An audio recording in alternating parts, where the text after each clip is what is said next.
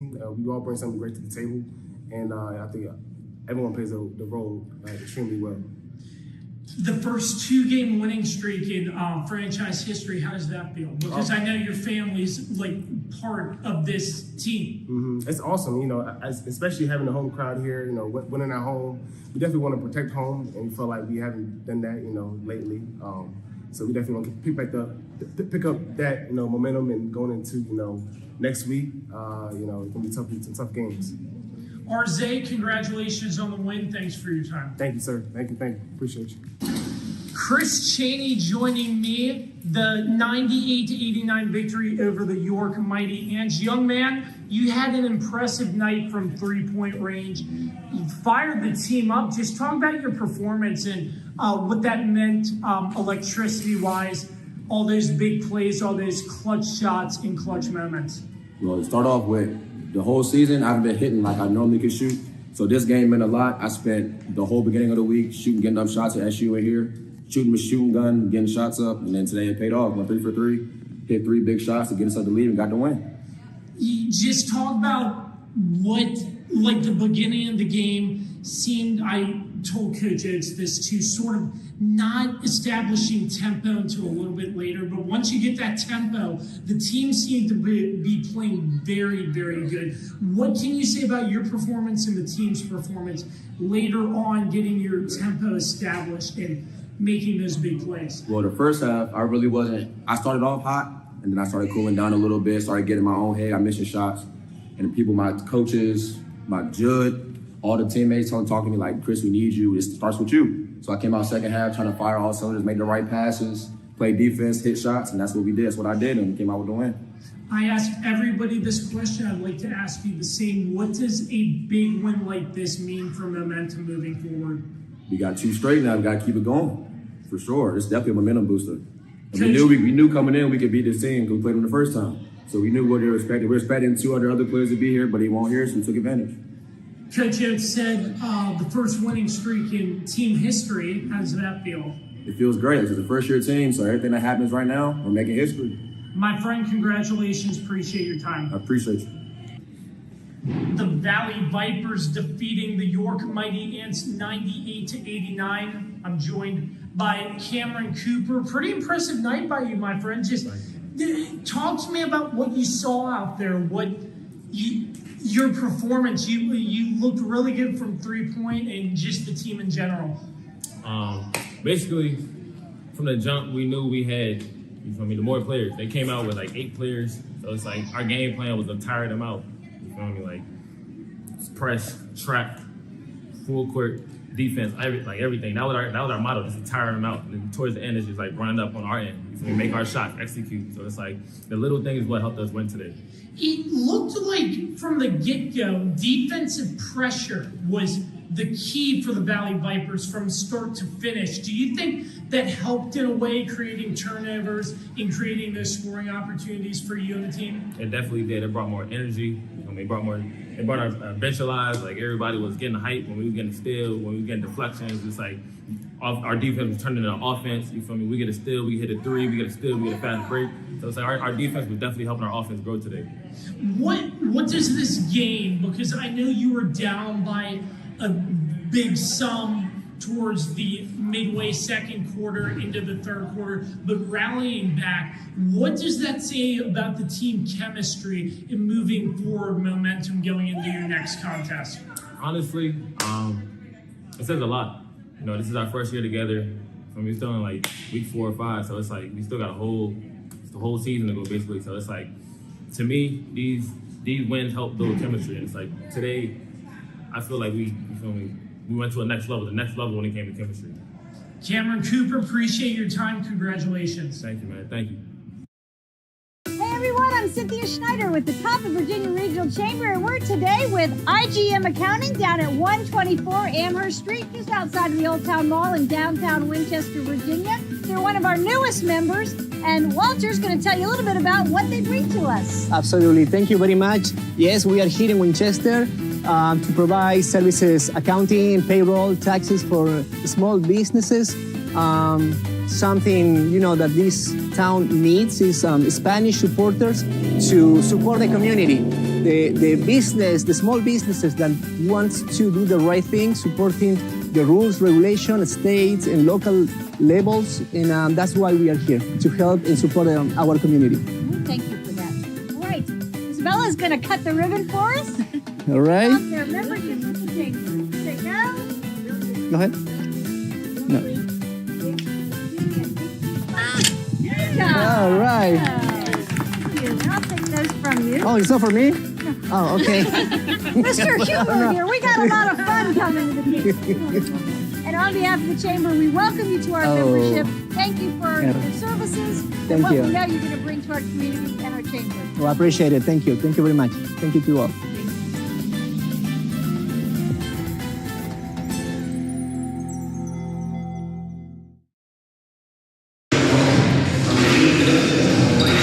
But just take me back to the last game.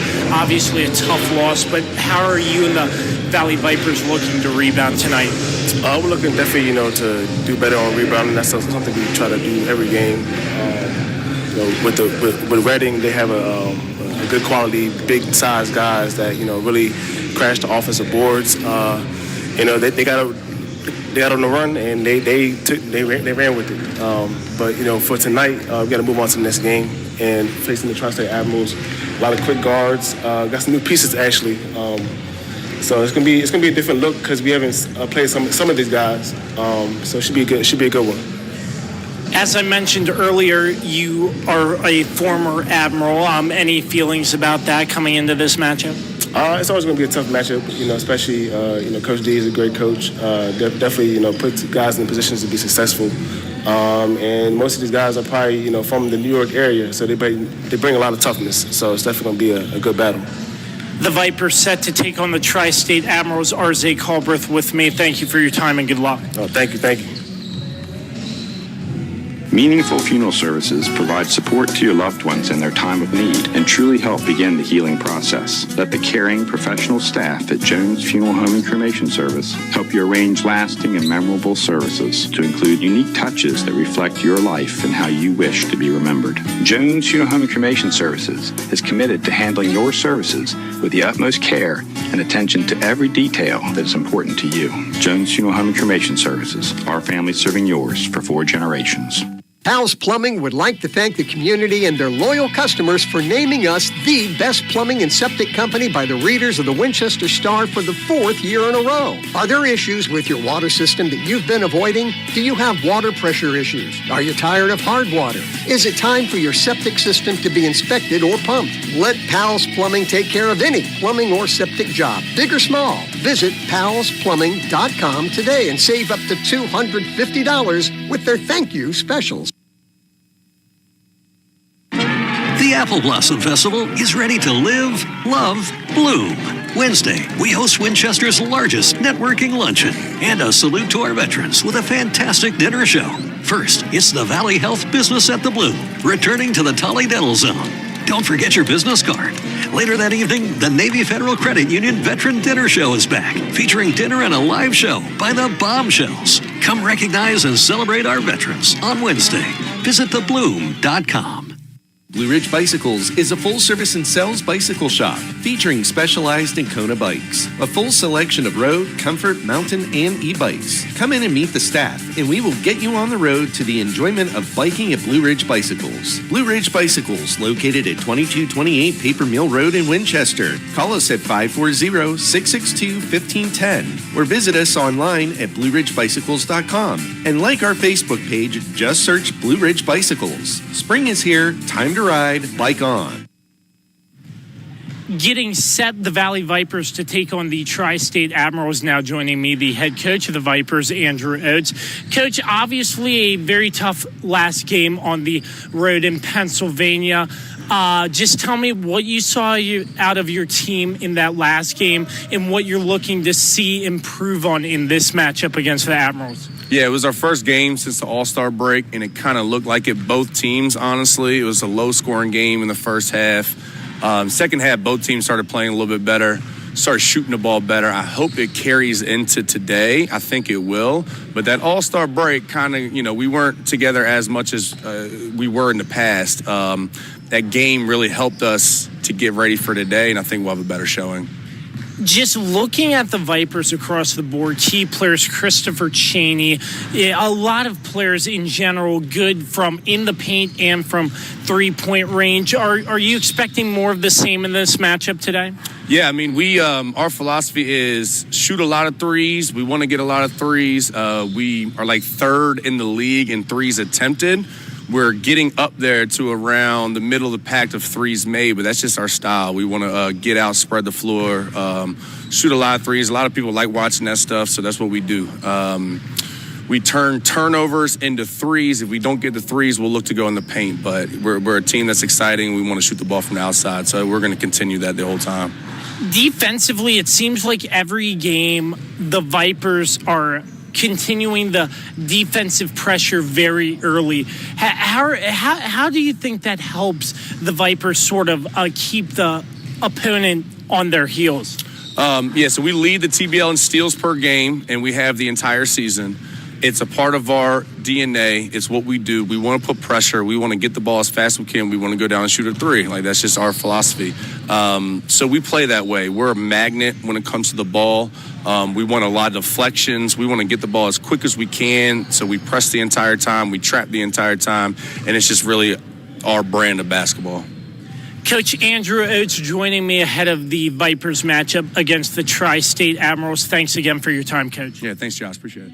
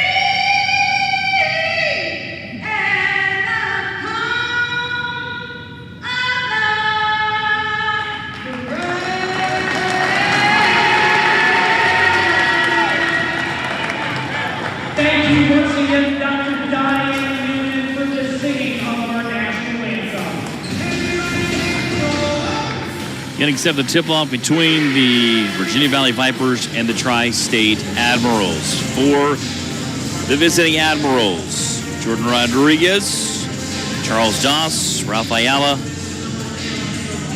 Isaiah Aris, and Ozzie Trail.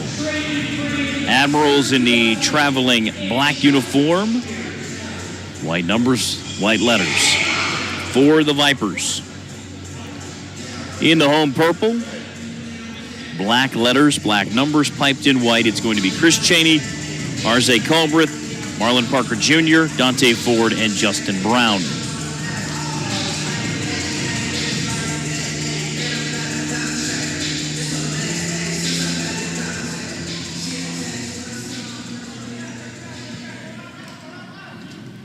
Justin Brown in the jump circle with Charles Doss to get us going here on a Saturday evening in Winchester, Virginia. Tip controlled by the Vipers. They'll go left to right here in the first. Right side pull-up from three for Chaney. Back of the rim, no. Rebound to Ayala. And here comes Trail to the forecourt. First possession for the Admirals. Post-entry feed got picked off by Justin Brown. Pitch ahead up the left side. Glass rim. Count it and a foul.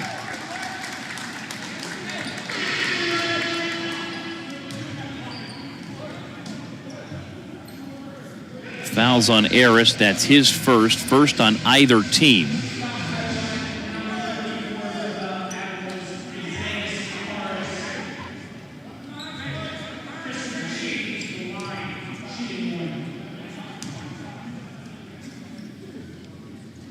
And one free throw's on the way and good. Chris Chaney with the first 3 points of the night.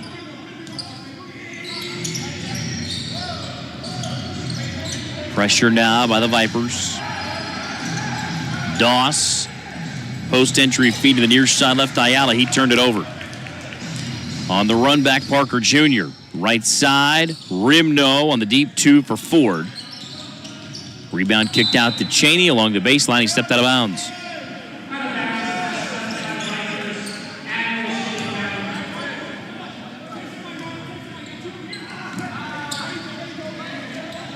Pressure once again by the Vipers into the forecourt. Another double team now for Rodriguez. Your side left trail, floats it up, rim no. Rebound to Chaney. Arze up the near side right, gave it up to Parker Jr. Slipped to the doorstep, did Chaney. He'll score, he's got the first 5. Rodriguez out of the forecourt to Eris. Out of the right corner, they reverse it now for Trail. Bounce it, weak side left, and an easy two-hand punch for Eris. Makes it a 5-2 Vipers lead.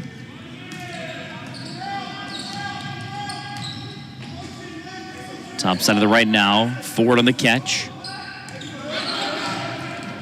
Coming around the screen from Brown. Now a hand back to Brown. The face up from 15, rim no, rebound Rodriguez. Over the top, a tough catch. Tracked down now by Eris. Swings it off to his right, and the 3 ball was blocked. Brown with the block. On the run out, it's going to be Ford. Missed it. Chaney's follow, tipped off the back iron, and comes back the other way now to Trail. Pull up from 10, back of the rim, no, by Ayala. Rebound to Culbreth, now up the left side. Penetration left to the lane, got to the doorstep, glass and good. Culbreth's first 2 makes it a 7-2 Viper to lead. And a quick timeout taken by the Admirals. And with the timeout on the floor, we'll step out as well. 7-2 Vipers here on News Talk 1400. Shenandoah University is a big little university rising. With 22 Division III sports teams, over 200 areas of study, over 300 annual performances, an elite academic esports program, nationally ranked health professions programs, one of the biggest university presences on Broadway, immersive AR and VR learning programs, cybersecurity and computer science programs, and innovative undergrad and graduate programs. all at a place that cares for you. Shenandoah University is the big little university rising. Find out more at su.edu/rising. Vehicles come into JR's for repairs because the driver was talking on a cell phone, or worse, texting. That's so very unfortunate. We can fix the damage to your vehicles when you need us, but please be careful. It's a jungle out there, and driving requires your full concentration. When you want the highest quality repairs to your vehicles, come to JR's Auto Body in Winchester. We don't perform miracles, but it's close. JR's Auto Body.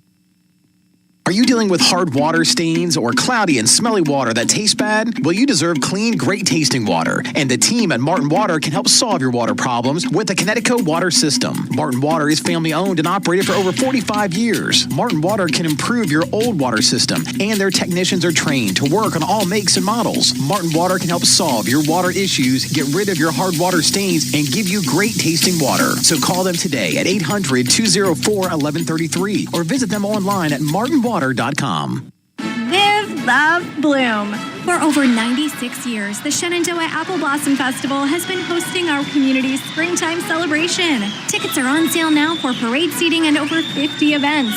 Choose walking or running, elegant or casual, dancing or sports activities. There is something for everyone. The Apple Blossom store will have all the latest themed apparel and is open at the Apple Blossom Mall. Check out thebloom.com. That's thebloom.com. This event highlight is brought to you by Procter & Gamble.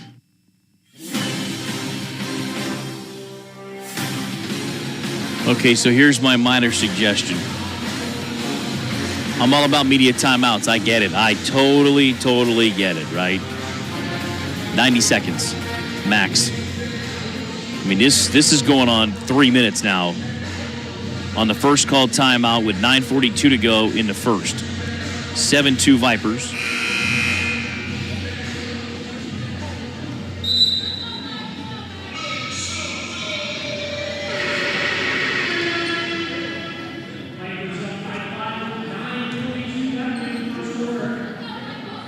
So out of the timeout taken by the Admirals, they'll have possession down 7-2.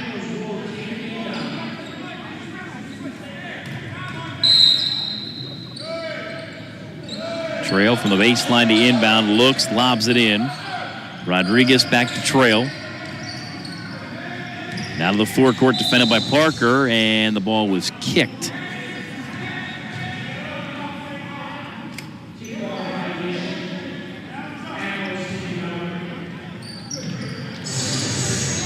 Off the inbound, Rodriguez on the lob, poked free, and to the time stripe, it was deflected. That's why it did not end up turning into an over and back call. Ayala, line to the lane, fights it up in traffic, blocked away. Loose ball picked up and scoring off the right of the lane is Harris with his second field goal, makes it a 7-4 Viper lead to the doorstep. Cheney with a turnaround across the rim and in. He's got 7-9-4 Vipers. Trail's got it, turned it over. Culbreth on the lob ahead. To the doorstep, a whistle and a foul on the attempt by Dante Ford. Trail picks up the foul, that's his first.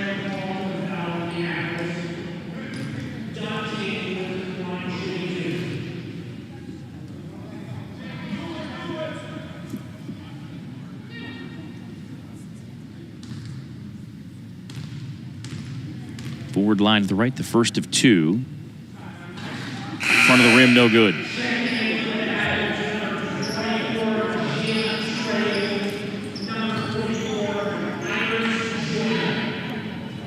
Jim Terrell checks in for the first time. Jalen Melvin also on the floor now for the Vipers. Split pair of free throws by Ford. 10-4 Vipers. Another takeaway. Here comes Culbreth the other way. Does not have numbers. Hands it off to a trailing Cheney. He wants a three. Rim, no. Tip follow is on the way. Good for Melvin, or wave it off on an over-the-back call.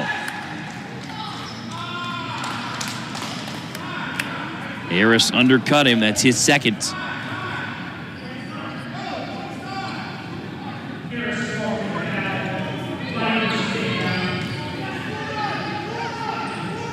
No basket for Melvin. He catches the inbound, and it's deflected out of bounds. Last touched by Joyner.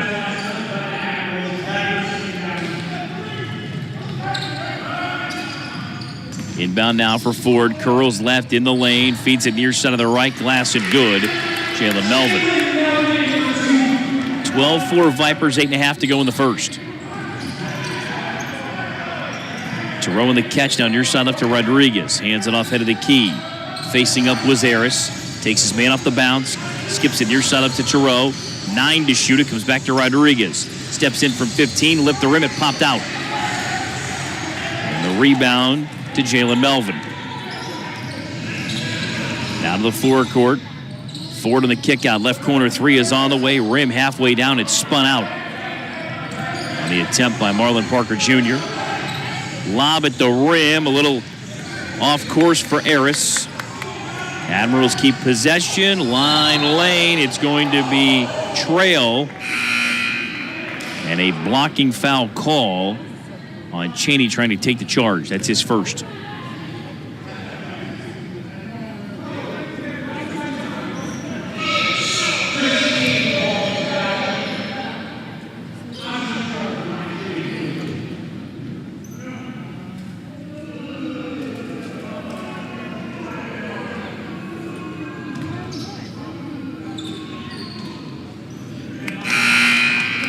First free throw is on the way and good by Ozzie Trail.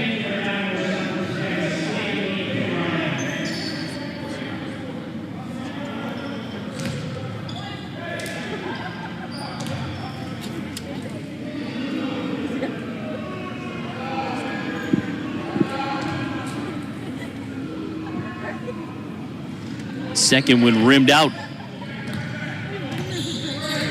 Rebound to Cheney.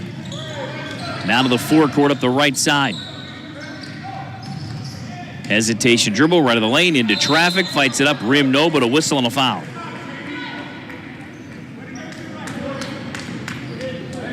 It's on Joyner. That's his first.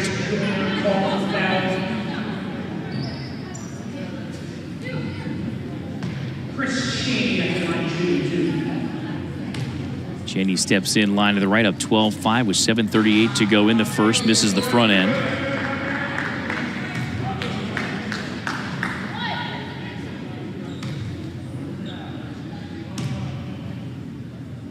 Second attempt is on the way, good.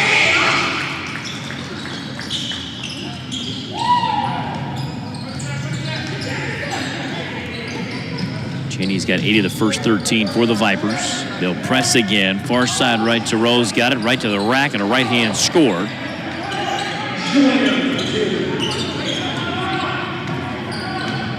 For Idris Joyner. 13-7. Vipers by 6. Left hand answer floater for Cheney. Makes it 15-7. Trail's got it now to the forecourt. Stanley Perrin's in for the first time for the Admirals. Joyner's got it, far side of the right now for Rodriguez. 7 to shoot. Right side Trail wants a 3, rim glassing off. Rebound to Ford, threw it back into traffic. Saved by Melvin now for Cheney into the forecourt, right side. Hands it off for Parker Jr. Far side left now for Cheney. Wants another jumper, it's Ford with the jump shot, and it's well short.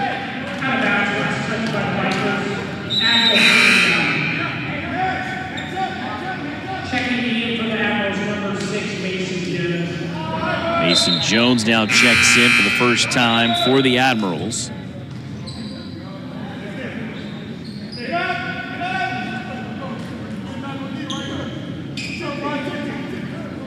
The officials now convening a meeting to the right of the jump circle.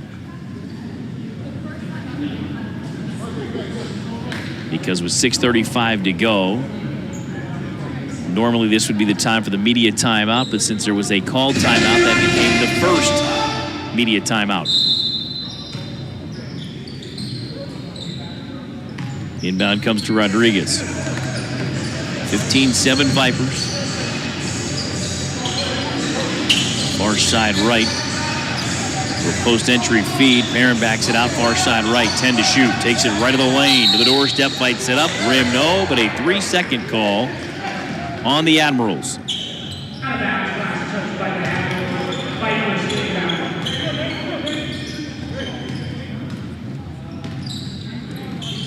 On the bounce. Far side left now for Perrin. Perrin spins right to left. Glass and good. Check that, Melvin, pardon me. He's got 4, 17-7 Vipers. Last touch by the Vipers out of bounds.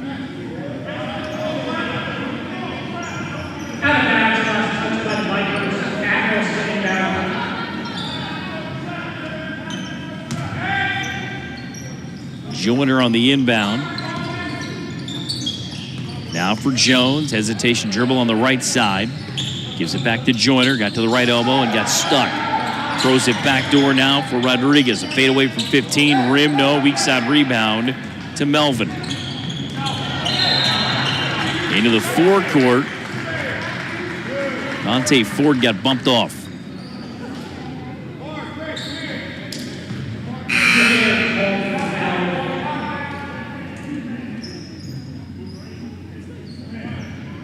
I believe they whistled Joyner for his second. Perrin and Thoreau check out.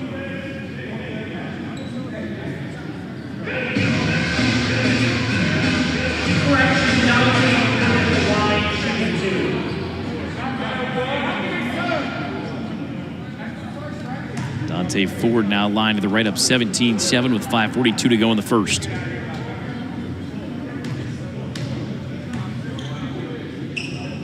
First one's on the way, it's good.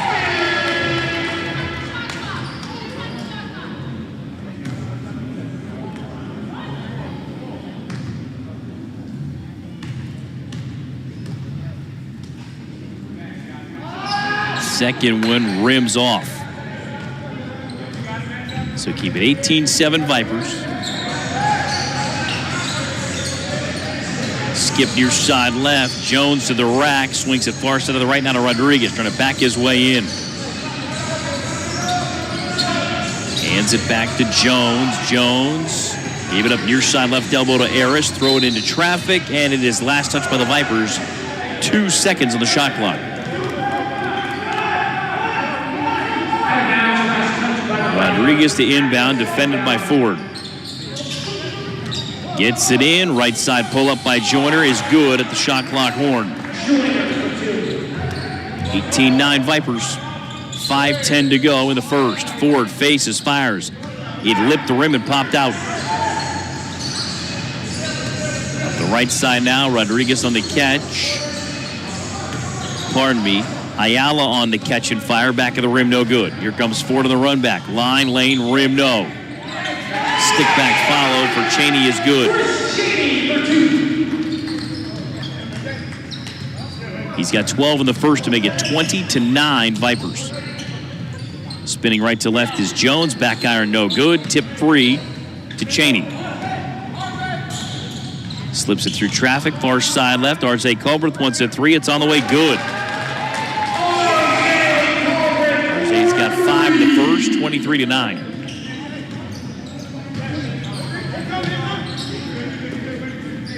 Harris for Rodriguez. Far side right to Jones. Right of the lane, hands it off now for Harris. Line, lane, glass and good. Harris with 6 makes it 23-11. Culberth on the left wing behind the arc. Step left, 3 is on the way, left of the rim, no good. And the ball was last touched by the Admirals out of bounds. Doss comes back after a long rest. And Nigel Carter is in for the first time for the Admirals. Joyner and Rodriguez take seats. 3:50 to go in the first. 23-11 Vipers. And they turn it over. Back the other way comes Harris. Faces and fires from 3. Glass rim, no. The long rebound out to the head of the key. Pitch ahead now for Cheney. Cheney to the doorstep. Glass rim, no. Stick back follow is good. Justin Brown.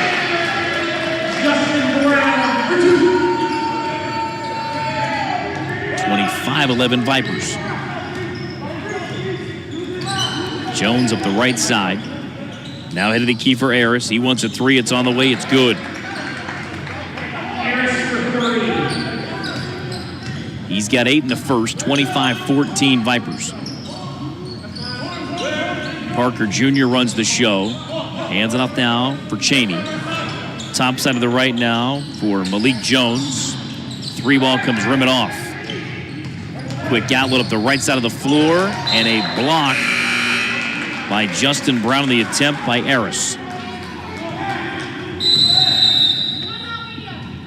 Timeout on the floor with 2:52 to go in the first. It's now the Vipers 25, Admirals 14. We're back after this timeout on News Talk 1400. You may not care, but everyone who does care will tell you that Winchester Discount Audio is the best place in our area to buy a new sound system for your vehicle. There's a couple of reasons. You get to see, hear, and touch the system you want before you buy it. And have it installed professionally and correctly. They'll also tell you that Winchester Discount Audio is the best place to get a smart remote starter that enables you to start your car just by using your phone. People who care will tell you Winchester Discount Audio is the best choice for an incredible 100% legal window tint job. People who care will tell you that whenever they drop off their vehicle at Winchester Discount Audio, that Winchester Discount Audio drove them to work. When work was done, they picked them up and brought them back. So even if you don't care, people who do care love Winchester Discount Audio at 64 West Jubal Early Drive. Because Winchester Discount Audio cares. Bed bugs. The only thing creepier than thinking about them is actually having them. Locally owned and operated Barrett Pest and Termite Services can keep you from having bed bug nightmares and infestations. Call 540-340-3922 to schedule your free inspection and consultation. We also specialize in keeping homes and businesses free of other pests, including rodents and termites. That's Barrett Pest and Termite Services, 540-340-3922. The Apple Blossom Festival is ready to live, love, bloom. Wednesday, we host Winchester's largest networking luncheon and a salute to our veterans with a fantastic dinner show. First, it's the Valley Health Business at the Bloom, returning to the Tully Dental Zone. Don't forget your business card. Later that evening, the Navy Federal Credit Union Veteran Dinner Show is back, featuring dinner and a live show by the Bombshells. Come recognize and celebrate our veterans on Wednesday. Visit thebloom.com. News Talk 1400 WINC Winchester.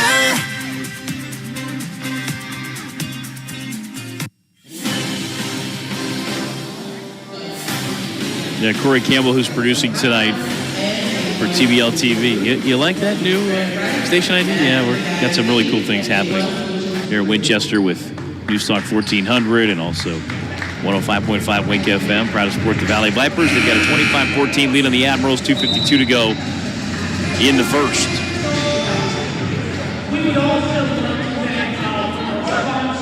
And for our local audience, by the way, the number 3 team in the country, Shenandoah University Baseball, knocked off Randolph-Macon, also nationally ranked, 10-5 in Game 1 of their 2-game series. Game 2 is tomorrow afternoon at Randolph-Macon. That's a huge win for SU baseball. Brown off the immediate timeout will now get the chore of defending Charles Doss. On the catch, Carter steps left to the elbow, hit the rim, no good. Jones in traffic, little hesitation dribble shy of the time stripe, now to the forecourt. And he finds Cheney. They'll reset it far side left with Parker Jr., 13 to shoot. He comes right to the screen from Justin Brown. Lob for Brown over his head and out of bounds. Threw it behind him.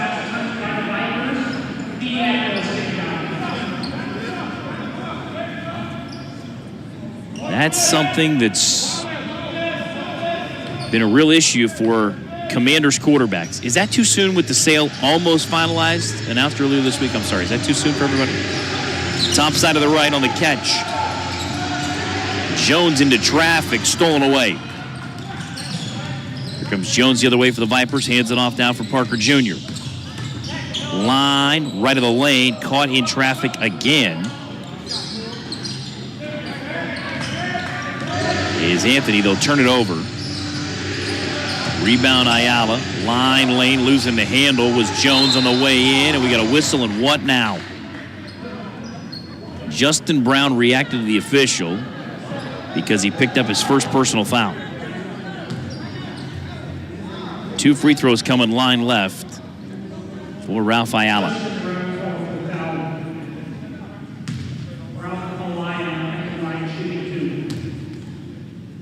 .145 to go in the first. First free throw hit the front of the rim, no good.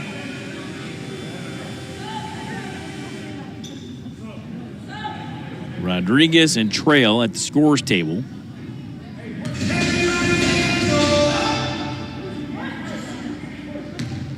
Well, both guys can't replace the free throw shooter, and they're both still waiting. Second free throw is good.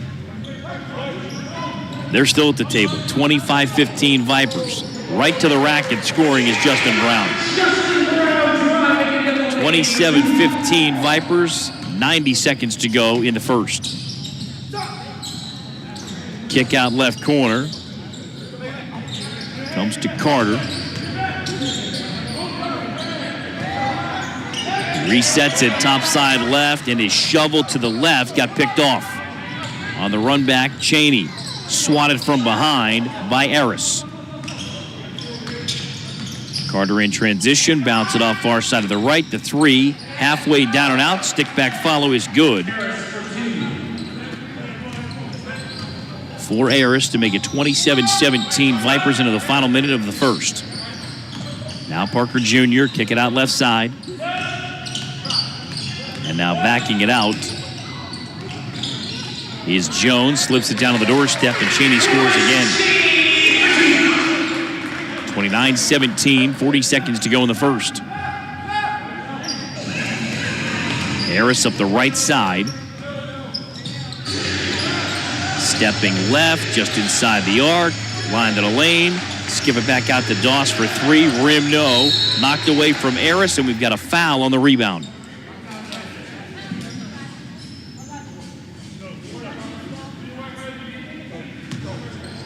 It's on Malik Jones. That's his first. Gerald Jackson Jr. waiting to check in for the Vipers for the first time.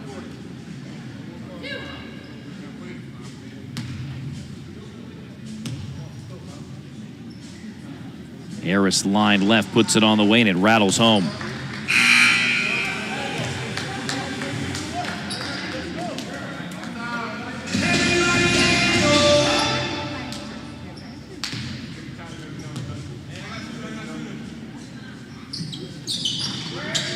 Second one rimmed off, and it was last touched by the Vipers out of bounds.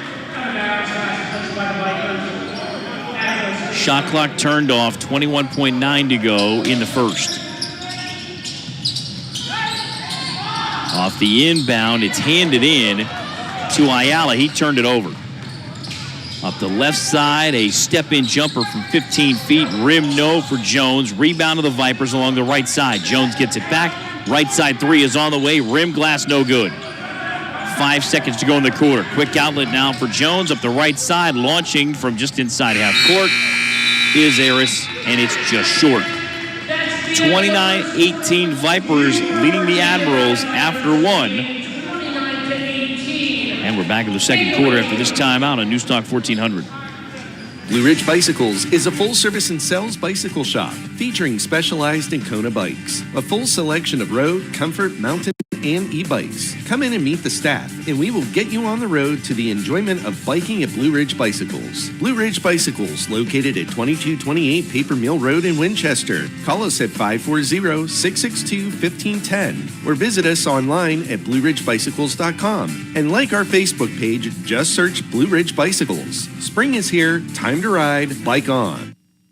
Meaningful Funeral Services provide support to your loved ones in their time of need and truly help begin the healing process. Let the caring professional staff at Jones Funeral Home and Cremation Service help you arrange lasting and memorable services to include unique touches that reflect your life and how you wish to be remembered. Jones Funeral Home and Cremation Services is committed to handling your services with the utmost care and attention to every detail that is important to you. Jones Funeral Home and Cremation Services, our family serving yours for 4 generations. REC members John and Susan became curious about their electric cooperative and what they get for their money. They found information about REC in the co-op's magazine, local news outlets, as well as on REC's app, website, and social media.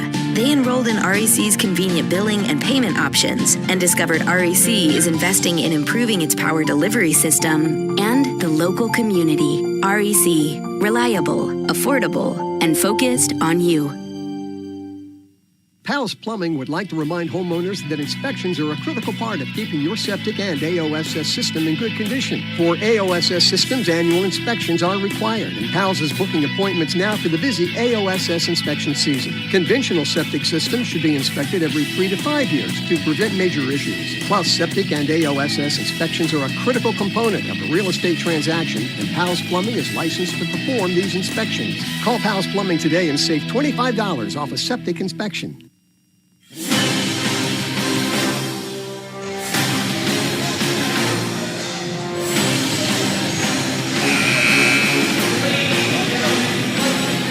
Vipers with a 29-18 lead over the Admirals after one quarter. Here at the James R. Wilkins Jr. Athletics and Events Center at Shenandoah University. Dave and Kathy Dutton Court.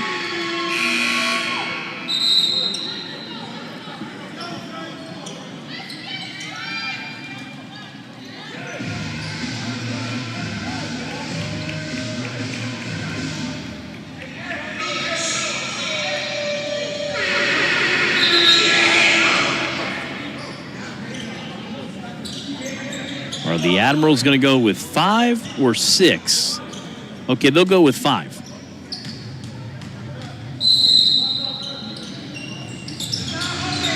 the inbound. It comes to Joyner. Gives it back to Trail. Now to the forecourt on the double team, stolen by Jones. Line, lane, left hand, count it, and a foul. Vipers now take a 31-18 lead. Trail the foul, that's his second. James William Hanton just into the game with his first two.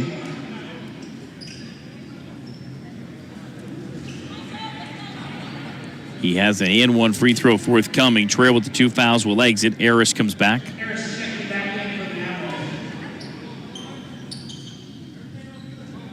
Moments into the second.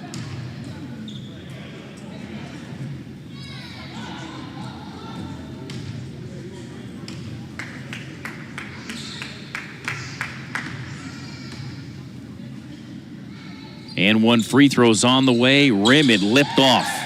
Keep it 31-18 Vipers. Rodriguez now to the forecourt. Feeds it between the rings now for Parent. Parent another double team. Now for Rodriguez. 10 to shoot. Takes it left of the lane. Draws another double team. Now back to Parent. Line right of the lane into traffic. Jump ball is the call. And it should go to the Vipers because the Admirals had the first possession. Oh, they'll go jump ball. Pardon me, 5 to shoot.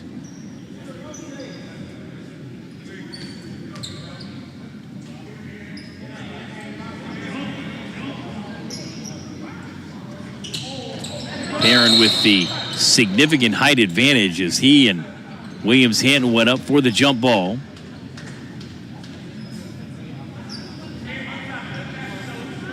And they reset the shot clock back to 5.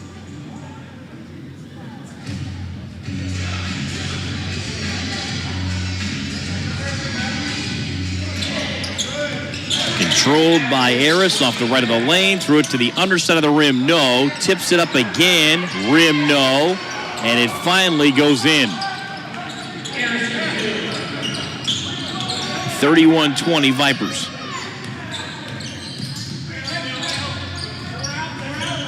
Now to the forecourt. Trey Brown, who checked in wearing number 9. Makes it 33-20. On the three make.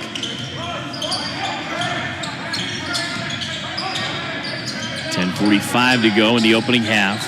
Rodriguez has it, throws it back door, picked off. Jackson for Brown, now to the forecourt. Trey Brown backs it out. Gave it up to Anthony to his right. Now top side of the right, a deep three on the way. It's an air ball out of the hand of Malik Jones. Harris has it top side left, curls off to his right. Now for Rodriguez, left of the lane, and we get a whistle and what?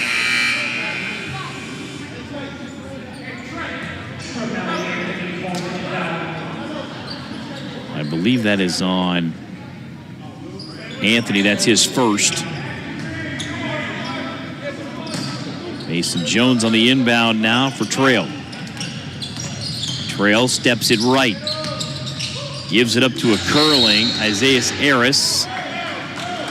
And he turned it over.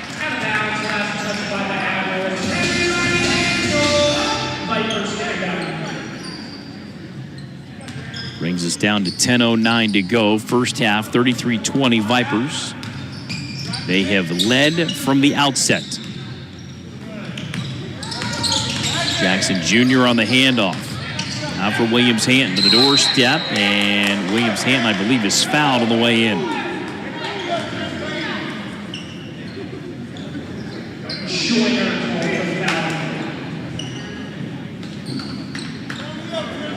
Joyner picks up the foul. James Williams-Hanton now steps into the free throw line.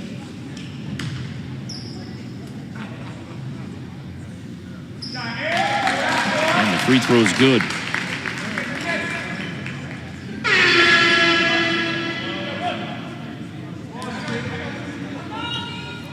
Makes it 34-20. Second one back of the rim, no good. Rebound to Joyner. Now for Trail.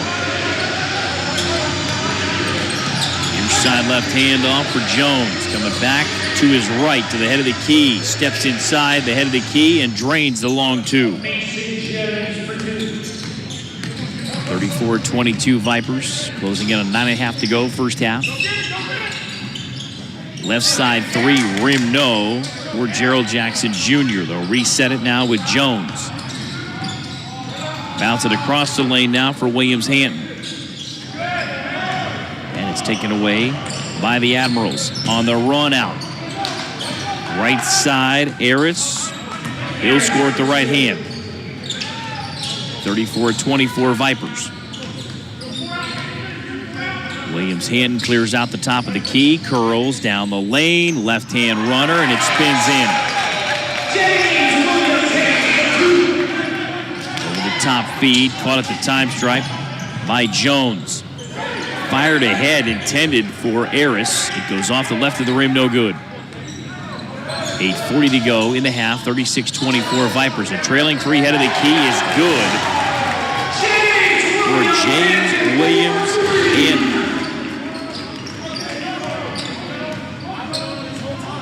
His first three makes it 39-24 Vipers. Kick out. Goes to Trail, swing it near side left, and an answer triple is good, Mason Jones. 39-27 Vipers, pull up off the left side, rim no. As was halfway down and out for the Vipers. Now to the forecourt. Jones on the step left to the corner, rim no, and the weak side rebound to the Vipers. Now clearing traffic is Jones. Right side now. Williams-Hanton's got it. Wants another deep three. Good again.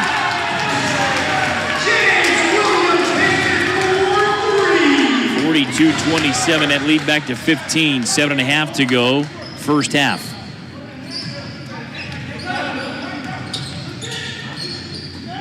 Jones far side of the right. Now for Trail into traffic. He's fouled.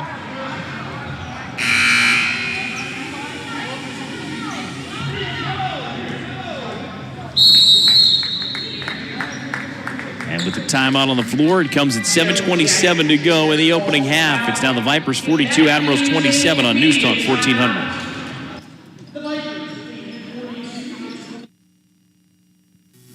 You knew your roof was in rough shape, and all that rain proved it.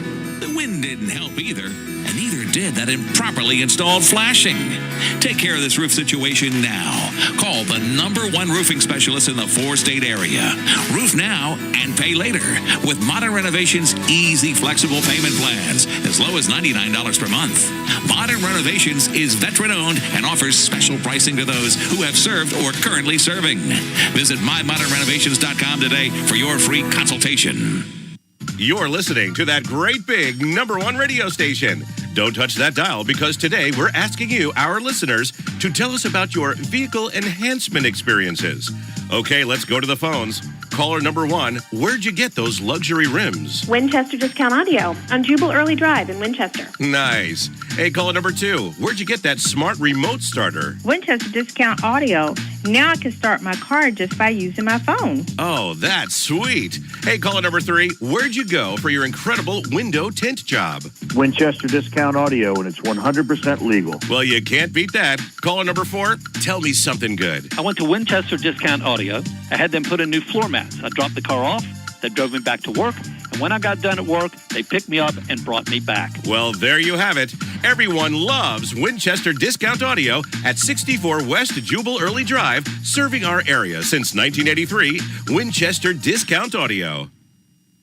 Are you dealing with hard water stains or cloudy and smelly water that tastes bad? Well, you deserve clean, great tasting water. And the team at Martin Water can help solve your water problems with the Connecticut water system. Martin Water is family owned and operated for over 45 years. Martin Water can improve your old water system, and their technicians are trained to work on all makes and models. Martin Water can help solve your water issues, get rid of your hard water stains, and give you great tasting water. So call them today at 800-204-1133 or visit them online at martinwater.com.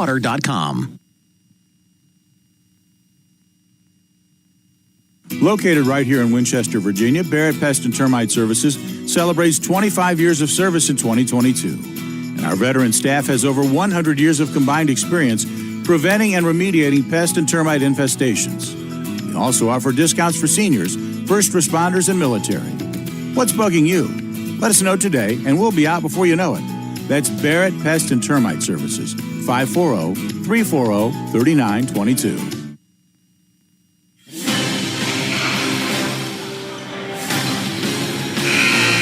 Out of the immediate timeout, 7:27 to go first half, 42-27 Vipers leading the Admirals.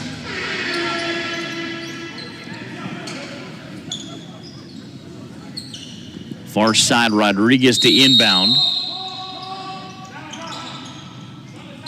Gets it in now for Jones.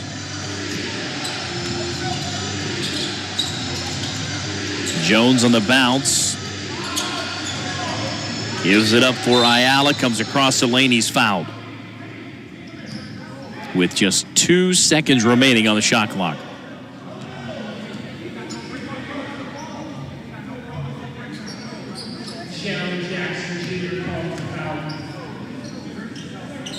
Gerald Jackson Jr., his first personal foul. Sideline inbound now for Rodriguez. Now for Trail. Far side of the right. Penetration move of the right hand. Rim. It popped in and out for Mason Jones. And we got a whistle on the rebound. Last touched by the Vipers. 14 to shoot. 7:04 to go in the half.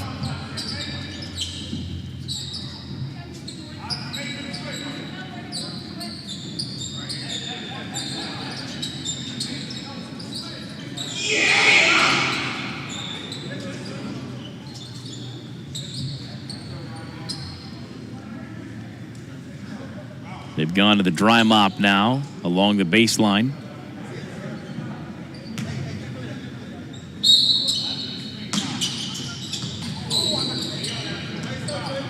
Inbound comes to Trail left side into traffic. It went. Caught by Ayala. Swings it far side of the right. Penetration now by Jones. Threw it behind a cutting Ayala. Vipers on the run out. Arze with the floater. Back of the rim, no good. And now a handoff head of the key for Dante Ford. Left side, Culbreth. They'll reset it with Ford. Top side of the right with 10 to shoot. Ford on the bounce, line to the lane. Skip past far side left, curling back to his right hand. Back of the rim, no. And the attempt by Trey Brown. 6.5 to go in the first half. Now for Trail in between the rings. Swings it far side of the right to Mason Jones. Mason Jones on the far side right. 7 to shoot. Ball was kicked. Here comes Harris to the scorer's table. Chris Cheney's checking in for the Vipers. He'll replace Trey Brown. Mason Jones will exit for the Admirals.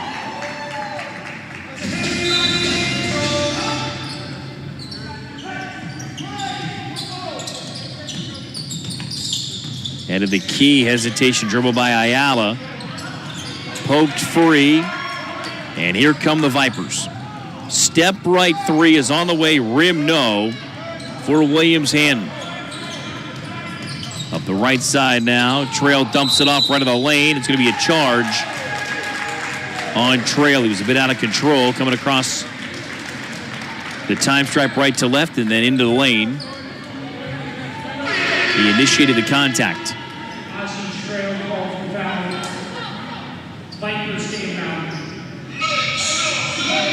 Brings us down to 5:50 to go in the opening half. 42-27 Vipers.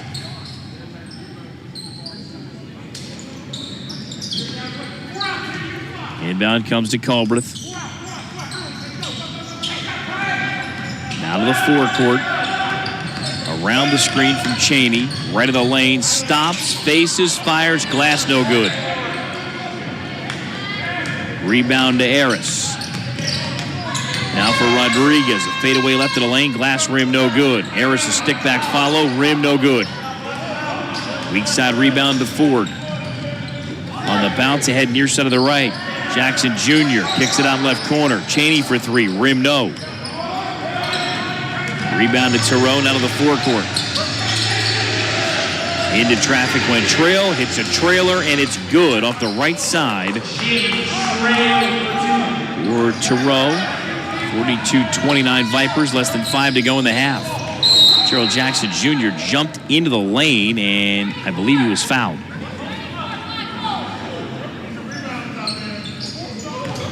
Harris the foul. I believe it's his third.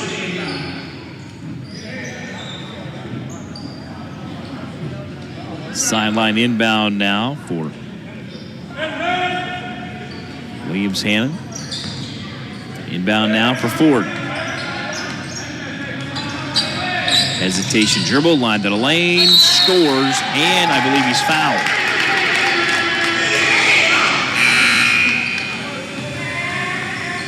Makes it 44-29 and a free throw coming.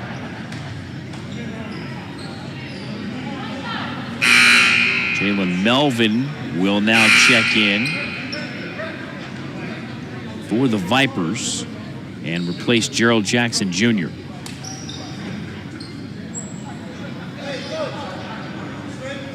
Ryan Green called for the foul. Dante going to the line, shooting one. And one free throw is good.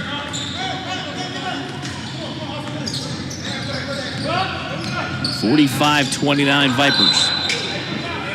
And a reach-in foul on that far side by Williams-Hannon.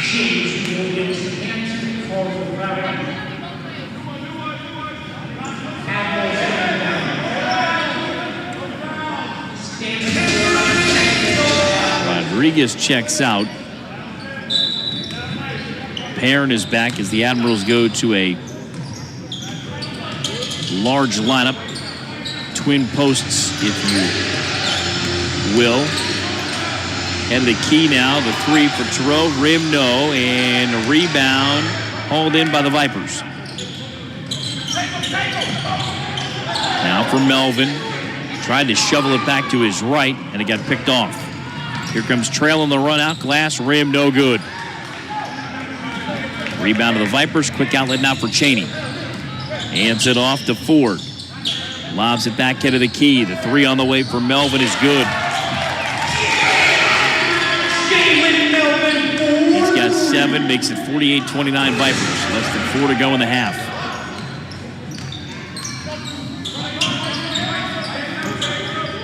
Trail near side left. Now for Terrell. Now for Carter. Carter into the left corner. Swings it back far side of the right. Now for Harris. Skips it left side and ends up in the Vipers bench.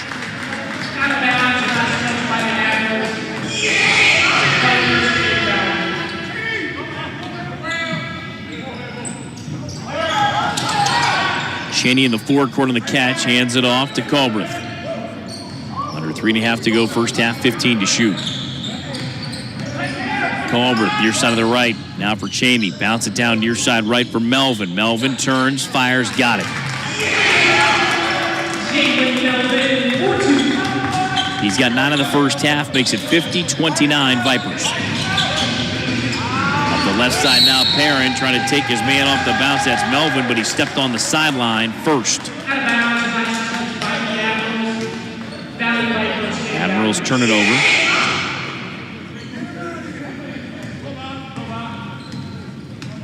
Ford's got it coming left to right. Swings it back to Culbreth between the rings. Comes right at the Cheney screen. 12 to shoot. Step left 3 is on the way. Rim no. Rebound to Melvin. Gave it up to Culbreth. Runs it in the lane. Hit the right side of the rim on the underside of the rim. And it's last touch by the Vipers out of bounds.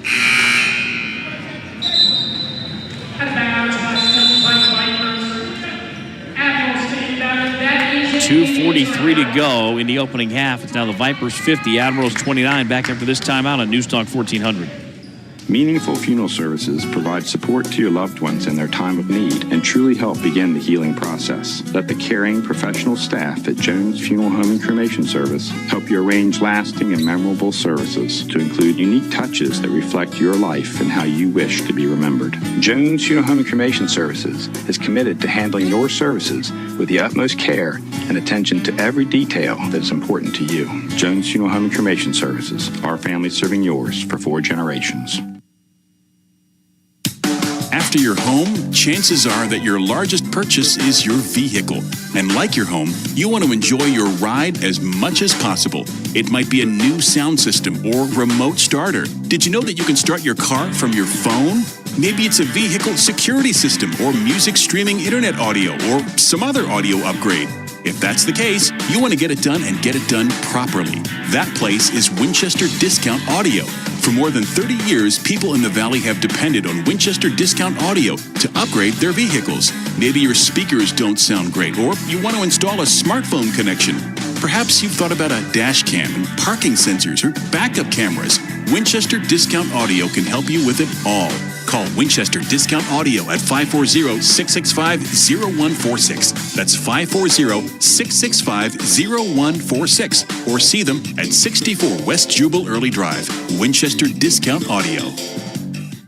Shenandoah University is a big little university rising. With 22 Division III sports teams, over 200 areas of study, Over 300 annual performances, an elite academic esports program, Nationally ranked health professions programs, one of the biggest university presences on Broadway. immersive AR and VR learning programs, Cybersecurity and computer science programs, and innovative undergrad and graduate programs. all at a place that cares for you. Shenandoah University is the big little university rising. Find out more at su.edu/rising. Are you dealing with hard water stains or cloudy and smelly water that tastes bad? Well, you deserve clean, great tasting water. And the team at Martin Water can help solve your water problems with the Connecticut water system. Martin Water is family owned and operated for over 45 years. Martin Water can improve your old water system, and their technicians are trained to work on all makes and models. Martin Water can help solve your water issues, get rid of your hard water stains, and give you great tasting water. So call them today at 800-204-1133 or visit them online at martinwater.com. Vehicles come into JR's for repairs because the driver was talking on a cell phone, or worse, texting. That's so very unfortunate. We can fix the damage to your vehicles when you need us, but please be careful. It's a jungle out there, and driving requires your full concentration. When you want the highest quality repairs to your vehicles, come to JR's Auto Body in Winchester. We don't perform miracles, but it's close. JR's Auto Body.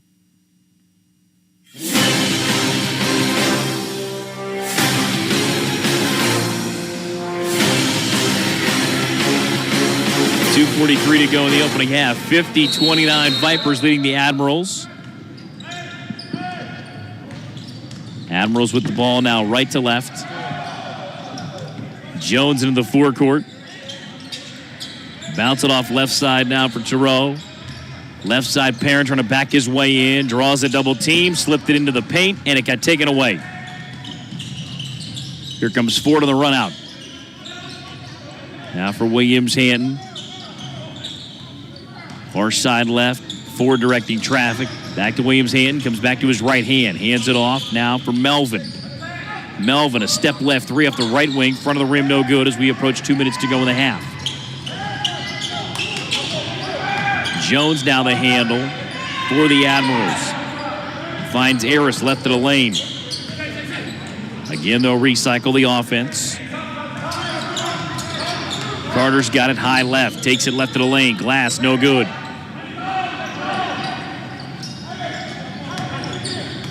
Rebound to the Vipers. Ford just said run it again. 10 to shoot. It goes far side left. Chaney's got it. Coming back to his right. Got to the free throw line. Got cut off. With his back to the basket, he feeds it back to Ford. Step left 3 from the head of the key. Good. That's Kirby like that one. 53-29 Vipers. 75 seconds to go in the half. Carter commits a 10 count. In the TBL, It's 8. 8-second violation. Vipers get it down.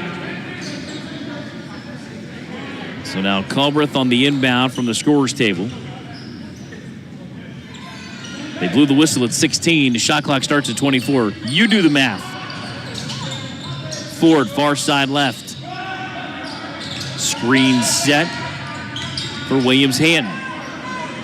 Thought about a deep three. Instead, reverse it up to Culbreth. Curling left is Melvin. Throws it backdoor. Glass and good for Williams-Hanton. Less than 50 seconds to go in the opening half. 55-29 Vipers. Perrin finds Giroux to the forecourt. Back to Perrin. Line to the lane. Draws some contact. No whistle. He lost the handle on the way up. Culbreth on the gallop. Up the right side now for Cheney. Catch and fire three. Rim halfway down and out. About a 4-second margin. Game and shot clock. Admirals the other way. Line, lane, stripped and stolen by Cheney, but whistle and what? Cheney the foul. That's his second. It was a late whistle.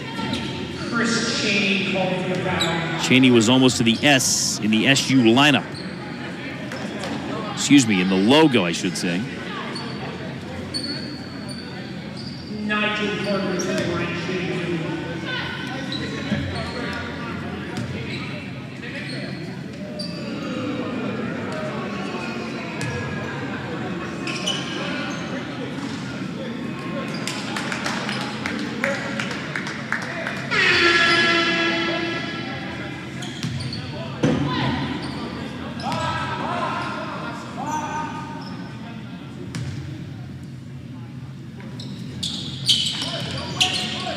Split pair of free throws for Nigel Carter. Makes it 55-30 Vipers. 15 seconds to go in the first half. Ford will hold for one.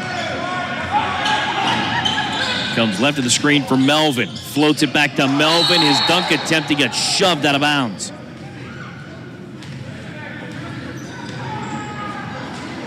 Perrin helps him back up.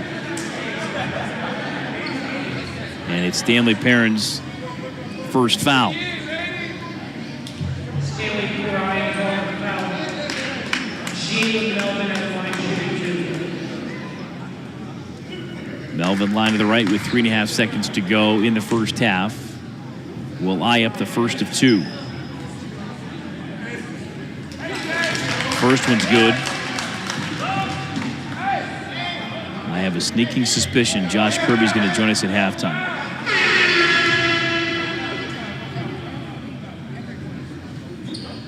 Second one's on the way. It's good. Melvin got them both. 57-30. 2 seconds to go in the half. And a line drive shot attempt by Jim Turow will end the opening half. And it's been all Vipers. 57-30 at the break. They have a 28-12 second quarter after leading 29-18 after one. So at the break, Virginia Valley Vipers lead the Tri-State Admirals 57-30.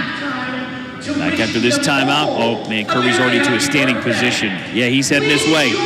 We'll talk to him after this timeout on News Talk 1400. And then Tina with some more announcements. This is the calm before the storm. And this is the storm. It's easy to forget about the work your roof needs while it's calm, but by this time, it's too late. Be prepared. Call Modern Renovations to roof now and pay later for as little as $99 per month. There's also special pricing for veterans. Go to mymodernrenovations.com and schedule your free consultation. Join the town of Middletown, Blue Ridge Hospice, Junk Luggers, and Access Independence for an Earth Day event Saturday, April 22nd from 10 to 2 at the Middletown Town Office at 7875 Church Street. The event includes a free e-recycling drive, a tree planting on Main Street, and donation of lightly used medical equipment. Help us reduce, reuse, and recycle this Earth Day. The event is made possible by Junk Luggers. You may may not care, but everyone who does care will tell you that Winchester Discount Audio is the best place in our area to buy a new sound system for your vehicle. There's a couple of reasons. You get to see, hear, and touch the system you want before you buy it, and have it installed professionally and correctly. They'll also tell you that Winchester Discount Audio is the best place to get a smart remote starter that enables you to start your car just by using your phone. People who care will tell you Winchester Discount Audio is the best choice for an incredible 100% legal window tint job. People who care will tell you that whenever they drop off their vehicle at Winchester Discount Audio, that Winchester Discount Audio drove them to work. When work was done, they picked them up and brought them back. So even if you don't care, people who do care love Winchester Discount Audio at 64 West Jubal Early Drive, because Winchester Discount Audio cares. The Apple Blossom Festival is ready to live, love, bloom. Whatever sport you may love, tennis, golf, the fastest growing sport, pickleball, or just hope to hear great stories from sports celebrities, we have it. The Stonebrook Club Tennis Tournament is competitive and growing every year. Start practicing your swing for the Honeyway Golf Classic. Join us for the new WVU Medicine Pickleball Tournament and join our many sports celebrities at the Partlow Insurance Sports Breakfast. Get all the info at thebloom.com. Shenandoah University is a big little university rising. With 22 Division III sports teams, over 200 areas of study, over 300 annual performances, an elite academic esports program, nationally ranked health professions programs, one of the biggest university presences on Broadway, immersive AR and VR learning programs, cybersecurity and computer science programs, and innovative undergrad and graduate programs. all at a place that cares for you. Shenandoah University is the big little university rising. Find out more at su.edu/rising.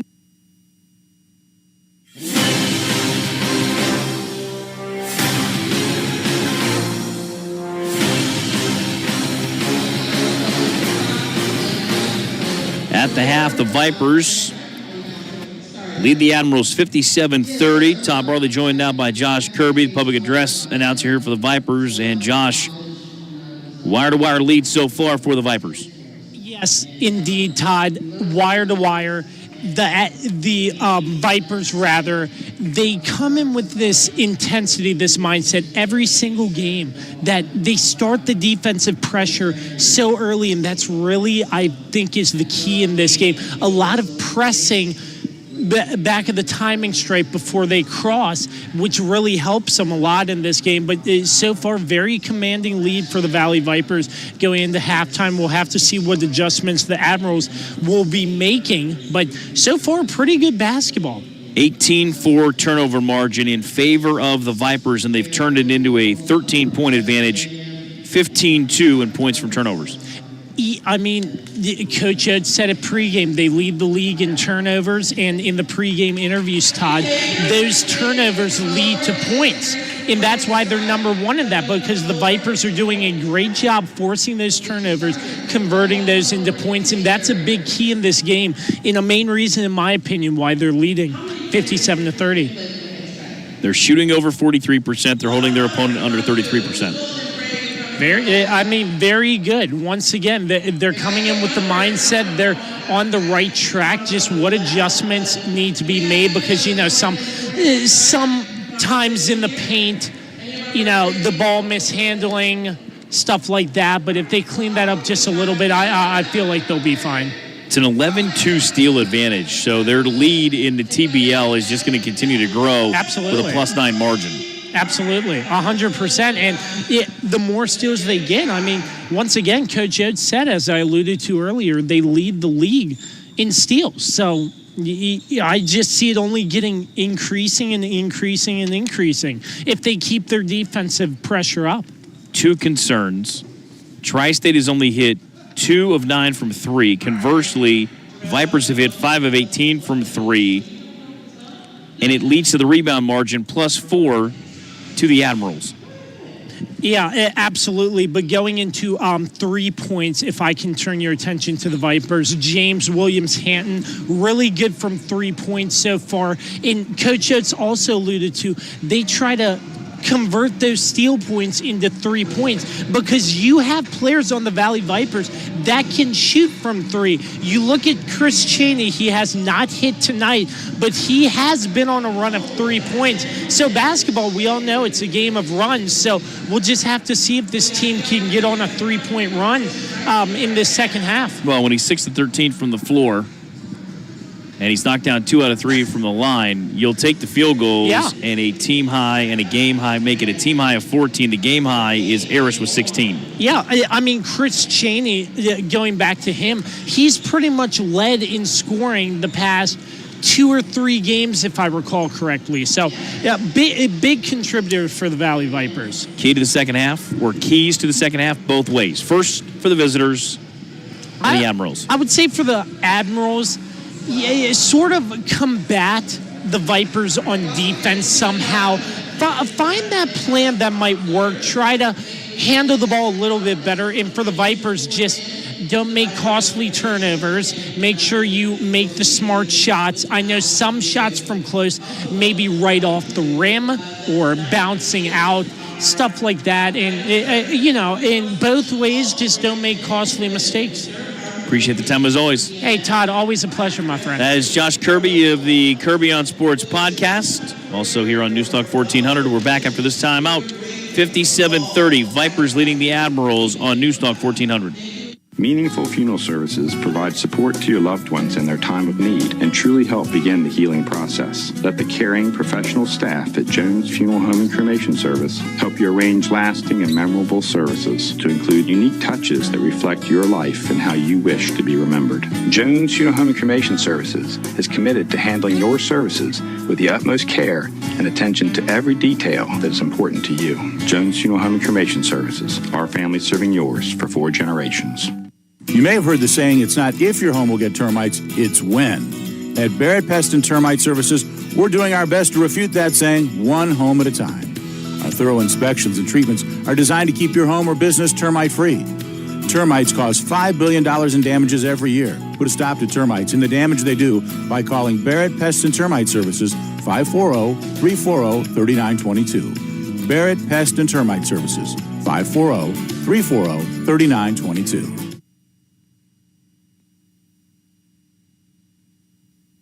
Are you dealing with hard water stains or cloudy and smelly water that tastes bad? Well, you deserve clean, great tasting water. And the team at Martin Water can help solve your water problems with the Connecticut water system. Martin Water is family owned and operated for over 45 years. Martin Water can improve your old water system, and their technicians are trained to work on all makes and models. Martin Water can help solve your water issues, get rid of your hard water stains, and give you great tasting water. So call them today at 800-204-1133 or visit them online at martinwater.com. Pre-game as the Valley Vipers get set to take on the Tri-State Admirals. Joining me pre-game, Arze Culbreth for the Valley Vipers, a team you played for last year. Seems to be very competitive, but just take me back to the last game. Obviously a tough loss, but how are you and the Valley Vipers looking to rebound tonight? We're looking definitely, to do better on rebounding. That's something we try to do every game. With Reading, they have a good quality, big size guys that really crash the offensive boards. They got on the run and they ran with it. But for tonight, we got to move on to the next game and facing the Tri-State Admirals. A lot of quick guards. Got some new pieces actually. So it's gonna be a different look because we haven't played some of these guys. So it should be a good one. As I mentioned earlier, you are a former Admiral. Any feelings about that coming into this matchup? It's always going to be a tough matchup, especially Coach D is a great coach. Definitely puts guys in positions to be successful. And most of these guys are probably from the New York area, so they bring a lot of toughness. So it's definitely going to be a good battle. The Vipers set to take on the Tri-State Admirals. Arze Culbreth with me. Thank you for your time and good luck. Oh, thank you. The Apple Blossom Festival is ready to live, love, bloom. Wednesday, we host Winchester's largest networking luncheon and a salute to our veterans with a fantastic dinner show. First, it's the Valley Health Business at the Bloom, returning to the Tully Dental Zone. Don't forget your business card. Later that evening, the Navy Federal Credit Union Veteran Dinner Show is back, featuring dinner and a live show by the Bombshells. Come recognize and celebrate our veterans on Wednesday. Visit thebloom.com. You're listening to that great big #1 radio station. Don't touch that dial because today we're asking you, our listeners, to tell us about your vehicle enhancement experiences. Okay, let's go to the phones. Caller number 1, where'd you get those luxury rims? Winchester Discount Audio on Jubal Early Drive in Winchester. Nice. Hey, caller number 2, where'd you get that smart remote starter? Winchester Discount Audio. Now I can start my car just by using my phone. Oh, that's sweet. Hey, caller number 3, where'd you go for your incredible window tint job? Winchester Discount Audio, and it's 100% legal. Well, you can't beat that. Caller number 4, tell me something good. I went to Winchester Discount Audio. I had them put in new floor mats. I dropped the car off. They drove me back to work. And when I got done at work, they picked me up and brought me back. Well, there you have it. Everyone loves Winchester Discount Audio at 64 West Jubal Early Drive, serving our area since 1983. Winchester Discount Audio.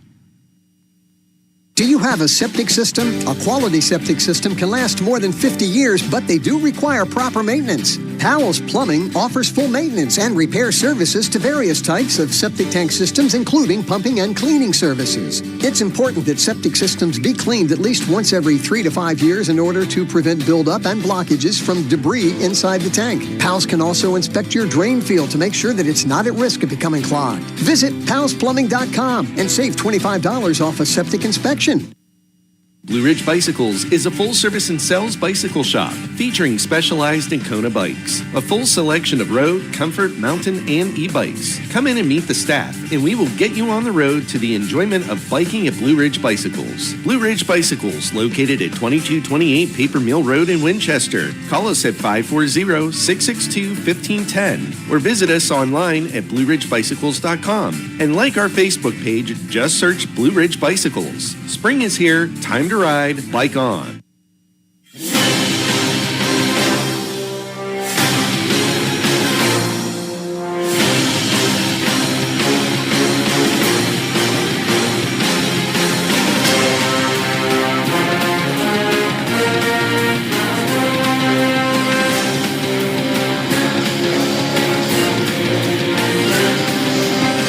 Well, I only gave you some of those big numbers because Kirby was taking much of my time. So now, Mr. Chairman, I reclaim my time.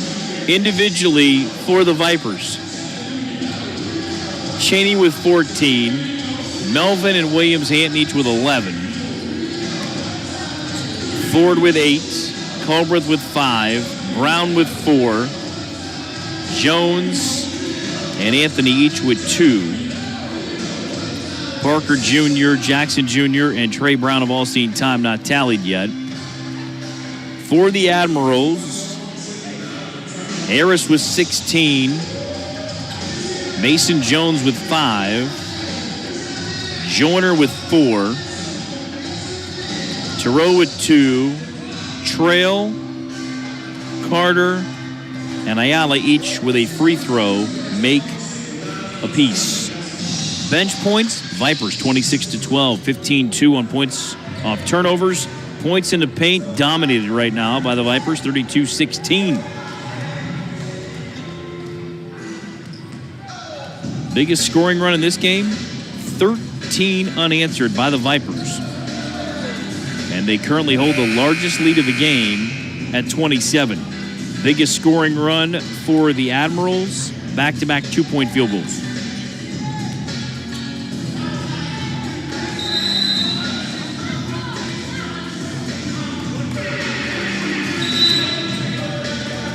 Well, I'll promise you right now, the conversation in that Admirals locker room, down by 27, cut it in half going to the fourth. All right, ladies and gentlemen, let's make some noise for your Virginia Valley Vipers to start this second half of the play. Let's make some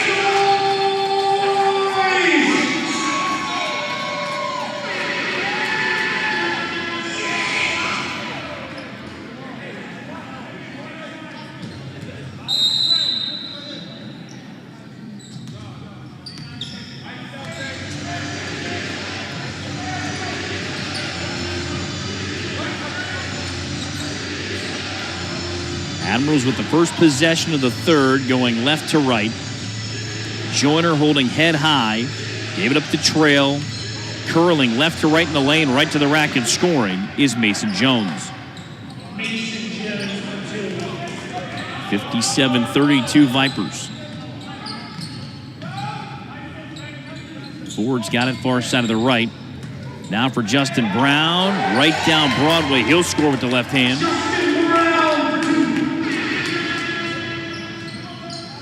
Makes it 59-32 as we trade baskets in the first 50 seconds of the third.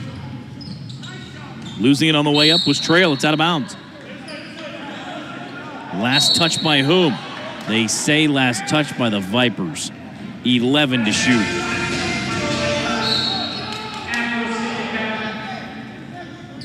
Inbound comes to Harris, far side left. Left of the lane, turns right, poked away by Cheney.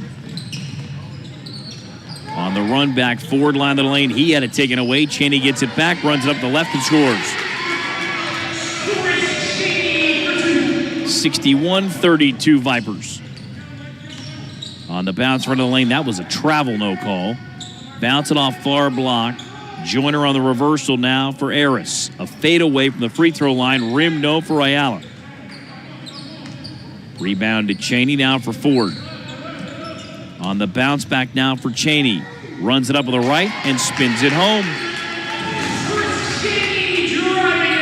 63-32 Vipers.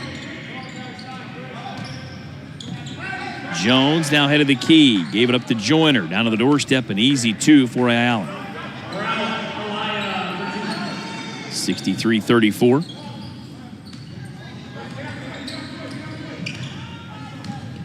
Ford across the time stripe. Now to the forecourt. Around the screen from Justin Brown. Brown finger rolls it home with the right hand.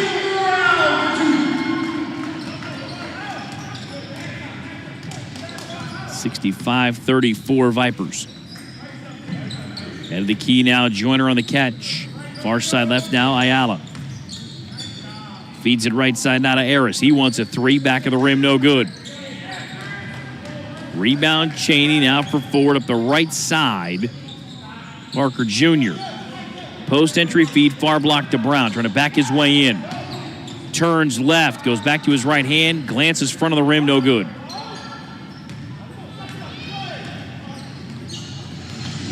Left side now, a hesitation dribble. Mason Jones got cut off. Feeds it far block, using the rim as a protector. Was Harris. Skips it all the way back through the lane. And now head of the key, a three is on the way, it's good. Mason Jones' second triple in this game makes it 65-37 Vipers. Right side pull-up is on the way, no good for Dante Ford. And he now commits a foul as Ayala tried to bring it across the time stripe. Doss is back along with Rodriguez for the Admirals. Joyner takes a seat along with Jones. Cavs and Knicks in game one of their series in the NBA playoffs. Well, of course, New York wins that game one. And the next thing you know, the kid from Akron says, I'll come back, I'll come back, I'll come back. Easy two off the left of the lane for Harris. 67-37 Vipers. Deflected away and stolen by Trail, and it's on the sideline out of bounds. Stays with the Vipers, 12 to shoot. There's a significant manufacturer that's now seeking a buyer. About a $3 billion deal is what they're looking at with a headquarters in Akron. I mean, the kid from Akron can handle that, right?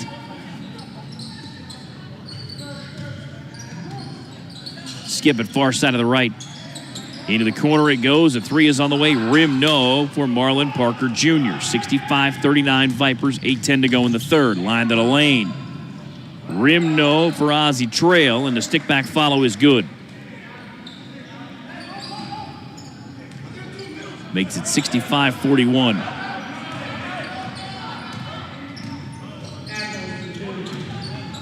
Left side, Colbreth. Step left jumpers on the way, front of the rim, no good. Long rebound comes out to Ford. He'll reset it left of the jump circle. He goes right down the lane and was fouled on the way up.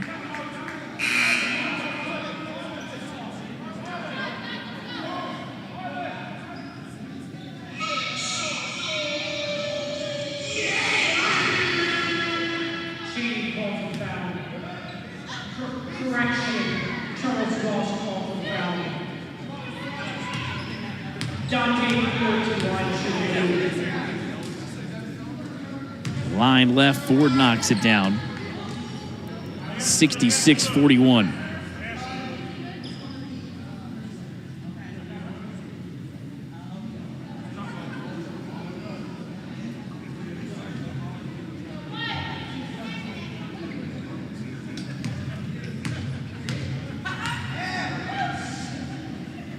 Second one's on the way. It's good. Ford got them both. 67-41 Vipers.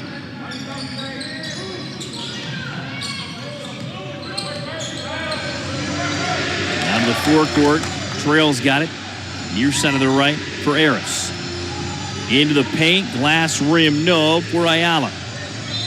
That ball is going to stay with the Admirals. Last touched, I believe, by Melvin along the baseline.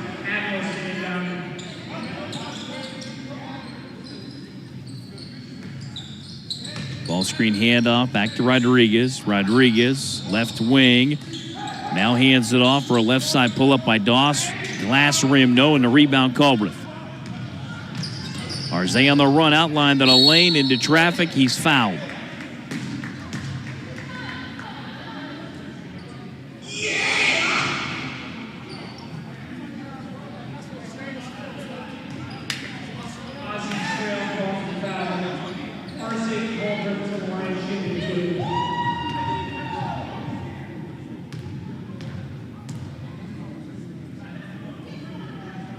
First free throw's on the way, rim, and it trickles off.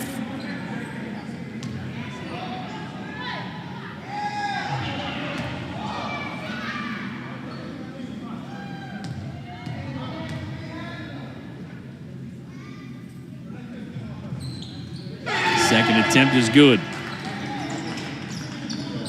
Arze split a pair, makes it 68-41.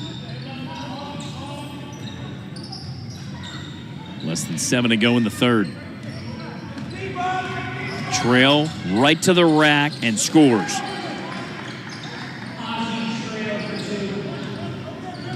(68-43) Vipers, 6:35 to go in the third. Now to the forecourt, Ford. Slips it off to Colbreth, turns left, got caught in traffic, backs it out right side 15-footer, rim no, and the rebound to Eris. The left side now, Ayala coming back to his right hand. Kick out top side of the right now for Trail. Head of the key. Eris has it. Line to the lane, scoops, and scores. 68-45, closing in on 6 minutes to go in the third.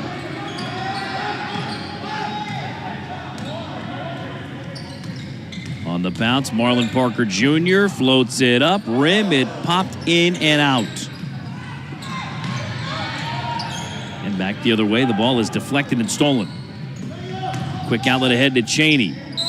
Rim, no, but a whistle on a foul, I believe, on Eris. That brings us to a timeout on the floor. It comes with 5:40 to go in the third. Vipers now leading the Admirals 68-45, and we're back after this timeout on News Talk 1400. You may not care, but everyone who does care will tell you that Winchester Discount Audio is the best place in our area to buy a new sound system for your vehicle. There's a couple of reasons. You get to see, hear, and touch the system you want before you buy it. And have have it installed professionally and correctly. They'll also tell you that Winchester Discount Audio is the best place to get a smart remote starter that enables you to start your car just by using your phone. People who care will tell you Winchester Discount Audio is the best choice for an incredible 100% legal window tint job. People who care will tell you that whenever they drop off their vehicle at Winchester Discount Audio, that Winchester Discount Audio drove them to work. When work was done, they picked them up and brought them back. So even if you don't care, people who do care love Winchester Discount Audio at 64 West Jubal Early Drive, because Winchester Discount Audio cares. Pal's Plumbing would like to remind homeowners that inspections are a critical part of keeping your septic and AOSS system in good condition. For AOSS systems, annual inspections are required, and Pal's is booking appointments now for the busy AOSS inspection season. Conventional septic systems should be inspected every 3 to 5 years to prevent major issues. Plus, septic and AOSS inspections are a critical component of a real estate transaction, and Pal's Plumbing is licensed to perform these inspections. Call Pal's Plumbing today and save $25 off a septic inspection. Are you dealing with hard water stains or Vehicles come into JR's for repairs because the driver was talking on a cell phone, or worse, texting. That's so very unfortunate. We can fix the damage to your vehicles when you need us, but please be careful. It's a jungle out there, and driving requires your full concentration. When you want the highest quality repairs to your vehicles, come to JR's Auto Body in Winchester. We don't perform miracles, but it's close. JR's Auto Body. REC members John and Susan became curious about their electric cooperative and what they get for their money. They found information about REC in the co-op's magazine, local news outlets, as well as on REC's app, website, and social media. They enrolled in REC's convenient billing and payment options and discovered REC is investing in improving its power delivery system and the local community. REC, reliable, affordable, and focused on you.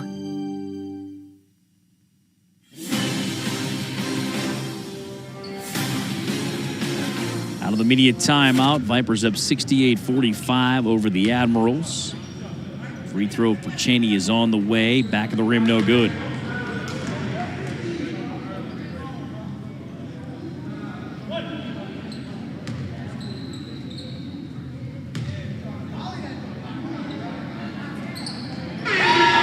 Second one's good.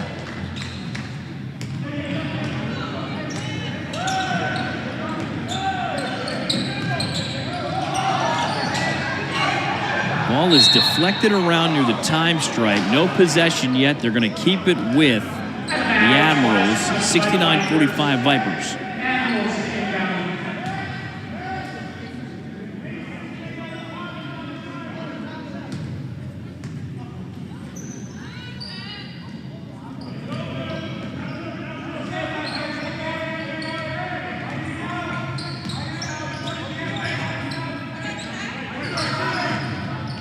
Right side pull-up, rim no for Jordan Rodriguez. Rebound to Cheney. Now to Parker Jr. Pulls up the free throw line, rim no good. Rebound to Doss. He threw it away. Right side triple try, glass and good off the right wing. Melvin banks in a three, his second of the night, 72-45 Vipers. They have never trailed in this game. And now we're going to get an offensive foul. Perfect timing for station ID. News Talk 1400 WINC Winchester. 4:46 to go in the third. 72-45 Vipers. 66 degrees, mostly clear here in Winchester. That's outside. Inside, Vipers have been red hot. The lead and the ball. Cheney line to the lane, tried to fight it up, had it deflected away, and Melvin will clean it up and score. 74-45, Melvin with an emphatic block on the dunk attempt at the other end of the floor on Mason Jones, but it's going to be a foul on Jalen Melvin.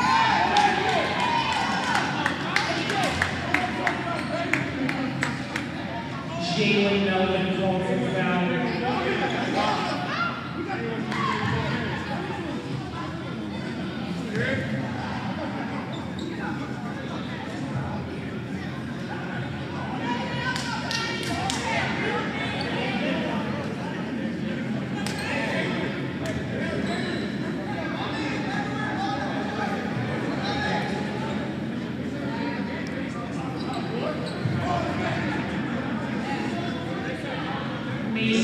Evans to the line, shooting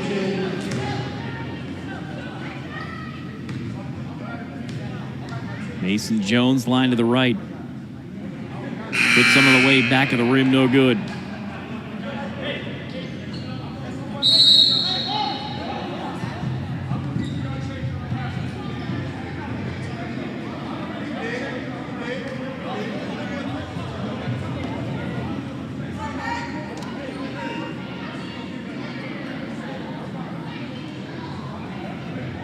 The conversation right now is it one and the bonus? I don't believe so, because the Vipers have 2 fouls.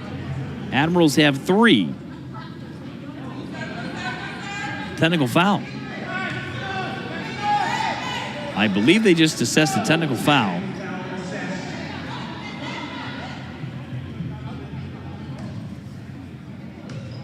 And it may be both ways. Free throw for Jones is good. 74-46 Vipers, 4:20 to go in the third. Colbert head of the key on the bounce. They give it up to Cheney. One extra pass from Melvin makes it 76-46 Vipers.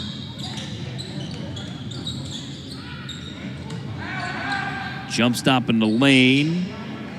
And it's Ayala with a fadeaway, and it's good. 76-48 Vipers. 3:50 to go in the third.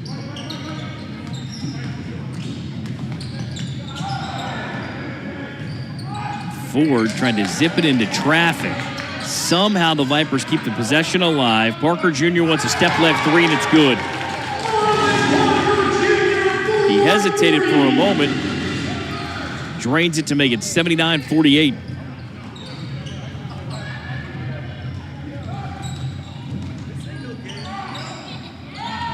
Turned over by the Admirals. Line lane Cheney to Colbreth. Another 3-ball. Rim no for Parker Jr. Stick back follow rim. It hangs on the rim and drops in. Cheney will have an and 1 attempt. Line left. Ayala the foul. That brings Terrell back to the scorer's table. Vipers up 81-48. So a moment ago, this was in the stands. I don't know if you caught this or not. There was a very young fan kind of doing laps east to west in front of us in the bleachers. And the older person that obviously brought that young fan to the game tonight was trying to keep up. Young fan was winning. Free throws missed, 81-48.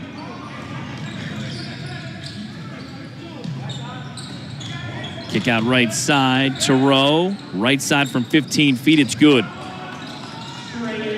You know what ended the race right there and how the young fan is, this is going to be a 2-hand finish for Melvin. 85-50 Vipers, 2:40 to go in the third. The young fan knows how to go east-west. The OG can also go north-south and a head fake and a shoulder fake. That's what ended it. Easy 2 there for the Admirals. Makes it 85-52, 2:20 to go in the third.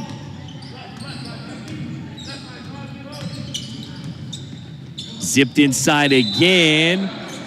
Melvin tried to rock it with the right hand, got pinned by the rim. I think it's going to be Stanley Perrin picking up the foul. It'll be his second. Timeout on the floor, 2:15 to go in the third. Vipers up 85-52 on the Admirals here on Newstalk 1400. Shenandoah University is a big little university rising. With 22 Division III sports teams, over 200 areas of study, Over 300 annual performances, an elite academic esports program, Nationally ranked health professions programs, one of the biggest university presences on Broadway, immersive AR and VR learning programs, cybersecurity and computer science programs, and innovative undergrad and graduate programs. all at a place that cares for you. Shenandoah University is the big little university rising. Find out more at su.edu/rising. You knew your roof was in rough shape, and all that rain proved it. The wind didn't help either, and neither did that improperly installed flashing.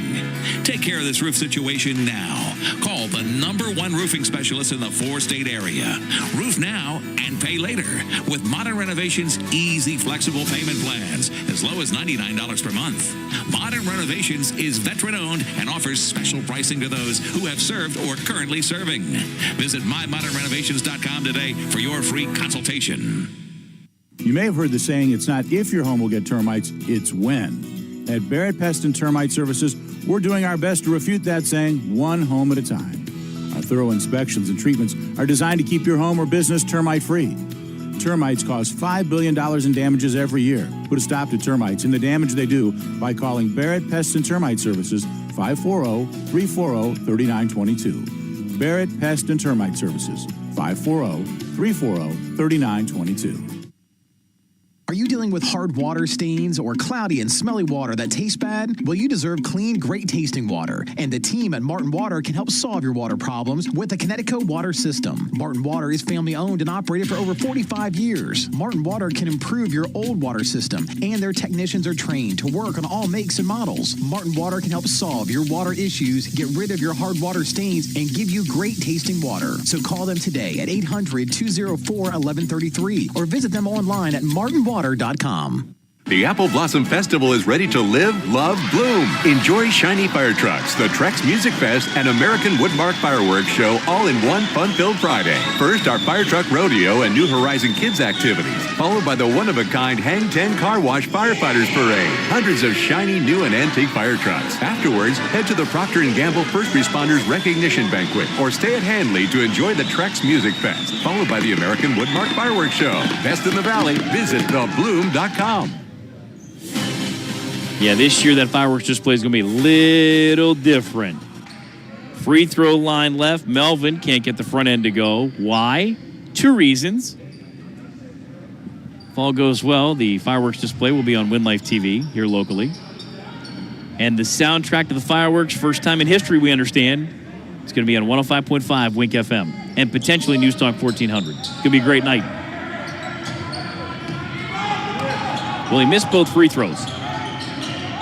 But the only blemish for the Vipers tonight in a very lopsided affair right now, 83-52, the Vipers. Melvin commits the frustration foul, unable to knock down the 2 free throws. At the other end of the floor, he fouls Idris Joyner, who now steps in line to the right.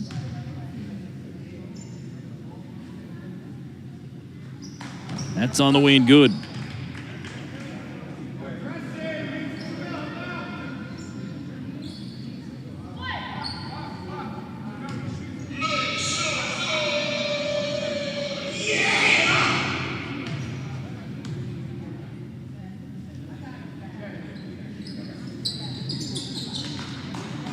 Second one's good.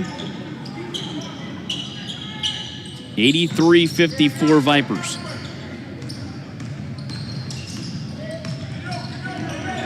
Anthony's got the handle. He's got to hurry. Just did get across the time stripe. Line lane. He dipped the shoulder and is called for an offensive foul.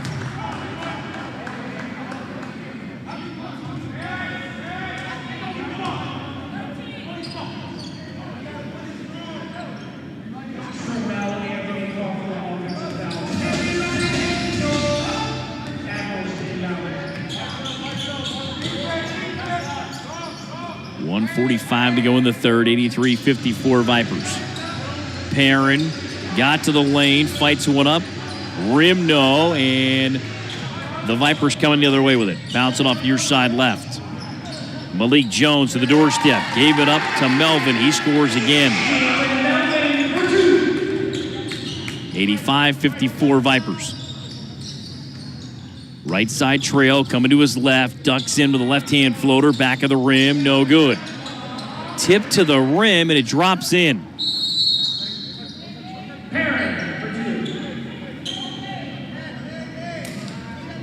And then Perrin put the ball on the floor.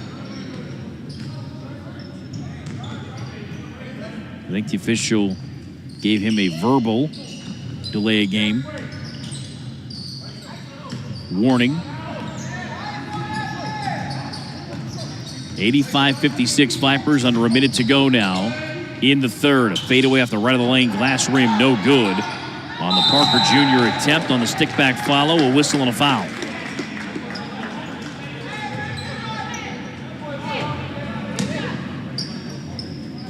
Barron the foul. His third.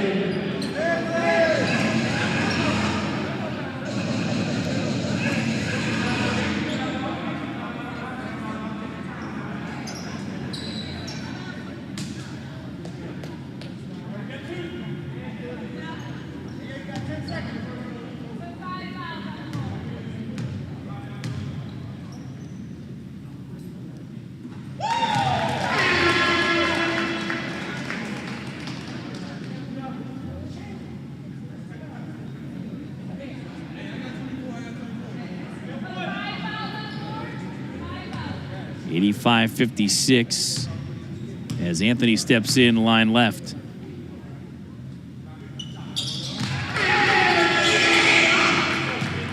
Second one makes it 87-56. Kick out left corner now for Terrell, now head of the key. Carter's got it.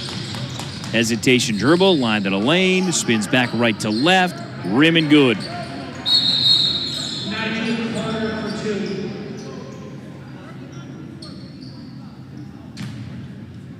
38.2 to go in the third, 87-58 Vipers.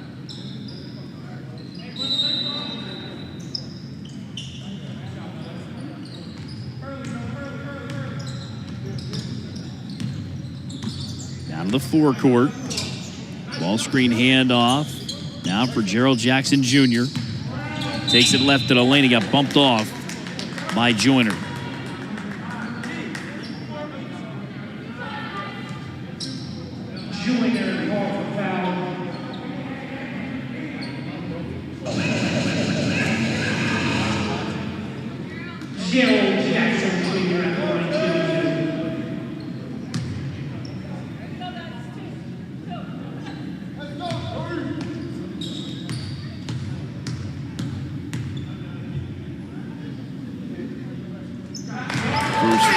Good.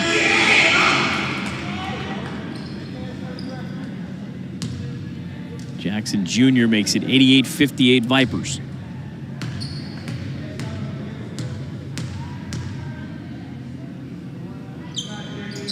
Second one, rim it off. Shot clock turned off and down 30. Closing out the third, the Admirals want to hold for one.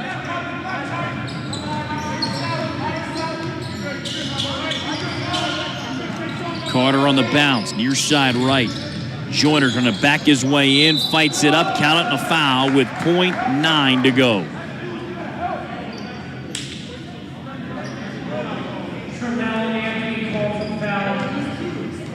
Anthony with the foul, it's his third.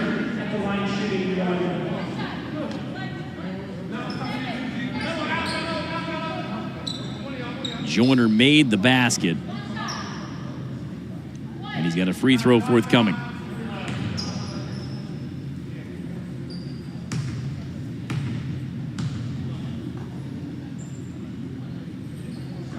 Free throw's good.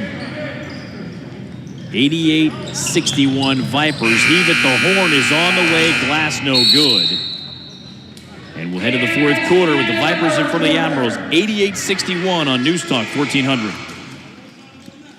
Meaningful funeral services provide support to your loved ones in their time of need and truly help begin the healing process. Let the caring professional staff at Jones Funeral Home and Cremation Service help you arrange lasting and memorable services to include unique touches that reflect your life and how you wish to be remembered. Jones Funeral Home and Cremation Services is committed to handling your services with the utmost care and attention to every detail that is important to you. Jones Funeral Home and Cremation Services, our family serving yours for 4 generations.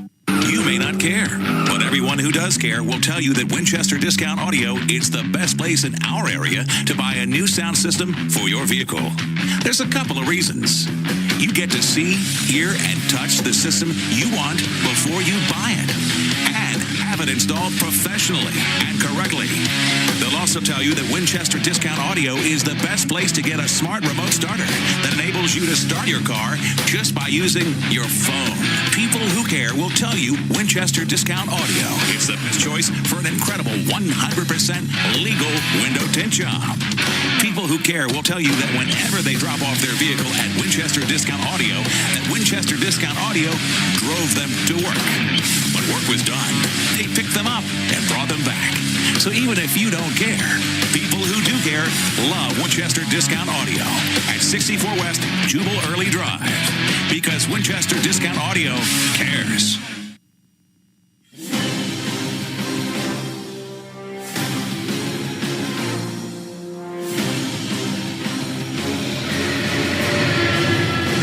Well, I mentioned the conversation at halftime for the Admirals was to chip away at the 57-30 halftime deficit. It didn't happen in the third. 88-61, that 27-point margin remains as we enter the fourth quarter. Gerald Jackson Jr. nearly turned it over along the near sideline. Shot clock down to 15 for the Vipers.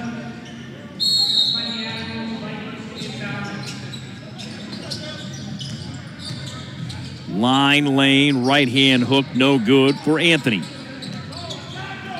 Rebound to Harris out of the double team. He now finds Jones. Line lane, throws it to the glass awkwardly, and he's fouled.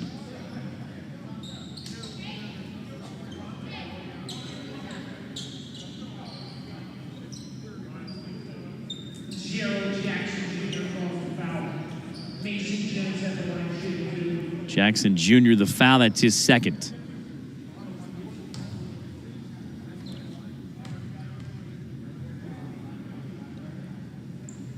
Free throws on the way and good for Mason Jones.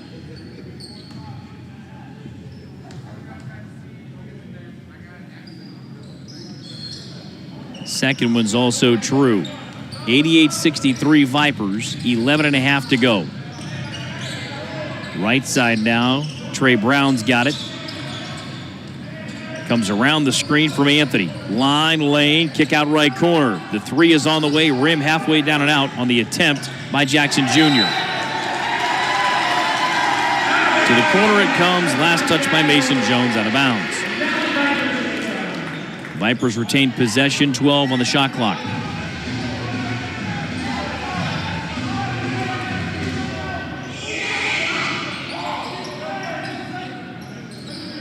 Lob to Anthony. Check that. Williams-Hanton on the catch. Now right side. A fadeaway with the right hand, no good for Jackson Jr. Line, lane, Rodriguez. Rim, glass in off. Stick back follow, glass in good for Harris. 10:50 to go. 88-65 Vipers. Left corner three is on the way, good for Malik Jones. 90-65. Jump stop right of the lane for Ayala. It was swatted twice. Rodriguez back to Ayala. Glass, no good, but a foul.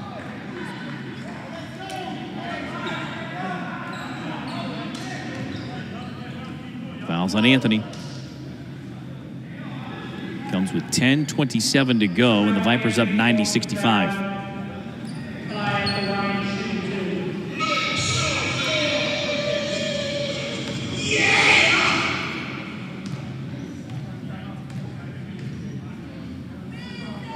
First of two free throws on the way. Rim halfway down and lipped out.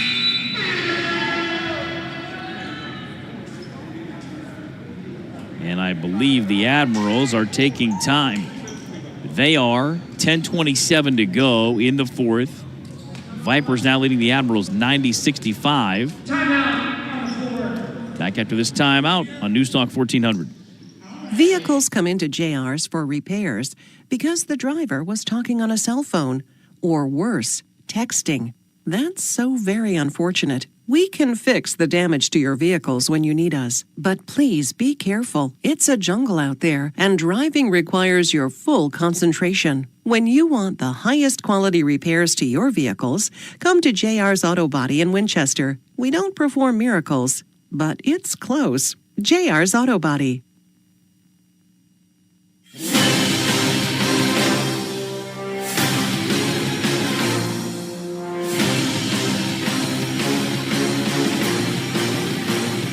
Are you dealing with hard water stains or cloudy and smelly water that tastes bad? Well, you deserve clean, great tasting water. And the team at Martin Water can help solve your water problems with the Connecticut water system. Martin Water is family owned and operated for over 45 years. Martin Water can improve your old water system, and their technicians are trained to work on all makes and models. Martin Water can help solve your water issues, get rid of your hard water stains, and give you great tasting water. So call them today at 800-204-1133 or visit them online at martinwater.com.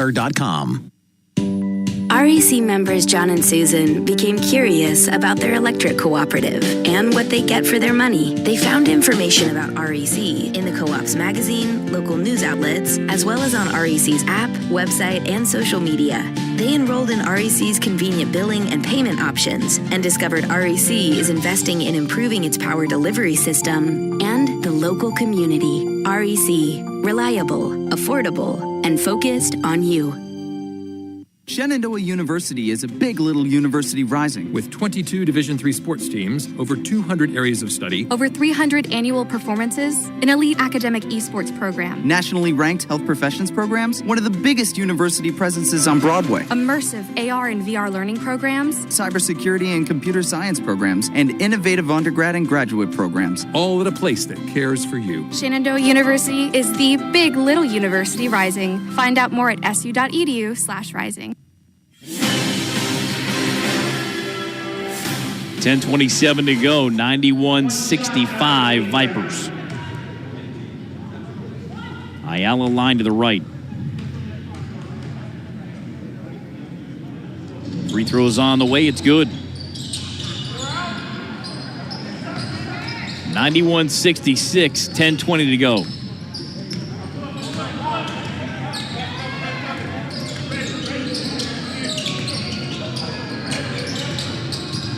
Hesitation, dribble, getting to the cup and scoring is Jones.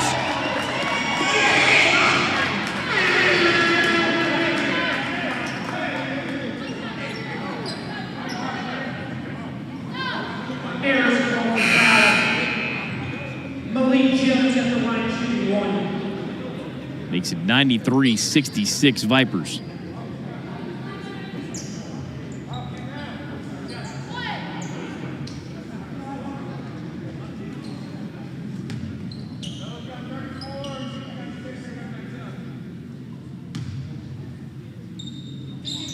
And one free throw is good. 94-66 Vipers, closing into the 10-minute mark. Harris trying to back his way in. Finds Ayala ahead of the key. He turned it over. On the run back, a behind-the-back pass, unable to finish. Was Jackson Jr., but cleaning it up.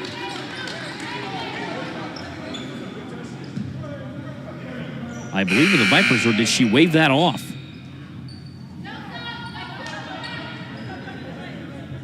No foul was called. It's 96-66 Vipers. Substitution will have to wait. That's Nigel Carter.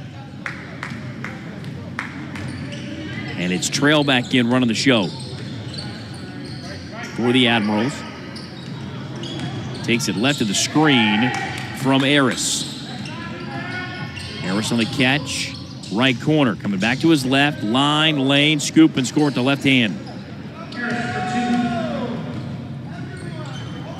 Makes it 96-68 Vipers, 9:20 to go. Head of the key, looking at the ball, launching the three. It hit the back iron, no good. Williams-Hanton couldn't get it to drop on a blocking foul now in the forecourt on Gerald Jackson Jr. Gerald Jackson Jr. called for one foul. Admirals inbound.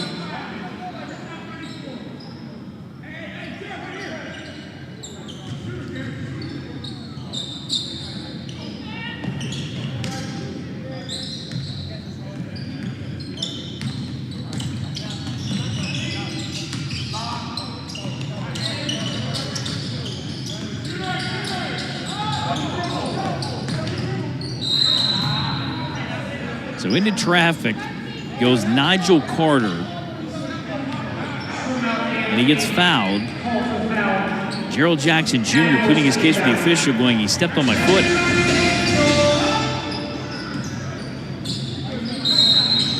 Technical foul call.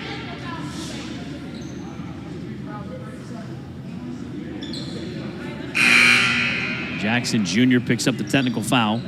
Technical foul call on number 8, Gerald Jackson Jr. 96-68 Vipers.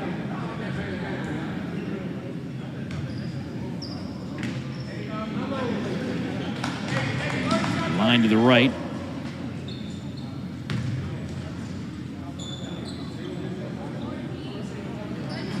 Trail knocks down the technical free throw.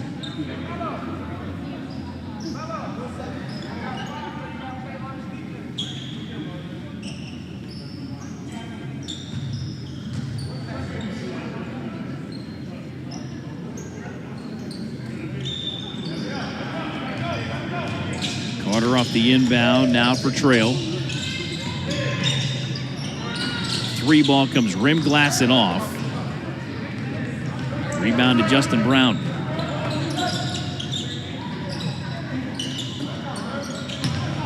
Justin Brown backs his way in, lost it off the glass, no good.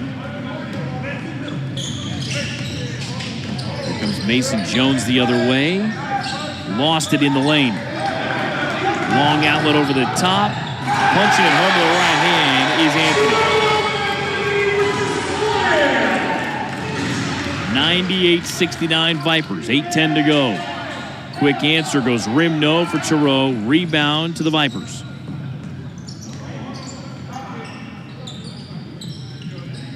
Zipped right of the lane, glass, rim, good.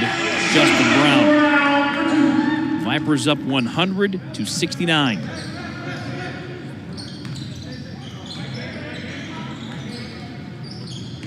Harris line to the lane, runs it with the right hand, rim no, but a whistle on a foul.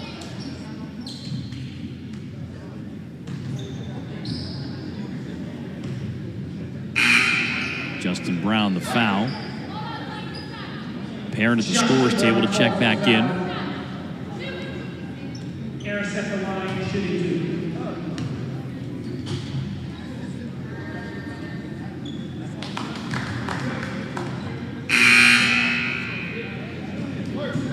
Stanley Bryan checking in for the Admirals.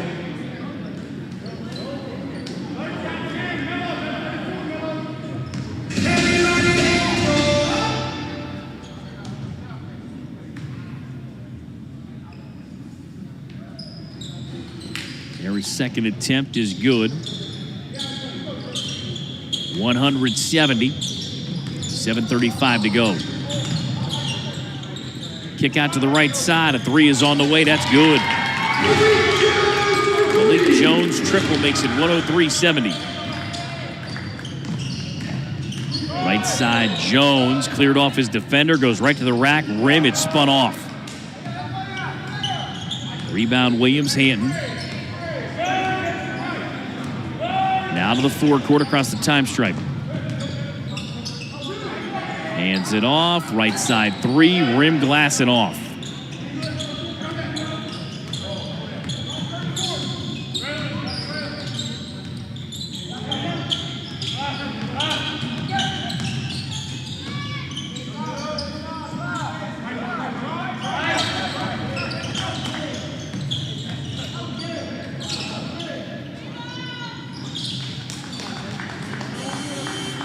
Harris for 3. So Harris knocks down a triple to make it 103-73.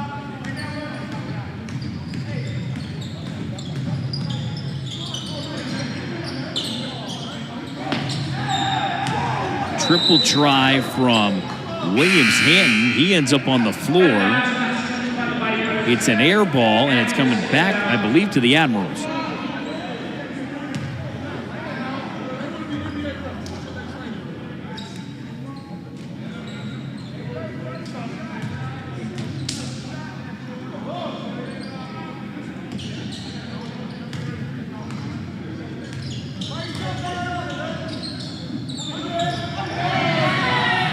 Turned over by the Admirals on the run back, an easy right-hand finish.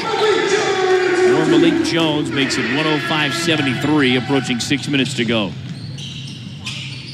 Hard off the back iron on that attempt. Carter tracks it down. We got a whistle, and what now?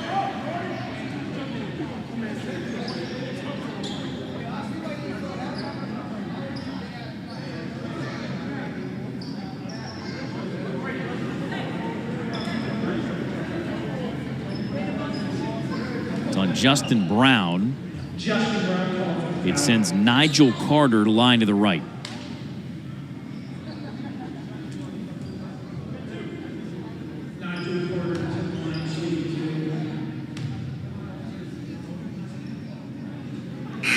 Free throws on the way and good.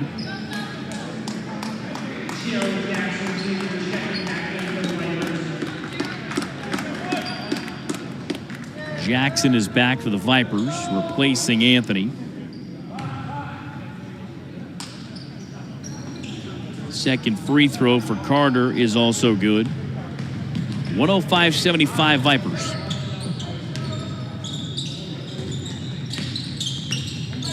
Jackson coming to his left, kicks it out left corner. That's going to be an offensive foul.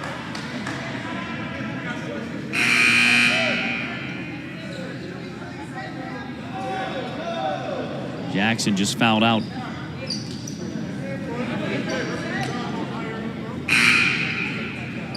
Anthony's back to get him.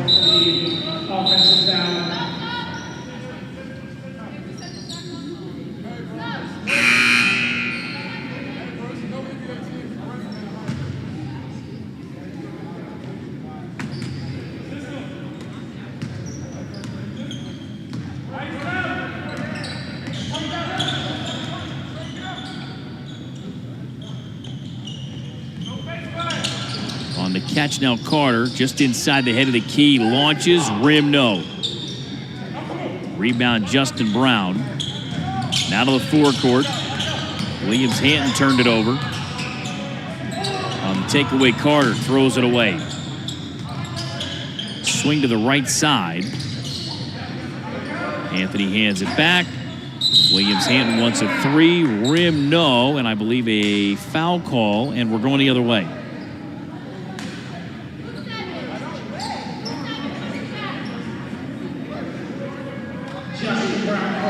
Justin Brown with the foul. Brings us to 5:12 remaining.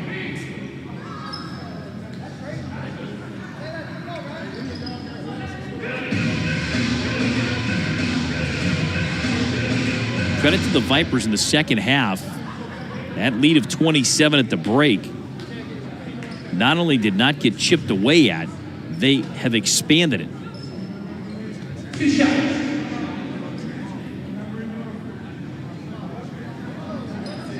They've got a less than 24-hour turnaround with the game at 3 o'clock tomorrow.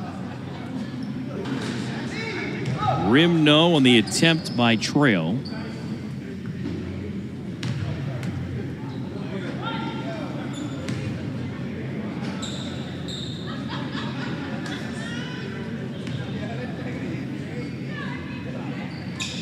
Second one's good. 105-76 Vipers.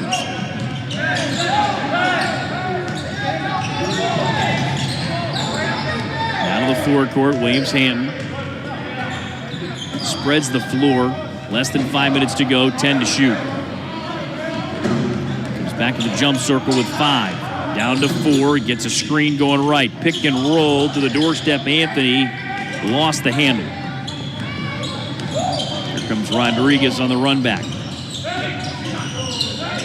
Step left, 2 is on the way, rim no. Weak side rebound now for Trey Brown. Ahead of the pack, the score for Malik Jones. 107-76.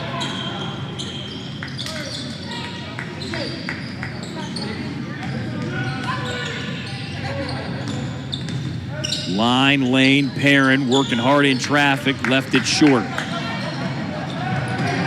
Here comes Trey Brown the other way. Right-hand runner is on the way and good for Anthony. 109-76. Far block, backing his way in, counting the foul for Joyner.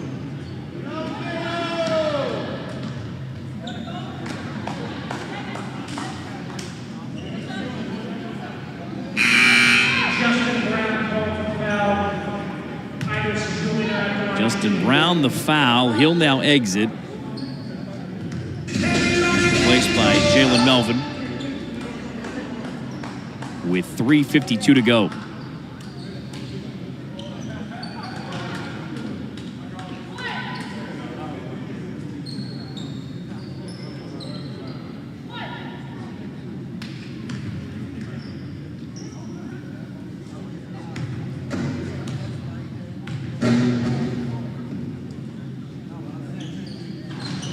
Free throws on the way.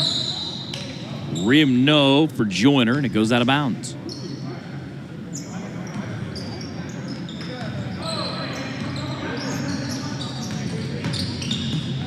Line, lane, the runner got blocked, I believe, or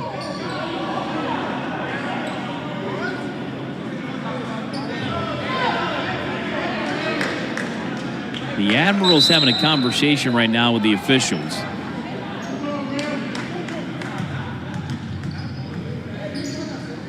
Apparently they got the rebound off a missed shot. I thought there was demonstrative contact on the way in. 111-78. Vipers with the lead, 3:40 to go, fourth quarter. Turned over by the Admirals, over the top feed. Anthony going in with the left, he's fouled.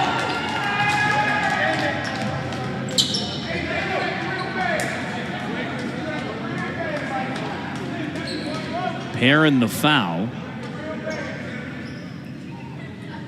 And the officials are having a conversation. Was it intentional or not?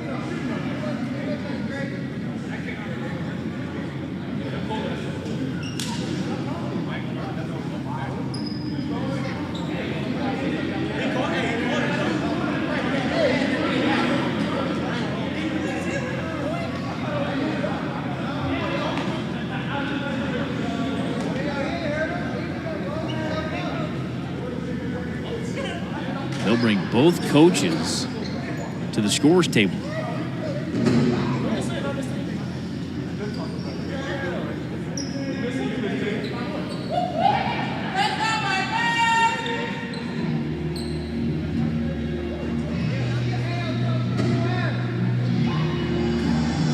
Coach Oates is saying it was basically a breakaway situation for the Vipers.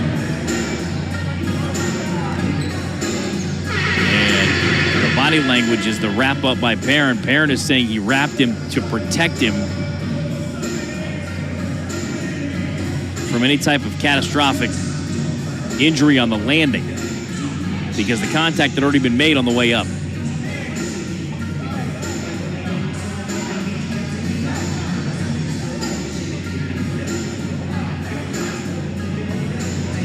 As he pleads his case, Joyner comes over and shuffles him back to the near side block. Awaiting the free throws to be attempted by Anthony.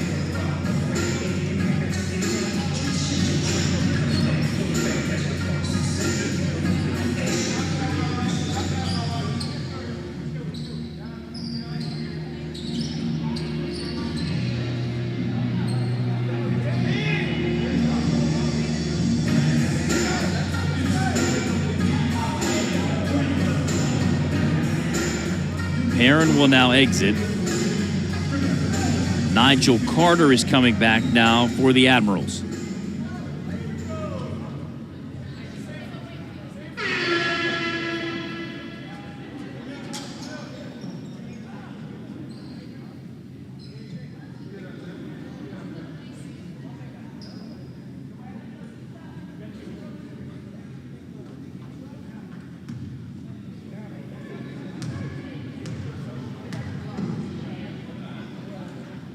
Free throws on the way, front of the rim, no good.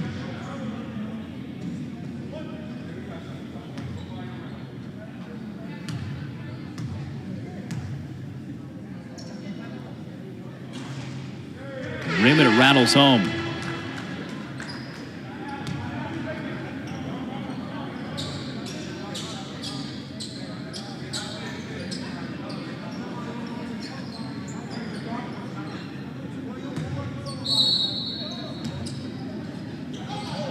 .112.79 Vipers.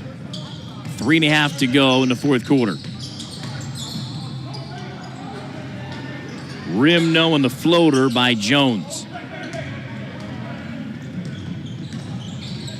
Rebound now for Joyner.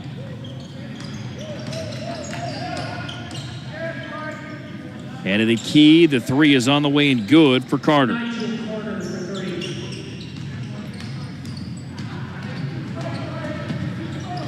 112.82. Left side three. Rim no for Melvin.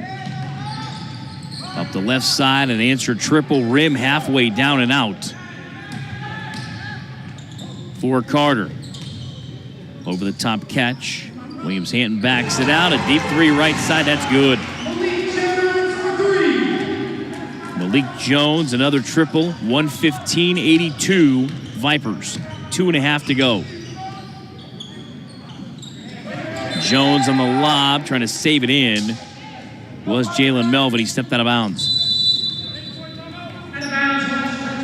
And with 2:28 to go, timeout on the floor. Vipers leading the Admirals 115.82. We're back after this timeout on News Talk 1400.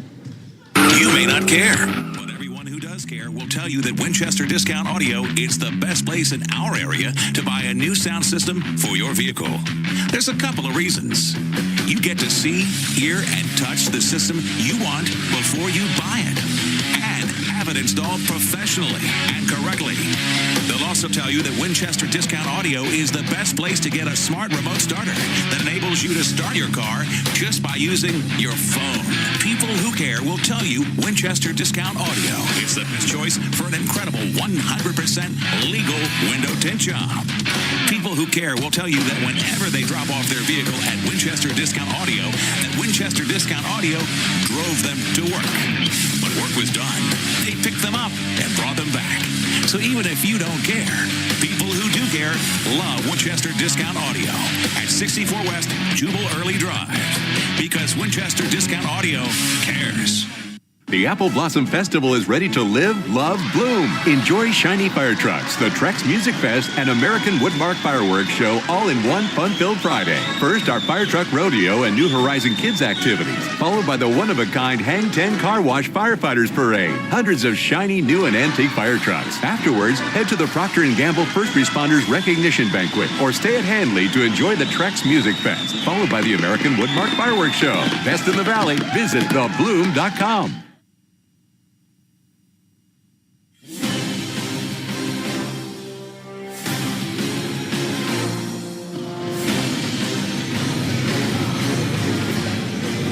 .115.82 Vipers.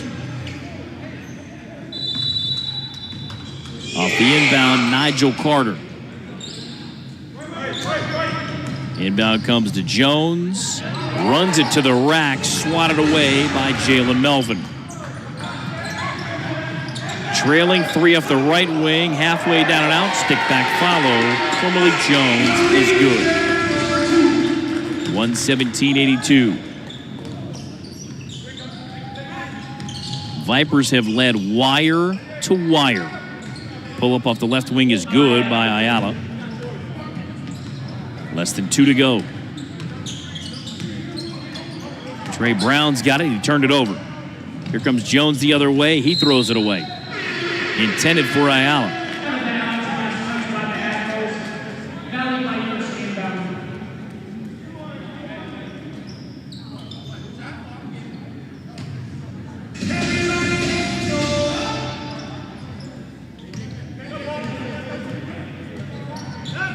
Anthony now for Trey Brown. Comes around the screen, goes right to the lane, shovels it inside. Melvin got hit on the way up and turned the ball over to Joyner.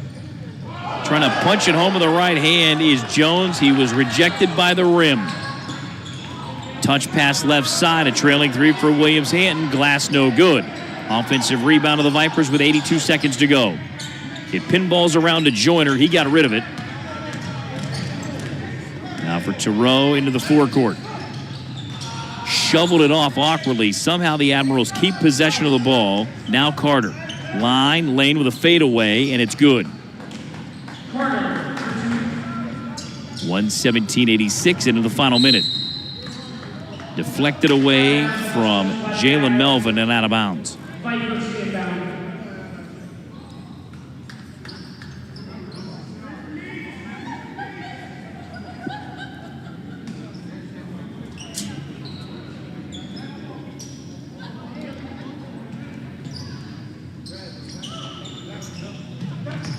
Inbound catch head of the key, a no-look feed right side. Melvin off the glass, too strong. Got his own miss back, puts it on the rim and good. 119.86. 50 seconds to go. Left side pull-up is on the way from three. Back iron no for Jones.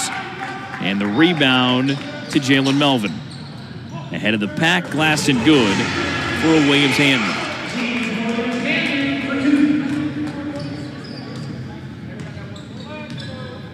30 seconds to go, and the Vipers up 121.86.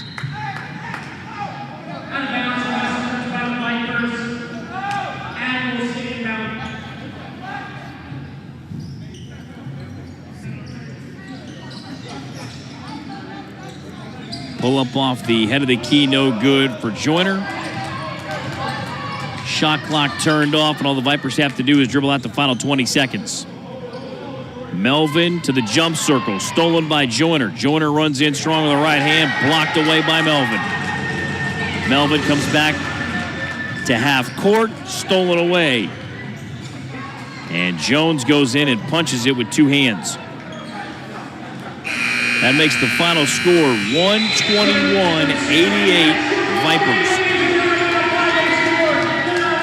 And they led wire to wire. They jumped out early 7-2, ran the lead 18-7, 29-18 after one, 57-30 at the break, 88-61 through three, and the final 121-88. Step out for a quick word, and we'll come back with Andrew Oates after this timeout on News Talk 1400.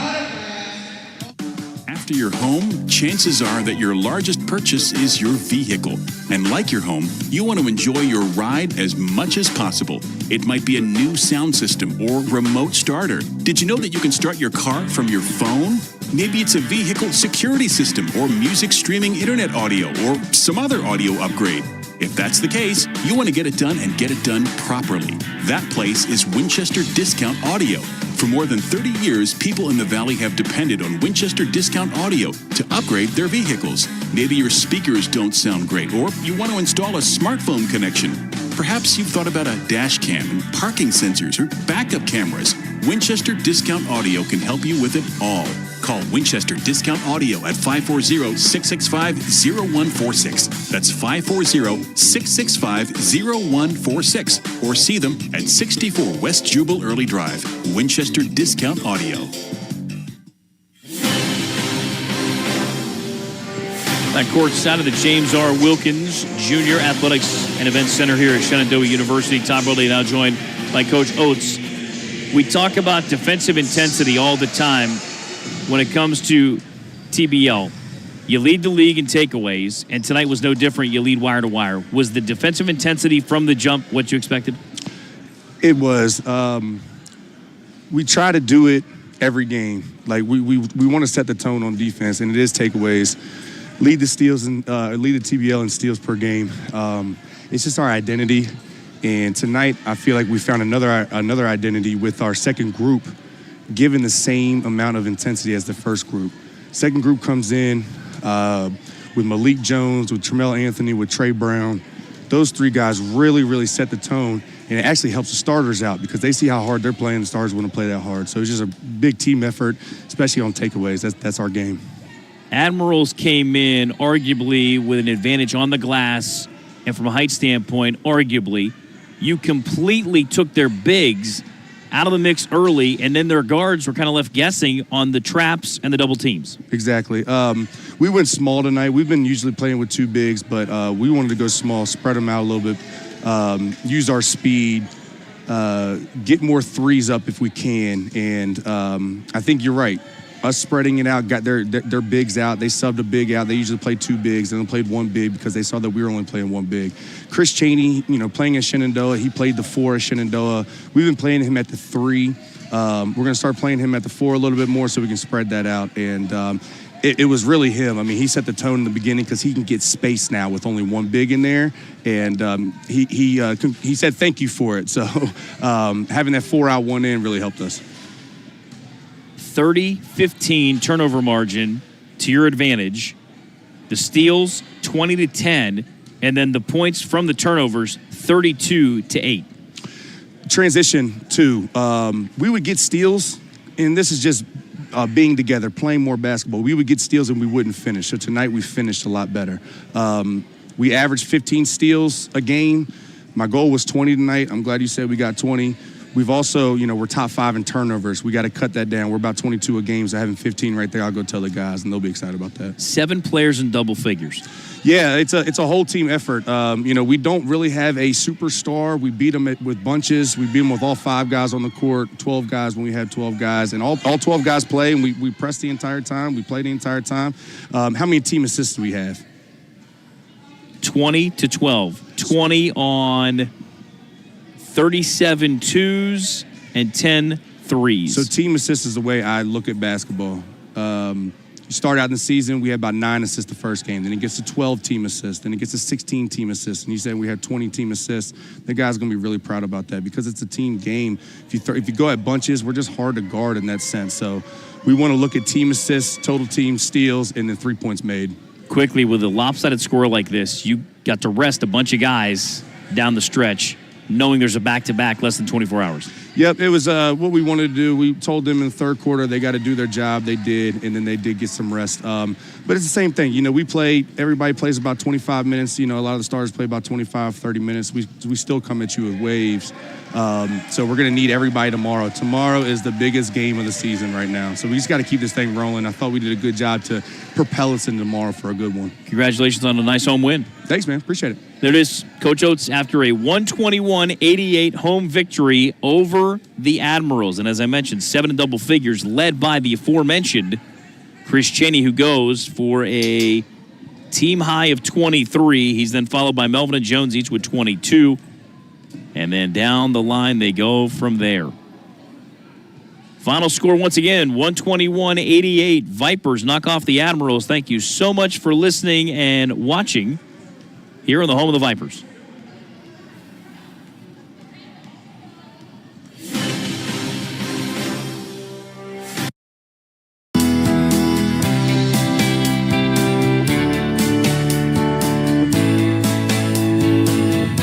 Good evening, everyone, and welcome to the Top of Virginia Regional Chamber's 11th Annual Valor Awards Ceremony. My name is Jay Foreman, and I have the honor of serving as tonight's Master of Ceremonies. This evening, we will begin the program with the presentation of the colors, the national anthem, and the Pledge of Allegiance. A multi-jurisdictional unit will present the colors. The members of the Honor Guard are, from Frederick County Sheriff's Office, Deputy Jared Repass and Deputy Chase Smallwood. From Winchester Police Department, Corporal Mark Laham, Officer Jonathan Ramos. And from the Frederick County Fire and Rescue, Lieutenant John Orndorff and Specialist Jessica Dispenza.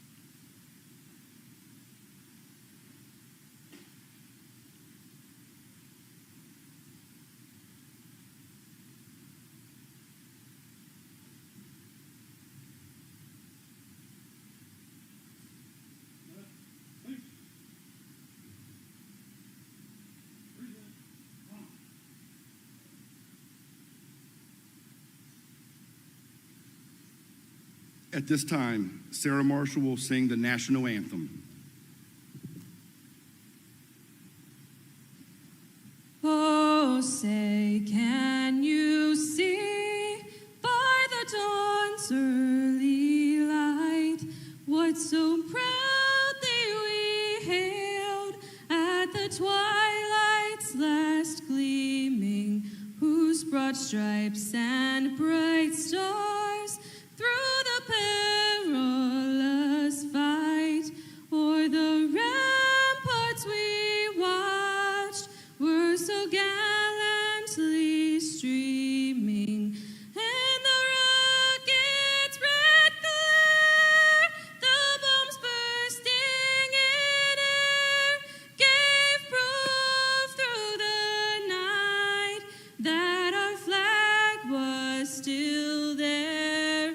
Oh, say does that star-spangled banner yet wave o'er the land of the free and the home of the brave?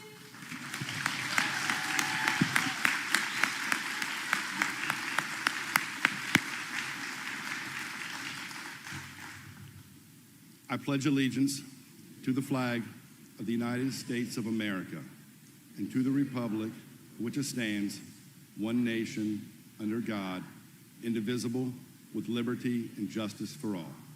Thank you. Please be seated.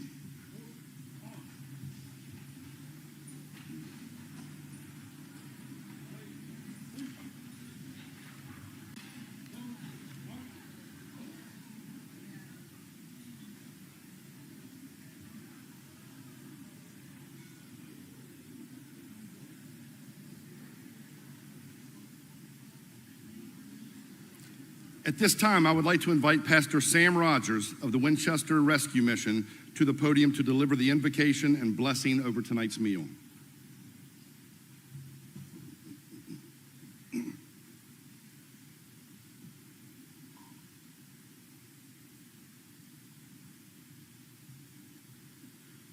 Will you join me in a word of prayer? Thank you. Well, Lord God, we thank you for this evening and for the many members of our first responders, Lord God, of police and fire and rescue. Lord God, we honor them tonight, and we thank you for the gift that they are to our community. Lord, we pray your blessing over this evening, over the names that will be recognized this evening, Lord God. May you bless them richly and bless this meal as we receive it from you. In your name, amen.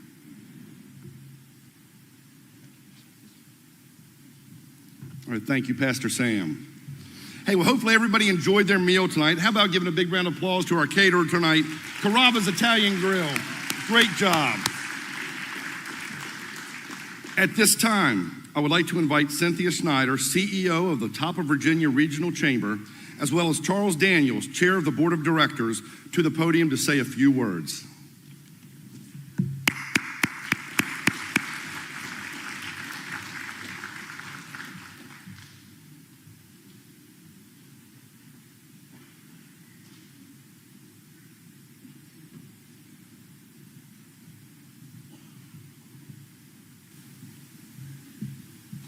Good evening, everybody. I'm Charles Daniels. I'm the chair of the chamber, and I'm going to make this short. There's going to be enough people talking tonight that you don't have to listen to a bunch of hogwash. I love this event. This is one of my favorite events here from the chamber. Being here to honor our first responders, police, firefighters, it's amazing. It really touches my heart. It's just a fantastic thing. I always say if 90% of the time, if you're a good friend, family, some charity event, and you show up, you're doing a pretty darn good job. That's not for the first responders, EMT, firefighters, police, and so forth. You have to be there 100% of the time. If you got up on the wrong side of the bed, you had a bad day, you have some family event, it really doesn't matter. You're there 24/7, 365, and you have to be prepared to always be there. And that is incredible.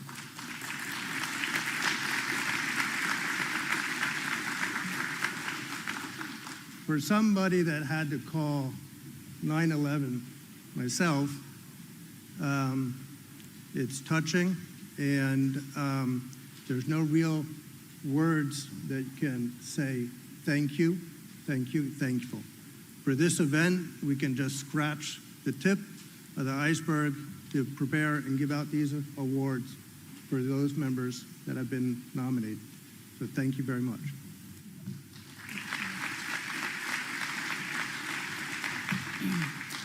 On behalf of the over 835 businesses that are members of the Top of Virginia Regional Chamber, it is my privilege to extend thanks to all of you, our public servants.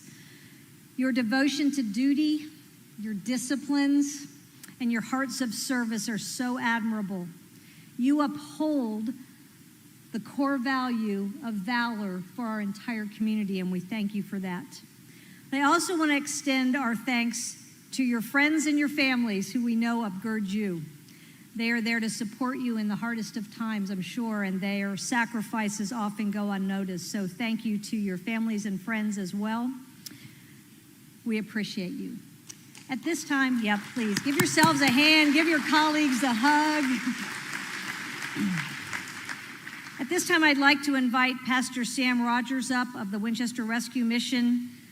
He's going to present the lighting of the table. Sam?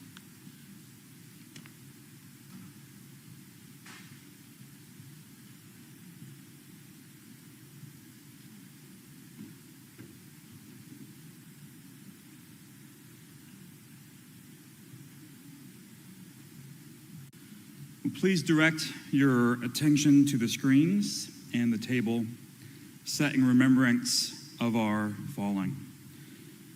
It holds a place of honor with us tonight. This table represents the frailty of life for each of us, and the candle is a symbol of the presence of those who have reached the end of their watch. We celebrate their lives and their service. Today we remember Chester T. Locke, born December 21st, 1956, passed on April 23rd, 2023, and Ian T. Strickler, born August 7th, 1987, and passed July 5th, 2023.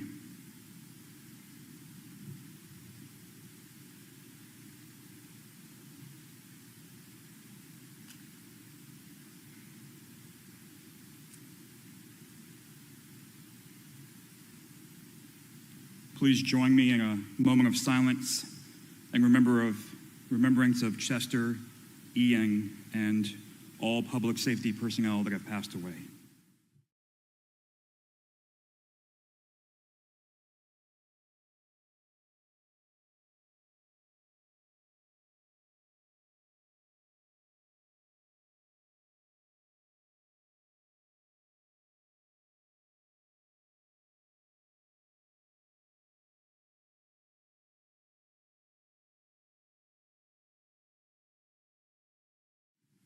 Thank you.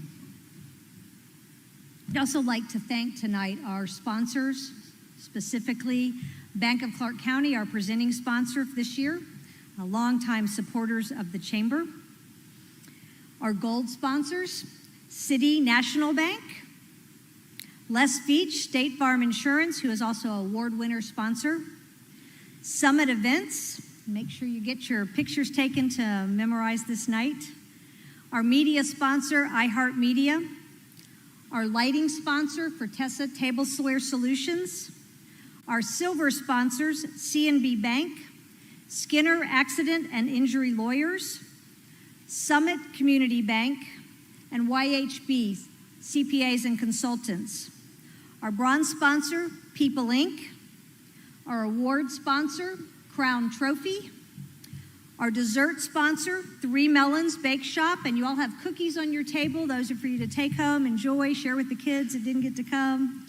And our public safety sponsors, Seth and Kelly Thatcher, and Jody Siley from Realty One Group. And also a big thank you to Backstreet Events for allowing us to host the event here. We're really proud to be here. Thank you.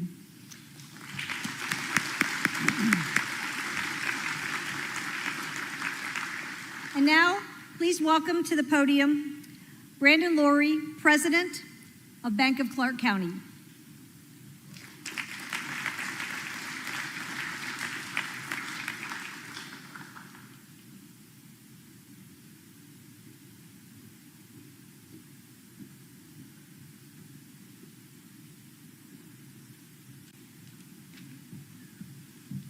All right, good evening, everyone. One of the primary concerns for leaders looking to move and grow in an area and start a business is the safety of the area.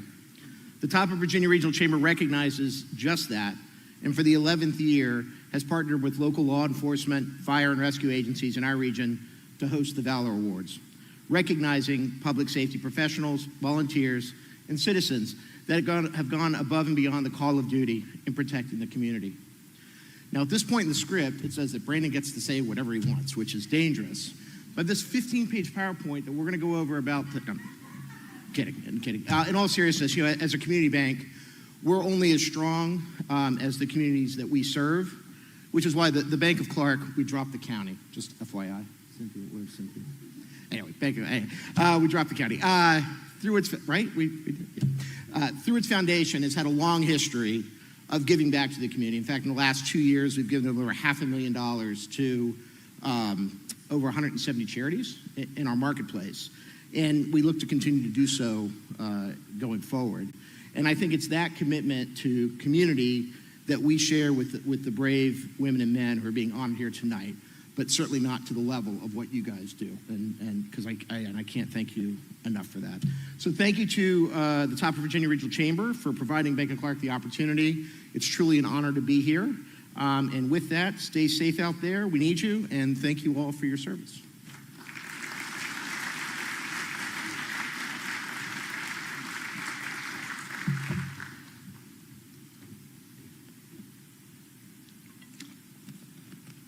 All right, thank you all. At this time, we'd like to recognize some special members of the audience. First, if there are any veterans with us this evening, would you please stand and be recognized? Any veterans?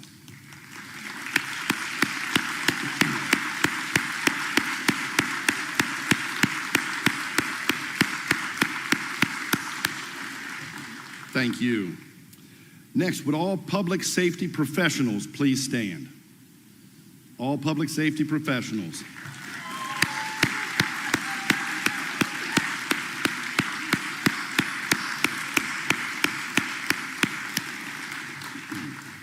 Thank you. Next, would all past Valor Award winners please stand to be recognized?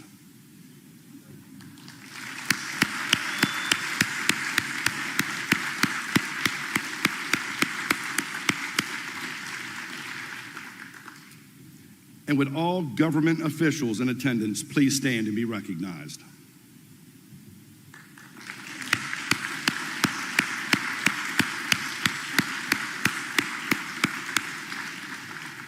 Thank you for joining us this evening to support our public safety professionals.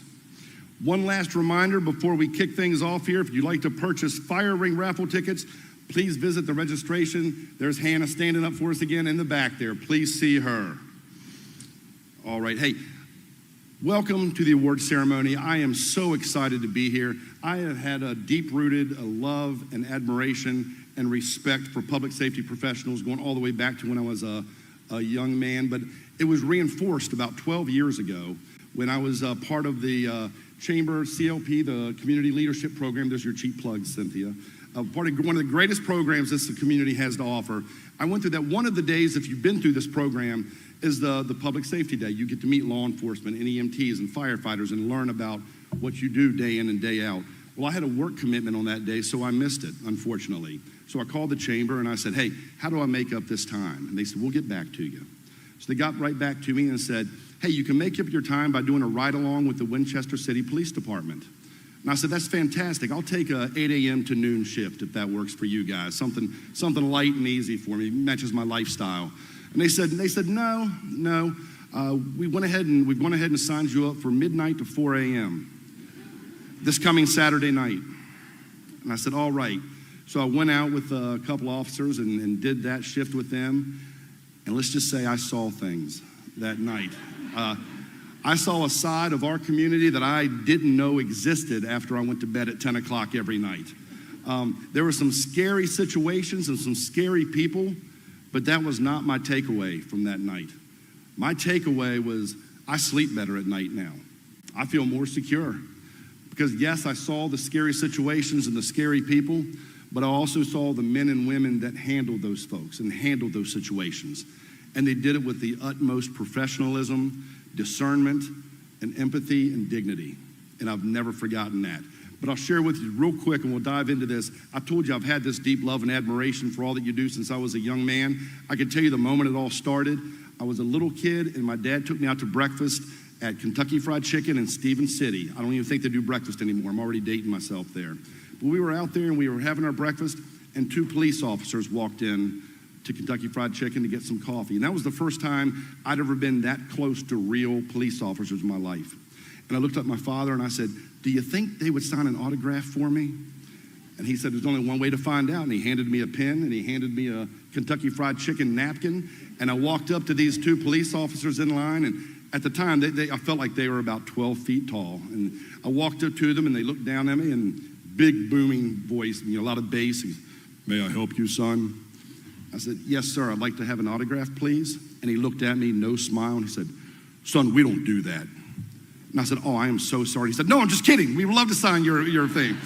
Come on up here. And he signed, he goes, do you want my partner's autograph too? And I'm like, absolutely. I didn't know if I was allowed to ask both of you at the same time. I didn't know what rules your celebrities had with this kind of stuff. But they both signed the napkin, and then they came over and they talked to my dad and I for a little while. And I went home and I had a bulletin board in my room where I put all my Washington Redskin and Baltimore Colts football cards on the bulletin board. I pulled those down so I could put the police officer's autograph up there. And I looked at the bulletin board and I said, you know what would be even cooler than this? If I filled up the entire bulletin board full of public safety officials, public safety professionals' autographs. So I went out, my parents bought me, remember in the 70s, 80s, those tiny little spiral notebooks that would fit in your pocket, in your back pocket? I got one of those, and I'm going to date myself again. The cover of it had Chips on the cover. You remember Chips? Ponch and John. Lenny, I know you know Eric Estrada. So I had Ponch and John on the cover there. I figured the police officer and everybody would like that. Had a pin everywhere I went. I took it with me, and every time I saw somebody in law enforcement or a firefighter or an EMT or a military person, anybody in uniform basically that served, I would go and ask them for an autograph. And I filled up the entire bulletin board. Out of all those times, out of all those autographs, guess how many times somebody said no to me? 0, never. They loved it, and they would always start a conversation. And I learned from an early age, it wasn't just what you guys do, it's the passion you have for what you do. And I truly believe with what you do, not everybody can do it, and I truly believe it's a calling that brings you guys into this service. And thank you so much for answering that calling and doing what you do to make our community and our world a safer place to live in. With that, yeah, give it up for you guys. So now for the presentation of the 11th Annual Valor Awards. We are delighted to honor our local public safety heroes and citizens for their courageous, selfless, and often life-saving actions. The individuals and groups receiving awards tonight were nominated by professionals and peers in law enforcement and emergency services and vetted by a panel of community leaders. Please help us acknowledge all those who lead these amazing men and women from Clark County, Frederick County, and the city of Winchester. Would heads of agencies please stand and be recognized?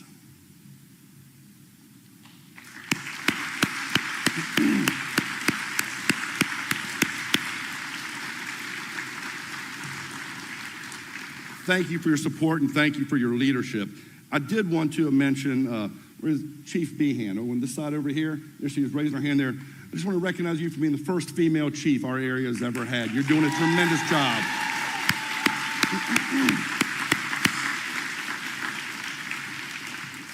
I would also like to recognize Sheriff Milholland on this side of the room over here. Raise your hand, Sheriff.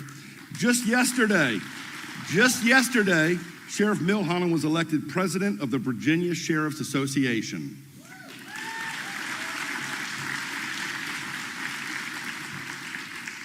Do we have to refer to you as Mr. President from this point on? No. Still modest. This evening's awards acknowledge heroic acts that took place during the period of July 1st, 2022 through June 30th, 2023. In the words of Abraham Lincoln, next to creating life, the finest thing a man can do is save one. Tonight, we will hear the stories of the award winners and their acts of courage and compassion in their attempts to protect and save others. All the incidents are indicative of what our public safety professionals are asked to deal with day in and day out, on and off duty. They vividly tell the story of courage and compassion. We are so grateful for you and what you do, and for the fact that we can depend on you to be where we need you. We ask that after each award is presented, you pause for a photo and then exit the stage. We'll ask that you enter and exit the stage both on my left, because your right, this side of the stage here. At this point, would Cynthia, Brandon, and Charles please come back to the stage to help hand out awards?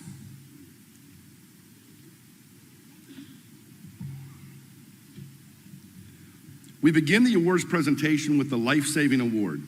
This award recognizes action in emergency circumstances which directly result in the saving of a human life. Our first Life Saving Award was nominated by Sheriff Lenny Milholland. On the night of September 14, 2022 at 10:32 p.m., Sergeant Gregory responded to a distress call on Brown Lane in Frederick County. The call reported a domestic situation involving a female who had sustained a severe laceration to her wrist. Upon arriving at the scene, Sergeant Gregory encountered a harrowing sight. A female seated in the kitchen with a substantial pool of blood on the floor and a continuous stream of blood flowing from her wrist. Without hesitation, Sergeant Gregory sprang into action, displaying incredible courage and resourcefulness. Drawing on his training and experience, he swiftly applied a department-issued tourniquet above the open wound to stem the bleeding and provide vital medical care to the injured woman. His immediate and skillful response proved to be life-saving, as the woman lost consciousness during the process of being prepared for transport by Frederick County Fire and Rescue. Thanks to Sergeant Gregory's prompt and decisive intervention, the female regained consciousness and was successfully transported to Winchester Medical Center for further advanced care. The subsequent investigation revealed that the woman had inflicted the injury upon herself in a moment of distress, striking her fist into a glass grandfather clock. Despite the challenging circumstances of the incident, Sergeant Gregory's unwavering bravery and proficiency in handling the emergency undoubtedly saved a life that night. I wholeheartedly believe that Sergeant Gregory's extraordinary actions on this call demonstrate the highest standards of heroism and dedication to public service, and strongly recommend that Sergeant Gregory be recognized and honored with the Top of Virginia Regional Chamber Life Saving Award. Would Sergeant Stephen D. Gregory of the Frederick County Sheriff's Office please come forward and accept your award?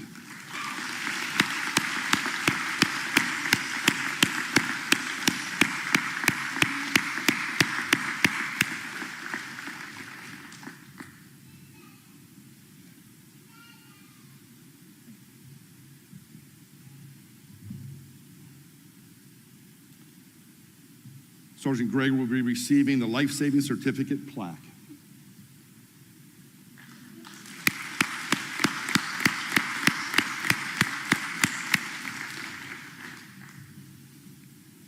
Life-Saving Award number 2, nominated by Lieutenant Kyle Ritter and Chief Stephen Myshak. On the evening of August 28, 2022, the Greenwood Volunteer Fire and Rescue Team received a dispatch for a cardiac arrest. Upon arrival, they discovered the family of a 71-year-old male performing CPR. Earlier that day, the patient had experienced chest pain, but his condition had improved. The EMS crew promptly took charge of the situation, resuming CPR and administering 2 shocks to restore the patient's heart rhythm to normal. As they continued their assessment, they identified that the patient was experiencing a STEMI, a severe type of heart attack. Quick decisions were made, and the patient was sedated and paralyzed to stabilize his condition. Urgent transportation to the Winchester Medical Center followed. where he was taken to the cardiac catheterization lab for possible intervention on the obstructed coronary arteries. Thanks to the timely and expert care provided by the medical team, the patient showed positive signs of improvement, regaining consciousness and responsiveness. After 4 days of hospitalization, he was discharged from the hospital, allowing him to continue his recovery in the comfort of his own home. This remarkable rescue and medical intervention saved the life of the 71-year-old, highlighting the essential role of skilled emergency responders and medical professionals in critical situations like these. Would the following folks please come forward? Lieutenant Eric Hanna, Specialist Hunter Smoots, Specialist Brett Cunningham, Firefighter Summer Seipold, and Battalion Chief Jeff Unger. Please come forward to accept your awards.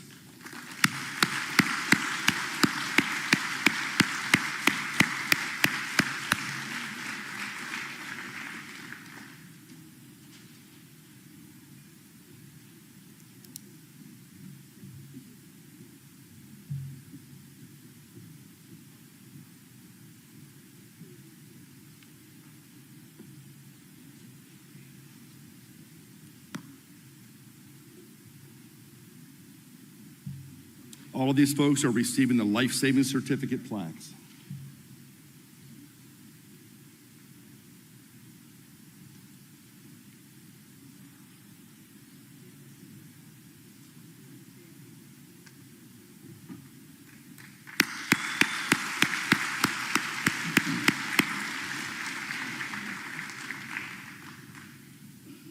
Next, we would like to recognize the recipients of the Unit Life Saving Award.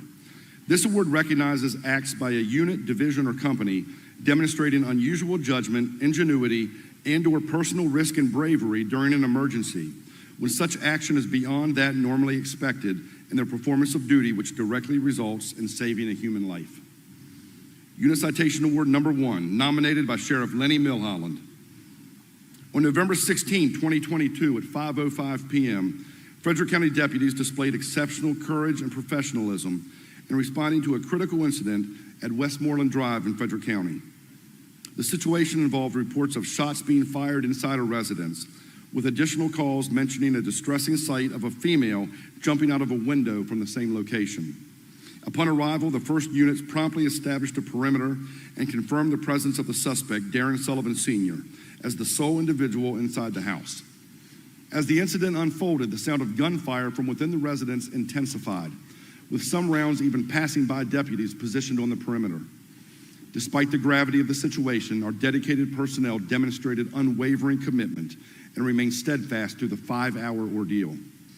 The Frederick County Sheriff's Office showcased remarkable coordination and efficiency as a multitude of specialty teams and divisions collaborated seamlessly to resolve the barricade situation safely.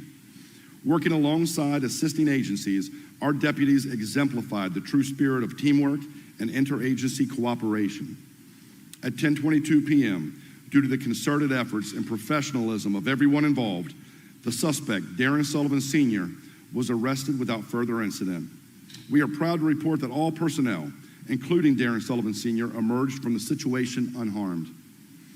The dedication of our deputies did not wane, as they remained at the residence overnight to facilitate the smooth processing of the scene by criminal investigations the next day. As a result of their meticulous work, a total of 132 spent shell casings were recovered from inside the residence, along with 16 rounds that had exited through its exterior. Darren Sullivan Sr.'s subsequent guilty plea to 6 counts of shooting into an occupied dwelling and 3 counts of attempted aggravated malicious wounding serves as a testament to the strength and effectiveness of the team's action that evening. Would a representative or representatives from the Frederick County Sheriff's Office please come forward to accept this award?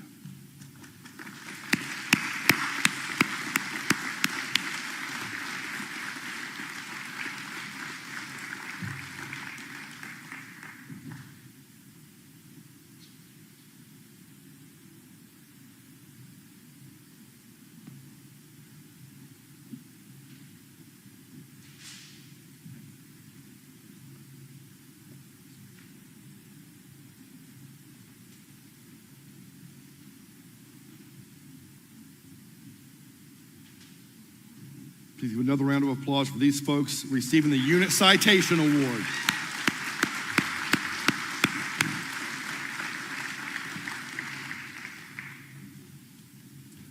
Our next award merits both Unit Life Saving Awards and Meritorious Action Awards. Meritorious Action Awards recognize individuals for exemplary action, placing themselves in the situation of personal risk. This was nominated by Chief John Henschel. On May 20th, 2023, an incident took place in the city of Winchester that merits strong consideration for a Valor Award. The actions demonstrated by the Winchester Emergency Communications Center, the Winchester Police Department, and the Winchester Fire and Rescue Department in response to an apartment fire on York Avenue were nothing short of heroic and life-saving. In the early afternoon, the ECC received multiple distress calls about the fire, and emergency communications specialists Kelly Brill and Andrea Dove were on duty. The first two callers did not speak English, requiring them to be transferred to an interpreter. However, the third caller, a trapped gentleman inside the burning building, was answered by ECS Brill. With great composure and quick thinking, ECS Brill managed to keep the caller on the line for an intense 6 minutes and 56 seconds. She gathered specific information from the distressed individual, enabling the precise location of the trapped citizen to be determined and relayed to the units on the scene by ECS Dove. During this critical time, ECS Dove also exhibited extraordinary dedication as she handled multiple tasks usually delegated to several ECC specialists, including coordinating mutual aid companies, managing utilities, and handling significant radio traffic. As fire units arrived at the scene, firefighter Eric Mears noticed a victim hanging out of a second-story window near York Avenue. Recognizing the dire situation, firefighter Mears swiftly grabbed a 24-foot extension ladder and rushed to assist the victim. Winchester Police Officer Chris Lane promptly came to his aid, facilitating the safe placement of the ladder. With great courage and efficiency, firefighter Mears helped the victim escape to safety on the ground. Notably, the rescue was complicated by the fact that another victim was trapped on the opposite side of the building. Undeterred, firefighter Mears reacted quickly, repositioning the ladder to reach the second victim. Firefighter Peyton Sindeldecker joined the effort, ascending the ladder and successfully guiding the second victim to safety, even as smoke engulfed the room. Both victims received immediate medical attention on site, with one being taken to an emergency room for further observation. The outstanding coordination and support provided by Officer Lane during the early stages of the incident were instrumental in assisting the firefighters until additional help arrived. The combined efforts of the entire public safety team on that fateful day played a pivotal role in saving the lives of two community members. The presence of functioning smoke alarms in the building and the composed actions of the ECC specialists, firefighters, and police officers in responding promptly to the emergency were critical factors in the successful rescue of the trapped individuals. Their heroic actions serve as a shining example of the utmost professionalism and unwavering devotion to safeguarding lives and property in Winchester. Would the following folks please come forward? Emergency Communications Specialist Kelly Brill, Emergency Communications Specialist Andrea Dove, Firefighter Eric Mears, Firefighter Peyton Sindeldecker, and Officer Chris Lane. Please come forward to accept your awards.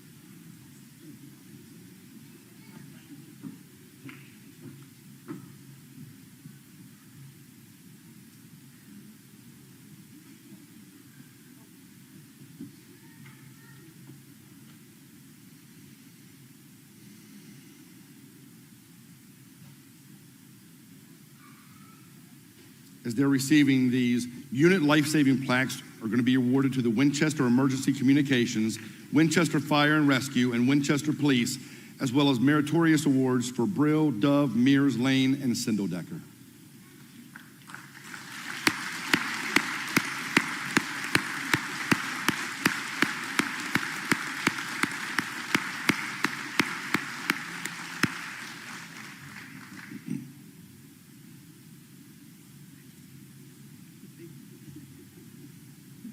Up next, the Bronze Award for Valor. This award recognizes acts involving personal risk and demonstrating unusual judgment, zeal, and/or ingenuity during an emergency, when such action is beyond that normally expected in the performance of duty. This was nominated by Lieutenant Kyle Ritter and Chief Timothy Vaught. On the evening of November 6, 2022, a remarkable event unfolded at Red Lobster in Winchester, thanks to the presence of an exceptional individual, Madison Udy.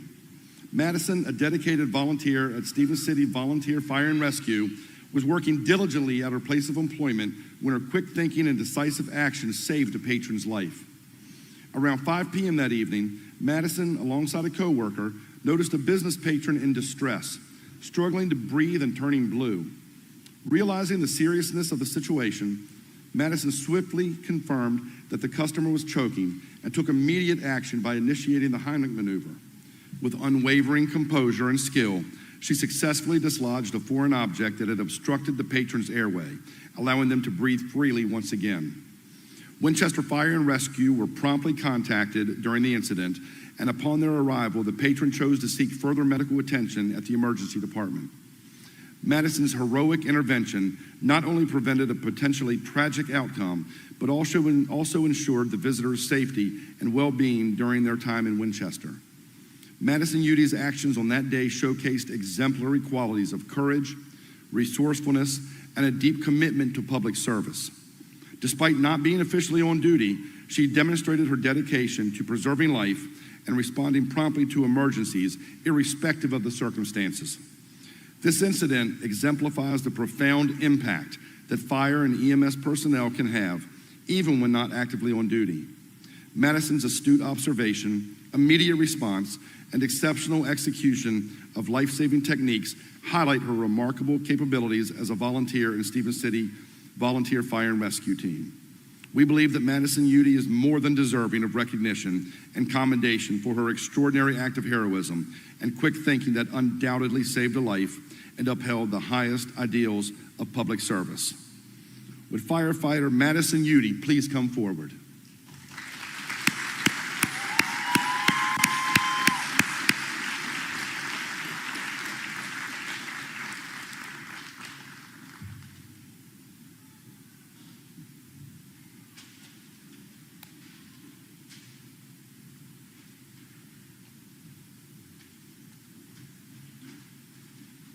Madison is receiving the Bronze Award of Valor.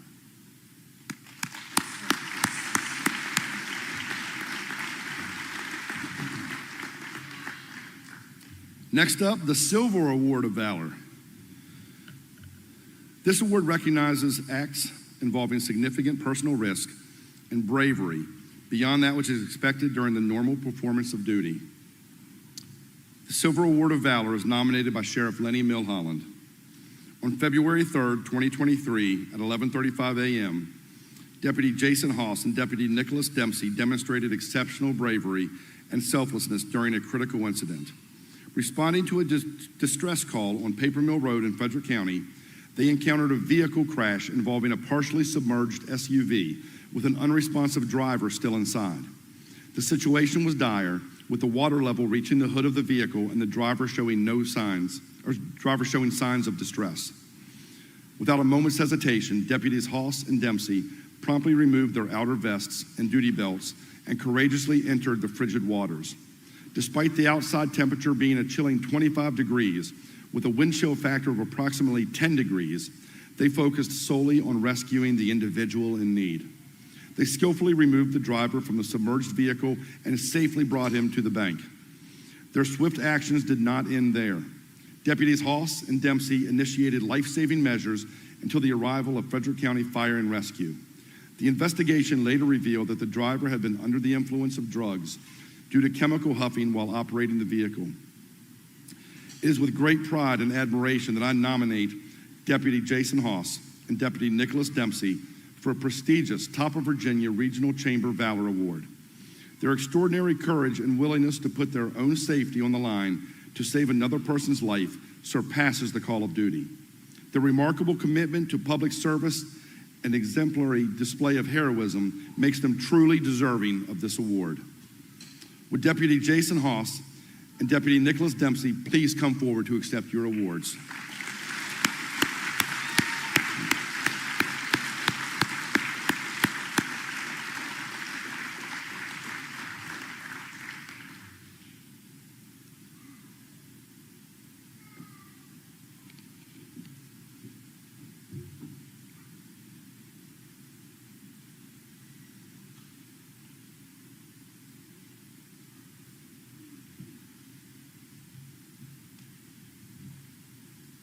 These gentlemen are both receiving the Silver Award of Valor.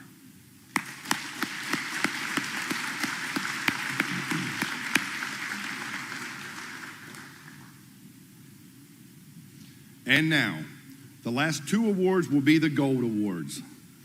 The first Gold Award is the Gold Award of Valor in recognition of acts involving supreme sacrifice or extreme personal risk and heroism, which is clearly above and beyond the call of duty.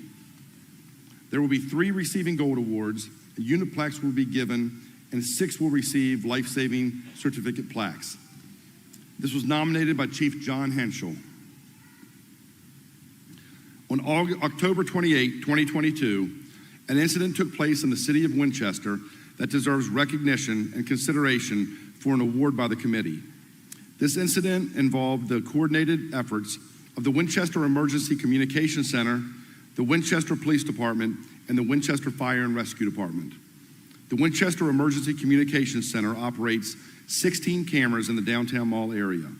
Although monitoring the cameras is not their primary responsibility, on that day, Lead Emergency Communications Specialist Caitlin Tolley and Emergency Communications Specialist Andrea Dove were attentively observing the camera views as they scrolled. During this process, they noticed a female in a wheelchair slumped over and unresponsive in the middle of the downtown mall. Their swift recognition of the distressing situation was commendable, considering the brief time each camera view was visible, and they immediately sprang into action. Lead ECS Tolley and ECS Dove promptly placed calls for assistance to both EMS and law enforcement. Officer Stephanie Sills of the Winchester Police Department was the first responder to arrive at the scene. She quickly confirmed that the female was experiencing a full cardiac arrest and sought the help of nearby bystanders to carefully move the patient from the wheelchair to the ground.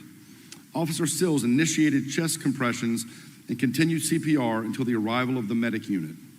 The fire and rescue team, comprising of technician paramedic Kayla Misner, master technician paramedic Jeff Hartman, master technician EMT Brian Roth, firefighter EMT Peyton Sindeldecker, firefighter EMT Channing McGinnis, and Battalion Chief Larry Baker promptly provided advanced life support to the patient. Their combined efforts proved to be crucial as the patient was successfully resuscitated and transported to the Winchester Medical Center. Thanks to the rapid response and exceptional medical care, the patient arrived at the emergency room with a strong pulse and sustainable blood pressure, and her neurological functions remained intact. The quick actions of Lead ECS Tolley, ECS Dove, Officer Sills, and the entire fire and rescue team were instrumental in saving the patient's life and allowing her to make a full recovery. The dedication, teamwork, and commitment to public safety demonstrated by all the involved individuals were exceptional and deserve recognition. Would the following folks please come forward? Lead Emergency Communications Specialist Caitlin Tolley, Emergency Communications Specialist Andrea Dove, Officer Stephanie Sills, Technician Paramedic Kayla Misner, Master Technician Paramedic Jeffrey Hartman, Master Technician EMT Brian Roth, Firefighter EMT Peyton Sindeldecker, Firefighter EMT Channing McGinnis, and Battalion Chief Larry Baker. Please come forward and accept your awards.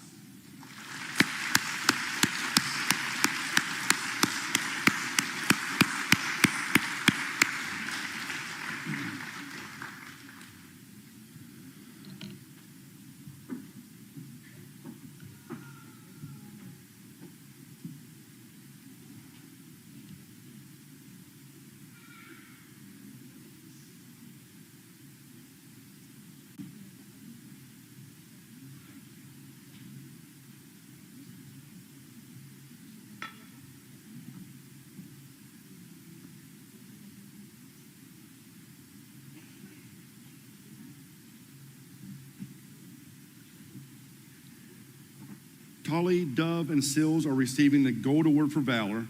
Misner, Hartman, Roth, Sindeldecker, McGinnis, and Baker are receiving life-saving certificate plaques, and unit plaques are going to Winchester Emergency Communications, Winchester Police, and Winchester Fire and Rescue.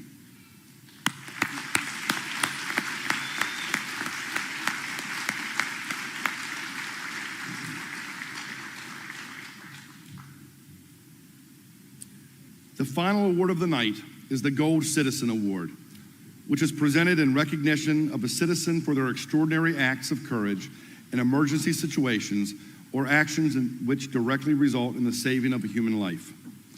The individual was nominated by Jim Pierce and Haley Swartz. In Haley's words, posted on What's Happening in Winchester and Frederick County, Virginia, Facebook page on June 25. I would like to give a shout out to the man that saved my baby's life today at the Just Love event at the fairgrounds. Ben Walker, if you are in this loop, I want to thank you again for being a real-life hero. Today started as a great day and ended with trauma. However, it could have been a tragedy, and I will forever owe this man. A choking toddler is one of the scariest experiences of my life. I've had training in the past, however, today I failed myself and my son. I will forever be harsh on myself. We love you so much, sweet boy. Thank you, Ben, for being our hero. Would Ben Walker and the family of Hunter Pugh please come forward?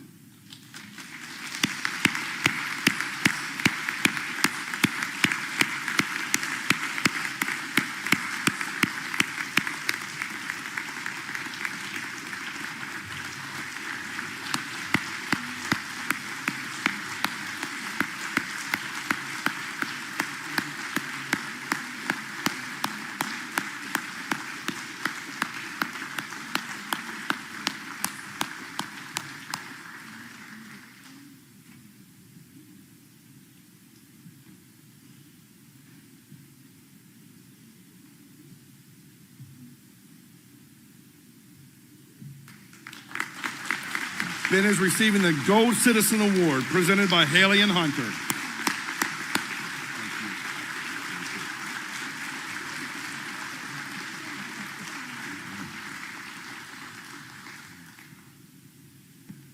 Thank you. Yeah, we'll give him one more round of applause. There we go. Hey, thank you for being here this evening. Before I turn things back over to Cynthia, we just wanted to say one more time for everyone in this room, for all of our public safety professionals, thank you is not enough. These fantastic awards will never be enough for us to convey how we feel towards you. And I know you don't do it for the thank yous or for the attention, but please know a couple things. Our community, we're not who we are without you. We love you. We pray for you and your families every day. And we thank you for making our community a safer place. God bless you all.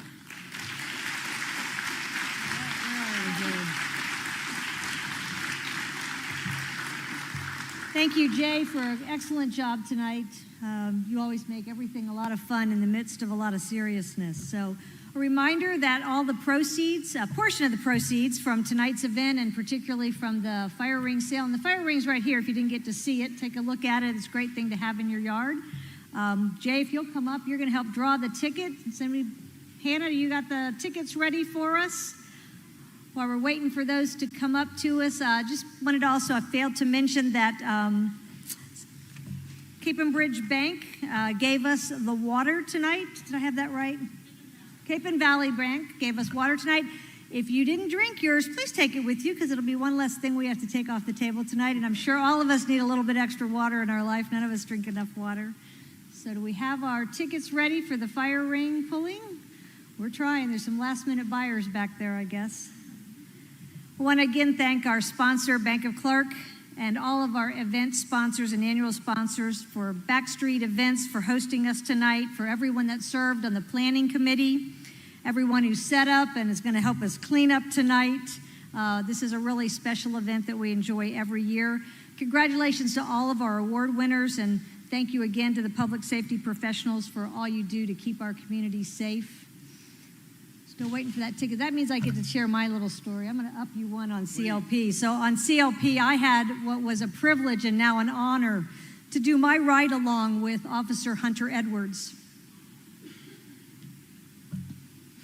And I was amazed at that young man and the time that I spent with him. And I marvel at the multitude of skill sets that you professionals have to have.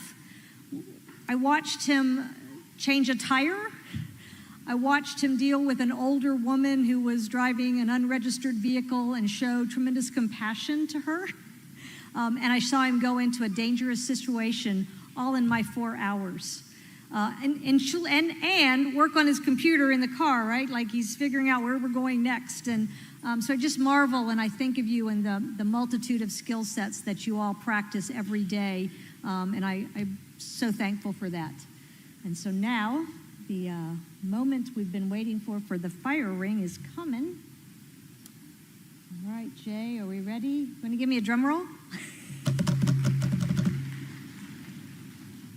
And the winner is Lisa Thayer, Bank of Clark. All right, Lisa, we'll do what we can to help you get it home. Everyone have a great evening. We got you out here a little earlier, so go have some fun. Thanks for tonight.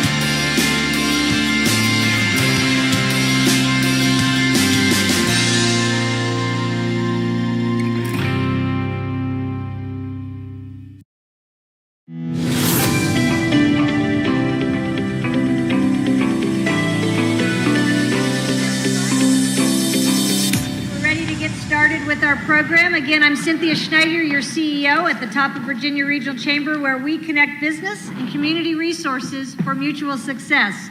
And today is one of the ways that we do that. We are collaborating with our public school educators, specifically those that are in the career and technical education area, and some of our businesses to help you understand more about work-based learning, do a little bit of education on what is it, and hopefully how you and your business can get involved. And if it's not for you, tell your colleagues about it.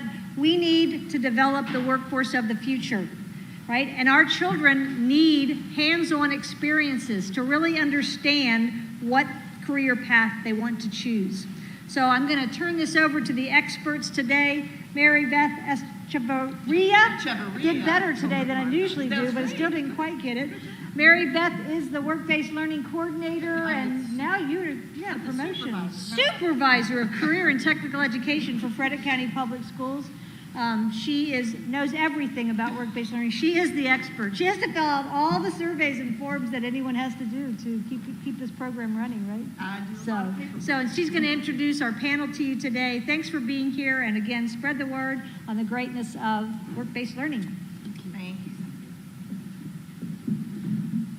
Well, thank you and welcome. I am the supervisor of career and technical education in Frederick County Public Schools, but I work for the students and I work for the teachers and I work for these folks here that are on my team today to help provide opportunities for students. And I think that's one of the reasons you're here, is to hear about opportunities for students to become your employees and how to open that talent pipeline.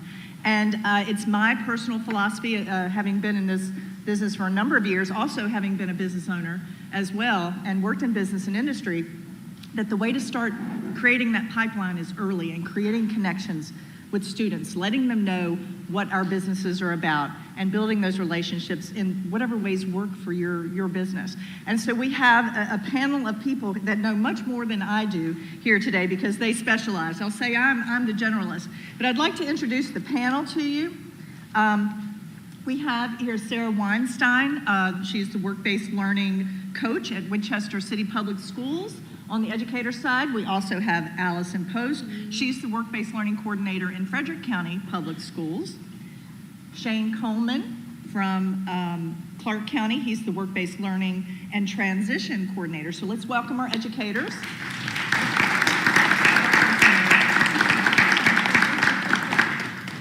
And our wonderful business partners, thank you so much for being here today to tell your stories as well. We have Ms. Kylie Gore, who is the marketing manager with Gore's Fresh Meats, and Mr. Joe DeWald, Vice President, Contact Center Operations with Navy Federal Credit Union, and let's give them a welcome.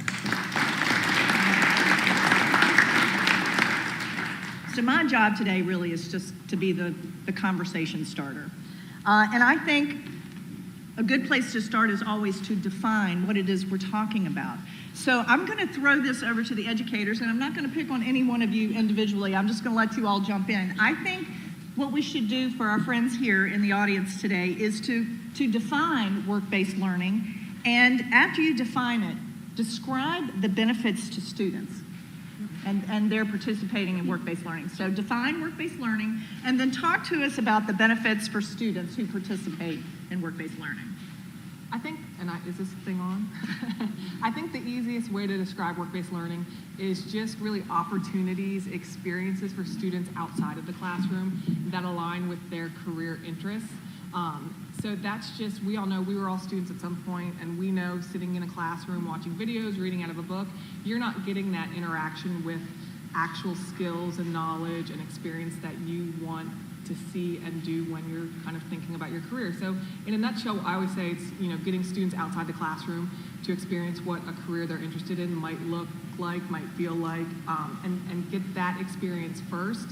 And then I think some of the benefits for students, it's hands-on. A lot of it is hands-on. It's providing an opportunity that they might not know exists in the Frederick County, Winchester, Clark County areas.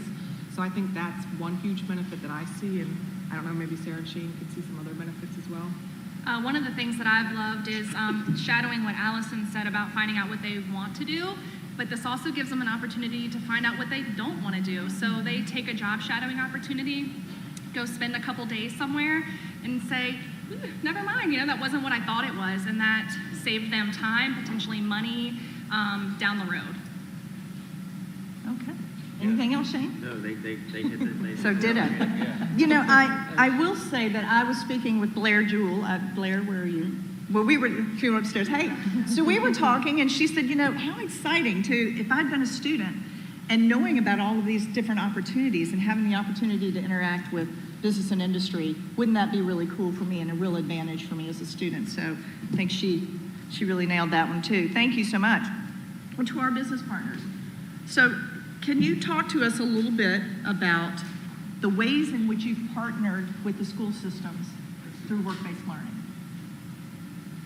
You go, you Well, for us, it was, it's been a long journey for us.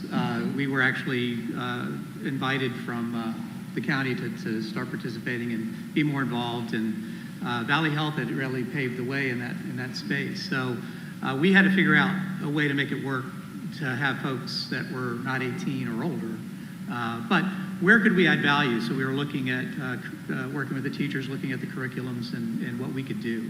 So we created this external learning piece where we would go in and supplement the curriculums. Pieces on financial literacy, career readiness, social skills. And then recently, or the past 2 years, the Classroom to Office program, which is that on steroids, that we also then do a mentoring program, do a project-based mentoring program. And now moving into doing a career exploration piece, as well as the externship, where the students, if they want to, can come back for more in looking at a career opportunity with a guaranteed interview at the end of that. So that's what we're doing. Wonderful. Our business is a little bit different. We are in the food service industry, meat processing, and so agriculture is a fantastic fit with us.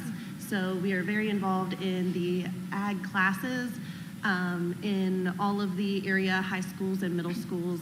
You guys might be familiar with the FFA. They hold a fruit and meat sale every December, and so we are lucky enough to be a supplier of ground beef and sausage for that, and we're able to give them a great discount so they can make a lot of money to help with their programs. With that, we also partner and help them with any equipment they need to run that, because that is also, usually it's their ag business class that does that whole, plans and hosts the big fundraiser that helps support their FFA program. That's one piece. Another piece in the schools that we help with is providing AWFAL, which is the organs or sometimes reproductive tracts or kind of whatever pieces that they might need to help with their education.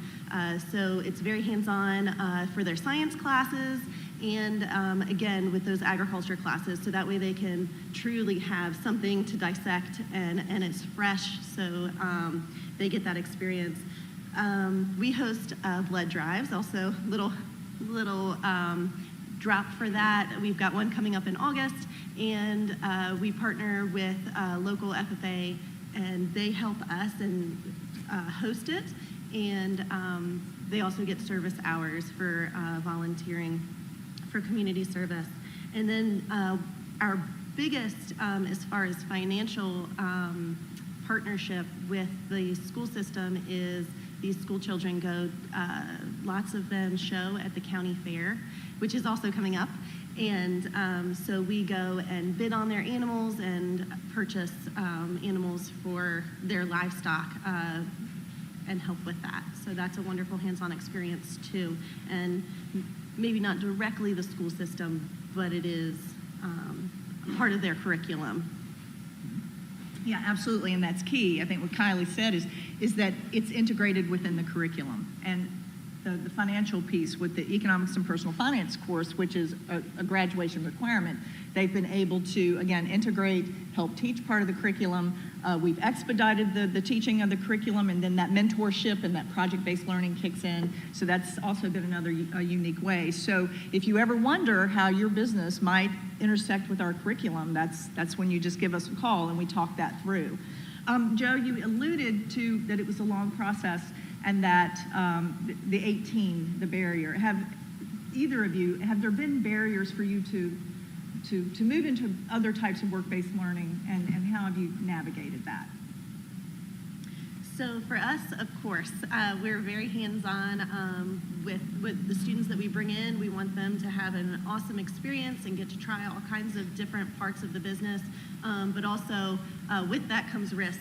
So there are, just the safety aspect. We have to make sure that they're trained properly, and we have to make sure that our management is equipped and knows what these children are allowed to do and what's safe for them, and also figuring out personally what they're comfortable with, because we have lots going on in our slaughterhouse. We've got large animals, and at all locations we've got saws and knives and slippery floors. So we have to take all of those into account to make sure that it's okay and they're going to be safe, and also get to have that experience and hands-on learning.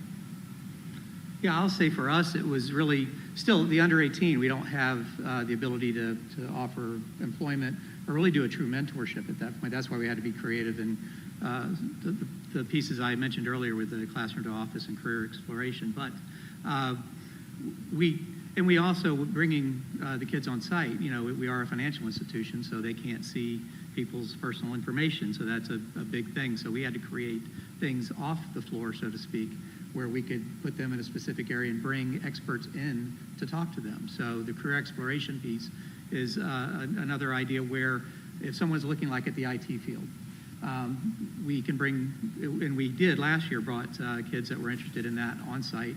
They talked to some of our IT professionals and got insights on what they could be working on if that was a field they were really interested in, what they can develop now and really start, if they went to college, some things they could look at, and if not, some things they could get certificates on to find employment that way. Awesome. All right, so back to our educators. Can you talk to us about how, is it easy to get involved with work-based learning? Is it easy? And then what supports do you provide to our employers to engage in work-based learning?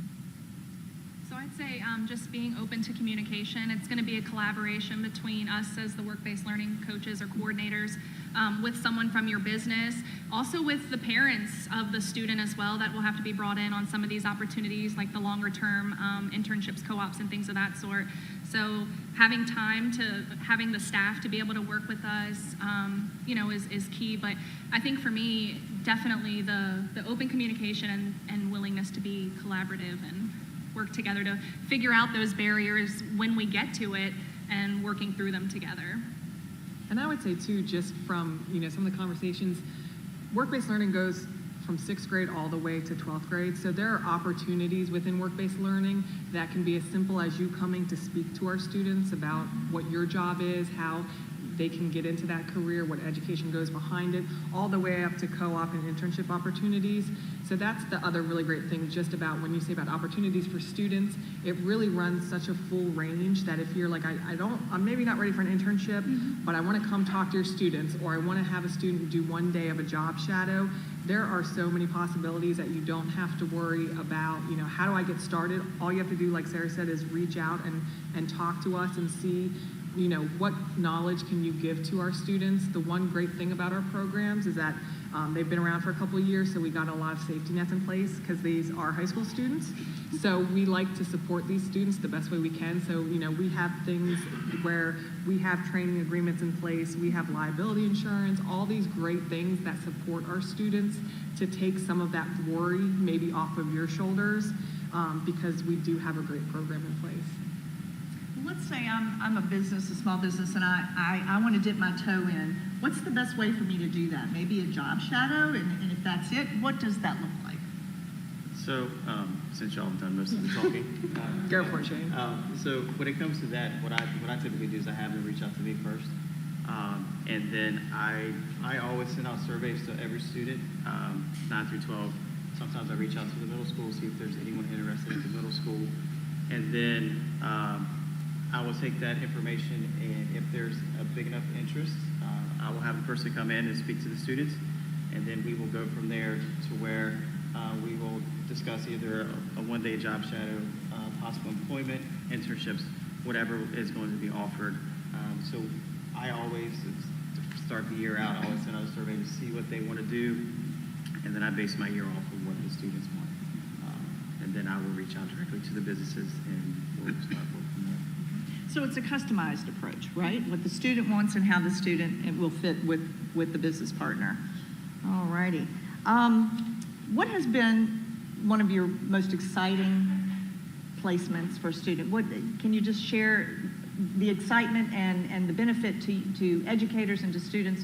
Do you have a story you can tell us of a really great placement? I have One is with a student who went with Barrett Machinery. She wanted to get into welding. She didn't see a lot of females in the welding industry. Stacy took her underneath of her wing, and now we have an agreement with Blue Ridge Community and Technical College in West Virginia. She's going to go there and train, and then Stacy's going to help her find employment after that. And then another one was we had a student who was interested in construction. He didn't know what area of construction. I reached out to Lance Construction in Winchester, and they set 2 of our students up with opportunities, and they both want to go into the construction field after they graduate. So. Nice. I think some of the really great opportunities that we see, and we had a student, is it Colby, Mary Beth, the other day that we saw? Yes. But, we have students that work in our co-op program, and they work with our IT folks at the high schools, they work with our librarians, and then you see them after they've graduated high school, and now they're a fellow employee, which I always find that, that allowed them that opportunity to see the passion, but, from being selfish from Frederick County Public Schools, it allowed them to see what a great place it is to work and continue with their career. And so again, you're passing these students that were once students that are now grown adults that are now working within our county. I think that just goes to prove kind of the value of the work-based learning program. 3 years ago now, 2 of my seniors at the time went to work for Fabritech. They were interns there for the whole year. They ended up being hired on after the end of the school year. And it kind of came full circle when we hosted a speed networking event at Hanley last year, at the Innovation Center. And those 2 students came and spoke to our current students about the opportunity that they had with Fabritech during their senior year and then being hired on after. So it was really cool for them to switch sides of the table. Fabulous. And I assume you may have some stories similar to that you can share with us. But also, if you could talk about those stories, but also what resources does it take for a business or industry to take part in work-based learning? So I first found out about work-based learning. I don't know if it was called that 18 years ago, but I was a co-op student myself. So my senior year, I was able to get matched up with a job from my ag teacher, and I'm sure there was wonderful folks working behind the scenes that I didn't even know about, just like you guys. And I worked at the dairy farm in Clearbrook, so that was a wonderful opportunity for me. And as far as Gore's meets, they have had, about the same time, they had multiple male students, and they really benefited from those jobs there. We find that letting children come in, students come in, and having a relationship with them, and getting to know them, getting to know their families, it's been really wonderful to keep them. Not only are they probably going to be a customer for life, but also you can watch them and have those relationships. Even if they go, to work somewhere else, they're still going to be an asset to your business because they know your business inside and out now, and they can carry that through with the other relationships, and maybe you'll have a working partnership with them at their new job too. So even if that doesn't turn into a long career for them, it's still an asset to have that relationship. Yeah, I agree with you wholeheartedly. And we're stealing someone from her now that recently graduated. But yeah, I mean, for me personally, work-based learning was the military when I left high school.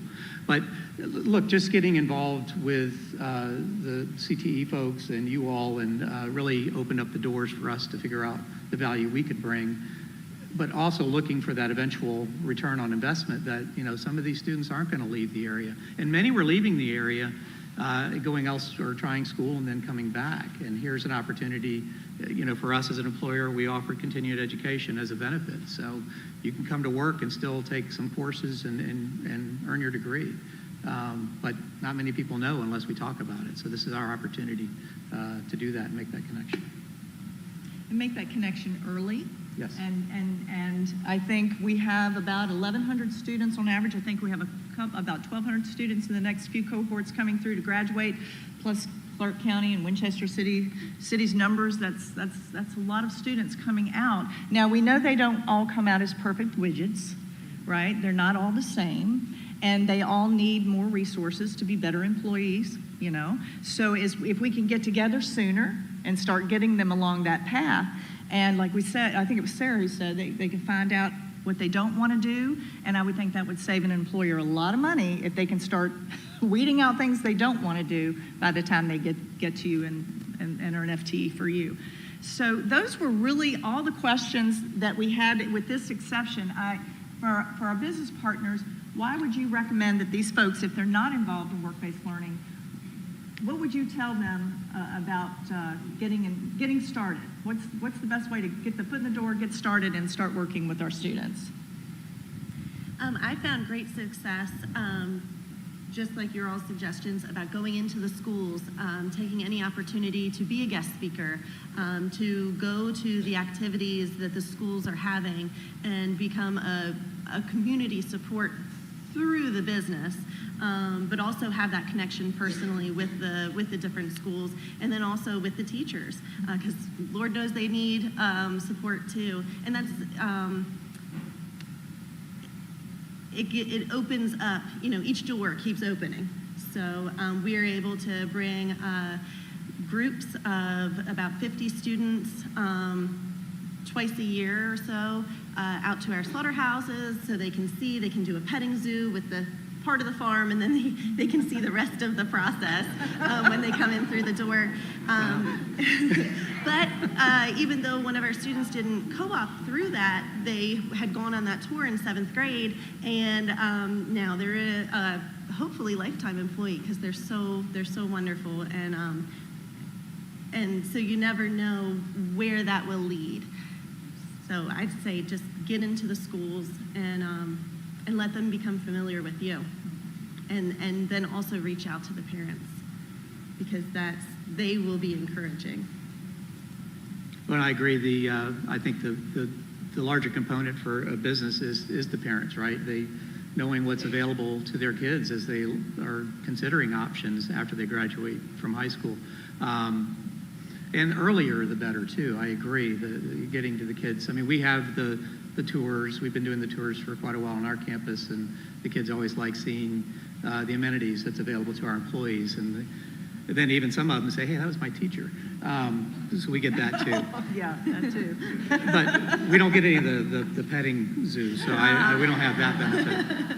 But I think the biggest thing is getting the connections to the parents, doing the activities. You know, we do a lot of volunteer opportunities with the schools through the sports and stuff like that, where there's work in the concession stands, things like that. It gives the parents an opportunity to meet some of our folks and understand what we do. Absolutely, just get creative. My son is in 3rd grade, and you guys were pen pals. Oh, there we go. So Aww. you never know it. But it didn't feel like a push at all from your business. It felt like a community support. So Right. I really like that. Oh, that's fabulous. And I can speak, you know, for Frederick County Public Schools, is we too have our needs, and we too are engaging with students. And Kylie, to your point, yes, we might not have called it work-based learning 18 years ago. Cooperative education has been around a very long time, and we have had students, and you mentioned Colby. We've had students that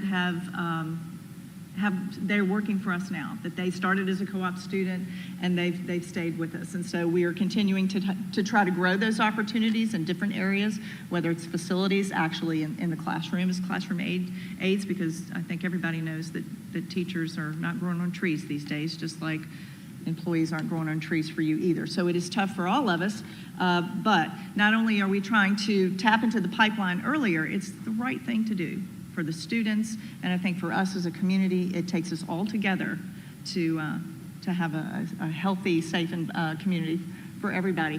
So with that, does anybody else have anything else they want to add before we open it to questions from the floor? I would just say real quickly, and I know you have information in front of you, but I know not everybody might want to get up and guest speak in front of a group of like 6th graders or 11th graders.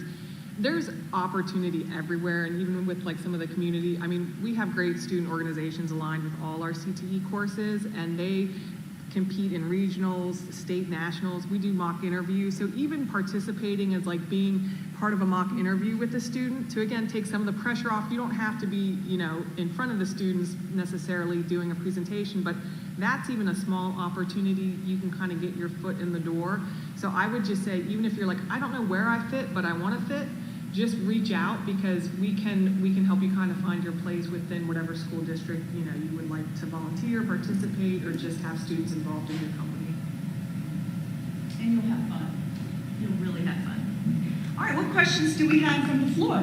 Yes, ma'am. Can you tell us about the reporting and what the requirements are for students to get credit? Is there a certain amount of hours, week, month, term, anything that the employer needs to know? So co-op experiences, which we consider those truly entry-level employees, they're ready to go. 280 hours gets them an additional high school credit. Internships are the same way. 280 hours gets them an additional credit.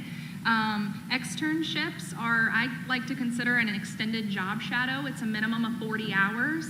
That doesn't get an additional credit, but it does check a graduation requirement box, which is huge for a lot of students that might not be able to commit to 280 hours, but still need to meet that graduation requirement. What am I forgetting? And is that 40 hours for just the semester or the year? In the school year. Yep. And those hours, yes, to clarify, those should, all the 280 and the 40 hours should be completed within the school year. And I'll say with some of the, you know, when you're getting into the level of co-op or internship, this is an application process. Students are interviewing with the teachers kind of at the start at the school. A lot of times they're interviewing with those potential employers. So it is really, you know, it's perfect for them because it's setting them up for what it's going to be like when they do graduate and have to get their job, and, you know, they are your employees. So we take that very seriously, that they need to be the right match for you and you need to be the right match for them. So, because if you're spending 280 hours or 280 for a year, you want to make it work for you, them. And so it is a good process that we have in place to ensure that. Yeah, and we, I don't, you guys probably, I don't know if y'all do it or not, but I go out at least once a month and check on each student to make sure that they're doing what they're supposed to be doing. I send out a form to the companies and have them fill it out to let me know how they see the employees doing. If there's something that's going on, I pull the student in and we have a conversation. If it happens to be where I feel that they're not doing what they're supposed to do, I will have them pulled out of the internship. And those higher level experiences, the internships and co-ops specifically, are guided by a training plan. And that's when I was mentioning earlier, us collaborating with the student, one of us, or a teacher, and the parent to say, these are the expectations. This is what they're going to bring from the classroom as far as their workplace readiness skills. This is what they're going to learn with you. And then, like Shane said, we're meeting once a month, going over that training plan, making sure they're meeting those benchmarks, and then readjusting if needed. So they have a built-in job coach when these students come with you. So the whole point is to help them be the best they can be in that placement. And I'd like to add, from an employer's perspective, it's very nice to have that. We hire other children that are not through the co-op program, so they can go, you know, if sports, you know, get too busy or something, that they'll just drop us, or if they find another hobby, you know, work is not as important. This kind of guarantees that you're going to have a student for at least, you know, 9 or 10 months, and it's very nice to have that. They're not just, you know, reliable to you, but they're going to, you know, their teachers checking in on them. So that's been a really wonderful asset to have. Any other questions? Yes. What role is higher education and regional institutions of higher ed playing in these work-based learning opportunities, or what do you see as opportunities for the future for them to do so? For higher ed, their opportunities. Yeah, so we have Little Ridge, we do an IoT Academy, also a The EMT Academy. Where we send students there and they get their trainings. They come out with some certifications. And then Clark County just recently reached an agreement with Blue Ridge that we're sending students there for culinary arts, welding, mechatronics, cybersecurity, and then we're adding some additional programs next year. And we have reached, so they'll train them and then they help them find employment after high school. And we have in Frederick County, we have the IMTA, the Industrial Maintenance Academy over at Laurel Ridge, as well as our EMT Academy is a resource for students. We also have our Pharmacy Technician Program Academy that is over at Shenandoah and at Dow J. Howard Center. So that's an opportunity that we get to work with Shenandoah.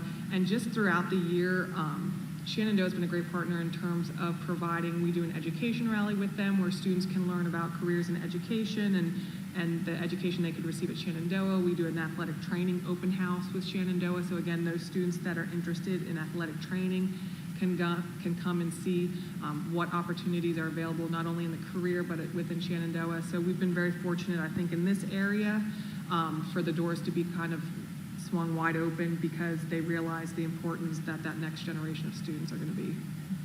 So we do a lot of those same things. We also have Shenandoah University PA school came out for the first time last year and hosted a day in the life. Their students came out and led all kinds of activities. Valley Health School of Medical Imaging did the same, showing the day in the life. And then we do the IMTA Academy and athletic training with Shenandoah. We also at the Innovation Center are rolling out our electricity program this year, and hopefully HVAC and plumbing in the future will be coming up right behind it. And some of our CTE courses are dual enrolled and can transfer. I know some in the ag area can transfer directly to Virginia Tech, so there's another post-secondary connection. Any other questions? John Fox. Who do you recommend I speak with if we're going to be looking at bringing an intern on for the fall? I saw you walk in the door and I went, an ag intern would be perfect for John Fox and Urban Fox. So you can talk to any of these individuals up here. So you're in the city. So Sarah is your city contact, but we're in Frederick County, we could work with you too. And I'm sure Shane right here was going, we're in Clark, we could work with you too. So I'll just let them duke it out, okay? Yes, ma'am. About the hours that the students would be working during an internship. Is it during school hours? Is it during normal business hours for business? So I think within the program and, with students signing up, and the program is pretty well known, they have siblings do it, they have friends do it. We really try and make it work for the student and the employer. So that's where it kind of, once we identify where that student might be, they really need to talk to their employer. A lot of students will get early release because that allows them to get that hands-on experience when they have met all graduation requirements. Some students do it only after the school day. Some students do it on the weekends. It's pretty flexible, which is what makes it really work for the students and the employers in terms of what works for you. Let's make it work and kind of go from there. So it's a little bit of everything depending on the job and the student.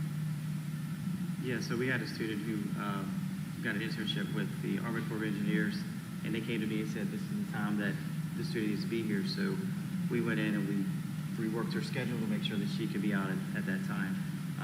But yeah, we've had students who had to do it after school. They'll either get emailed with the hours that they were there, or the student comes in with some type of pay stub or something showing me that they were there, and then I just keep a tally of those hours that they worked. So yeah, we definitely do it however the student can fit it in.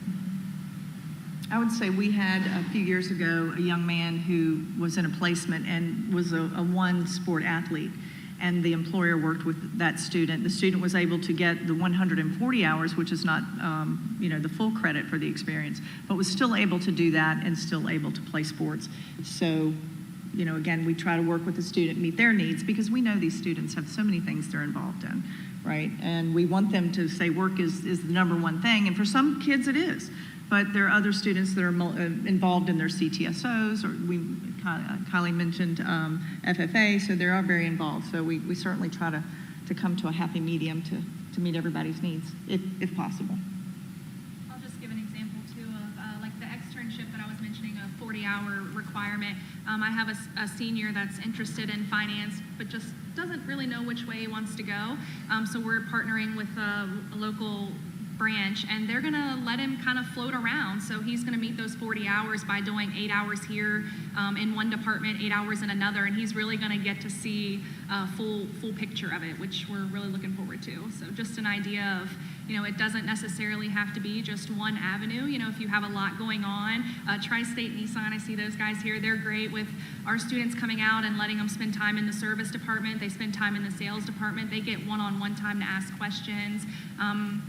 So it really can be tailored to what works for everybody, which is really awesome. Okay. Yes, ma'am. I don't have a question. I just wanted to give a big thank you. So I'm Carrie. I work for Chick-fil-A, and I work with all three of those educators up there at all of their schools. So as you can imagine, we hire a lot of students. And so we kind of did that same thing. We got together and like, this is what I'm good at. I can do da-da-da-da-da. And we created this really cool program that really works for both of us. And I wouldn't think of, okay, I only want juniors or seniors. Kind of think I can talk to any grade level and plant the seed early and then just keep going back year after year. So as that seed grows, it gets bigger and bigger. So by the time they hit agriculture age of 14 for ag, 14 years old, they're going to instantly want to go to me. Or once they hit 15 or 16 and they can start working, they're going to already have that seed planted from 2 or 3 years prior. I really want to be in that business or with that company. So for you guys, seriously, thank you. It has been a huge blessing. I mean, imagine I have 200 some employees between my two stores, and a lot of it comes from them. And when I interview, I say, how did you hear about me? The workshops from the high school. So it is a huge blessing. So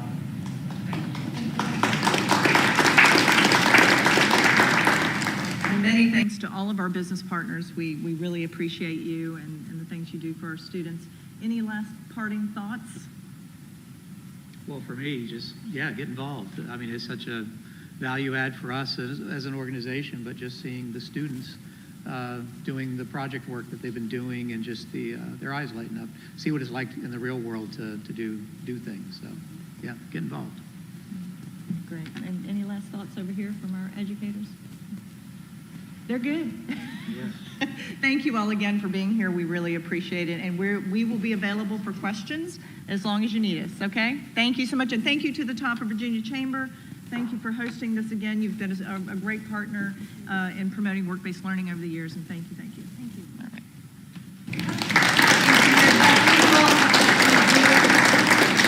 Did want to just note, we just had our high school level educators here today, but Laurel Ridge and Shendo University also have programs like this. So if you're looking for an older student potentially in your business, you can connect with those institutions as well. On our website, regionalchamber.biz, under the About tab, there's a section on all the committees that our board has, and one of them is workforce development. I wanted to give a shout out to Chrissy Powers from Navy Federal Credit Union, who chairs our Workforce Development Committee, and those of you that are here today that helped put this on.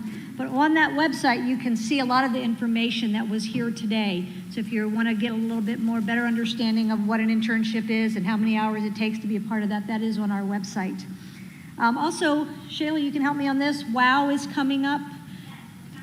September 14th, WOW, Worlds of Work. If you haven't ever been a part of that, Frederick County and Winchester EDAs, and actually it's the whole region of EDAs, work together to give our 8th graders an opportunity to come in and explore worlds of work and begin to decide what is the career path I want to take. So it's really probably the first kind of step for us in our region of what we do to introduce the business world and service world to our students, and then we move them on. Once they're kind of making a decision, we move them forward into avenues like this that help them really connect.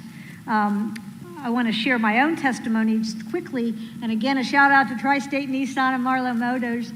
My son Timothy had a learning disability as a young boy, and he was able to go to Dal J. Howard when he was at Millbrook High School and took part in the automotive technology program there. And then he was offered an internship at Tri-State Nissan. And it was because of the experience that he gained there that when he went on to a technical school, he was a leg up of all the other students there. And he was so successful, he literally had a 4.0. And he had been more like a BC student throughout high school. But he gained so much confidence because He understood, he had hands-on experience. He actually became a mentor to other students his second semester. And I credit it all back to this type of hands-on learning that he was able to gain. From there, he became an automotive technician, worked in a laboratory setting for a little bit with Toyota. And at this time, he's 33 years old, and he's taken the slow route, but he is literally working on an engineering degree. And it's all because of having a start like this that gave him the confidence to be a learner when he didn't have the confidence to do it. So you can change somebody's life as little as coming into their classroom, letting them know what you do, what kind of opportunities are out there, or developing a program that literally moves our students through. So thank you for that. One little give back for you all today. If you got a lunch, look in your bag. There is a free coupon to come to a 70s concert on August 12th. If you didn't get a lunch bag, there's some tickets back on the bar out there. So come and have some fun. Those of us that love the 70s. Some of you probably weren't even here in the 70s, right? So again, thank you for being with us today. Go have a great day doing business in the top of Virginia.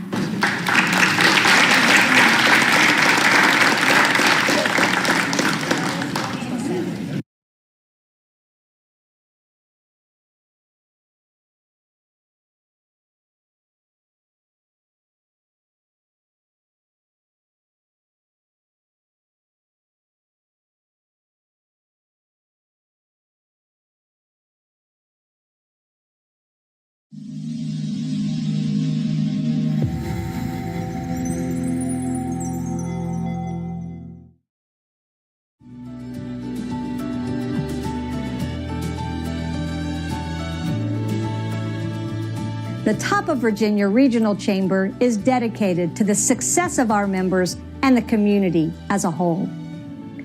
Serving the city of Winchester, Clark County, and Frederick County, Virginia, we provide the programs and services that enhance the business and professional development of our members, opportunities to connect with influential leaders, and a wide variety of events throughout the year.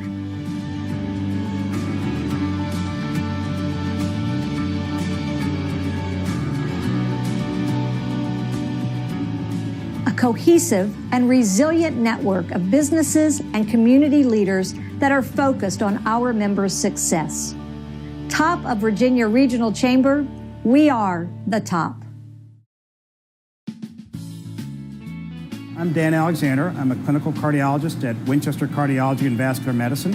I'm Tricia Nashid, also a cardiologist at Winchester Cardiology and Vascular Medicine. And we're here to share some of the recipes that we make for our own family that we feel are heart healthy and may give you some ideas to cook your own heart healthy meals at home.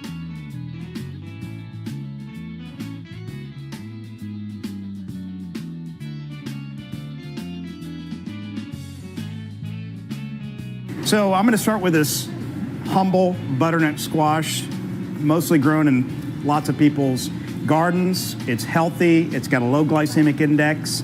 But the challenge is how do you cut this thing? It's sort of oblong, it's hard to cut, it's got funny things. So what I do is I just cut the surface, and look at this orange color, this is good, lots of beta carotene there.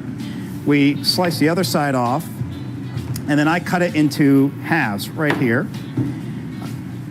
and another half. And then you can see there's a little bit of seeds and this sort of inner material that we need to take off. So we gotta get this material out from the inside. So I just take a spoon and pare away that material. You can save this and use it for stock, but I think it's easier just to get rid of it. We're gonna take a little bit of oil. This is preferably olive oil, a good source of polyunsaturated fats. Has a favorable profile on our lipids. We're going to pour a little bit of oil on each of these. We're going to take a little bit of salt.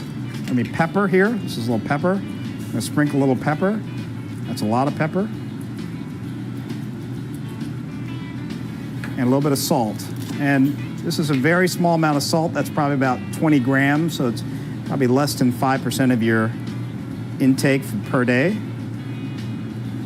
And we're going to rub that in there, okay? This is at 400 degrees.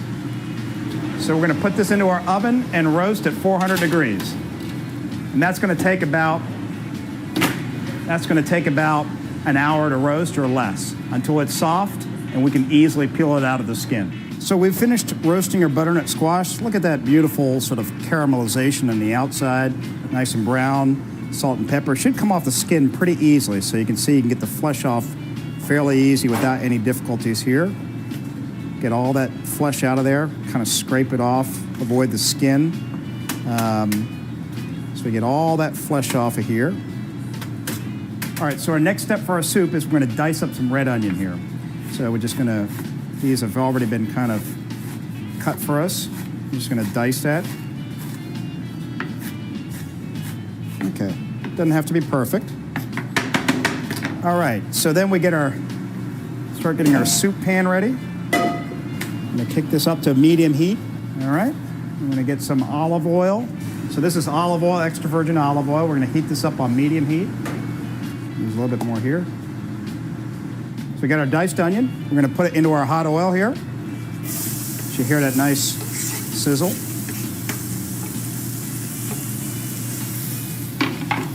We're going to stir that around. I'm going to use this spoon here.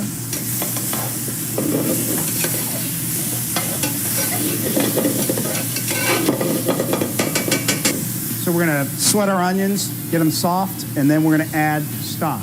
So we've gotten our onions softened up. We're going to add 4 cups of stock to that. So this is 4 cups of stock. We're just adding to this. We're going to let that come up to a simmer. So we're going to put our roasted butternut squash flesh into our soup base here. So it just goes right in. This will add the color, this will add the taste, this will add the flavor. We'll mix that through. Mix with a nice spoon here.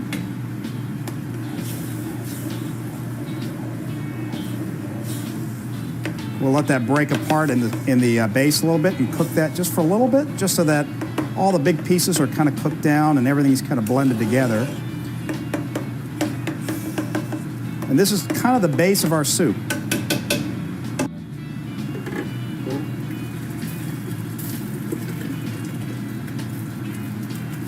All right, so we're going to put that into the Vitamix.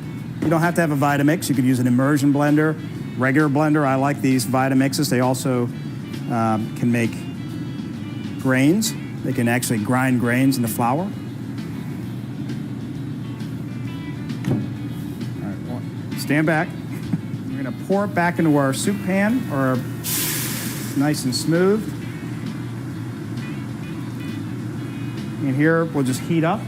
We'll need to add some chives, which I have right here. That's pre-chopped, just to finish. It gives a nice little bit of green color and contrast to that yellow. We will also salt and pepper as needed, but we'll start off with about 1 teaspoon of salt and some freshly ground pepper.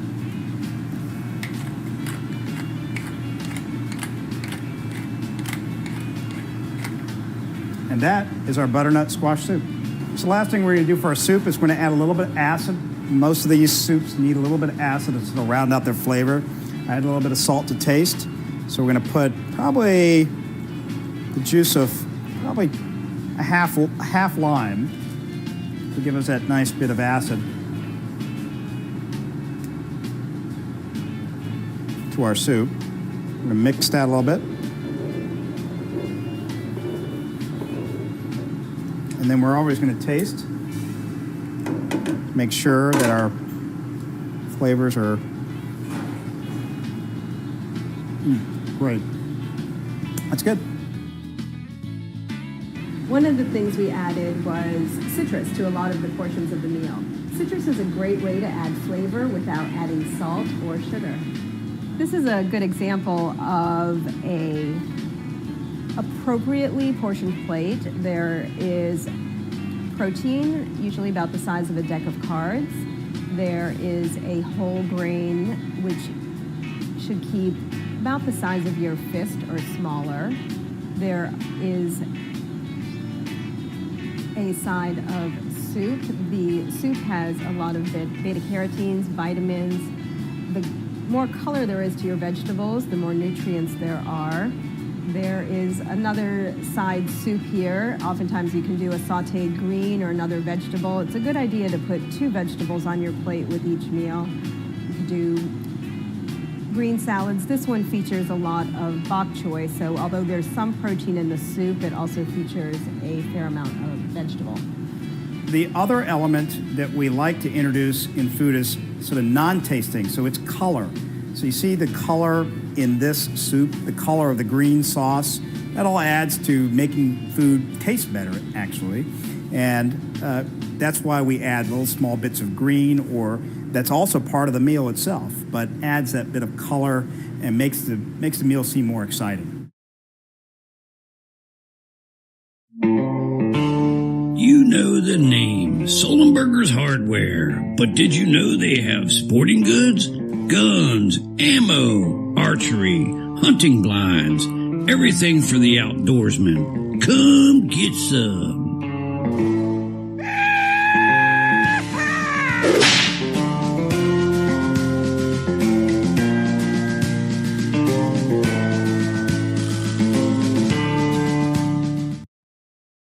Powell's Plumbing is your best choice for quality and professionalism. We have a truck in your neighborhood. At Powell's Plumbing, we can handle any plumbing or septic job, big or small, from well pumps to sewer and drain cleaning, as well as leaking faucets and water heaters. Go to powellsplumbing.com for more info and special savings. So, leaky faucets, toilets won't flush, or overflowing, kitchen sink backed up. Call Powell's Plumbing. We've got 30 years of serving the community with quality and professionalism you can count on.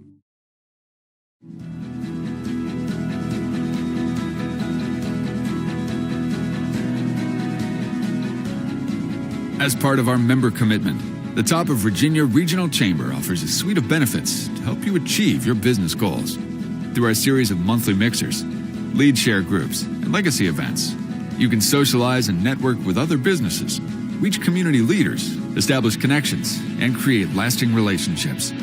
Throughout the year, Valley businesswomen meet, offering a forum for discussing important issues and concerns and a series of informative and entertaining luncheons and headlining guest speakers. Opportunities such as the Chamber's Public Policy Series, Lunch and Learn, and your participation in our various committees will keep you informed of what's new in your field, changes in legislation, and happenings in the community. Add to your skill set and learn more about the area with the Chamber's Community Leadership Program, or build your personal skills with Life Leader 360. Receive free advice from the Laurel Ridge Small Business Development Center on such matters as human resources, accounting, operations, social media, and more.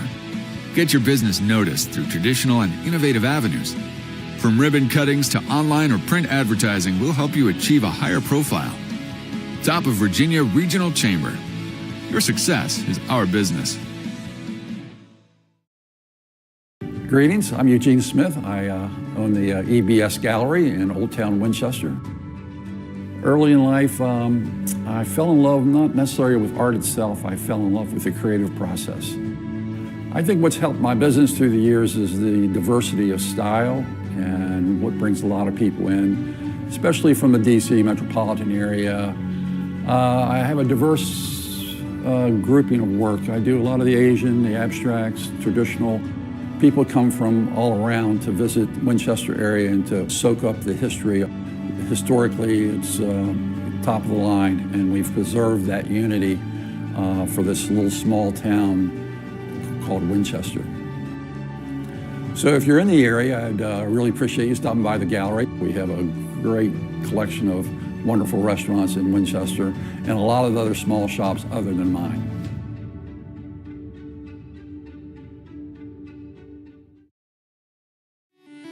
At Winchester Public Schools, we found our rich diversity only brings us closer together. We're one community with one purpose, learning for all. In the heart of the beautiful Shenandoah Valley, Winchester Public Schools serves 4,400 students. Our district is made up of 4 elementary schools, 1 intermediate, 1 middle, and 1 high school. We want every student to take an active role in their education. While encouraging them to pursue academic excellence, they can also get involved in school sports, performing arts, and leadership opportunities. The thing I like best is that you can really see the dedication of the teachers and administration and staff throughout all the public schools. By integrating the latest technology and emphasizing a STEM-based curriculum, we're preparing our students to compete in a global economy. We're excited to launch a new state-of-the-art innovation center, which is another resource to help students develop marketable skills before entering the workforce or college. Winchester Public Schools, learning for all, whatever it takes.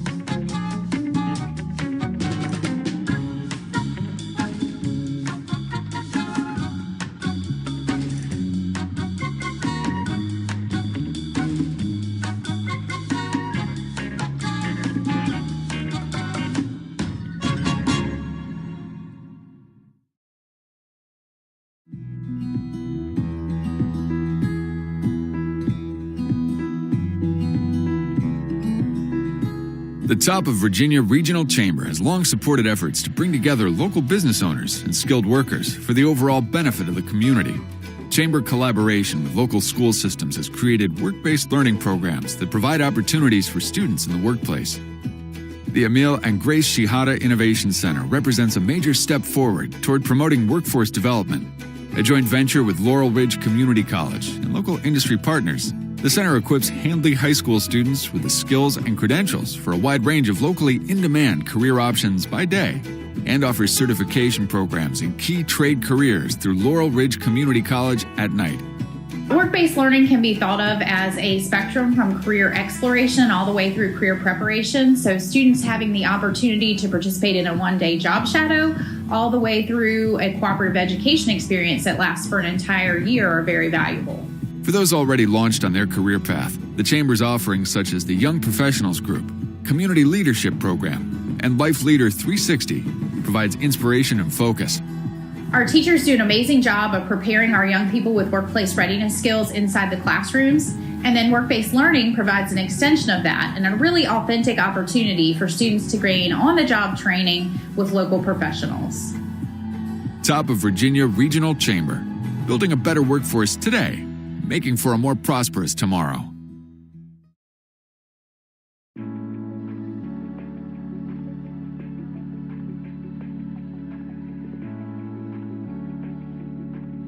One of the most exciting parts of the journey has been turning vision into reality. And to see the final product after, we unveiled it was just so heartwarming for me personally, for our school board, for other city leaders, for our staff, who literally put blood, sweat, and tears into the design, the thinking, the instructional model, giving feedback to the architects throughout the process. The desire and goals for the project were to really elevate, to bring a focus to the career education that we're providing to students, but also to provide closer connections to our community and our business and industry. Also to break down barriers between core subject areas and career and technical education. What has happened in the past is those two things have lived in isolation. So to be able to bring the two pieces together and help students have that aha moment and a deeper understanding of what they're doing in both program areas, because they can see the application from one side to the other. I think there's almost 30 solar tubes that bring in natural daylight throughout the building. So adding that aesthetic of natural light in different spaces was really important. But then the flow of the building. So we have 3 academies in the building. They're in different spaces, but it's all centered around this little circle. And so you just see a natural flow of students that is fairly organic, but just leads to a very comfortable space for students and staff. This space allows for much more increased collaboration and then active teaching at the same time in whatever space you're using. So you really get the best of both worlds here. This space invites kids to be themselves and not feel like they're confined, which is what we're trying to do. This gives them an opportunity to say, I can lay down and look at a book or read and still learn. I just think it gives them freedom and choice. The flex spaces, the students use the flex spaces, so when they come out of their classroom after getting some direct instruction, they might go into the Synapse Hubs or one of the flex spaces and work in small groups together. The mezzanine area, the students love to go up there and work. It's quiet. They can rearrange the furniture to be able to see one another. They stand up at the tall tables instead of sitting all the time. So every space in this building is utilized. VMDO constantly asked us for our input, and it was really incredible to come back as a team after the chaos of a school year to sit back and see, oh my gosh, someone's taking our ideas of how school should be and making this into reality. And I think, too, it speaks to the commitment to a vision, right? And so when a community and a group of stakeholders say, this is really what we're after, we're going to be committed to that. We're going to keep our eye on the prize, and we're going to keep problem solving and iterizing and overcoming barriers as we get closer and closer to the vision, but we're not going to compromise the vision. I think that's the story of this group of people that came together to develop this idea called the Innovation Center.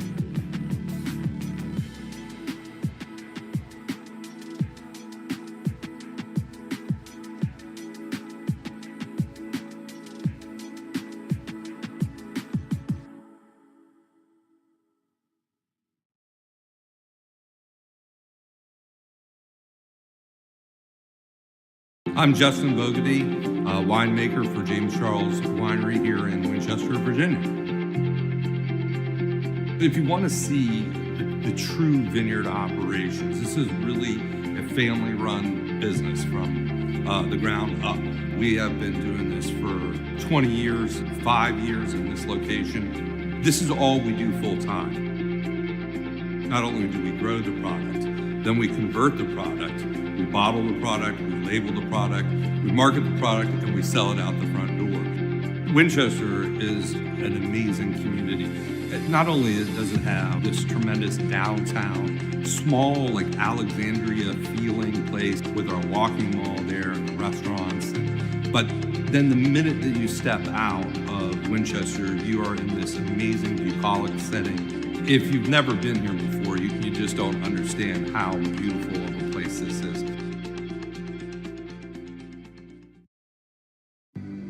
Award-winning hospitals, highly skilled people, cutting-edge technology. As we invest in bringing the future of healthcare close to home, one thing remains constant. We are neighbors caring for neighbors. We are about bringing doctors and specialists to our region from all over the world and leading cutting-edge techniques and talents to treat both the simple and the complex.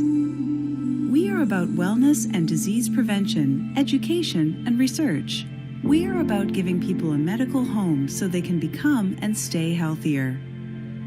We are about fixing an injury or treating an illness 24 hours a day, 7 days a week, and getting you back to work and life faster. We are about being a community partner, about teaching the next generation of healthcare providers, and about giving our employees a sense of well-being. We are about people, and about a community where we can all be healthier together.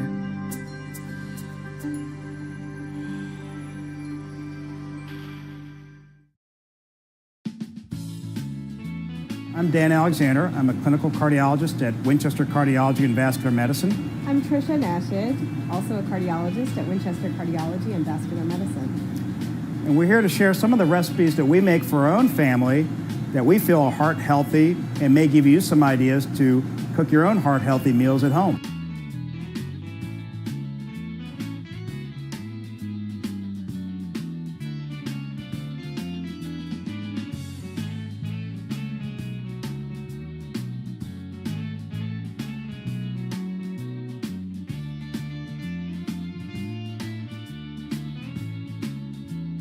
Next, we're going to do a Peruvian chicken, and I'm going to spatchcock the chicken, which is basically opening it up and flattening it. We're going to do a rub under the skin. So I'm going to start by making the rub. I'm going to take a bowl here. I'm going to add in about 3 cloves of chopped garlic. Add in some cumin. This is a tablespoon of ground cumin. I'm going to add in a tablespoon of paprika. Paprika is a pepperish type spice which doesn't have a lot of heat. We're going to add in about a teaspoon of oregano. And with that, I had mixed in about half a teaspoon of salt and some pepper. We'll go ahead and mix that all together.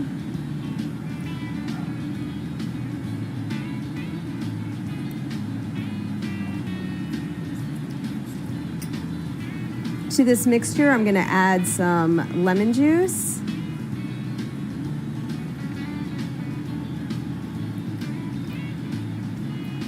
Fish out that seed right there.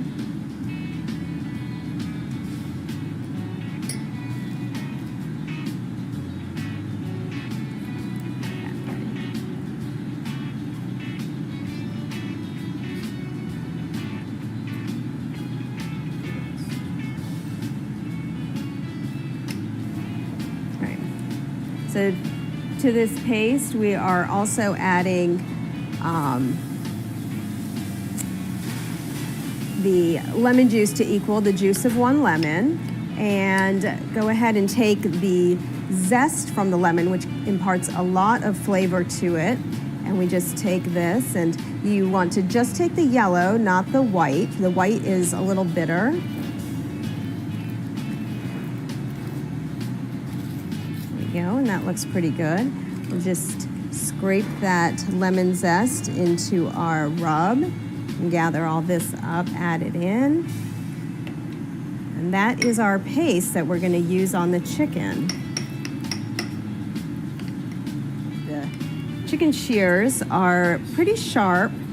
They can be found at most stores, and I find that they're very easy. You can just take the scissors or shears and cut them. It just opens the bird up like that. We'll do the same thing here on the other side.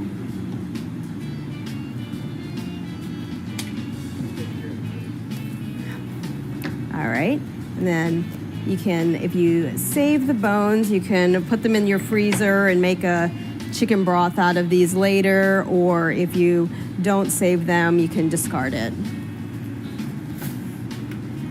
Next, I take this bird and I just take my fingers and rub it right under the skin here.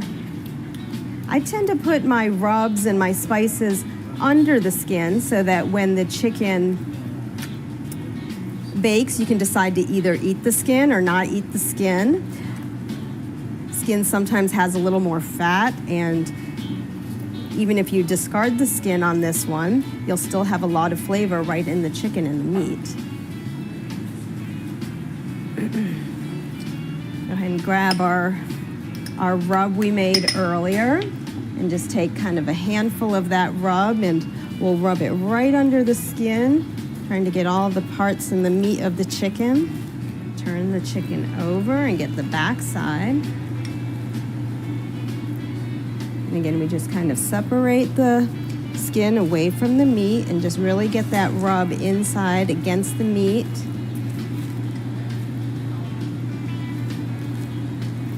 And the same thing on this last part here.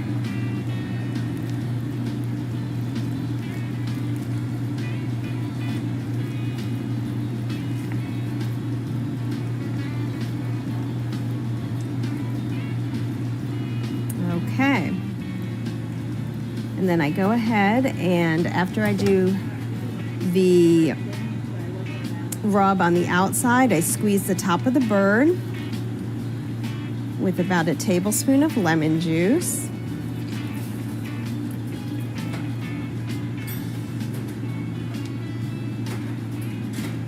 And then add salt to the top. Put it in a roasting pan, and we'll put it in the oven. 400 degrees for an hour. I'm gonna make a green spicy sauce to go with that Peruvian chicken. So in a blender, I'm gonna go ahead and add in some cilantro, about 2 jalapeno peppers chopped. You can adjust that to your taste. Garlic, a little salt, some lime juice. We'll go ahead and add the mayonnaise to this. I oftentimes look for healthy mayonnaise, ones made out of avocado oil or canola oil. Try to avoid mayonnaise made out of soybean oil. And then we'll put this on here.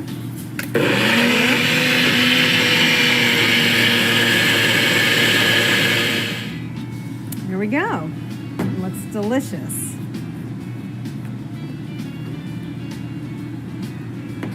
All right, let's check in our chicken here.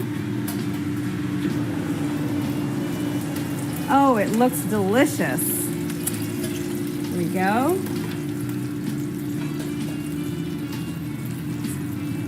Nicely browned. Go ahead and set it down here.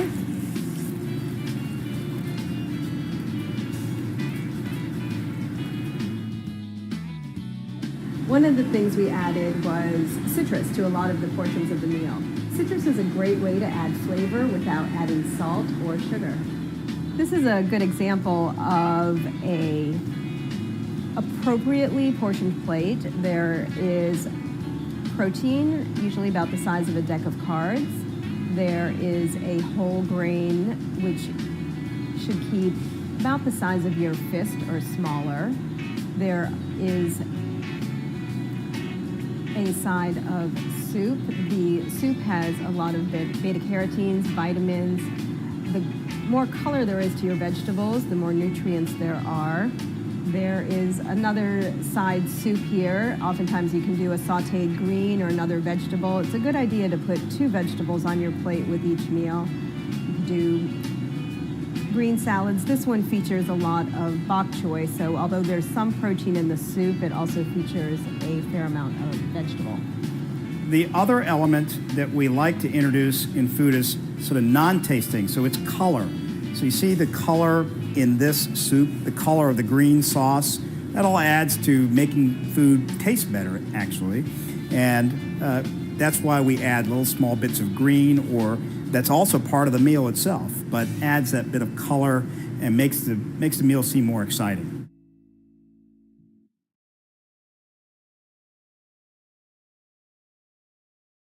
You are now entering Winchester, Frederick County. Close to home, but nothing like it. We're all out of hustle and bustle, but there's plenty of small town charm and characters to go around. You can't get here by following directions, only your gut. Let our old town teach you a few new tricks. Take a hike on the beaten path. Try something off the menu without reservations. Make this trip one for the history books. This is a land of wide open spaces and wide open itineraries, where city meets country. All are welcome, all are family. All you have to do is visit. Come see us at visitwinchesterva.com.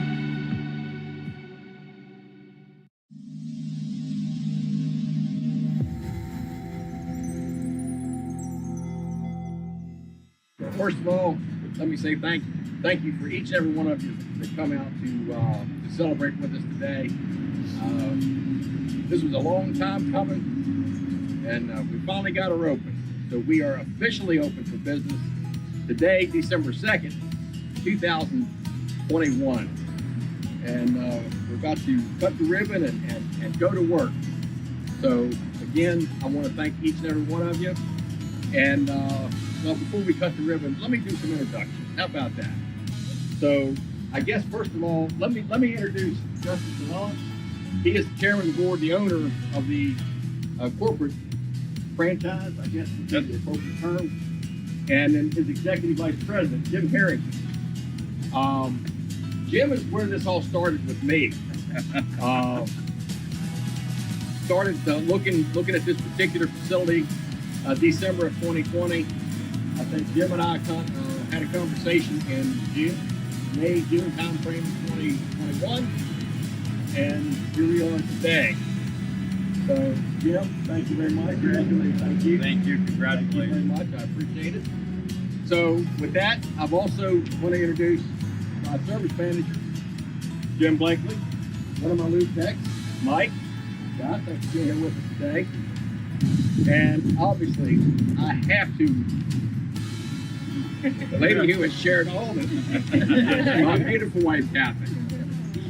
All right. So, without further ado, let's go to work. 1, 2, 3. Watch your fingers. Give it a good chop. Hey! Happy birthday, Tim. It is. Happy birthday! Happy birthday to you. Happy birthday to Tim. Happy birthday to you. Thank you. Thank you. Double Nicky thanks.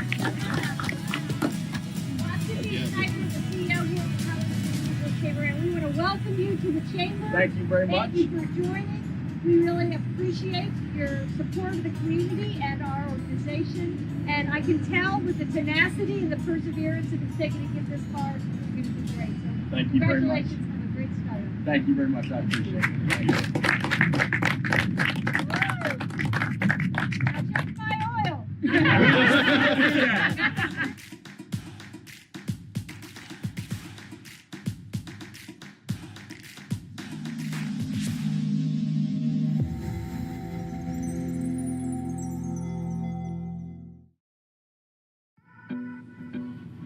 Hey, I'm Lloyd Washington, owner of Tropical Island Coffee and Cafe. Hi, I'm Angel Christian, the manager of Tropical Island Coffee and Cafe. Tropical Island is an exciting place to be. You have a little bit of the island right here in the middle of the Shenandoah Valley. I've been in Winchester, Virginia since September of '07 and still going strong. Better every day. We have our regular visitors that just yearly, monthly, on their way.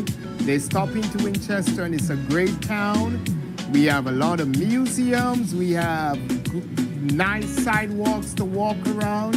And it's just a beautiful city for you to come and see.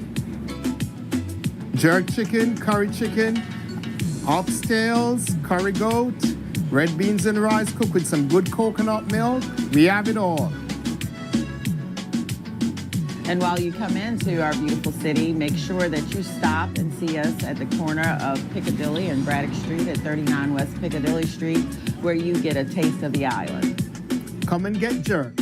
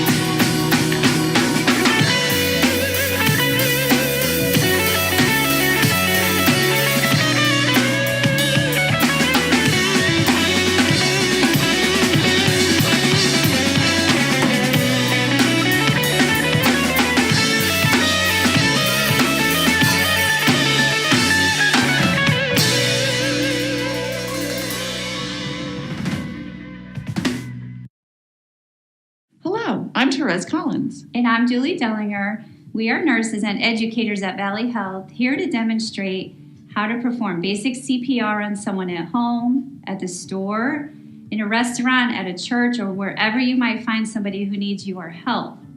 We will also show you how to use an AED, an automatic external defibrillator. Each year in the United States, hundreds of thousands of people die or become permanently disabled from sudden cardiac arrest. With early intervention, with your help, the victim may survive and return to their normal function. We're going to show you how to quickly assess the person, how to get help, and what steps to take in order to render aid. When someone needs your help outside of a hospital or clinic, you are performing as a good Samaritan, and you're needed to act quickly. The first thing we want you to do, if you are going to be practicing with us, is to put your firm pillow on the floor. You can use this to practice compressions on, or you can simply watch us and maybe practice later. This video is available for you to watch again, and so get your friends and family together to watch it with you tonight or tomorrow and talk about what to do when there is an emergency, because you may be the one needing help from your friends or family. We're going to show you on our mannequins each step of the way. If you witness someone collapse, here's what to do.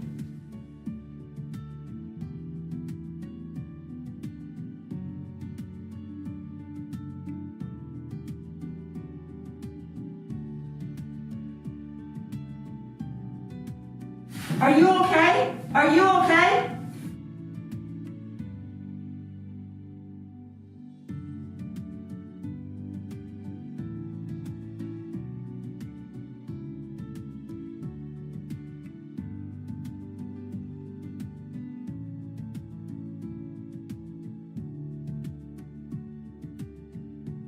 You, call 911 and get me an AED.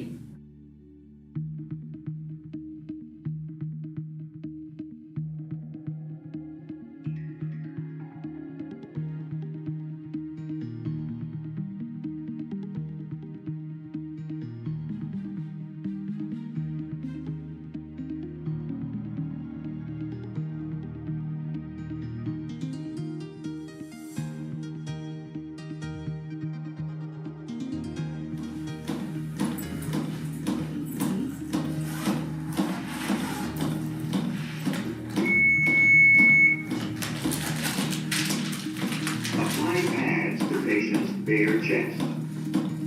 Plug in pads connector next to flashing light.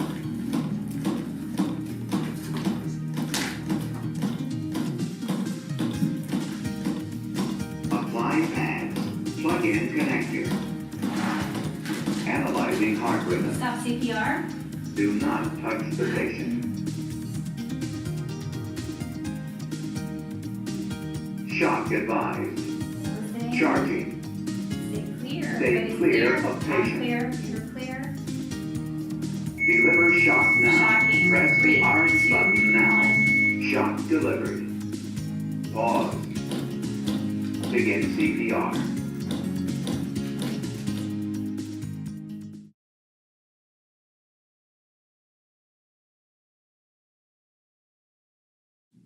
Be sure it is safe for you to go near the person.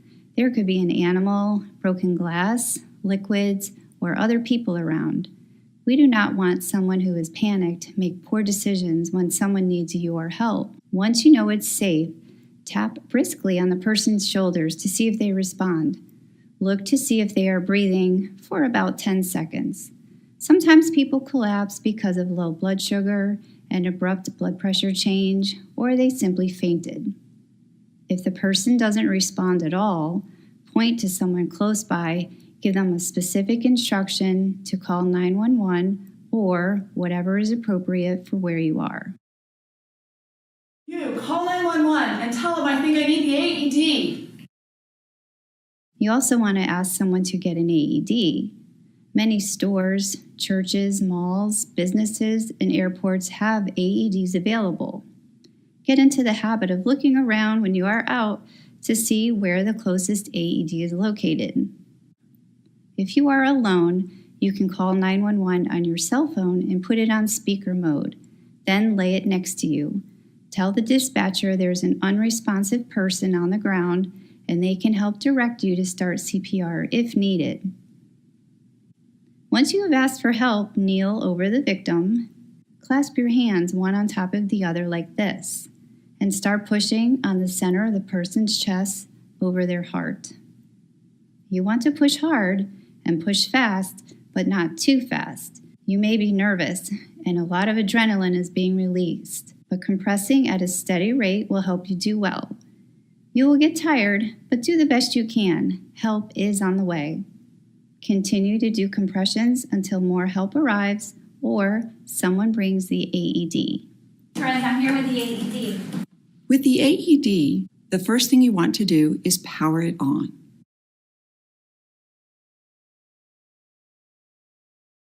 Then you want to follow the prompts according to that particular AED. Most will have you apply the pads to the patient's bare chest.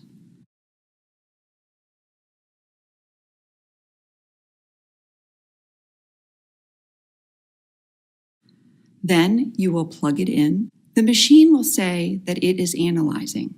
It's important that you also declare that we're analyzing and everyone should stay clear of the patient. CPR, stop. Do not touch the patient. It's clear. Sometimes during an emergency, there's a lot of noise, and you're the one who can hear what the machine is doing and reinforce the step that needs to happen.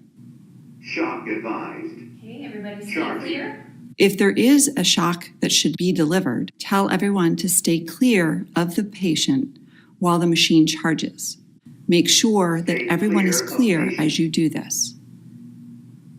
Deliver shock now. Shocking in Press 3, the orange 2, button now. 1, shock. Shock delivered. It is important to then immediately resume CPR. Someone different than who was doing CPR while the AED was being applied, because that first person is likely to be too tired at this point. I think my baby's choking. Can you please help me? If someone comes to you and the baby appears to be choking, not moving air, flailing their arms, you need to act quickly but safely. I don't know how to get him. Please help. Okay, baby. Okay, so first thing I'm going to do is I'm going to support the baby's neck and support the whole baby down my thigh, and 5 quick, firm thrusts on the back of between the baby's shoulder blades. 1, 2, 3, 4, 5. Gently roll while supporting the head and neck, and then in the middle of the chest, 1, 2, 3, 4, 5. And again, rolling, keeping the baby's head down below the level of the body. So if you are successful, 1, 2, 3, 4, 5, that food or whatever is in the baby's throat will fall out while you have them face down. 1, 2, 3, 4, 5. 1, 2, 3, 4, 5. And there, hopefully, the baby is doing better.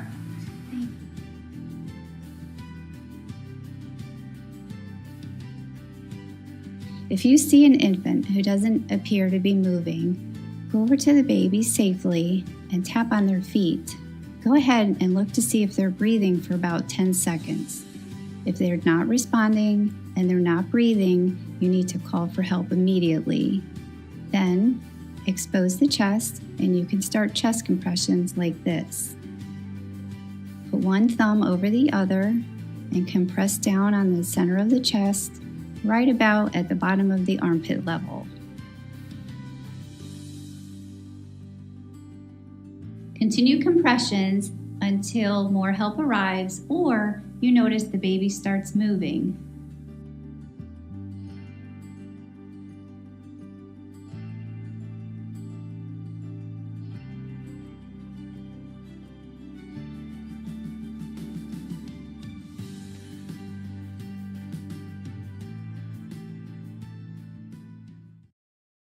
My name is Jeremy Shen, and I have the privilege of being the marketing director at YHB CPAs Consultants. We are a public accounting and wealth management firm. YHB has been part of the chamber for I believe at least over 60 years. One of the things that we love about the Chamber is just the opportunity to connect, providing opportunities for our staff to get out and meet new people. We use it a lot for training for our younger staff to learn how to communicate. I love what they do for our businesses in the area, so not just ours, but other ones, for nonprofits that they work with. They just do a lot to give back, and so the least I can do is show up, bring people with me, and be a part of a good team member as part of the TVRC. Specifically, two events that come to mind when I think of that have really impacted me or helped me is one is the Greater Good Awards. A lot of businesses come together and honor people that are doing great things in the community. I believe I'm still young enough to be part of the Young Professionals group here, and when I was first came to Winchester and started at YHB, the Young Professionals group was a great place to connect, meet people my age, peers, and really are the next generation of leaders here in Winchester. My connections through Chamber membership have really become friendships that feel like business partners who all want each other to succeed and to do well and to make why we call this place home. I'm Jeremy Shen, and that's why the Top of Virginia Regional Chamber is my chamber choice.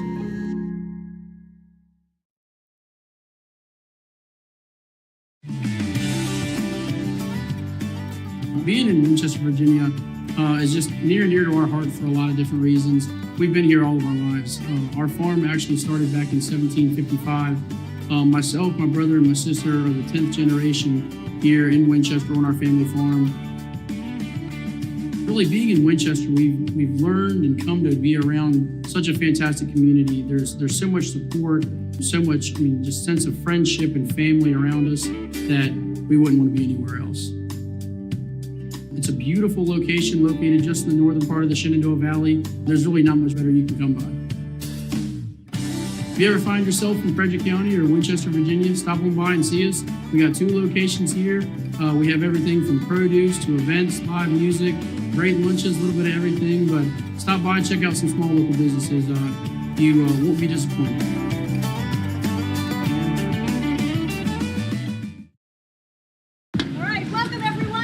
Schneider with the Top of Virginia Regional Chamber, and we're here today at the corner of Cameron and Boscawen Street in downtown Winchester, Virginia, celebrating the opening of F&M Bank's newest location. With me today is Mike Wilkerson, some of his staff, board of directors, also Les Beach with Winchester City Council to kick off and celebrate the opening. So, Mike, tell us a little more about what you do here. Well, we offer community banking at its best with modern technology.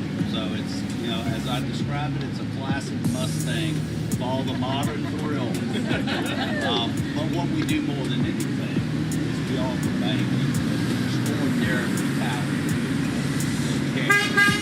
Their thing is banking for people. That's what we do. Noticing that it's got quite a rich group of people with all the knowledge and experience. This is the culmination of the first 18 months of F&M making a commitment to Winchester, both in locations and people, but also in the philanthropic work that we do in the community, both with deeds and dollars. You'll see some of that a little bit later today. But it's an extraordinary company. It's an extraordinary community in Winchester. It's just a perfect match. I also noticed you're really helpful with some of our nonprofits who are supporting some of the needs in our community, and really appreciate that. We'll make sure we add the video, the poster of all the great nonprofits you all are working with and supporting. So let's celebrate, Mike. See if you can cut that ribbon on the first try.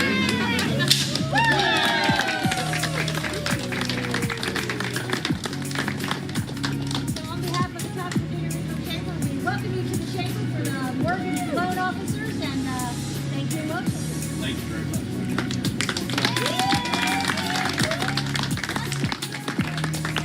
Mike, I'd like to welcome F&M Bank in Winchester.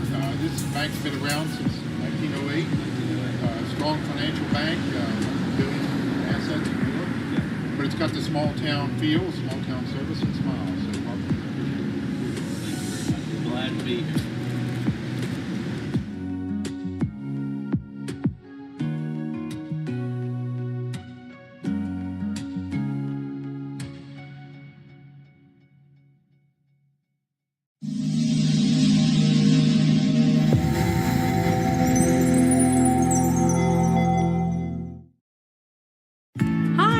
Molly Redding. And I'm Bonnie Landy, and we are the co-owners of Winchester Brew Works.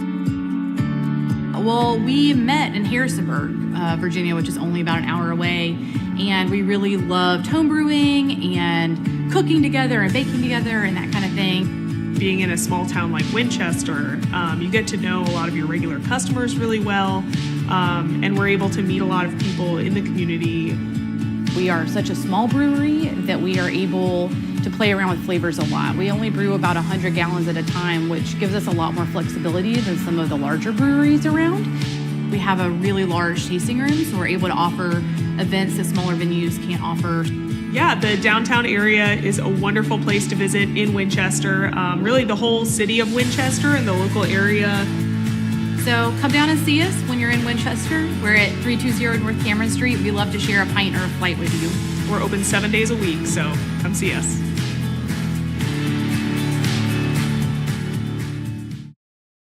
Powell's Plumbing is your best choice for quality and professionalism. We have a truck in your neighborhood. At Powell's Plumbing, we can handle any plumbing or septic job, big or small, from well pumps to sewer and drain cleaning, as well as leaking faucets and water heaters. Go to powellsplumbing.com for more info and special savings. So, leaky faucets, toilets won't flush, or overflowing, kitchen sink backed up. Call Powell's Plumbing. We've got 30 years of serving the community with quality and professionalism you can count on.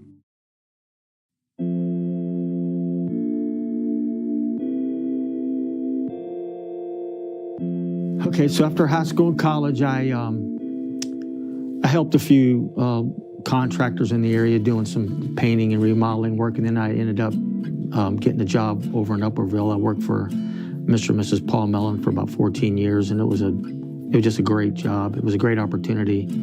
And then Mr. Mellon had passed away in 1999. So at that point, I was figuring out what I was going to do. I then formed my own company, my own small home business, repair company, home improvement company.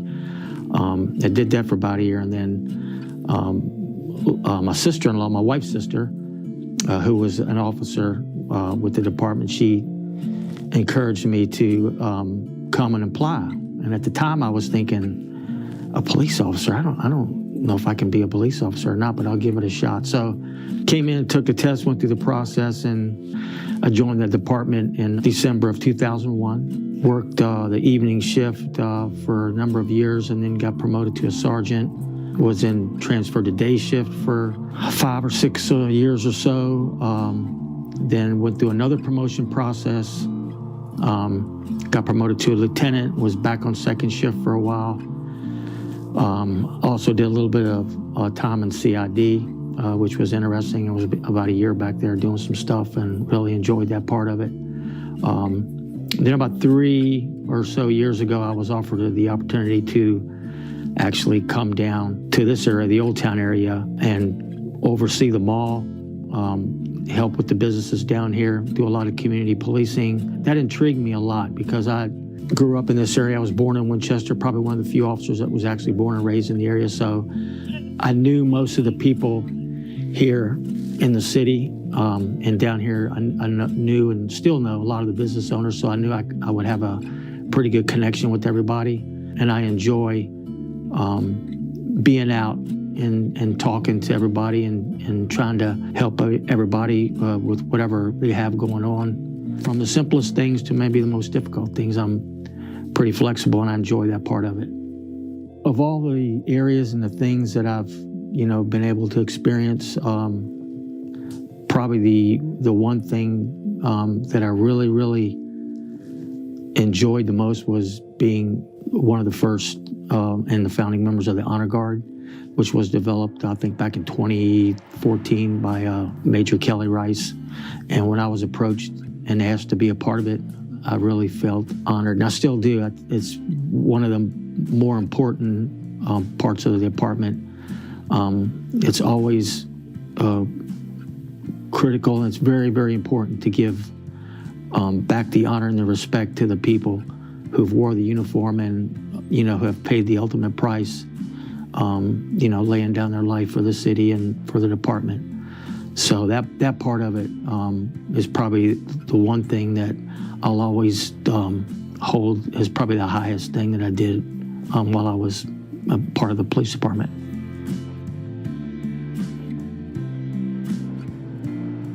So behind the blue, I'm an avid runner. I was running pretty regularly with the Shenandoah Valley Runners, have been a member of the Runners Club, and me and my wife, Tina, we do a lot of running and walking during our off time. We're pretty active. And I'm also an avid concert goer. I love going to any type of a heavy metal rock concert. I love the energy. It's the best feeling, for me personally, is that feeling. It's hard to describe, and people that like to go to concerts and know what I'm talking about. When you're right there at the moment and the band that you've been following or that you like is getting ready to come on stage and the lights go down, it's just the rush that you get. And I also love the energy that's out there. It's hard to describe. It's addictive. I grew up going to concerts, standing in line for hours, trying to get tickets to concerts. So it's something that I've always loved to do.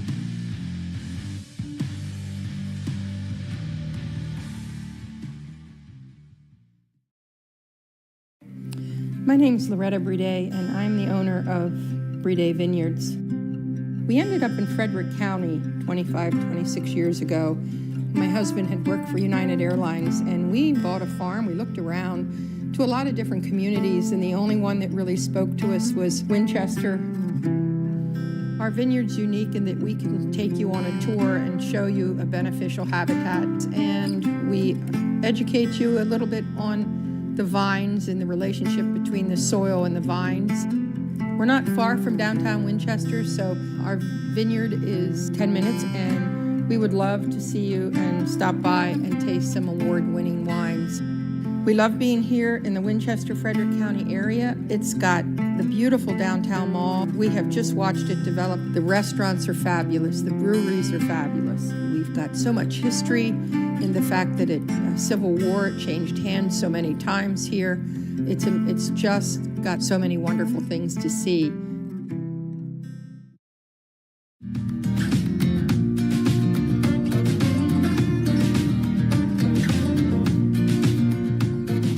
Situated in the northern Shenandoah Valley, the top of Virginia is a picturesque region with a historic past and strong future to offer those who call the region home. There are a variety of housing options and peace of mind thanks to an award-winning hospital serving the community. Area employers include a mix of public sector agencies, internationally known companies, and locally owned businesses. Choose from 3 area school districts and a number of fine private schools. Shenandoah University and Laurel Ridge Community College are close to home, or attend one of the several colleges and universities nearby. From the quaint shops of Old Town Winchester to the Cedar Creek and Bell Grove National Historic Park and the many paths and trails that wind through the area, there's much to explore. A fulfilling life awaits you at the top of Virginia.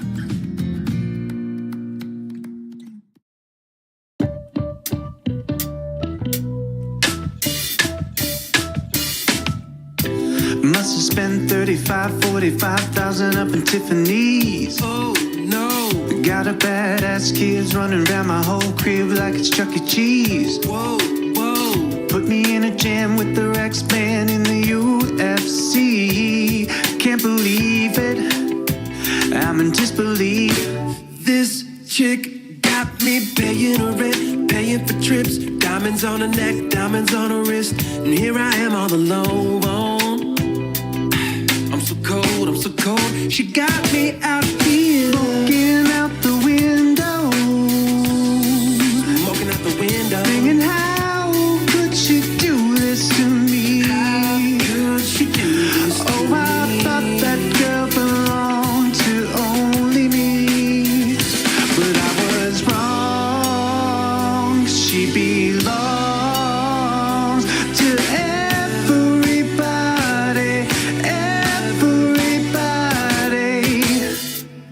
the other night, she was gripping on me tight, screaming Hercules, Hercules, Hercules. Got me in a club looking for a new love, won't you help me please? So baby, why you doing this? Why you doing this to me? to be dramatic, but I wanna die. This chick got me paying rent, paying for trips, diamonds on her neck, diamonds on her wrist, and here I am all alone. I'm so cold, you got me out here smoking out the window. The benzo. Singing, how could she do this to me? How could she do this to me? Oh, I thought that girl belonged to only me. But I was wrong, 'cause she belongs to everybody, everybody.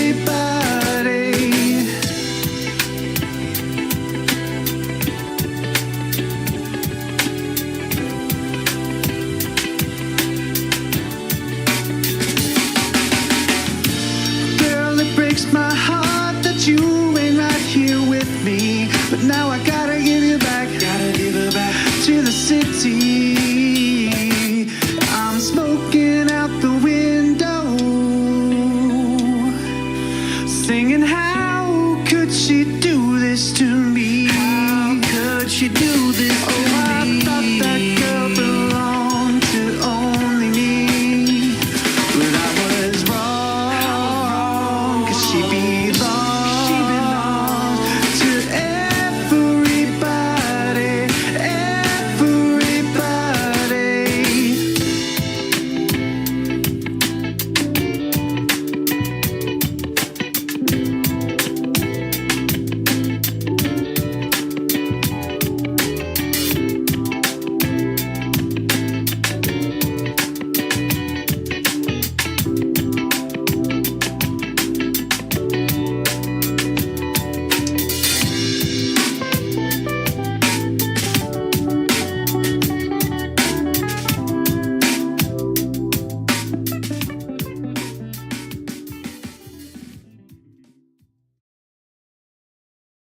Okay, good morning, everybody. Is that better? Okay. If you can't hear, just ask you guys to fill in the front here. I'm John Piper, Chief of Police for the City of Winchester, and I want to thank everybody for being here today for this very special event.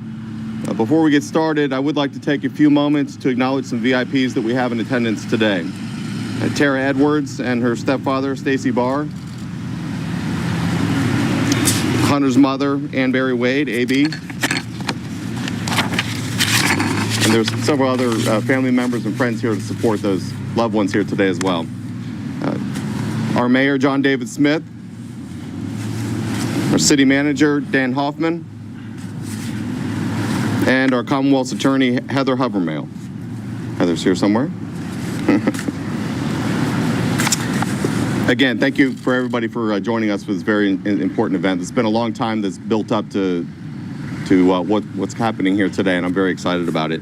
I first want to introduce our police chaplain and pastor, Brandon Thomas, for an invocation to start today's ceremony. Let's pray. Father, we come to you today asking for continued healing as we walk through the loss of police officer Edwards. Father, the loss of the life of one of the Winchester Police Department officers has been very painful and devastating to endure. It has brought pain to our community for such a long time. I ask, God, that you come and dwell in our midst today. Let your holy word be a healing balm that soothes our wounds and allows us to heal from the loss of the police officer. Help us to learn from his selfless example of dedication and devotion to protecting us. Let our memories of him not be ones of sadness for their loss, but of celebration of a life lived in the service of others. It's in the name of Jesus I pray. Amen. I also see our fire chief and Sheriff Milholland here and their staff. I want to thank you all as well for joining us here today for this important event. I'd next like to introduce our city manager, Dan Hoffman, for some remarks. Thank you all for being here today. Although I never had the privilege to meet Officer Edwards, anytime you lose a member of your family, it's an incredibly hard thing to process. And in this particular line of work, Officer Edwards' chosen line of work, oftentimes the people you work with are like family. The amount of time you spend with them, the dangers you face with them, and the celebrations that you occasionally get to have together create bonds that are like those of family. And I can tell, based on the commitment and the love that I see across this agency and across this city, that this particular officer was loved, and he was cared for deeply by his coworkers and by his extended family around the city. So it is a humbling honor today just to say thank you. Thank you to the family. Thank you to all of our family members here today as we take a few moments to reflect on someone who gave everything for our safety.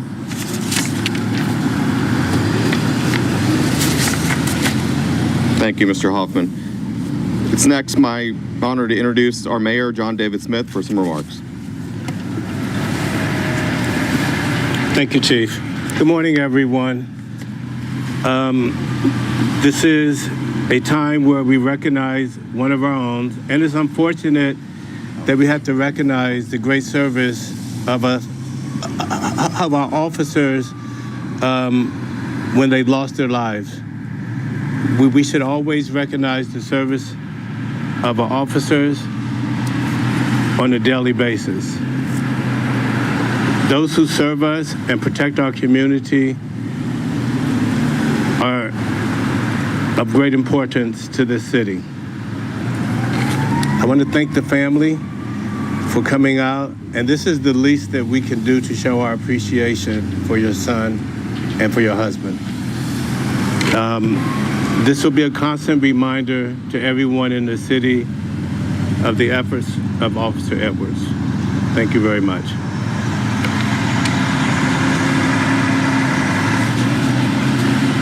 Thank you, Mayor Smith. I now want to introduce Ann Barry, A.B. Wade, Hunter's mother, a woman who I tragically got to know under very tragic circumstances, but I've been blown away by her grace and her strength, and she's just a fantastic woman. It's my honor to get to know you. Thank you. And with that, I'm going to hand this off to you to say a couple words. Thank you. Thanks. I'm not even sure I really need this microphone. I've always been told I have a big, loud voice. But, so I will start off by saying thank you to Chief Piper as well, to the mayor, to the city council, to the city manager. This has been a long time coming.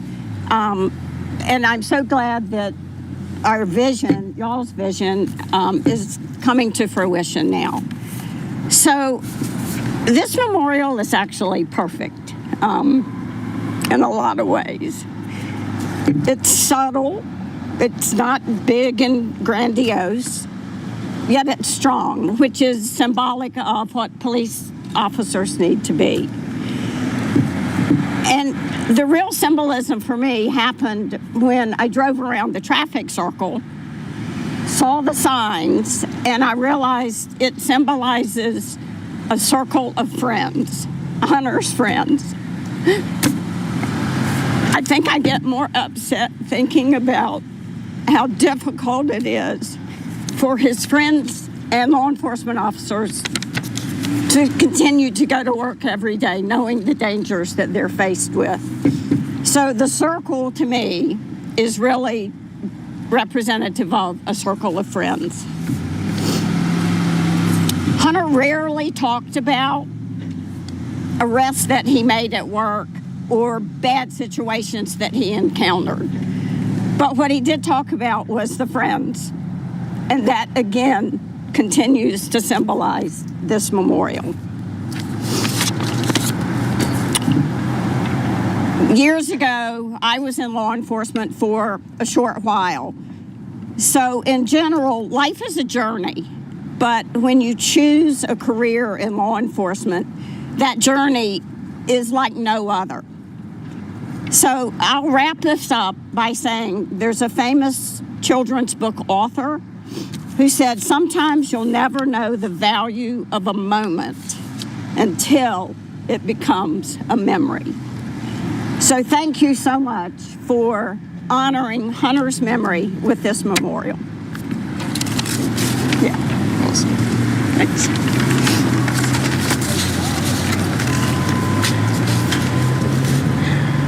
So for me, it's hard to believe that it's been over 3 years since that tragic night that we lost Officer Hunter Edwards. And I know that those of us who worked with Hunter recall vividly the moment that we heard about the crash, whether or not we were working that night with him or responded to the hospital shortly thereafter. And then we all got the horrible news that Hunter had passed and left us.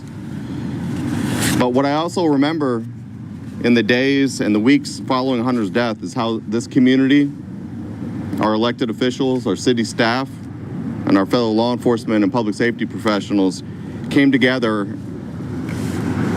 around the men and women of the Winchester Police Department and took care of us. Not only in the immediate aftermath of Hunter's death and the funeral, but by dropping off flowers, meals, notes of condolences, and showing support in the months and now years to come. During Hunter's funeral, we promised his family and each other that we would never forget his legacy. And I know that the men and women of the Winchester Police Department have lived up to that sacred promise by living our lives and policing this community with professionalism and honor in a way that would make Hunter proud of us. Today is also an important event because it demonstrates our standing commitment to never forgetting the memory of Officer Hunter A. Edwards. I want to thank our mayor, members of City Council, and our city manager for supporting this proposal and bringing this project to life that you see today. A lasting memorial and dedication to Hunter that will forever serve as a reminder of the police officer, husband, father, son, grandson, and friend that Hunter was to so many. I would like to specifically acknowledge and thank Andy Dunn and David Parker from city staff and their staffs for the outstanding work in developing this project with us and putting it together. Are you guys here? Right here. If we can get a round of applause for them.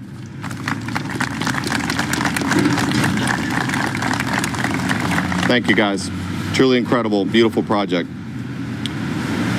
You know, each time one of our police officers now and for generations to come passes through this traffic circle and by this beautiful memorial next to us, it's my hope that they'll do so with pride, knowing that Hunter's life and his ultimate sacrifice will be a permanent part of this department and of the city. I'm now going to ask Hunter's family to come up here and help me officially unveil the memorial plaque. And after that, I'm going to ask Pastor Thomas to come back and give a closing benediction, followed by a musical presentation by our bagpipers.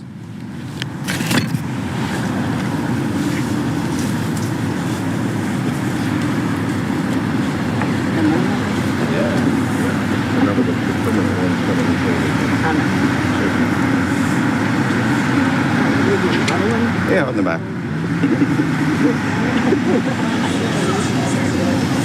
There we go.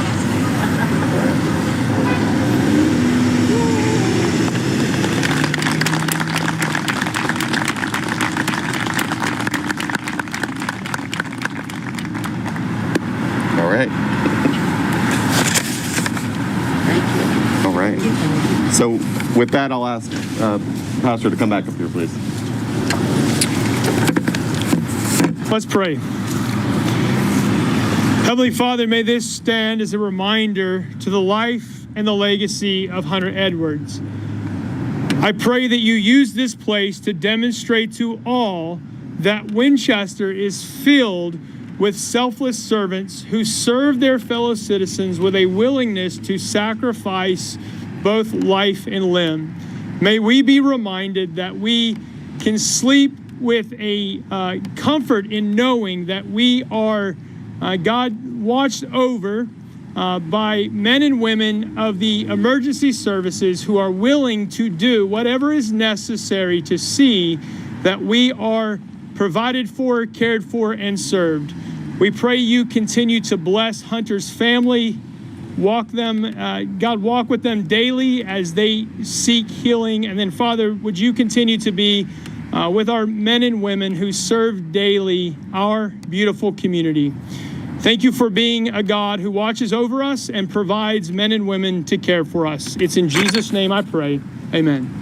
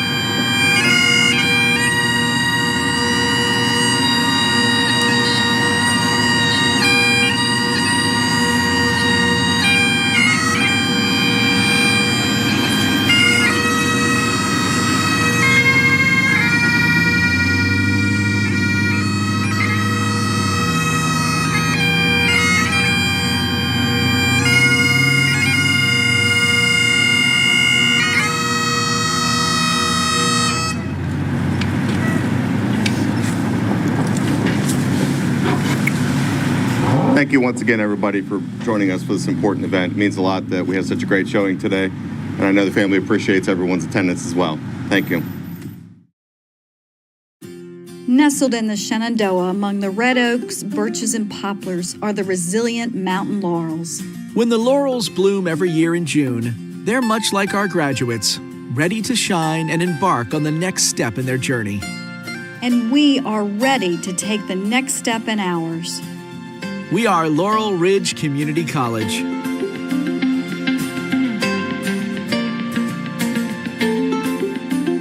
It is our mission to provide a positive, safe, dynamic learning environment where all who walk through our doors feel included. From academic pathways to workforce certifications, our goal is to invite and inspire every student who has a plan to achieve. Our faculty, staff, and instructors are leaders in the field, helping to innovate new ways of teaching and learning. And our students and friends are gaining new knowledge, making an impact on those around them. For over 50 years, we've been changing lives in our community. And as Laurel Ridge Community College, we look forward to providing those same life-changing experiences. You belong here. Grow with us.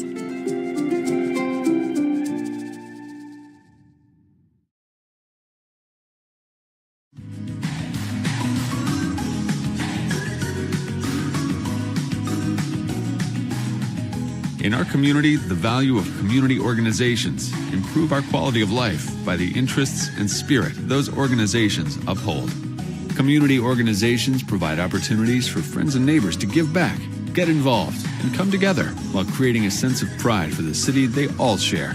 Contact a community organization today and discover the contribution you can make through your participation and support. Hi, hello everyone.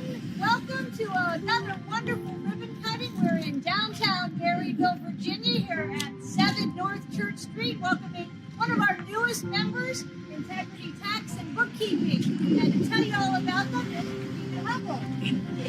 I'm Regina Hubble. This is my business partner, Debbie Soiling. We're Integrity Tax and Bookkeeping, and as the name suggests, we do tax preparation for individuals and small businesses, and also provide. We're downtown, right in the heart of Berryville, on top of Spawn Sellers Flower Shop. Around the corner on North Church Street is our entrance. So we can work with everyone locally or if you prefer, we can also work with you virtually. And we're really happy to be part of Garyville and the top of Virginia. Right, to celebrate and at the top of the Regional Chamber Ribbon Cutting, take it away. Big one, big one, big one. There we go.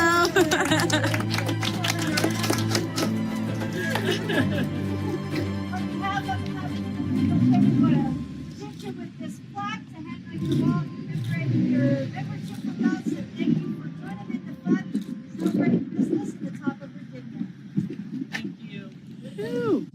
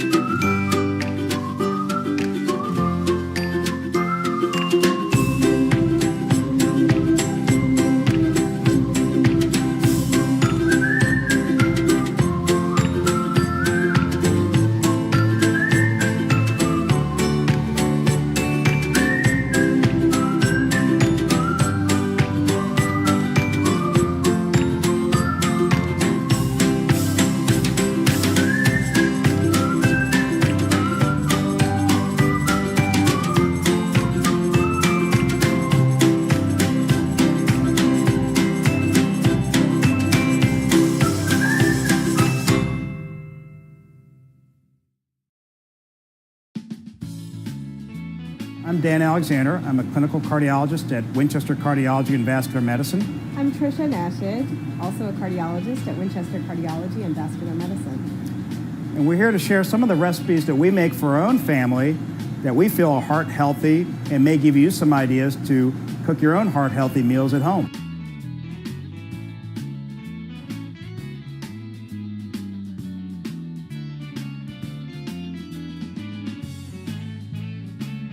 This is a grain called farro. It's a lot like rice. It's a whole wheat product. It comes from a very specific type of wheat plant, mostly in Europe. The advantage of this type of grain is that it's a whole grain. And the advantage of whole grains is that it continues to have the germ and the bran. And what does that do? Well, it slows down absorption in the gut. And so these types of grains have less impact on your blood sugars. And so we like to use these in cooking, and we like to interchange these with other grains that can increase your blood sugars very quickly, like the typical arborio rice that you use for risotto. So we're going to make a risotto out of this grain. So we'll start with about a cup of this. But first of all, we're going to start like any risotto starts. We're going to start with a little bit of olive oil. Remember, it's a heart-healthy oil. We're going to get that started on our pan here. So we got about 2 tablespoons of olive oil there. We're going to swirl that around in our pan, let that get heated up. Shallots are like onions. If you don't have shallots, you could use plain white onions. We're going to get that started in our pan. And we're going to have to kick this up a little bit.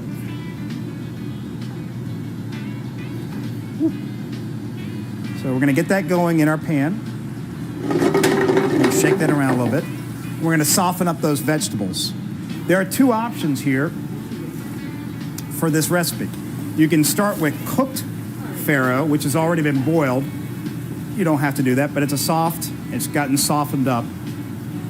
In our case, we're going to use dried farro, which is very inexpensive, can be found in most grocery stores in your specialty section, and it looks like this. So we're just going to throw that in, and we're going to brown it for a little bit. And that's going to brown up nicely. It's going to give a little toasted flavor to the farro, which I think adds a little bit more to this dish. Get the rest of that olive oil in there. All right. Now, once that's toasted, we're going to add stock. We're going to add warm stock to this, and then we'll start the cooking process. So we're going to start with 2 cups of vegetable stock. You can buy this at the grocery store. They come in Tetra Packs. They're ready to go, or you can make your own vegetable stock if you're so inclined. So we're going to pour that right in here. And we're going to have to kick this up a little bit. So we're going to get that going in our pan. And we're going to soften up those vegetables. There are 2 options here for this recipe. You can start with cooked farro, which has already been boiled. You don't have to do that, but it's a softer. It's gotten softened up. In our case, we're going to use dried farro, which is very inexpensive, can be found in most grocery stores in your specialty section, and it looks like this. So we're just going to throw that in, and we're going to brown it for a little bit. So we're going to get that going in our pan. All right, we're going to let that go for a little bit. We're going to bring this up to a simmer. And just like any risotto, we're going to cook this just like any other risotto. It's going to absorb the liquid. It's going to become soft, but it's going to take some time. So we'll be back when this is closer to be ready. And we see that it's sort of softened up. The grains have softened up. It's absorbed most of this liquid, and you have a little bit of a broth in there. You can cook that down a little bit more, but I think this is pretty good. Just watching it sort of cook down is to put a little bit of butter and Parmigiano Reggiano. We're going to do this off the heat, so we're going to turn our burner off. We're going to put in about a tablespoon of butter. So that's about a tablespoon of butter. Off the heat, we're just going to mix that in, let it melt into there, just like any other risotto would be. That's pretty much melted. The next step is to put a little bit of Parmigiano Reggiano. This is from a just shredded Parmesan cheese. We're just going to put a little bit in there, just like any traditional risotto.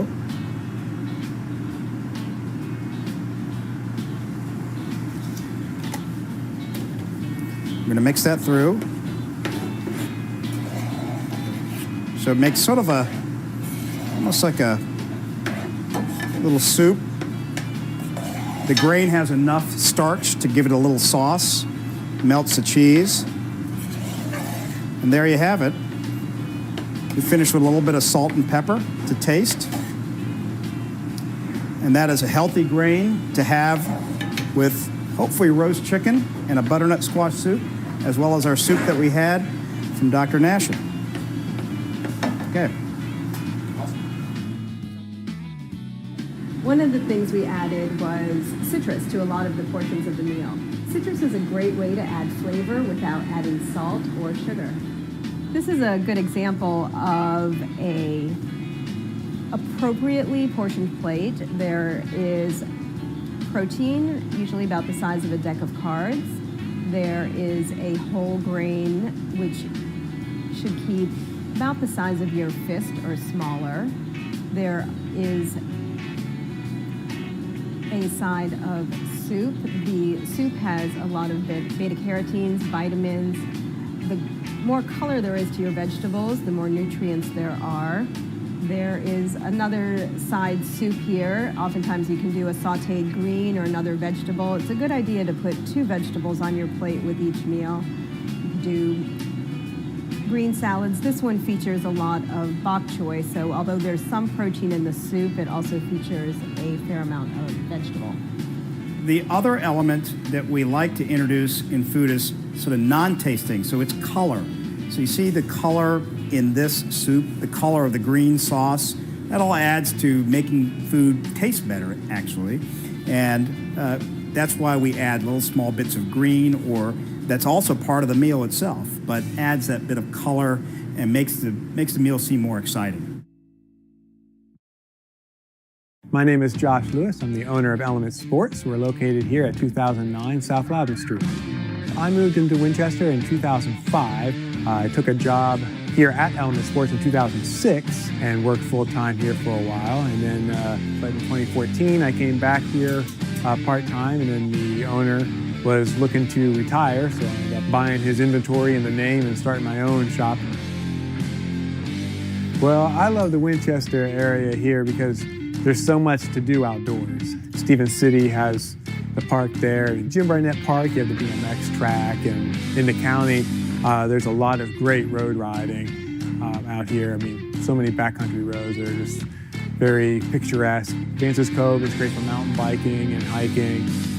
We love getting out and having adventures here. Come in and ask me. I can get you maps. I can give you routes. Yeah, we have all the elements for the next great adventure.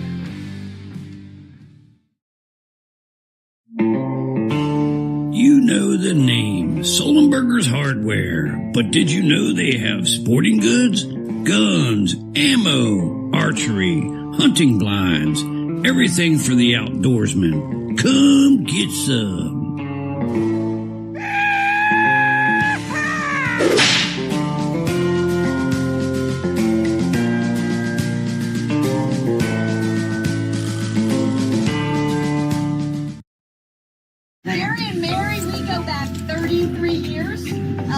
my first career, you were my insurance agents there. There are insurance agents at the chamber. I remember vividly when Gary made the brave move to go out on his own 20 years ago, and everybody going, oh, is he crazy? Oh my goodness. And here you are. Look at what you've built. What an incredible celebration today is for you. 20 years at TWG. Gary, cut the ribbon.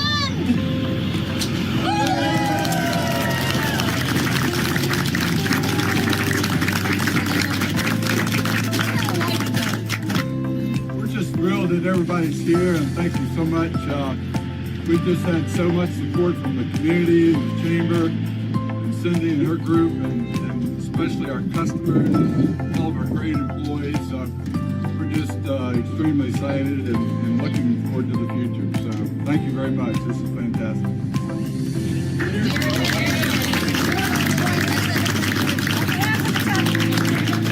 Thank you for your service to our community.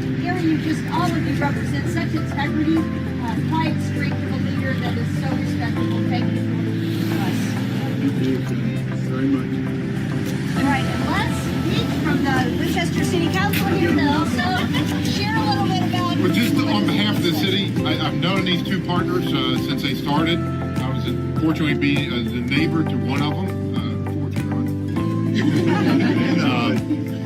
I'm in insurance. I've been trying to keep up with them ever since, and it's a great goal. I mean, you look at their team here; they do a fantastic job. You can read their website, trust, everything else they live by. It's phenomenal. It just shows what a brave step can do, and good partners and good leadership. So, congratulations on 20 years.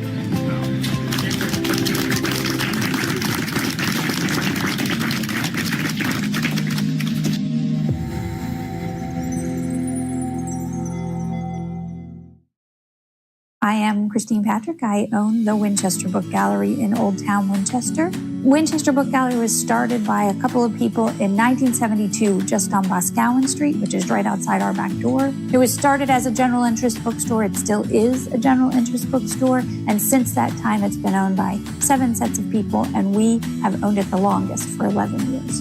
I had been running other people's businesses, and this was a great way to sort of celebrate what Winchester was and own my own business. Winchester has all kinds of people who come here and live here and work here, and so the bookstore offers a great collection of history books and children's books, fiction for every type of reader. What I like is that it has that small town feeling, but it's actually a sampling of all kinds of people, so the bookstore lets me witness that, right?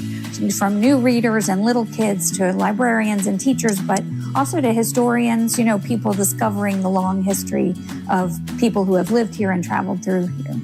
We have such a broad variety of things in Old Town itself that somehow at the bookstore we can reflect all of those things.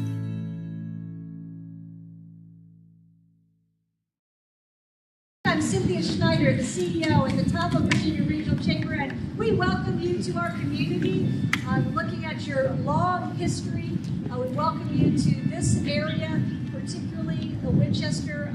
We know that you are going to be great community partners. We see that as one of your missions and your purpose.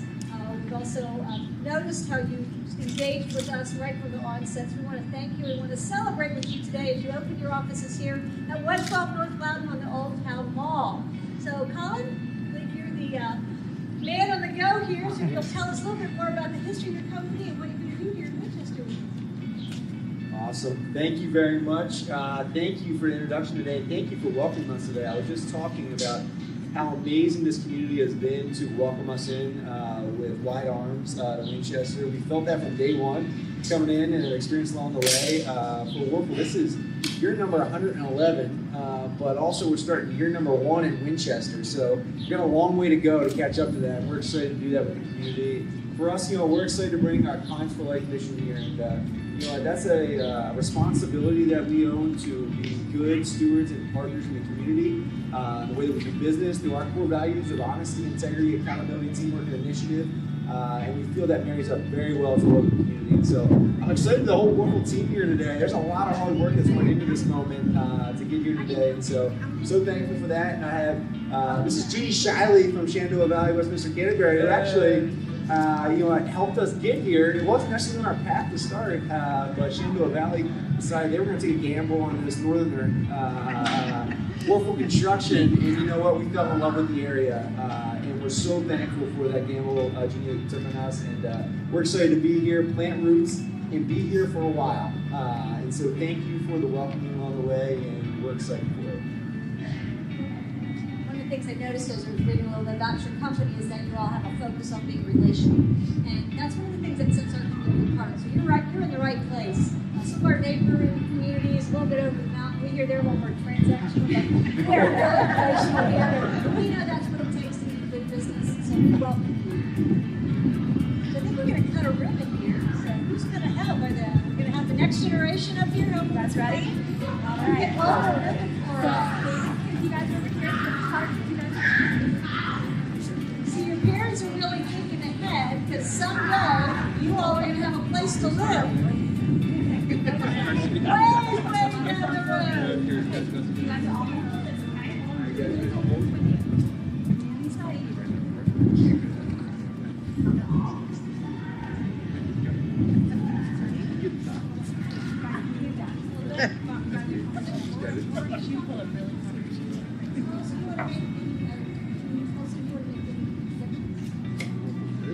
Do a couple introductions with the families up here. So we have the whole Davis clan over here. So Steve Davis, who is going to be overseeing our Virginia operations down here, and it is 4 kids. And we have the Cotter kids, Pete McKenzie here, and then 2 hungry school boys on the end. So that's the breakdown we have. And then John Gustavus, who's going to be overseeing our pre-construction efforts down here as well. So it's All right, Warfel Construction, up the ribbon!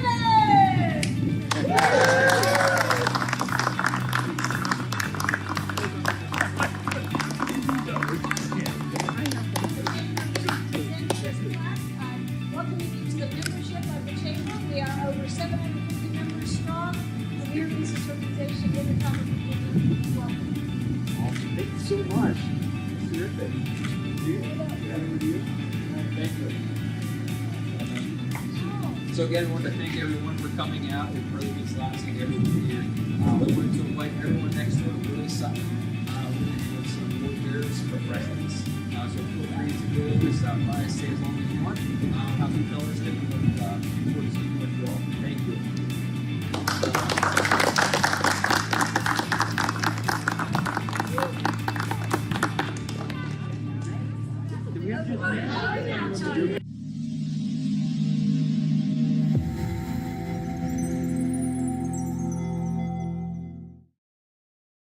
Powell's Plumbing is your best choice for quality and professionalism. We have a truck in your neighborhood. At Powell's Plumbing, we can handle any plumbing or septic job, big or small, from well pumps to sewer and drain cleaning, as well as leaking faucets and water heaters. Go to powellsplumbing.com for more info and special savings. So, leaky faucets, toilets won't flush, or overflowing, kitchen sink backed up. Call Powell's Plumbing. We've got 30 years of serving the community with quality and professionalism you can count on.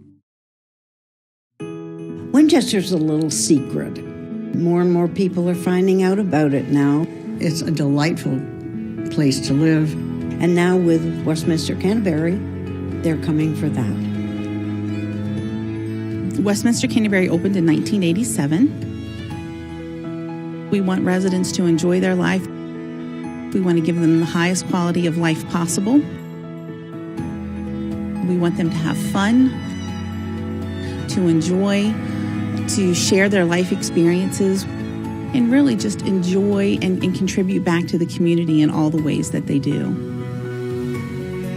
The thing for us was we wanted to be able to move to a retirement community where we could enjoy all the amenities, enjoy everything, and really feel a part of the community. This place offers so much to the residents. Really, there's just not anything that anyone would want or need that isn't right here at your fingertips. It is such a lovely place. You meet people, you instant friends. Everybody has a story. You'll be amazed at the kind of people that you meet here. It's wonderful. It really is. We considered several other locations, and this took the prize. We're just delighted that we made the move when we did, and it's worked out well. But I think Westminster has become a family, and you see it every day. And that's what's nice.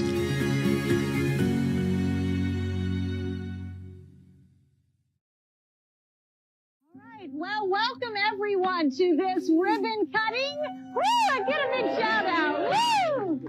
Oh, I am Cynthia Schneider, and I'm the CEO at the top of Virginia Regional Chamber of Commerce.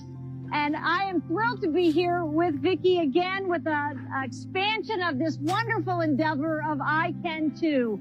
And if anyone can, it is Vicki and her team. They get things done. I understand the depth of this story that's brought this wonderful store to this place. It is a miracle that I have been privileged to watch unfold over the last year. With Julie Taylor, former owner of Messiah Bookstore, a long-standing business here in the top of Virginia community, coming together with Vicki to help get this bookstore back open here down in Stevens City to serve our community. One of the few bookstores really still open, small bookstores. So we're just thrilled to have it. And then the work that it's going to do, that allow the training that's going to go on here. I'll let Vicki tell you about that. But we want to kick off with a word of prayer. So I'll let you give a start there. Let's pray. Okay. Heavenly Father, thank you for this amazing time that we can gather together and celebrate what you have done so far and what you're about to do in a new way. God, thank you for you are a God that values life and people, and you generously give out gifts to everyone. And I thank you for the talents of these young men and women that have brought together with the bookstore, Lord, that you're going to display your glory to people in a way that's going to be astounding.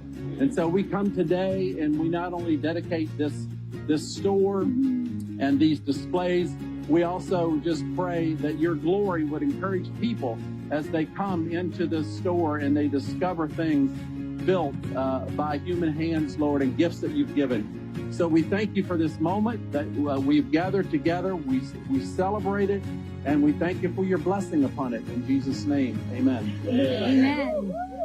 And now to tell you a little bit more about I Can Too, Vicki Robertson, who is the visionary behind it all, the hardest working woman I know. Go ahead, Vicki. Well, I just want to thank all of you for coming out today and for the support of all of our family and friends and the community and the mayor and the police.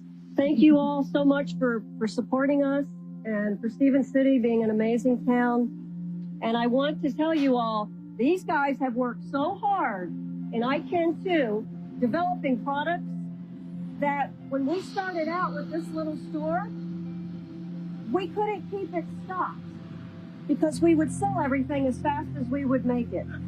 So we thought we were going to have to close this location. And then, thankfully, people were praying all along the way, and God just kind of intervened. And he brought two people together, one that was having failing eyesight with people with disabilities that wanted to be her eyes, that could come in here and help her, that could work the register. And they loved stocking the store and getting things ready and learning the cash register. So these guys will all be working here along with Julie, and we're going to serve this community, and this light that we pray will shine from this place. We're going to have community reading days where we invite people in to read with us. And I feel like it's just going to be an amazing experience for everybody. So today, we're going to have a special thing. I am going to ask the hard-working participants to help in this ribbon cutting. Okay. So I need Emily. Come on up here, honey. Come on, Emily. You and Hannah hold this side. Stand right there, Emily. Real tight, okay? Hold Jackie, it tight. Anna, you going to stay here, Anna? Okay. Okay. Anna, you coming?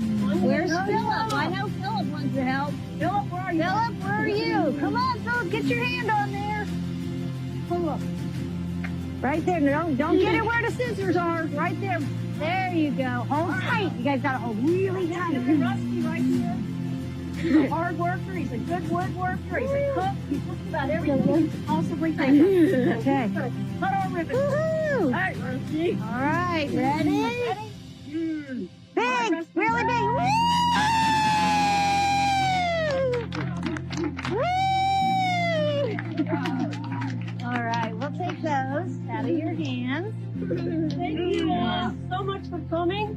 Come in and feel free to shop. We have refreshments also. And real quickly, on behalf of the Top of Virginia Regional Chamber, we welcome the I Can 2 bookstore to the chamber. There you go. Thank you. All right. Come in and shop. Yes, come in and shop.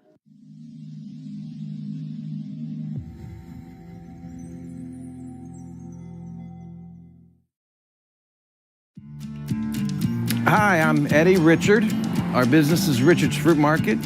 We're family owned and operated since 1878. My mom and dad actually started our farm market back in 1953, the year that they got married. So we have been at the same address for 67 years, basically under the same roof, but still on our same property. Apples, peaches, vegetables. We raise beef cattle, so we have our own steaks, roast, in a freezer for sale, fresh from the farm.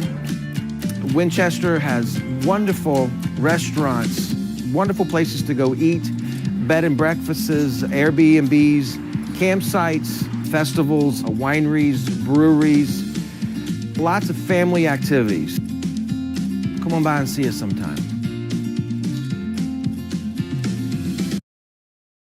Well, welcome everyone. We are at 760 Warrior Drive, at one of our newest members and newest businesses in the Stevens City area, Newtown Mail and Print. And Mark and Joy are the new owners, brave souls that started a wonderful new business, but a great service here. We'll let them tell you all about it. So it's Newtown Print and Mail, and we're here at 760 Warrior Drive, Suite 2. We provide all types of shipping services. We have all your packing materials. We can do postal service, FedEx. We're working on UPS. We can provide you with mailbox rentals so that you can have a street address and have your packages delivered here. We do wonderful print services, from small photos to big banners, yard signs, wall crawlers, anything you can think of. And we have lots of office supplies and retail. Come by and visit us and see what we can do for you. To all you South Frederick County folks, this is going to save you a lot of gas, shorter drive, great customer service. Local people, local ownership. That's right. Local people, local ownership. Mark, kick us off with the great ribbon cutting. Here we go. Woo! There we go. And on behalf of the Top of Virginia Regional Chamber, we welcome you to our membership and our business community. Thank you. Thank you so much. Thank you.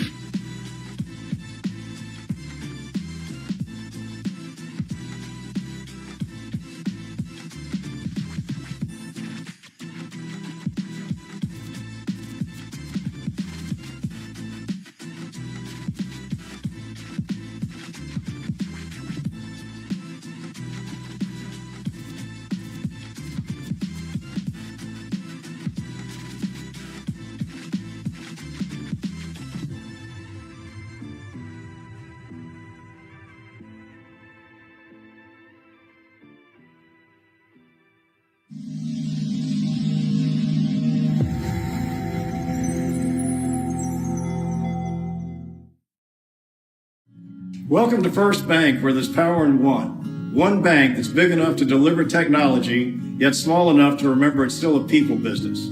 I hope you'll come to First Bank to find out for yourself. Founded in Strasburg, Virginia in 1907, we remain committed to those who have helped shape our organization, from our employees, customers, shareholders, and communities.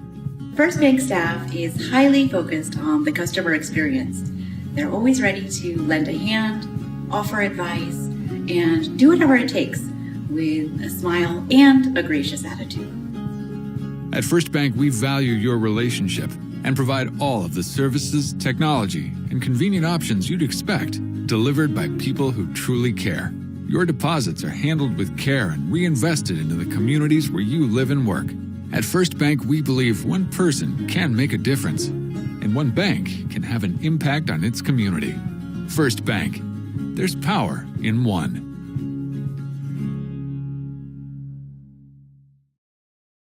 Well, welcome everyone. I'm Cynthia Schneider with the Top of Virginia Regional Chamber, and we're here to celebrate at 1104 Amherst Street, Suite 200, the growth and expansion of ARE AIDS response effort here in Winchester, Virginia. Katie Vance, Executive Director, is going to tell a little bit about why they're expanding. Yes, thank you all so much for coming. So we have been so fortunate, thanks to our partners and our community, to be able to expand our testing services and our case management services. We now have 16 staff members and give over 500 tests each year for STI testing, HIV testing, and hepatitis C testing. And we serve over 100 folks living with HIV in our community. And we also provide housing for almost about 100 folks in our community each year. And so we were able to expand to this new location to be able to provide more private and trauma-informed testing spaces for folks. And we're so excited about our new location. So thank you all for coming today. And so the corporate offices are still down on Piccadilly, but if you need health services, housing services, you're going to come here to Amherst, right on the bus route. So we're going to celebrate this great expansion by cutting the ribbon. Yes. Maybe cut the ribbon.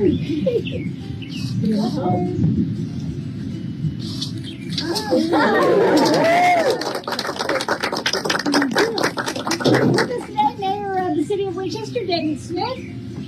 Thank you, Cynthia.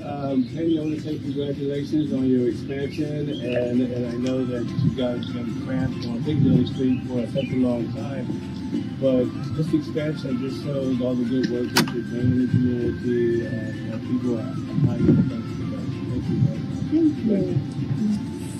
And then to commemorate this great day, we'll appreciate you for your membership and to recognize your growth here in this area. Thanks for your service. Thank you. Yay!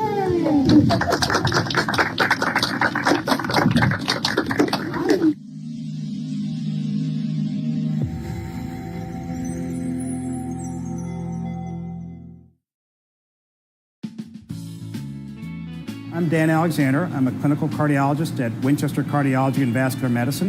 I'm Tricia Nashid, also a cardiologist at Winchester Cardiology and Vascular Medicine. And we're here to share some of the recipes that we make for our own family that we feel are heart healthy and may give you some ideas to cook your own heart healthy meals at home.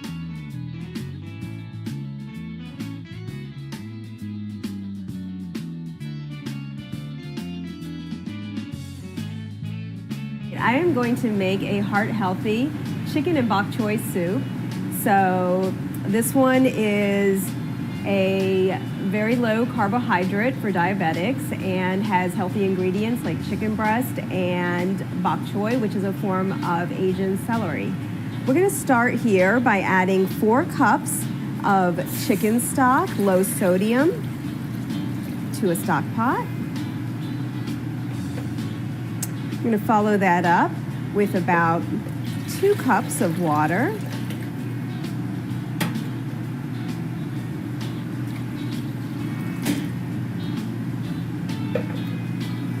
And give that a stir.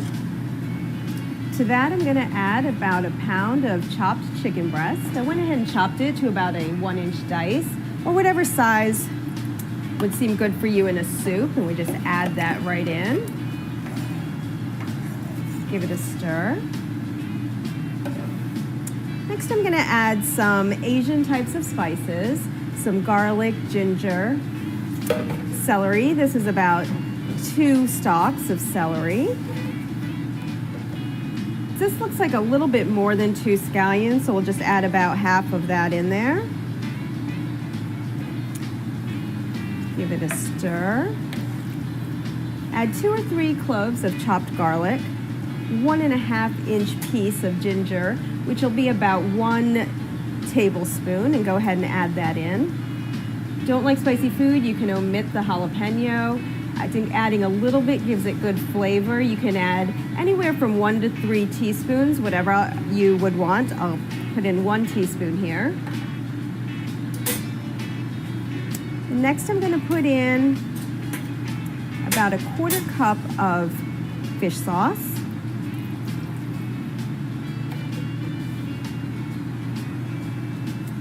We'll just bring that to a boil until the chicken is cooked through.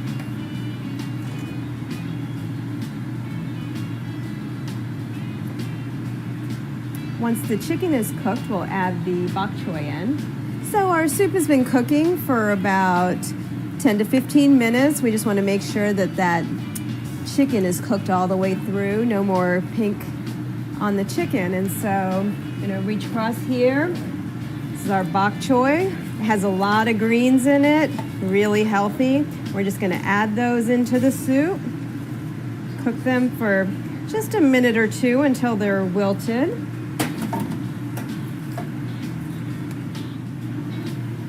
All right, that looks pretty well cooked down. So we're just going to take a ladle and go ahead and serve it in a bowl. It smells delicious.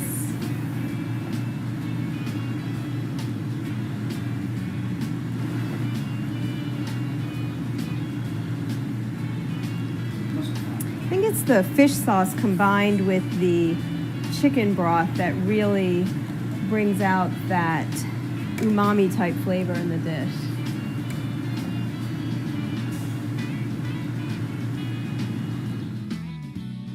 One of the things we added was citrus to a lot of the portions of the meal. Citrus is a great way to add flavor without adding salt or sugar.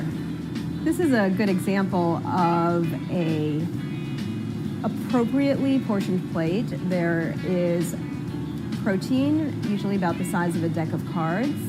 There is a whole grain, which should keep about the size of your fist or smaller. There is a side of soup. The soup has a lot of beta-carotenes, vitamins. The more color there is to your vegetables, the more nutrients there are.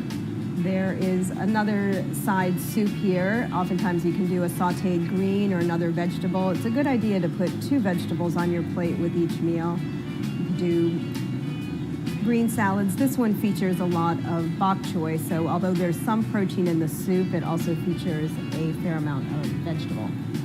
The other element that we like to introduce in food is sort of non-tasting, so it's color. So you see the color in this soup, the color of the green sauce. That all adds to making food taste better, actually. And that's why we add little small bits of green, or that's also part of the meal itself, but adds that bit of color and makes the meal seem more exciting. My name is Trinity Luciano. I'm the owner of the Thai Winchester restaurant in the Old Town. I came here 2005. I was an international student pursuing my human resources master. And then after I graduate, I moved into Winchester, and I got a chance to help my aunt in her restaurant. Seeing our customer enjoy our Thai food and got a chance to tell them how beautiful Thailand is made me happy. Most importantly, it makes customer happy. Since then, I realized that I like to make people happy. I think that was the beginning of me working at the restaurant business. Winchester is a very nice area, especially Ota, I would say. It's not too big, it's not too small, it's just perfect.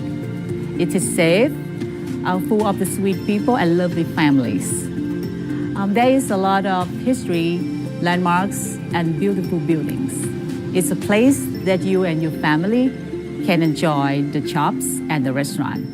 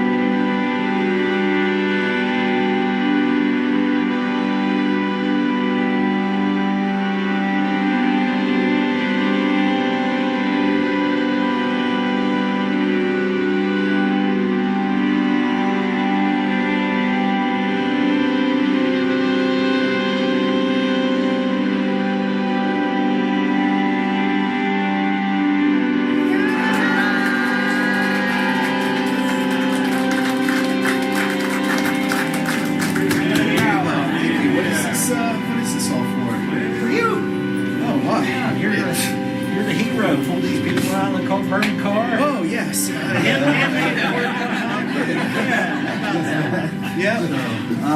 That's why you're here. That's why we're here. Okay. Well, thank you everybody for coming.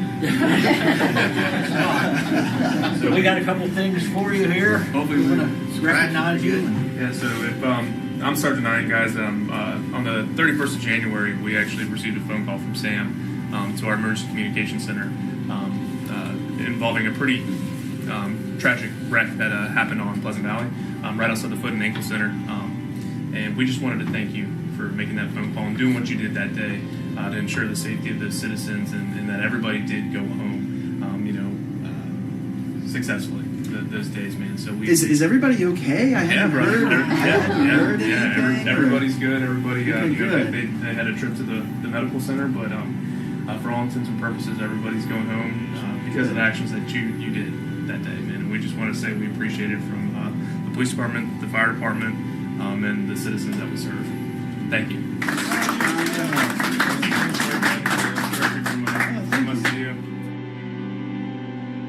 And usually you only earn one of those by doing some type of heroic act, and again, we do appreciate it. Well, thank you. Yes, absolutely. Thank you.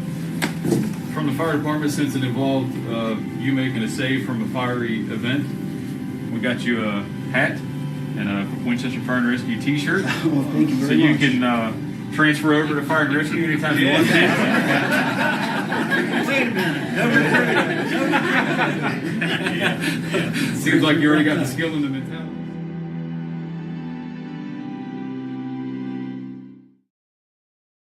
Welcome, everyone. I'm Cynthia Schneider, CEO at the top of Virginia Regional Chamber, where we connect business and community resources for mutual success. And today, we get to do just that as we celebrate the opening of Brightview here in Stevenson, Virginia, right off of Route 11 North, behind the sheets. They're offering a great service to our community, and I'm going to let Ray Good tell you all about it.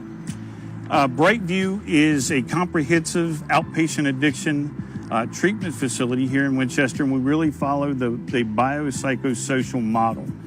Dr. Ryan is one of our founders, and I was watching a presentation that he gave last night, really highlighting the reason that he started Brightview.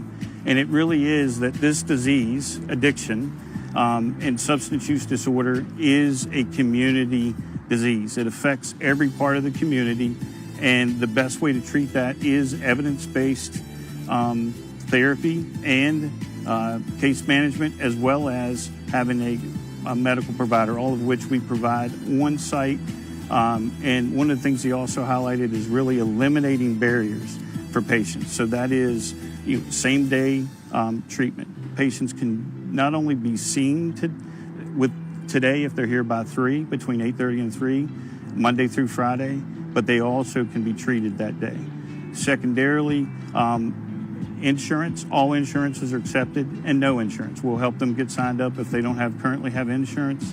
And Lance, I don't know if there's additional things that you would add about our program. Yeah, I think other thing is we do have a 24/7 call center. So if anyone that needs treatment can call 24/7 and be able to get booked for the next day for appointments. And I think big things to just re-highlight that Ray said, we will help anyone that needs addiction treatment. We don't want cost to be a barrier for saving somebody's life. So even if they don't have insurance, feel free to send them in and we will work with them.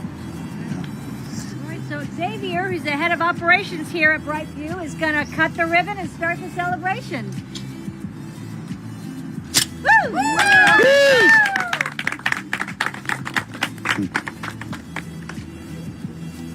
On behalf of the top of Virginia Regional Chamber, we welcome you to our business community. And again, thank you so much for this really needed service that you're providing for us. Thank you. Thank you. Thank you very much.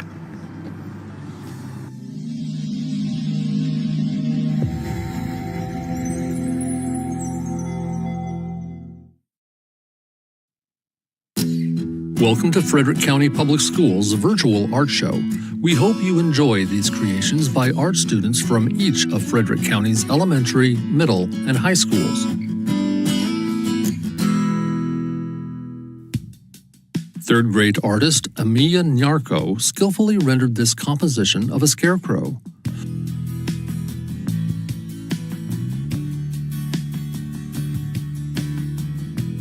Amia studied various techniques used by artists to establish an illusion of depth with their compositions before using these techniques in her piece.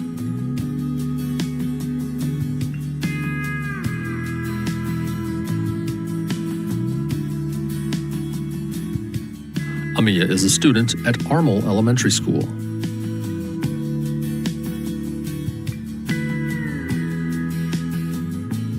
Ben Burke, a 7th grade student at Admiral Richard E. Byrd Middle School, created this board game. Ben developed visual rhythm, unity, and dimension by skillfully planning his dragon beyond the playing piece border.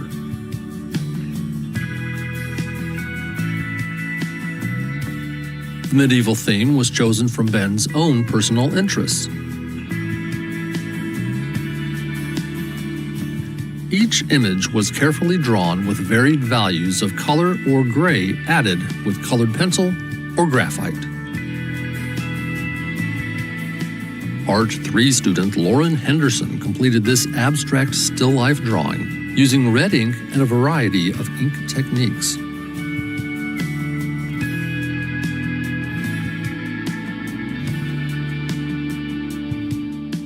She abstracted the objects in this still life by rearranging them and varying the size and position of the objects to create emphasis and contrast within the drawing.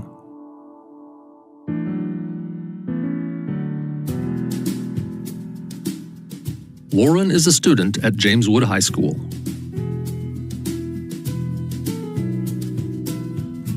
First grader Lachlan Barnhart learned about primary colors as well as different types of lines. Lachlan created an original playground using organic and geometric shapes, as many unique lines as possible, and the 3 primary colors.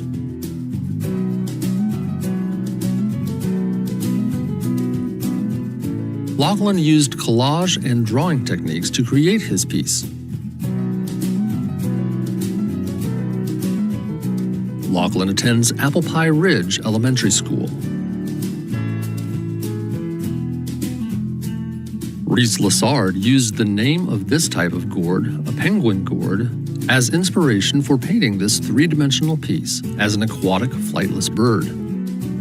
It began as a muted tan gourd after washing the debris off the surface left by the dehydration process. Using tempera primary colors to achieve desired hues, her goal was to capture the essence of what a penguin is. After the paint was dry, she sealed the surface with a polyacrylic spray. Reese is an 8th grade student at Frederick County Middle School. In this artwork, sophomore Delaney LaFalce cut images into different colors of paper to create a Noten design.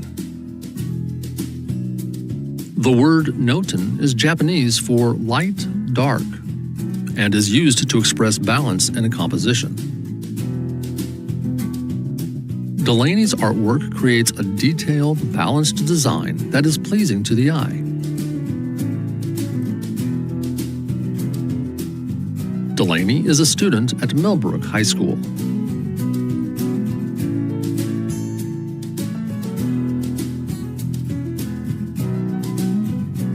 Riley Nail, a 2nd grade student at Bass Hoover Elementary School, created this cute squirrel with a pink bow.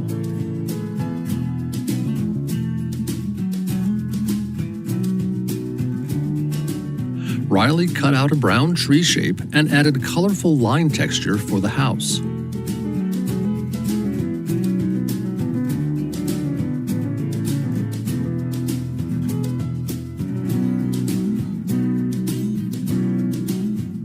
She also added a swirly tail and an acorn.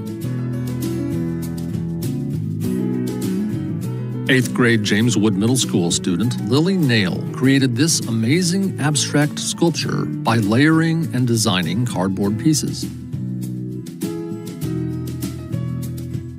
The goal of the project was to use the elements of art they had been learning all year into one final piece. The student exemplified that with lots of contrast, values, and colors. The mask is inspired by Pablo Picasso and his technique of drawing abstract faces. Junior Rayam Almansub created this drawing using organic shapes.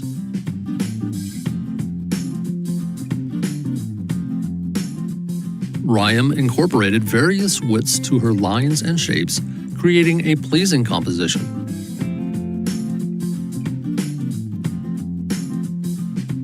Rayam finished her project by adding color utilizing watercolor paints.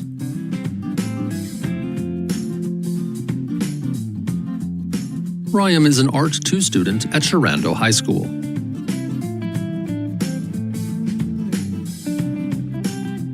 Second grader Emma Agosta created a mixed media landscape focused on the use of directional lines and secondary colors. With liquid watercolor, oil pastels, and collage paper, she created the traditional landscape and included a beach and sandcastle. Oil pastels were used to create a resist, or marked areas to create clouds, fall leaves, and sand. The kite is made of scrapbook paper and use of directional lines to create the classic diamond kite shape.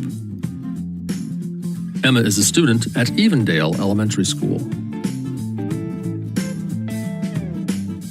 Dobie, a McKenna Latin, is a mental repoussé piece with marker highlights.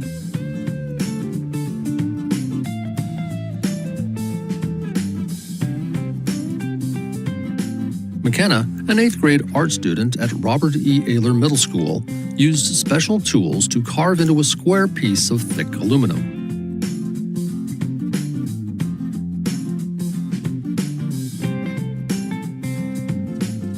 She then used marker to emphasize certain areas of her work.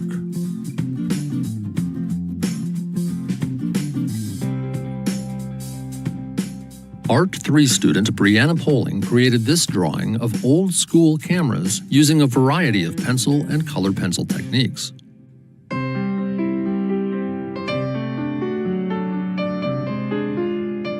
She arranged the cameras in a creative format and added color pencil and a representation of old camera film to add contrast to the background.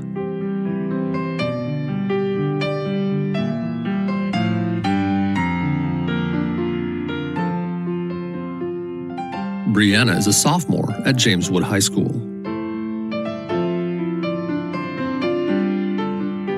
In this symmetrical drawing, 5th grader Blake Shepard from Gainsborough Elementary School used her first name as her starting point.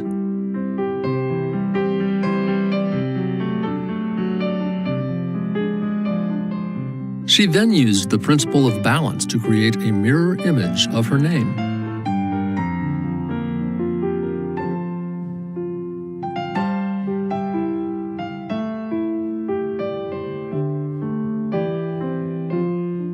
Once her drawing was symmetrical, she created a cursive dragonfly from her name. Riley Woolley is a 6th grade artist who attends Admiral Richard E. Byrd Middle School. Riley developed this creation after studying and sketching figure proportions in class.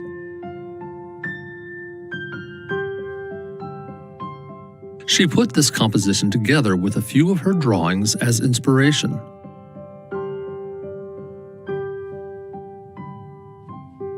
A strong background and blended oil pastel helped create both interest and dimension.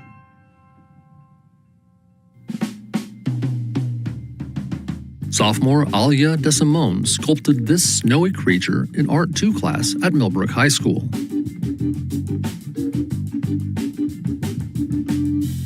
In 3 days, the students used the pinch and pull method and 2 pounds of clay to complete the assignment.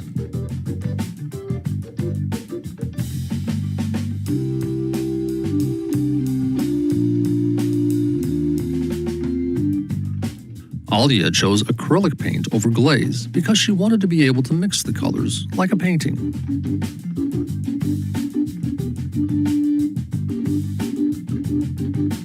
A family pet was the inspiration for this art journal cover design titled Puck the Cat by Moran Jacques.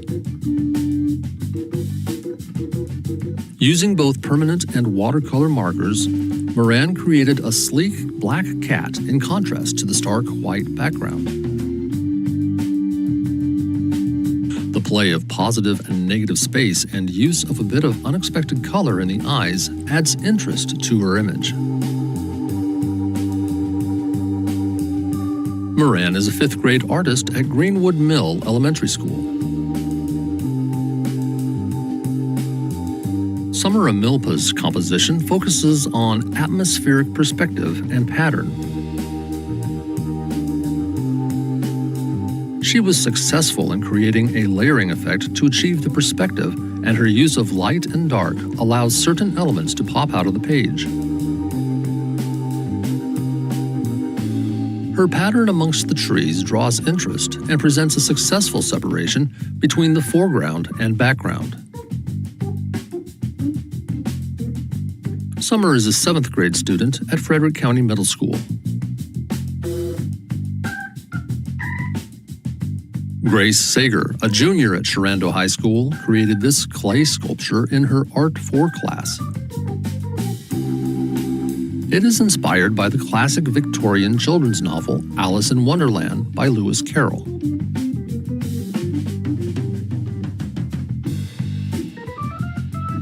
Alice's side of the looking glass portrays Wonderland in a captivating psychedelic style,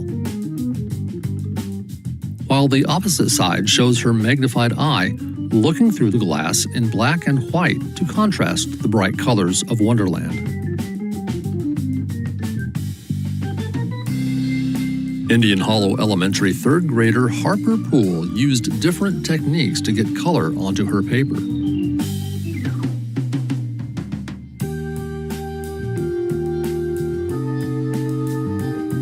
For the background, she used water on tissue paper to allow the dye of the tissue paper to transfer to the background paper.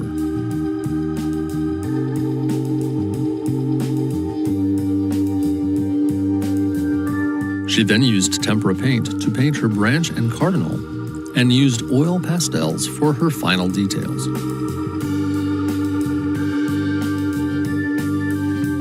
Using various watercolor techniques, James Wood Middle School student Katrin Shoup painted this haunting owl. Working from a reference image, she first drew it lightly in pencil, then used a gradated wash to create the value chants in the background. Using the wet-on-wet method, she painted feathers, eventually completing the many textures on this bird. Katrin is in 7th grade gifted art. Allison Jones, senior at James Wood High School, captures all the vibrant colors in her gouache painting of Goldie the goldfish.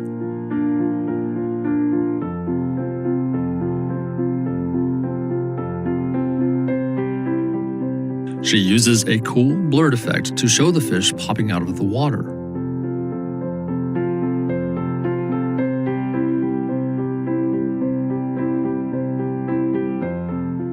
Allison's color palette and technique come together to create a gorgeous tropical painting.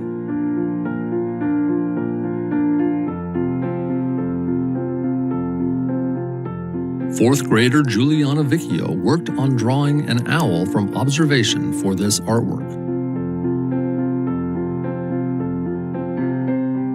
She focused on using line and pattern as well as colored pencil gradations.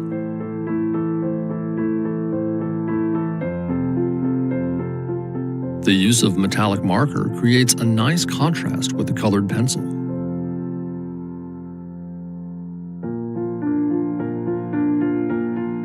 Juliana is a student at Jordan Springs Elementary School.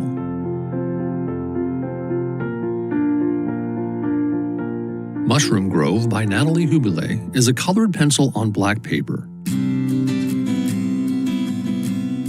Natalie, an 8th grade art student at Robert E. Ayler Middle School, layered several different colors to get this otherworldly effect.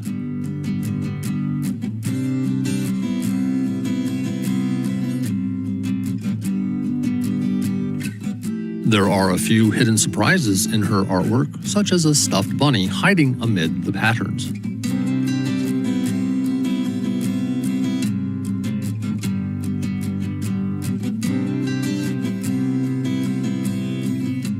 This mystical dragon incense burner was created by junior Janya Taylor at Millbrook High School.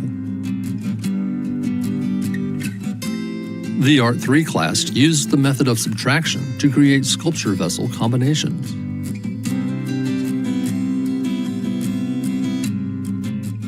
The details of the pieces were added with acrylic paint, lights, and moss. The light can be turned on while the smoke of the incense flows down the falls while the white dragon watches over. Third grader Cole Gore learned all about Heather Galaire and her folk art patterned landscapes. He created his own landscape and filled it with bright colors and patterns.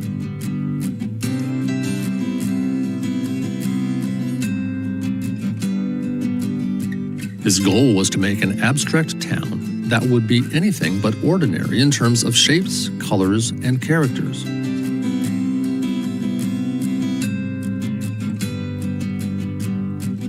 Cole is a student at Middletown Elementary School. This work of art, titled Dream Portrait, was created by 7th grade artist Jalen Grobner. Observation skills and knowledge of portrait proportions were used to start her image.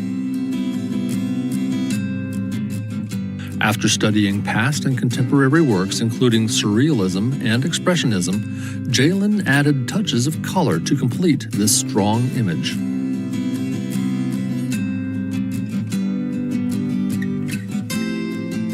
Jalen is a student at Admiral Richard E. Byrd Middle School. Yasmin Drons, a junior in the Art 3 class at Sharando High School, created this watercolor and pen drawing of the Blenheim Palace. Inspired by the architecture and using her knowledge of linear perspective, Yasmin first drew out the palace, carefully observing her reference photo. She then experimented with layering watercolor, emphasizing watermarks and textures throughout the work. Using a white gel pen and a variety of micron pens, she finished the work by accenting the structure and details of the architecture. Fourth graders at Orchard View Elementary School used the creative process to create unique landscapes displaying depth, various tints, shades, intensities, and a pattern.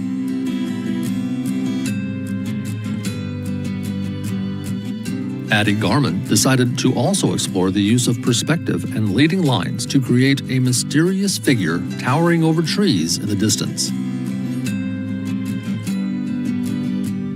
After sketching out her idea, she mixed tempera paints and used colored pencils to add detail.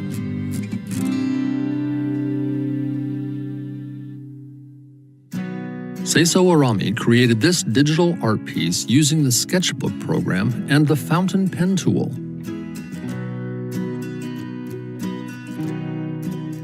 His inspiration for this piece was taken from a specific Pokemon character from the Unova region. His use of movement in his lines and bold choice of colors, along with the layering, makes this a very dynamic composition. Seiso is a 7th grade student at Frederick County Middle School. Alyssa Rodriguez, junior at James Wood High School, has precise patience in her pen and ink drawing.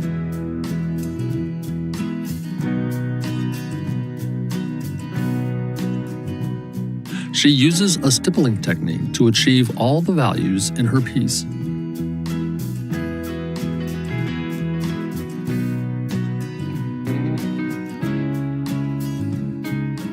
Alyssa captures the likeness of her subject perfectly and shows advanced level drawing skills in her pen and ink masterpiece.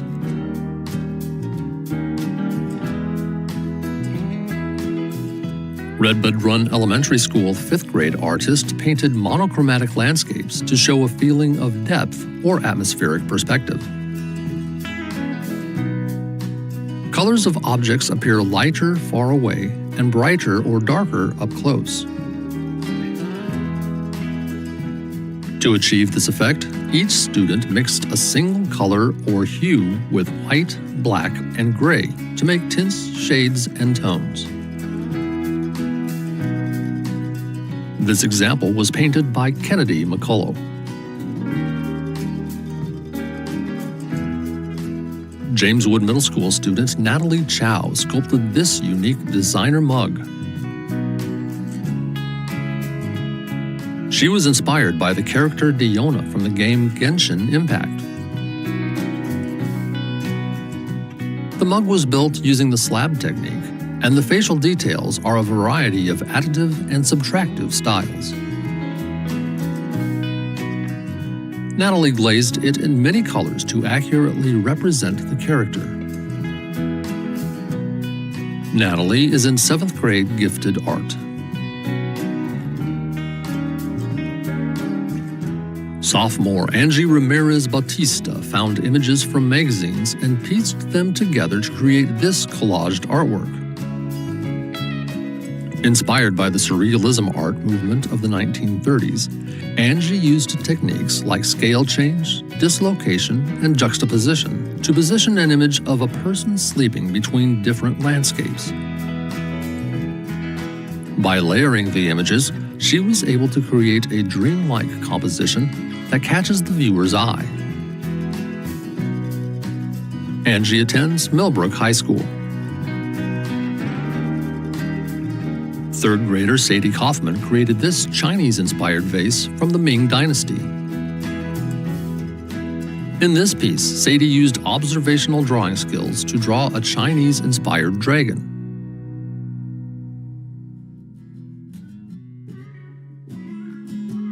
The vase was finalized with the trademark blue that was used by the artist of the time, along with tissue paper cherry blossoms.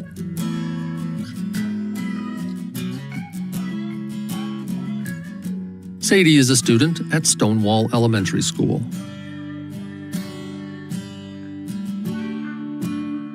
Superhero Debut by Tegan Cruz is a mixed media project where students had to create a superhero version of themselves.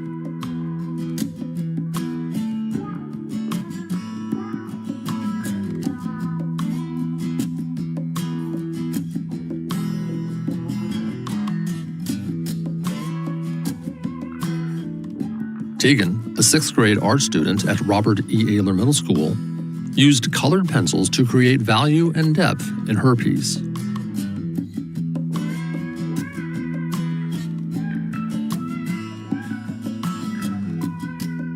Sarah Carter, a senior at Sharando High School in the AP Studio Art class, created this work titled Fragile in response to a portrait exploring identity.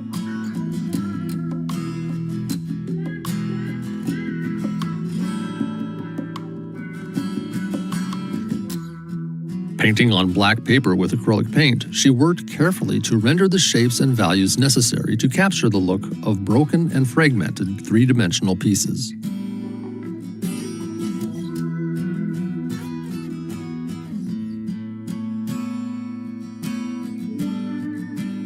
Frederick County Public Schools celebrates the arts throughout the year with a variety of art shows, concerts, and dramatic performances. Please join us in supporting our students in all their artistic endeavors.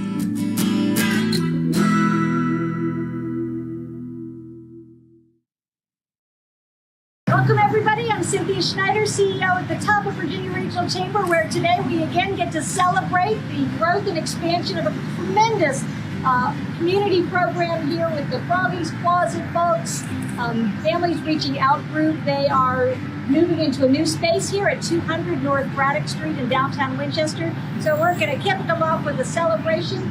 Got a board member here. John, would you please cut the ribbon? Indeed. We got a really big got a little help from your friends. Everyone sit. Right. And then Tina, if you will share a little bit about your mission and purpose here. Okay, our mission statement is families caring enough to provide the basics and beyond that all children deserve. And what we do here is we help foster children, children at risk, and children in need with clothing, books, toys, diapers, anything they need, we have it. And it's all because of our amazing community that we're able to do what we do.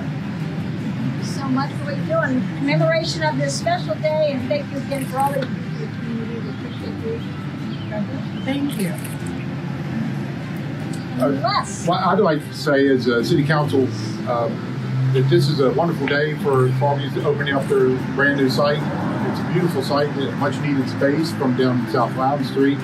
I remember when our son was the president of Interact at Hanley, he went to Froggies a lot to do different projects, and he enjoyed it. That was one of his favorite things, going down and helping Froggies. So this is exciting and a much needed organization for the city and all our kids in our community. So thank you.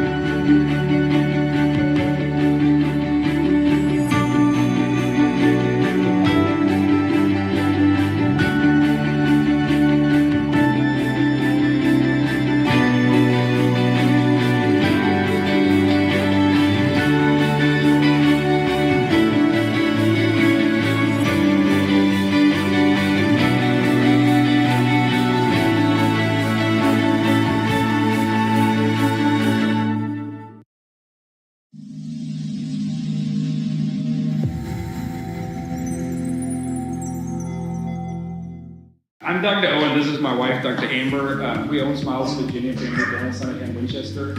If you're looking for a new dentist, we'd love to have you as a patient. We've won Best Dentist in Town the last 3 years running from the Winchester Star Readers. And we're a very proud member of the Chamber of Commerce in town.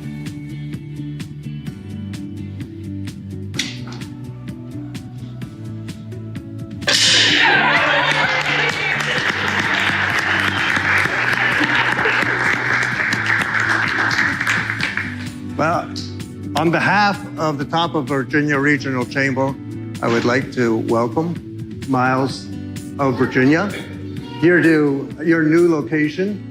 Founded in 1931 from the Amherst Street, moving here now to Cedar Creek Grade. Welcome. Thank you.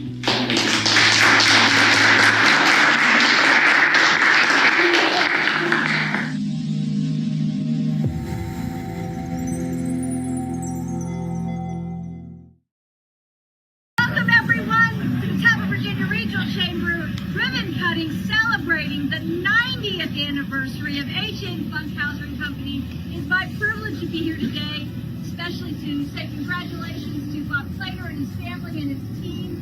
90 years serving this community and this region with petroleum needs, food, fun. Thank you so much for all you do for us.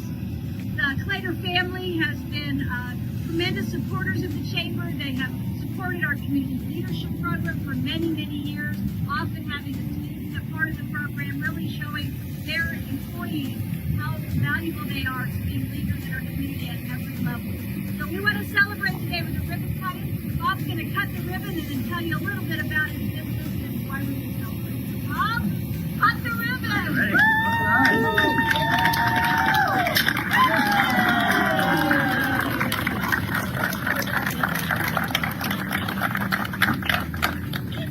I'd like to thank each one of you all for being here very, very much. You can't make it 90 years without having a lot of good partners and a lot of good customers. And we've been so thankful that the community has really embraced us for all of these years. All of these team members, when Hugh Funkhauser started, there was 1 employee. When I came here, there were 6 employees. So we've been blessed with a lot of good folks helping us out along the way. And all of these people behind me today have made it possible for us to still be here 90 years. So thank you very much. We appreciate your being here. We appreciate all these folks' hard work. We appreciate the support of the community and for the Chamber of Commerce too. So thank you all very, very much.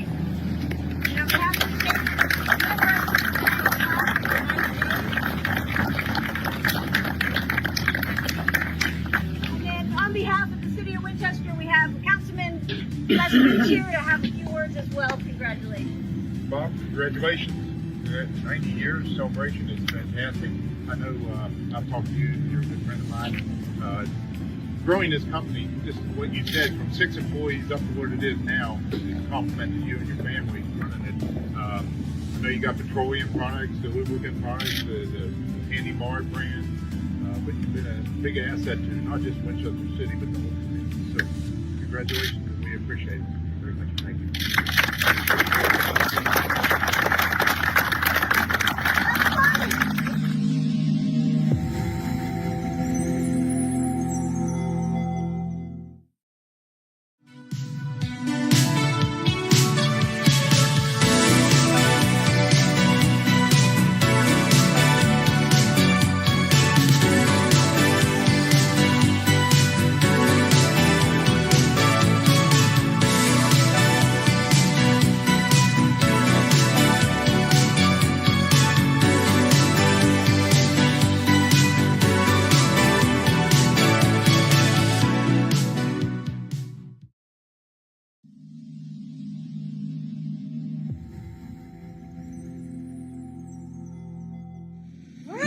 Welcome everybody. I'm Cynthia Schneider with the top of Virginia Regional Chamber, and we are here today to celebrate the 20th anniversary of the Bellman Library and their incredible community service. Thank you for being here today. I'm glad to be able to celebrate such an amazing organization and all the work that the Hanley Library System does in our community. I'm going to turn this over to Mary Anson to share a little bit about what's going on today. Hi, thank you so much, Cynthia. I'm so happy to be here, and I'm happy that all of you are here with us to celebrate the 20th anniversary of Bowman Library. And I am very happy to introduce our director, John Huddy.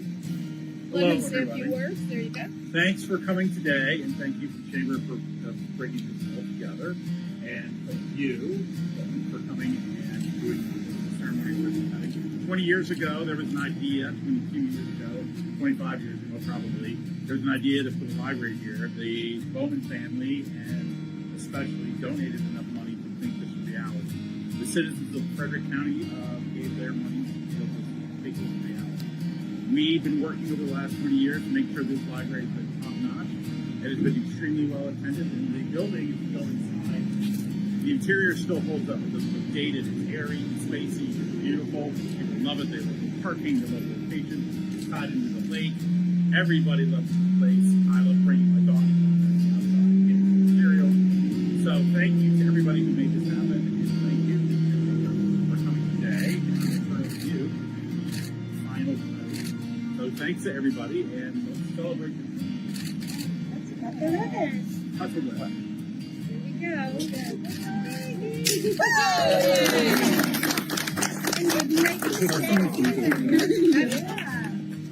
I have a little gift from Mary. I apologize that it's folded, but this is for our library. Thank you.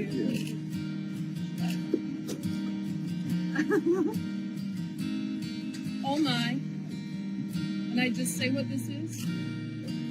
It's a $100,000 donation to the library.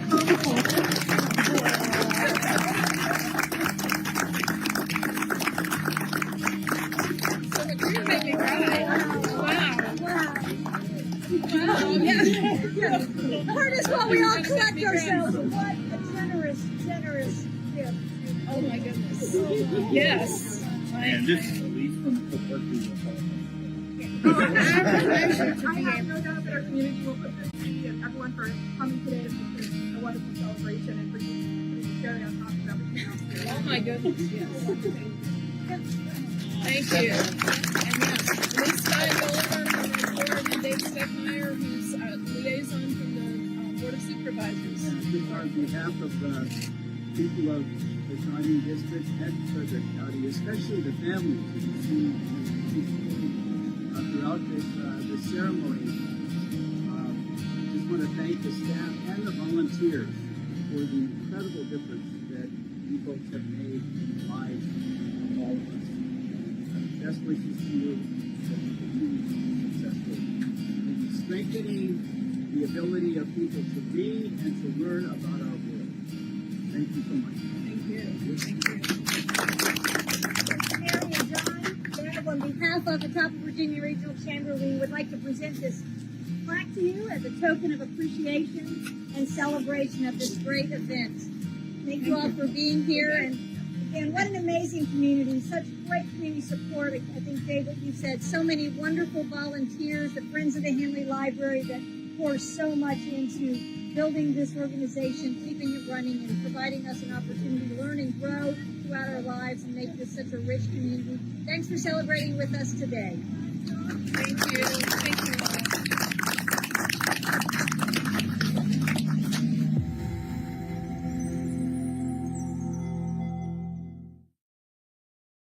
Hello, I'm Mike Cundiff. I founded Cundiff & Associates in 1980 with a commitment to excellence and personalized service. We serve the needs of the top of Virginia region with accounting, auditing, tax and estate services, management consulting, IT, and accounting systems design and installation. We take the time to integrate the latest technology, but we understand the importance of the personal touch. Cundiff & Associates CPA, old-fashioned service, but with up-to-date technology.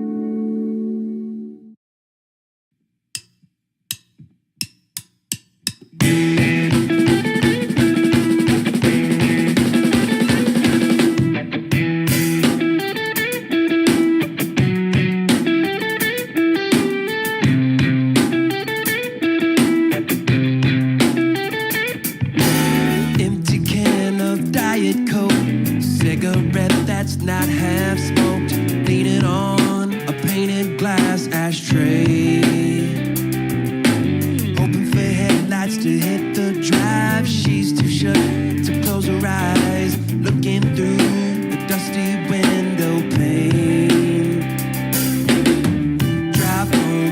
lies told, fool's gold unfold. Truth be told, he knows he shouldn't have taken the road he's driving down. Phone lights up, call from home, turn it over, look back at the road, thinking he should pick a lane, pick a lane. Now that you've come clean, I know what you mean.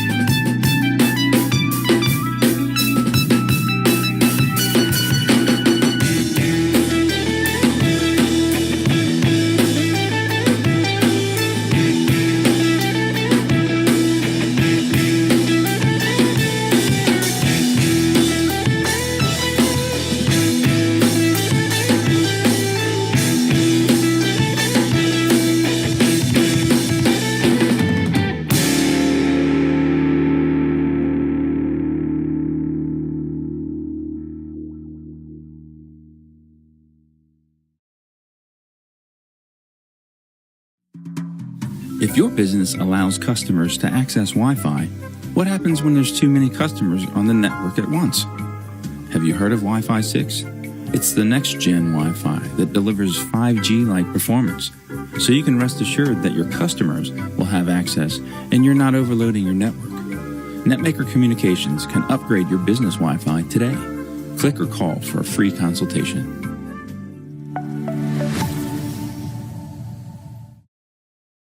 Thank you all for being here. Thank you very, very much to Victoria Kidd, owner of the Hideaway, our beloved cafe, for allowing us to do this here. It seemed like a wonderful place, an appropriate place for it.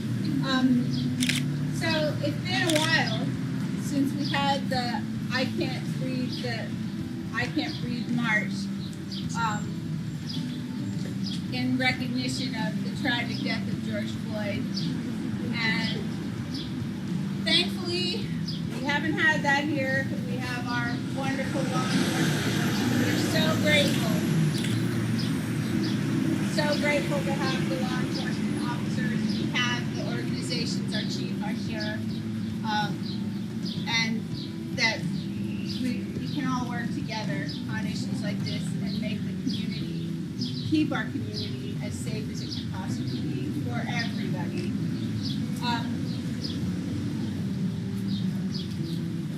So I'm very grateful to all the advocates from all professions and walks of life who work on these issues. Hi there.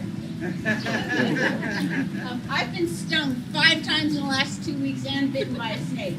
And yet she doesn't flinch. Great. Life on a farm. So thank you so much for everything you do, and for providing that specific opportunity for grieving and healing and recommitting to each other to fight for racial equality.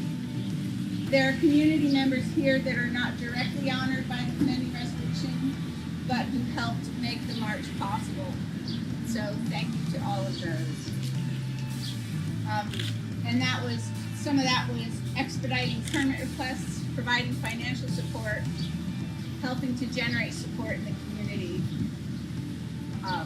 This march was unique because of the way the entire community mobilized. Activists, citizens, religious leaders, law enforcement, business community, local government, and more. This wouldn't have been possible without the participation of so many different facets of our communities here. And 2 years later, yes, Black lives still matter. And we want to always recognize that. So this resolution passed on a bipartisan, unanimous basis through the House of Delegates, showing that my colleagues across the Commonwealth and I all acknowledge the hard work you put in to organizing this march and the value it brings to Winchester and Virginia as a whole. I'll read the text of the commending resolution, which will become a part of official Virginia state record from here on out. House Resolution number 549, commending the organizers of the I Can't Breathe Walk in Winchester, agreed to by the House of Delegates August 28, 2020. That long ago, huh? Whereas in June 2020, more than 500 people attended the I Can't Breathe Walk in Winchester to protest the death of George Floyd, raise awareness of police brutality, and demonstrate support for social justice. And whereas the I Can't Breathe Walk was organized by Terrence Wilson, Ashley Christine Adcock, Haley Arnold, Samuel Tanner, Latasha Dozier, Victoria Kidd, and Andrew Mudd, and sponsored by Tina Stevens Pelbrief and Rodney Pelbrief, friends of the nonprofit I'm Just Me movement. And whereas the I Can't Breathe Walk began at the Shenandoah Valley Civil War Museum and proceeded through downtown Winchester. After the walk, more than 30 speakers, including religious leaders, elected officials, community activists, and local residents, addressed the need for police and societal reform. And whereas the I Can't Breathe Walk was attended by people of many races, creeds, and backgrounds and built a strong sense of peace, unity, and purpose. Now, therefore, be it resolved by the House of Delegates that the organizers of the I Can't Breathe event in Winchester hereby be commended for providing an opportunity for community members to heal and make their voices heard, And be it resolved further that the clerk of the House of Delegates prepare a copy of this resolution for presentation to the organizers of the I Can't Breathe Walk in Winchester as an expression of the House of Delegates' appreciation for the importance of the event and others like it in the Commonwealth.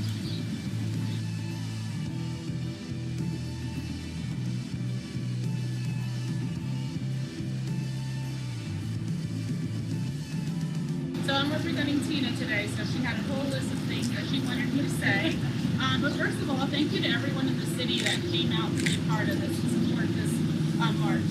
We also want to thank our city mayor, David Smith, our Winchester Police Chief Piper, along with all the men that came to this march.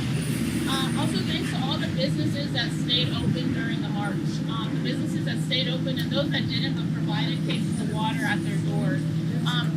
Thank you to the Virginia Regional Chamber for your support and your leadership. You were instrumental in ensuring that the businesses here in town felt secure, felt safe, felt that and trusted that this march was going to be a successful march without any casualties. Thank you as well to the clergy, Pastor Mack of Mount Carmel, Reverend Wilson with St. Paul Church. Who else? There's so many thanks to be given. But thanks also to the young people that were present, that were speakers. This all started because of Terrence and his desire to want to see this happen. And this was expedited pretty quickly. When we said expedited, that's an understatement. So things that take about 6 months to happen happened in 2 days. And a lot of that was because of Kevin with the Battlefield Foundation. If he would have said no to that permit, this wouldn't have happened. So we thank you for providing that permit in such an expedited manner. 2 days, right? I think what normally takes 6 months.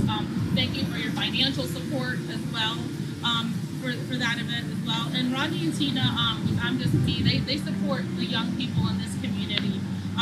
And the shift that the young people are making to create a better community, not just here, not just our city, not just our state, but our country as well.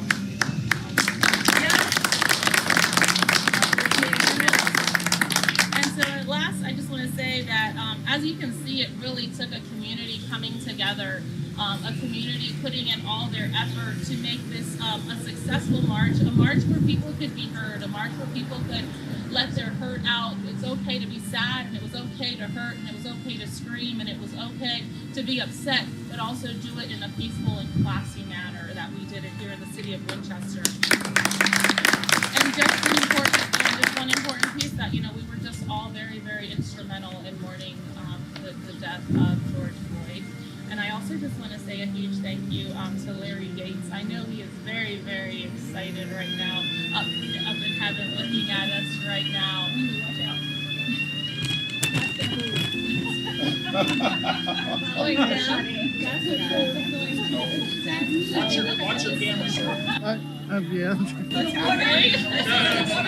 never seen that happen. I never saw this happen. Probably nice. It's sensing someone there, Kevin. But anyway, that was my final thoughts. Thank you everyone that came out. And I'll just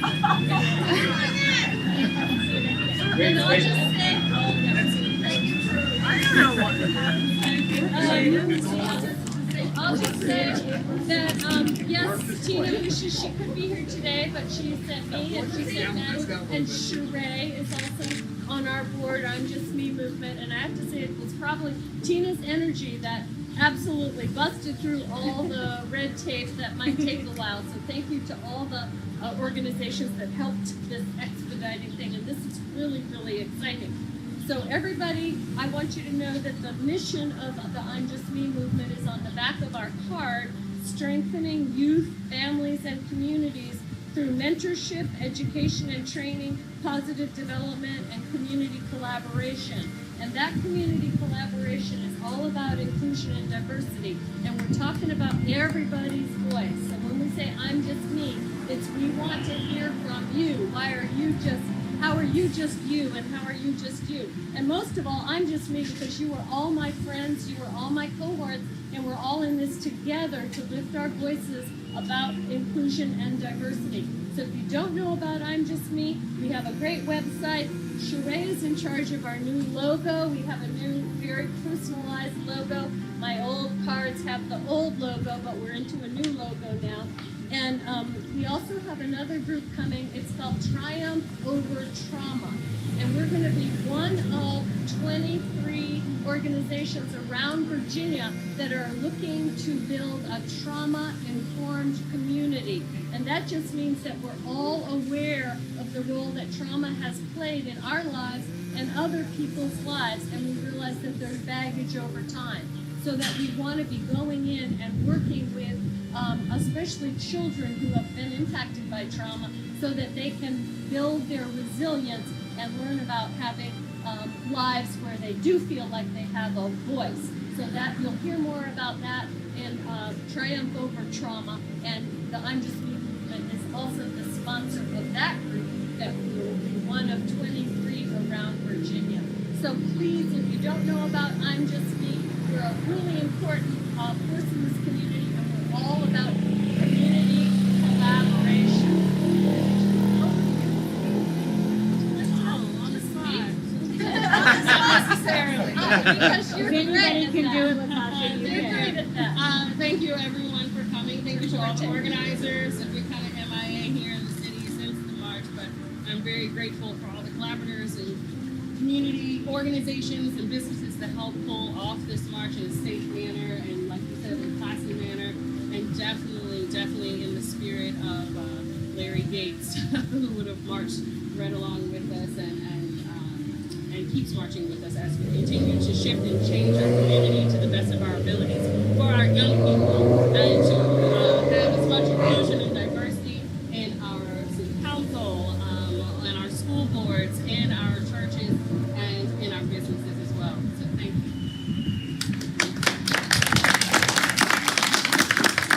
Thank you, everybody. Let's continue the good work here in Winchester. Thank you for being here today, and thank you again to our host, Victoria Kidd.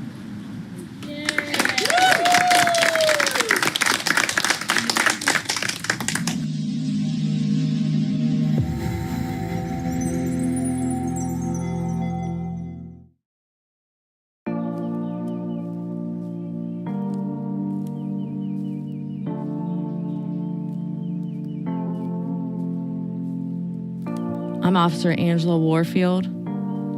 I've been a stay-at-home mom for the past 7 years, and I finally decided to pursue the career I've always wanted to do.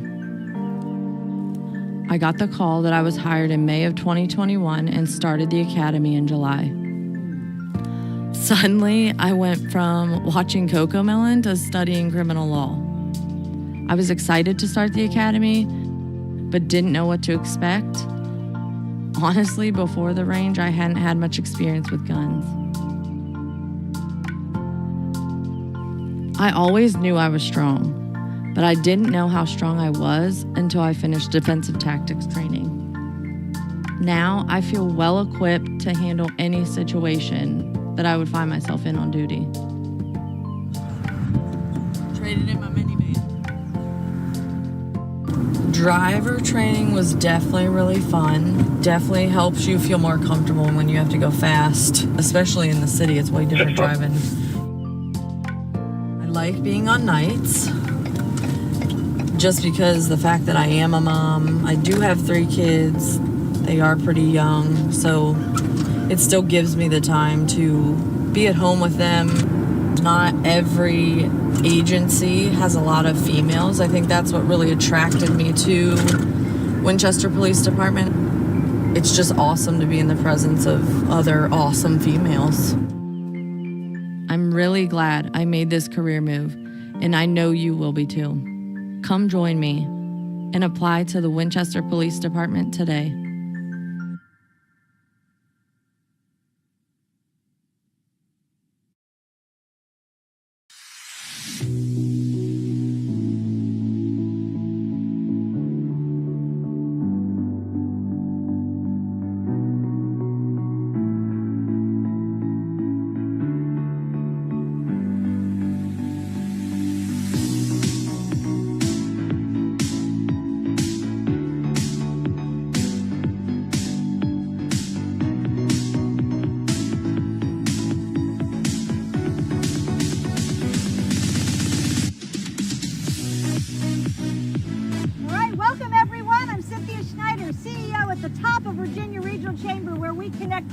and community resources for mutual success. And today, we're out here off of Airport Road celebrating Shenandoah Elevators.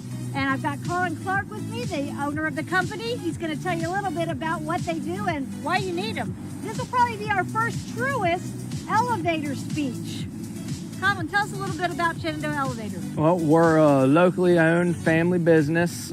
We've been around for quite a while. We specialize in commercial elevators, but we do everything from elevators to stair lifts to scooters and lift chairs. So we have a wide range of stuff available for whatever you need for your mobility needs.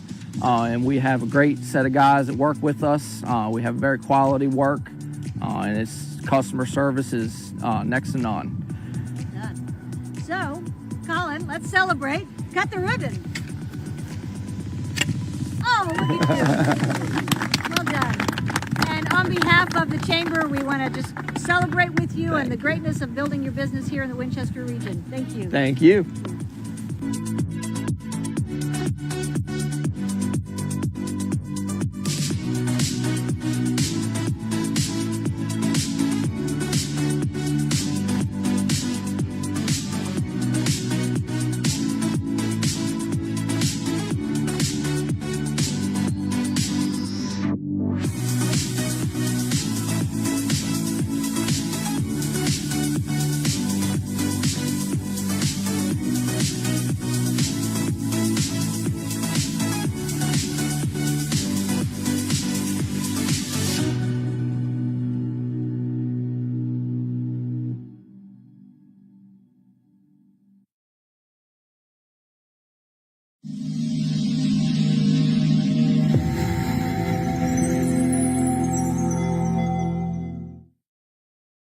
Powell's Plumbing is your best choice for quality and professionalism. We have a truck in your neighborhood. At Powell's Plumbing, we can handle any plumbing or septic job, big or small, from well pumps to sewer and drain cleaning, as well as leaking faucets and water heaters. Go to powellsplumbing.com for more info and special savings. So, leaky faucets, toilets won't flush, or overflowing, kitchen sink backed up. Call Powell's Plumbing. We've got 30 years of serving the community with quality and professionalism you can count on.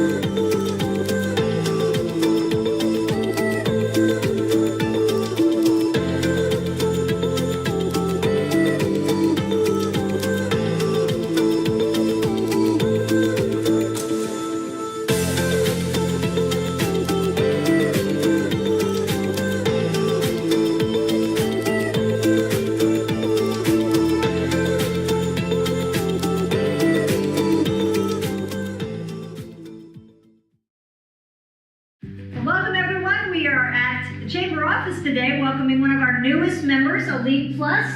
Howard's going to tell you all about him, but he's one of our new entrepreneurs, came up with a great idea and was awarded first place at a recent pitch night. And he's going to tell you about some of the great things he's doing, but we're going to first kick off with the ribbon cutting for Elite Plus LLC. Albert, cut the ribbon! All right. Woo! There we go. All right. So Albert's the brawn of the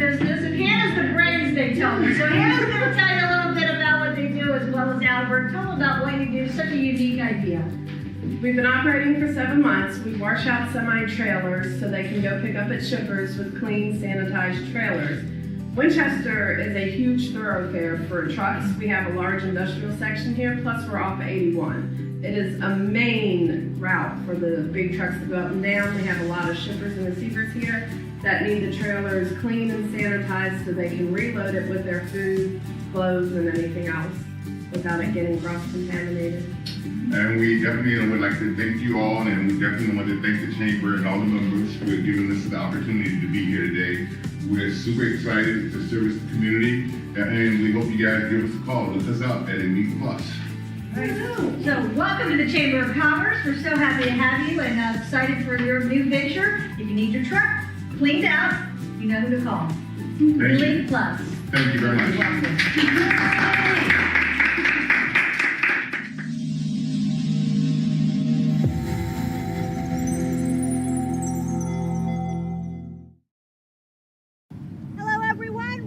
To another celebration of a ribbon cutting with the new Microtel Motel here off of I-81 right at North 11. If you are traveling with your family, with children, your moms, we've got everybody here today representing and celebrating this new location to serve our community. Dave, tell us a little bit about this property. So the Microtel brand, this is actually one of the new types of models, only been around for about 5 years now. This hotel has 78 rooms with an indoor pool and a full-fledged fitness center. We do serve a breakfast every morning, more of a hot continental style breakfast with a pancake machine. Fun. David, if you want to see anything else. Those are good pancakes, Dave. They are very good pancakes. We'll be coming on down to visit one morning. Yeah, so my name is David Cavallero. I represent the hotel as well. Guest Incorporated is the management company. We're based in Strasburg. We're thrilled to be part of this project. We're thrilled to be working with Randy Cron, the owner, and Ned Browning, who couldn't be here today. But this has been a 2-year project, a labor of love, lots of ups and downs, COVID in between. So this is an amazing, amazing day that we're actually open. So we've been open about 3 weeks now. Business is picking up. We had about 61 guests last Saturday, which was amazing for us. So it's great times ahead, but we're thrilled to be part of the Winchester community. I'm thrilled personally to be back in the Winchester community.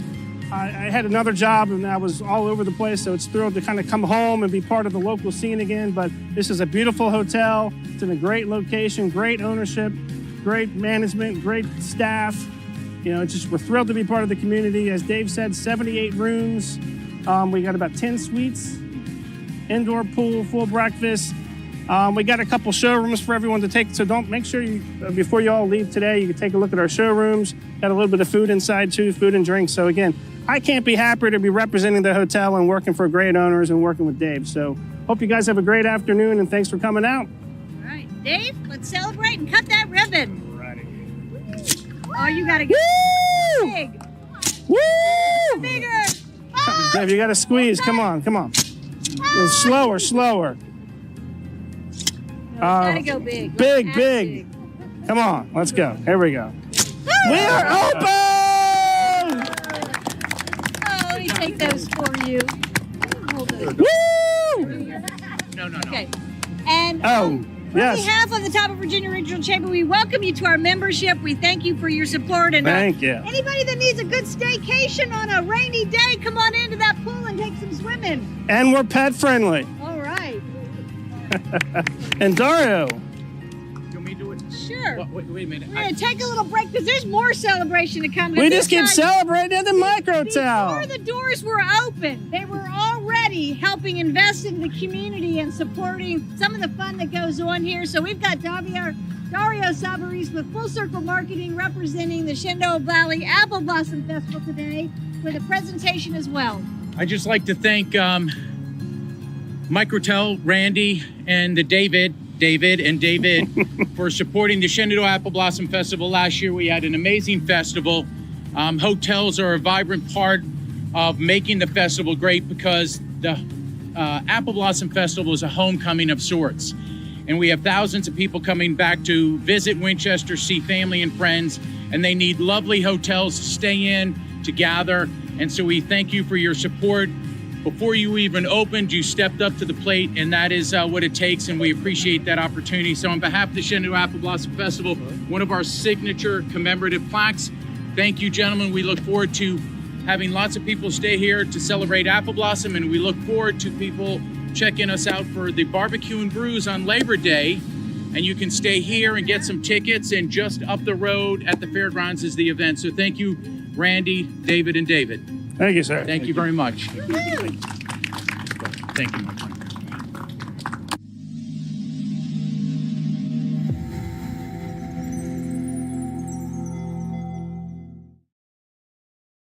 Well, thanks everybody for coming. I'm T.M. Dickinson. I'm from Winchester, Virginia. I grew up here. My parents moved here when I was 1. I graduated from Hanley High School.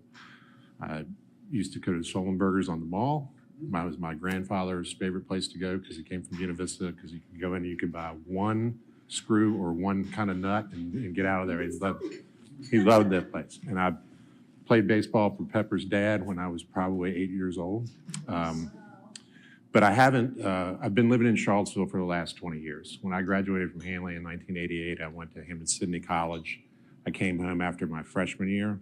My brother's 5.5 years younger, and my dad said, "TM, I love you. You're my oldest son, but you can't come home anymore because it's a great big world out there and you're not setting a very good example for your younger brother." So I took off, went to California that summer, and I haven't lived in Winchester since.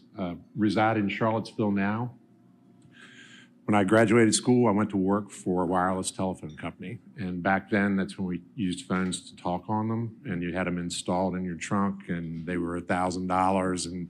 And I did that for 12 years. I traveled all over the United States. In fact, in the first 11 years, I moved 7 times. We were living in Little Rock. Got a call. They said, "TM, we want you to move back to Virginia to run the Virginia, West Virginia, and Kentucky markets for Alltel. You can live in Virginia Beach or you can live in Charlottesville." And I said, before they even finished saying Charlottesville, I was like, "I'll live there." That was close enough. And so I started working there for a couple of years, got the call to move back to Little Rock, which was 1,000 miles away from my parents here, and we were having children. And my boy's mom said something to me that really resonated. And she said, "TM, you're from somewhere, and I'm from somewhere." She's from Charleston, South Carolina. She goes, "I want the boys to be from somewhere." So I left a career working for a very large company that expected you to move pretty frequently and went to work with a small startup company, well, not a startup company, small business in Stanton, Virginia called Specialty Blades. They'd been around about 20 years. They were doing $14 million a year. I was there 16 years. We grew it to 105 and sold it to private equity in 2018.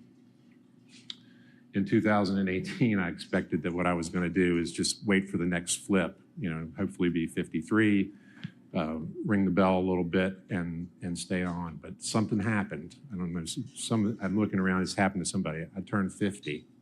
I was an empty nester and I was single. And I started to really evaluate what I wanted to do in my second act professionally. And so in the middle of COVID, I left the blade company and went and started my own practice as a fractional vice president of sales.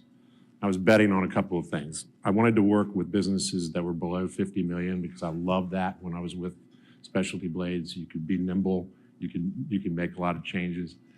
I figured that sales issues and predominantly sales management issues were a bit industry agnostic. And I also didn't want to live on an airplane. I was talking to Bobby, I would travel 150,000 miles a year. Despite having manufacturing in Stanton, Virginia, and 4 other US-based locations, none of my customers were close by. And I made the decision at the time to kind of do that. So I started Catalyst Sales Performance really to work with small business owners, because one of the things that I'm seeing is a lot of founders will start their business and they get pulled into areas of it that they don't particularly like or they're not particularly good at. And especially if it's a technological company, sales and sales management is one of those things. They say all the time that sales is a bit of an art. Sales management is more of a science. It's about following a process. It's about making sure that you've got measures in place and you're looking at predictive measures rather than things that are retroactive. I've worked in 5 engagements. I've worked with the sign company we talked about. My friend TJ Ronayne at Gropin. I did some work with him. I've worked with an architectural components company called Gaston and Wyatt that does custom millworking, and they also sell Marvin windows and fixtures and things like that. I worked with another blade company in York, Pennsylvania, which also has a sawmill component. And then I've worked with 2 design and construction landscape companies, one in Lynchburg and then another one also in Lancaster, Pennsylvania. So, but today what I want to do is just a quick background about me. I thought that what I would just provide a little content. This won't take very long. If you have questions or you'd like to make comments, I'd really appreciate it. I may call out, say, hey, do you have this issue? But I definitely want to be sensitive to your time. I know that we've all got things that we need to do. So, a lot has changed in the last 2 years. You know, we've got situations where we've got artificial intelligence that overhears what we say, or I think what I think sometimes because it shows up on my phone now about where I want to go. The days of being face-to-face have changed. There's a lot more virtual interactions that happen with Zoom. And, you know, so there's been some changes. I don't think that a lot of the things that happened that we had to adopt with COVID are going to go back. We were talking a little bit about supply chain issues, and particularly as it relates to chemicals. The saw business, I will tell you, we make bandsaw blades that are used for these huge lumber mills in the Pacific Northwest. The lead time on the material just to make those blades is now 60 weeks. It used to be 12. So you can imagine, you know, we're all dealing with this disruption. A friend of mine that's also in the industrial coating business that does paints for water towers and sewer pipes, he was saying, you know, just getting the chemicals he needs to make his product. He's taking orders. He's getting orders, and his biggest issue is not getting orders, it's being able to fulfill them. And his business has grown. He's 3rd generation. It's grown 30%.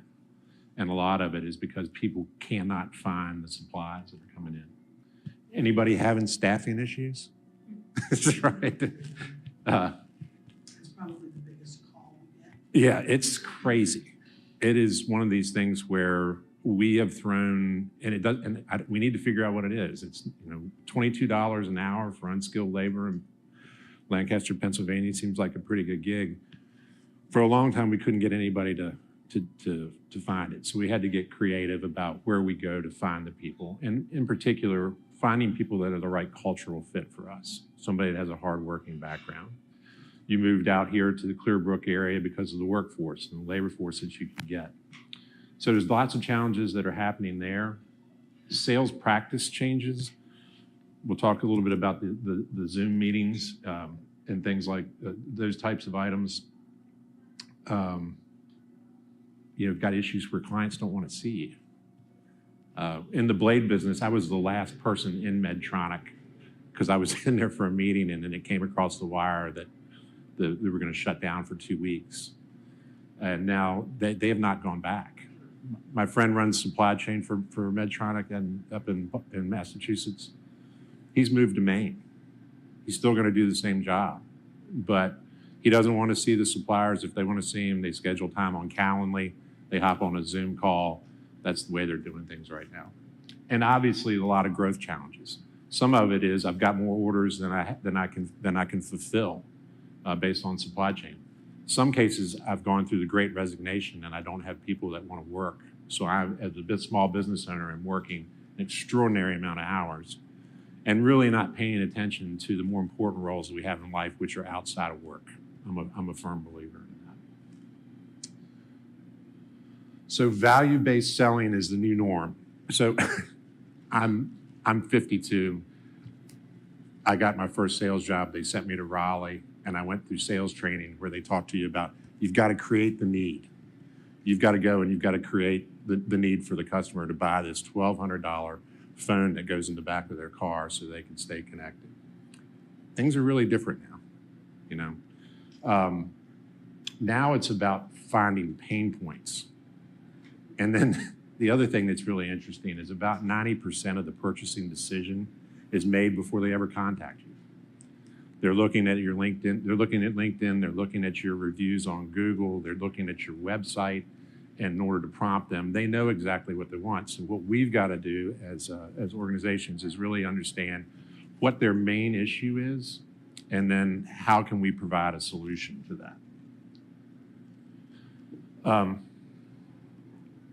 Does everybody know what is your unique selling proposition at Sullenberger? Because I love your place. I go there. You're the only place on earth that has 410 shotgun shells right now. I would say it's our knowledge. Yeah. Our customers expect us to know how to do whatever they're trying to do. Right. And if they have a question, you know where to direct them. Right. I started to think about that for me, and I mentioned it in my introduction. I paid consultants a whole lot of money in my career, and this is a reflection on me. We would sit there and we would create these wonderful documents on everything that was great. We would shake hands. I would stroke them a check. I would take that binder and stick it right on the shelf, right? And then when things hadn't improved 90 days later, I was like, I can't believe we paid that consultant all that money. So I started to think about a different approach. I like longer engagements. I like ones where I'm going to work with the client for a year, make recommendations collectively on what we're going to do the heavy lifting. Because the reason I'm there is because the owner might not be great at sales or sales management. They're better in other parts of their business, and that's where they need to be functioning. I take care of that. I also have some skin in the game. I bet on the success. So 50% of my fee is fixed, 50% is based upon us hitting hitting deliverables that pays out my variable component. And those are kind of my differentiators, I would say, a little bit. I mean, I have lots of experience. Consultants are a dime a dozen. But and then I hire my replacement is really the biggest thing. You know, making sure that I identify that we've got the right people for the right positions, that they get the job, they want it, and they have the capability to do it. So that's my unique selling proposition. I would encourage you all, if you haven't done that work, is think about what separates you as an insurance agent in your business, or as in the hardware business, or in selling chemicals. Some fascinating stuff we were talking about that Green does on removing rubber from airports. I mean, runways, who would have thought? But you got to have it, you know? Our needs love peanut butter like that. So think and make sure you're informing your customers about what's different about signs. You know, where they can go to other places and get it. I mean, why should they come to you? You know, and you don't want it to be price, really. You know, you want it to be service related, or you want to differentiate yourself among the competition. So that's trend one. That's been going on for a while. Trend two, this is interesting for me because I'm so old school. I love being face to face. I still travel Lancaster every 2 weeks and spend a few days with the people. I have counterparts of mine in DC that won't take an on-site engagement. Their thought process is, I could be more effective. I mean, I lose 10 hours of windshield time every 2 weeks to go do that. What they want to do is they want to be on a call with the owner and working with them that way. That's kind of here to stay, but it's tricky. You know, I like to read body language. Most of the communication that you do is nonverbal. You know, you've got to be able to identify that. How do we do that across a video conference screen? You know, how do we make sure we're capturing attention that way? So we mentioned a lot of prospects don't want to or don't need to meet in person. Training for employees, reading body language, I mentioned. How to give a great presentation. This is not an example of that. How to prospect, to make sure you're keeping them engaged. And I'm going to go to another slide. If you all have not read Integrity Selling, it's by a guy named Ron Willingham. I'll tell you a little bit about what we do in the engagements I'm working with. Typically, there's not a sole decision maker, especially if you're doing B2C types of sales. We won't take a meeting at the landscape construction company unless the husband and the wife or the partner is there with them. And the reason being is they're never the same person, right?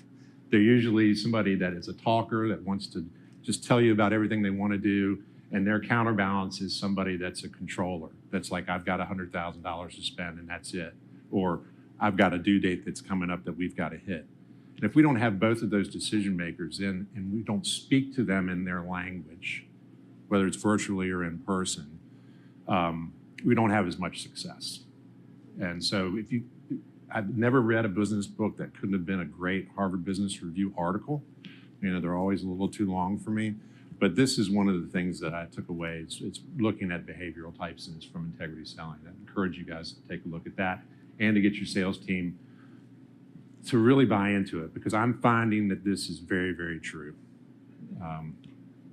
Yes. Is there a tool that you use prior to a meeting that you can identify the personalities, or have you just become good enough at it at your meeting that you can figure out who they are? When I start a new employee, they have a cheat sheet in the back, but it's really based on the conversation and the body language, and you'll get to see it.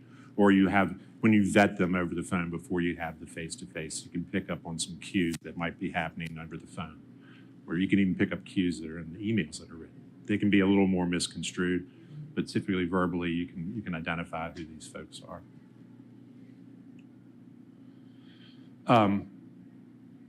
You guys use the customer relationship management tool? Which one do you use? Salesforce. You do? Okay. How's it working for you? It works really well as far as keeping the customer data Right. and things of that nature. And it's nice because when I'm on the road, I can log into it. If a meeting gets canceled at a location, I can pick 10 other locations in that region and go see them. Right. You know, so I like Salesforce.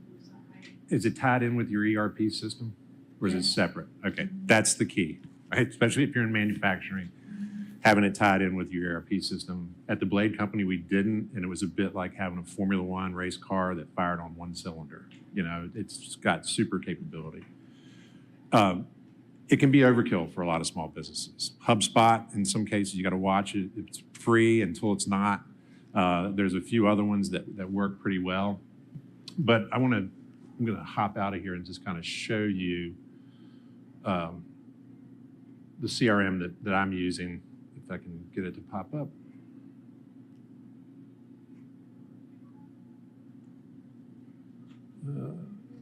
Apologize. So, and I'm, Bobby, do you do stages too of your opportunities? Not really. No. Okay. Sorry. I think we have a different type of end product, so we wouldn't go through that. Yeah, this is my dashboard. And you could load in prospects. We'll talk about you can use this. We'll talk about some more AI tools that you can use to identify potential clients.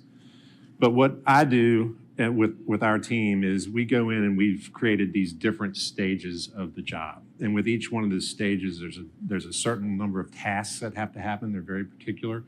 And then I assign a probability to see on what stage, what's the probability of closing. So I can forecast out and kind of think about what my revenue is going to be. If somebody comes into our website, they've looked at us and they said, hey, these guys look like they might be able to put in a pergola in the backyard and a patio, they'll schedule a consult, 10% probability, Then after we complete the consult, they'll go to maybe 30%. In order to vet them out a little bit more, we charge them for their sit with us. So it's $150 or something. Then they go over, if they enter into a design agreement, they pay us a fee there, and the probability increases. So you can see that, in each stage of the funnel, I know what the representative kind of the dollar value would be for that particular sale. When I started with them, everybody that came in, all business was good business. And it was tying up a lot of our resources with estimating. It was tying up Mary's time with design. She really hadn't even had a conversation with them about ballpark estimates on what it was going to cost. So our close rate was, 20%. Our close rate now, because we're doing a better job on the front end with the resources that we've had for a year, has gone north of 50%. So we're happy about that. If you use there's plenty of CRM tools, lots of them. Salesforce it's tied in great with marketing. It is super robust. I personally think for small businesses, it's a little bit much. But if you're not using the CRM, I would encourage you to start doing that just so you can track activity, you know. Do you feel like it's the system itself that made the difference in that percentage of 50%? The key with any of those, You're kind of catching them, they're booking this, right? The Yeah. customer's doing it, so you're catching them when they're interested. that's right. And we'd say we're going to get back to them within 24 hours. The key with this tool is adoption. We had Salesforce and I had 50 users that never touched it. It was a huge expense. They're engineers and they were just like, we're not doing it. It doesn't apply to us. It was like, well, it helps us on the sales side. But you have to be able to adopt the tools and recognize what the tasks are in each one of the stages in order for it to be successful. Let me see here.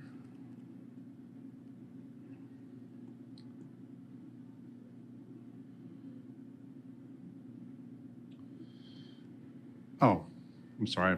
I wanted to make one comment. But when we were talking about virtual, the adoption of technology, on this Christmas of 2020, my friends Sarah and Mike were over. Sarah has done pharmaceutical testing in the United States for 30 years. She sets up trials. And I was asking her about, warp speed. Do we think, because I'd worked with serial entrepreneurs that were having to go through FDA approval, and I watched a lot of great projects just die on the vine because they ran out of money in the approval process. So I asked her, I said, do you think that this is going to be a one-off or is this going to change the culture? She says she's going to change the culture, but it's not for the reason that she thinks. It's forced the adoption of technology that's existed for a decade. I think the same is true in sales. You can be more efficient. It's going to be a different way to sell, but it's one that's here, and we need to get better and more comfortable, especially with seasoned salespeople like me that prefer the face-to-face and the handshake. Got to figure out better ways to do that. Let me see here.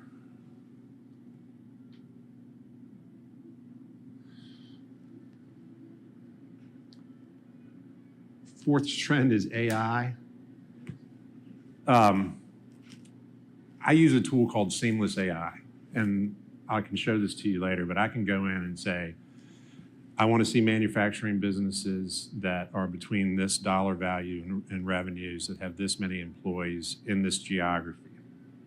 And it will print out the names of those businesses. I can drill down on the business and say, I want to see plant managers or director of operations, and thinking about where we were going to sell these wear components that we cut plastic film with, where York saw. It gives me a prospect list. These things are all vetted. I typically end up getting not only their work address, I probably end up getting their social media presence as well as maybe in some cases also their personal web address. It's creepy, it makes me nervous, but it's a tool that's helped us be more directive in terms of how we're going to marketing and identifying who's going to be making the decisions at those facilities. I think when I talked to you at the open house, you said about 50% of your business is it's more than that now, it's residential. Yeah, 50% For it's 50 commercial and then 50, yeah. If you wanted to make a push into the other 50%, and let's just say in a different geography, let's say that you wanted to do something that out in Clark or maybe out in Loudoun County, make a push there to supply contractors or whatever. You could use a tool like Seamless AI to evaluate it. It's an algorithm. It goes out and it scrubs the internet, and it kind of pieces it together. That you work for signs, then it would go, if they determine that, they would go to see if you have any other presences that exist online, maybe personal, maybe professional, and it would do that for everybody within your organization. Same with Fabritech. I was asking you about the toolings. We spent a fortune making tooling that would hold metal that got presented into a grinding terminal that would put edges on stuff. It's, these things, every new customer had their own tooling. Who's doing that type of work? I can tell you Cadence is doing that work in Stanton, and I'll be glad to give you an introduction to them if you want to. But there's plenty of other people that exist up and down the valley that are doing that work, that need, laser drilling or laser welding or Swiss turning, those types of things. And using that tool to identify it it's been pretty helpful for us. The other one, this is crazy. I have a friend of mine that does what I do in Cincinnati, and he uses a virtual assistant. You know, one of the things I think about is what do I really like to do in my business and what I don't like to do. The marketing piece is tough for me. I mean, it's just not something I love to do, but I have to do it. And he has been able to use his virtual assistant just to go in and find articles that post on LinkedIn that ultimately get his readership up. He's gone from 1,000 people to 10,000 people that subscribe. It's $300 a month. He just sets a cap on it. It's what he pays this lady. She's really good at social media. Sean is not. You know, she can go in and make comments. You know, if you on LinkedIn, you can't just hit the like button. The algorithm likes you to type something or to forward it. She does that work for him. She's U.S. based out of Atlanta, and that's a tool that he used that's worked really well for him. And I've investigated that as well. Do they have, through Fiverr, don't they have some third-party kind of ghostwriters or marketing? Yes, could do blogs. It's probably a little bit more affordable than a monthly $300. Yep, exactly right. And they also have apps on your phone. Like I could sit down today and just hit, does it mind if I record this? Could record it, and then it would transcribe it to text for me.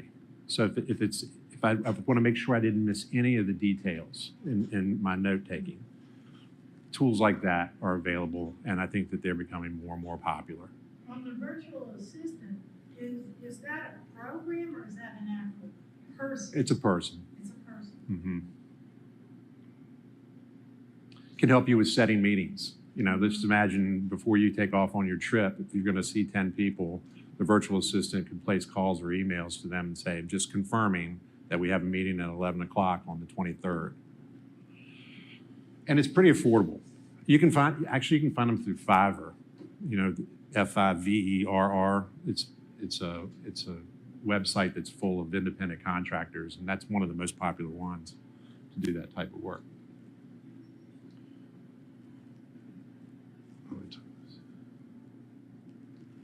And we kind of covered this. Doing simple tasks, help you with note taking, can help you look at predictive analytics to find the right people. So like the seamless AI is when I make sure. So Tom is out traveling. Tom Bowser is my sales guy up for York Saw. He's on a trip right now. He's landing in Milwaukee and he's doing a loop. He started yesterday. So we know we're going to go see some existing customers, but we also want to identify who are the businesses that are like Crohn's or like this. And we use that tool to identify him. And before he goes out on his road show, he'll reach out to those people to target them. The other thing that we use it for is for marketing. We make these things called paper tube saws. You're going to learn a lot of useless information here. You know, like wrapping paper or any sort of craft paper that you might wrap packages in that you ship, it all has a hollow tube, right? Those are really regional businesses because they can't ship that paper very long because the tubes will get crushed. So there's lots of these people that exist from region to region. The biggest one is a group called Sunoco. They're in Hartsville, South Carolina. Hartsville has one stoplight. It's a $45 billion company. And so they have 80 plants in the United States. We're in the Jackson, Tennessee facility. We want to find out who these other people are and who has the same title as the person we're working with in Jackson, Tennessee, and get them a mailer out that says we're approved supplier of paper tube saws for Sunoco. So those are the types of things that you can do. You can be very, very targeted. The days of chasing smokestacks, if you're doing industrial cleanup work, or just looking and saying, well, there's an airport, there's a municipal airport, an FBO here I need to go see. You can go to one place and figure out exactly who it is that you need to talk to there rather than making a cold call. It's a different kind of cold call, but it's not one that puts you in the car and out there with them. Hiring quality sales talent. We've talked about this being a gap. Making sure that people can do virtual phone calls. I mean, do these Zoom calls. The other challenge is, and no offense to our younger people that are here, I have a 24-year-old son and a 20-year-old son. Their friends don't know how to talk to people, right? They're much more comfortable in being able to communicate my thought, this stands, there's not going to be any back and forth via text or via email. than they are in having a 5-minute phone conversation. We may find some middle ground there, but I need to figure out how to adopt technology that's going to better suit younger clients for me, and they've got to do a better job of figuring out what works for them talking to other clients. Again, going back to the behavioral model. So that is a real challenge. Having a good recruiter is a good thing. Having a good connector in your community. Hope McCutcheon is in Charlottesville, Virginia. If you just, I'm connected with her. She knows everybody. I mean, she's not a recruiter, so to say, but what she likes to do is to put people together. Having that kind of network, relying on your clients, I would say we ask our clients all the time, do you know anybody that would like to work on the construction crew with us? And I thought, well, these are people that are spending a couple $100,000 a year, or not a year, a couple $100,000 on a project. They're not could possibly know somebody that's going to work for $18 doing an install. I was wrong. They know the type of business that we are. They know the type of work that we do. They've engaged with our employees, so they know the professionalism they have. And we have a lot of success in placing people, even ones that we have to train on how to run a machine or get their CDL license so they can run some heavy equipment. We've had a lot of success that way, so I would encourage that as well. One that I never really thought about, but it's one that's worked pretty well for us. And then the last one is really about outsourcing. We've had fractional CFOs, we've had fractional CTOs. I was hoping that Les would be here today. We've had fractional chief marketing officers that have worked at small businesses for a couple of hours a week or maybe a couple of hours a quarter to kind of get them on the same page. We have fractional sales management. So if you find that you're in a position where I just can't really relate to salespeople, I don't know how to motivate them, or I have an engineering background and I don't know how to interact with these. There are resources that are available for somebody that can come in for a fraction of a full-time cost that can help you get up to speed into, even if you've got to hire your first salesperson. I've done Gropin Signs.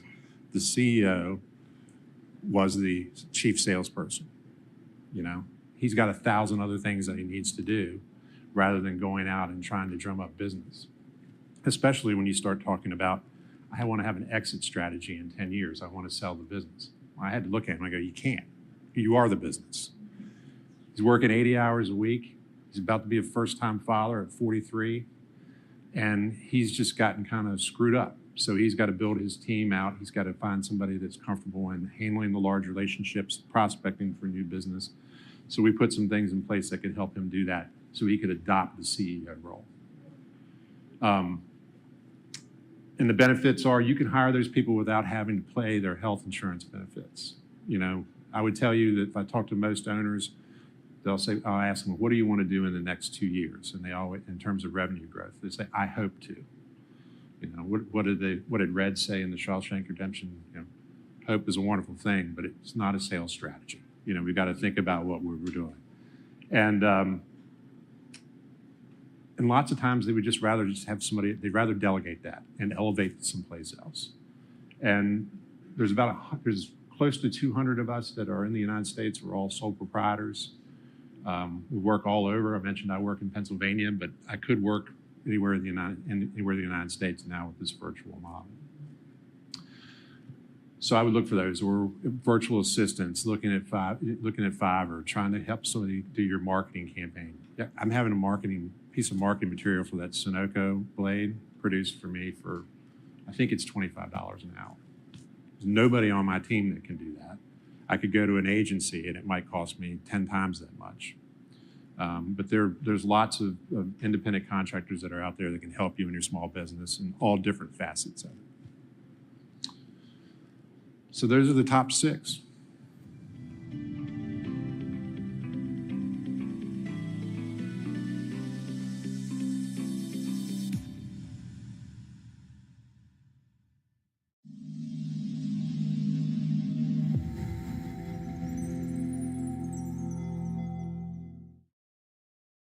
Hello, I'm David McLaughlin. I'm the owner of this old place, the Nancy Shepherd House Inn. I moved to Winchester in 1985 from Washington, D.C.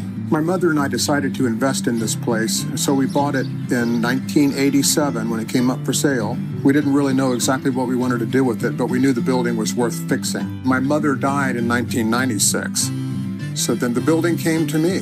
When we obtained the occupancy permit, I decided to open a B&B here. I wanted to have a little place where people could stay and walk to the pedestrian mall. I like the fact that I can walk out the door, go out and grab a bite, come right back, and go to the Village Square and so many other places.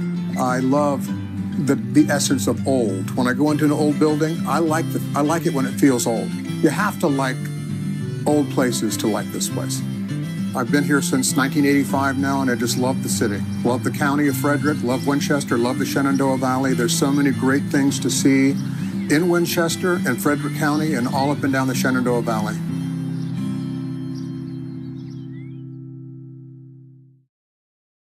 Well, I encourage you. It's a great course. I'm a little biased. We have one coming up in September. Several folks in this room actually attended it, and we're lucky enough to have a graduate that's going to kind of talk about the course. David told me I'm trusting, so I have no idea what he's going to say, so I'm going to introduce him as one of the brightest individuals I've ever met in my life. He's a star student, and he's got great business, and I highly encourage you to get to know him. So with that, Dave, you want to come up and say your comments? It is kind of funny. Vanessa singing me a couple of weeks ago said you speak about this course. Well, sure, no problem. Carrie says, hey, I appreciate you doing it. And never once did they ask what I was going to say. Hey, I'm David George. I'm credit officer for the Bank of Clark County here in Winchester and for Virginia. I'm just going to share a little bit of a story regarding the business leadership program. So early in January, my executive vice president calls me into his room. He says, hey, the chamber's putting on this business leadership management program. If we'd like to support the chamber, we'd like to send somebody to this, which is like, yeah, here's some information. Let me know what it wants. So, all right. Let me give you a little background on my leadership experience. I was 8 years in the Winchester Army National Guard. Started off as a private. My time was done, I was a first lieutenant. So I had a little bit of leadership experience there. My civilian career, I'm 25 years in the financial services industry. Started off entry level, several management and upper management, whatever positions. So, I'm thinking one day a week, for the next 4 weeks. Not really feeling it. I really need another great start. A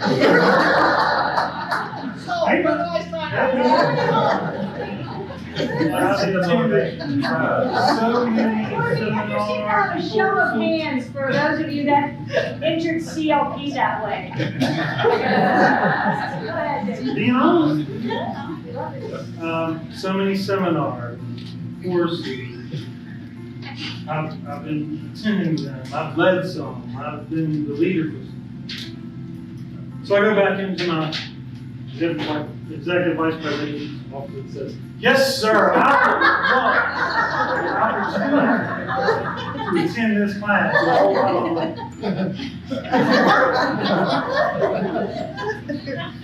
So, fast forward through this whole program. I am here to tell you, I was wrong. Way wrong. Not even in the same vicinity of being right. This program was unreal. Like nothing I had ever experienced before. Darkus is here, Vanessa, Cynthia, they were all graduates as well.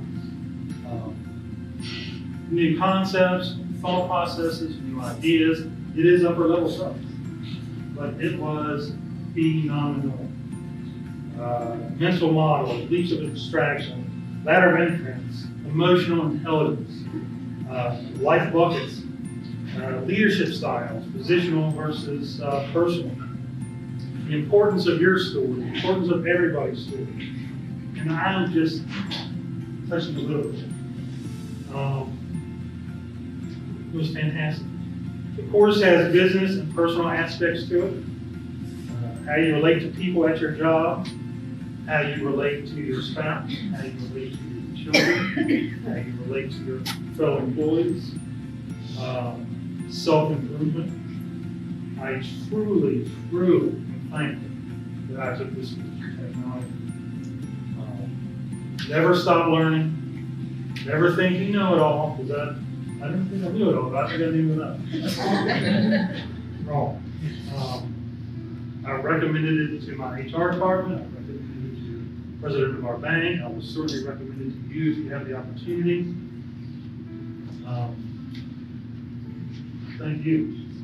It was phenomenal.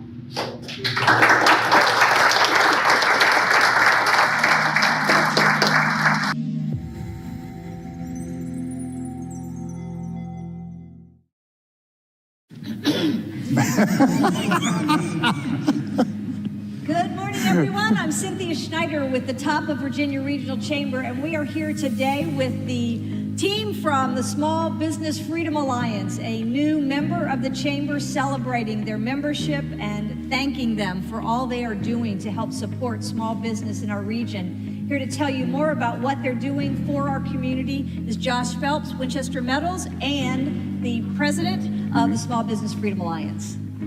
Thank you, Cynthia. Thanks for your support. I want to thank the Chamber for their support almost from day one of us kind of getting started. The Chamber's been there as a supporter and partner, so we thank you for that, certainly. Thank our fabulous team of members and leaders that have done all this on a volunteer basis to put this group together. We just felt like small business needed a voice and an advocacy for themselves to educate, to talk about our rights and our freedoms, to make sure that small businesses knew what they could do, what they could not do, and what the government could not do to them or for them. So we formed about a year and a half ago and have just kind of been growing steadily ever since, purely a grassroots kind of thing. And we're excited that we get to meet here at beautiful West Oaks Farm Market once a month. We meet the second Wednesday of each month.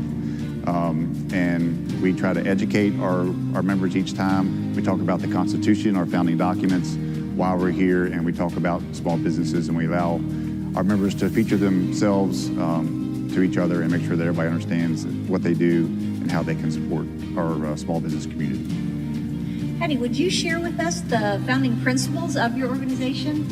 Yes, we believe every business is essential and that we need to stand up for our rights as small businesses and for our families, and that we will educate our membership on what our rights and what we can do as businesses and families in our community. All right. And now let's do a little celebration with the cutting of the red ribbon. All right. Ready? Y'all moving it? That's not fair. Okay. Thanks, Cynthia. Appreciate it. Got them? And on behalf of the top of Virginia Regional Chamber, we welcome you to our membership. Thank you all for what you do.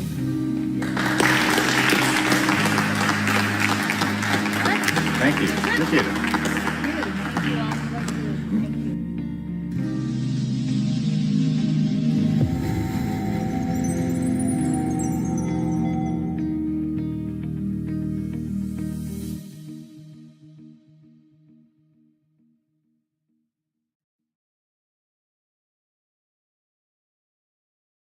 Hi, I'm Cynthia Schneider with the top of Virginia Regional Chamber, and we're here today to celebrate the launch of Casa Winchester, part of the Keller Williams Group, who we just opened their new space down on Loudon Street. But today, Lori Bales and her friends, Rob Chavez, are here to tell us about what they have to offer the Winchester area in real estate. Listen, we are super excited to be part of the community and help the community buy, sell, and invest smarter. That's part of our mission, and to give back to everybody that is part of the Winchester community. So I'm blessed to be in business with Lori Bales here, and I'm just honored to be part of the community. And so thank you for welcoming us. Thank you. I appreciate it. We're going to go to Richard Bell, who's here to welcome you from the Winchester City Council. Lori, we definitely want to welcome you, the Casa Group to Winchester. I know the talent was already here, but now the business name is here, the brand is here. We expect great things from you for sure. Thank you. I know your style. I know your ability, and you will make great work and make our community better. Thank you. So, I'm very thank you. grateful. Thank you to Rob. Thank you to the Kaza Group for coming to Winchester. I'm so grateful to be part of this amazing team and to be the leader in the area. And so we're looking forward to big things and and excited to just bring more greatness to the Winchester area. And so thank you. Thank you. Thank you.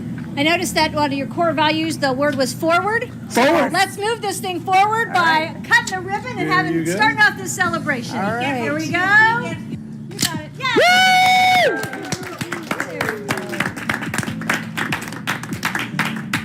Awesome. On behalf of the Top of Virginia Regional Chamber, we welcome you to our membership. Hope you can display this proudly in your office. Welcome. Thank you. Thank you. All right, there we go. Let's have Wonderful. some fun. Let's have some fun.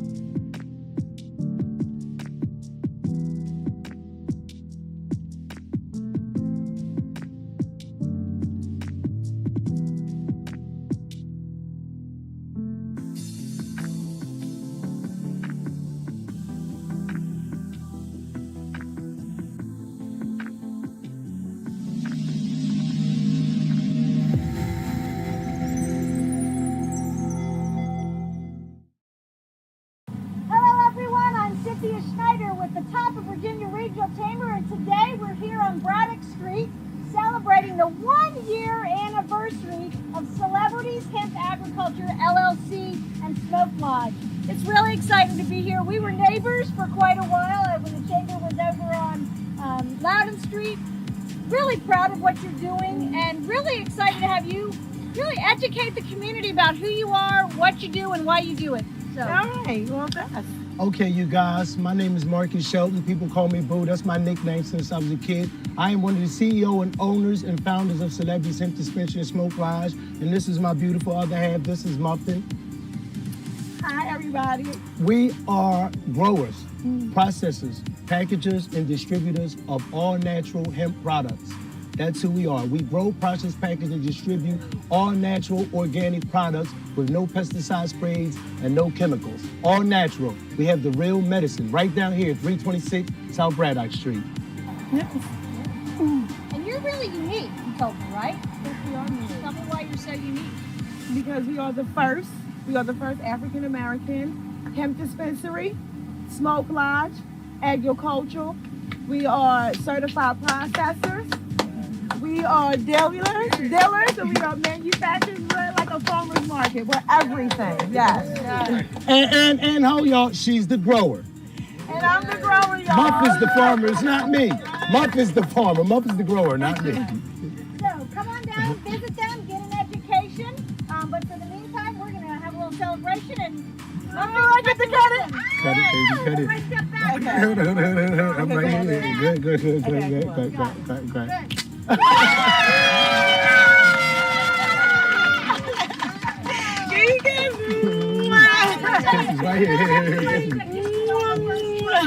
right, a lot of love going on here. Yes. So, on behalf of the Top of Virginia Regional Chamber and marking your celebration of your 1-year anniversary, not every business makes it in their first year, so we're really proud of you. Yes. Welcome you to our membership. Thank you for your support. No, thank you. Thank you, Cynthia. Thank you, babe. Celebrate. Yes. Everybody, let's go celebrate inside and have some fun.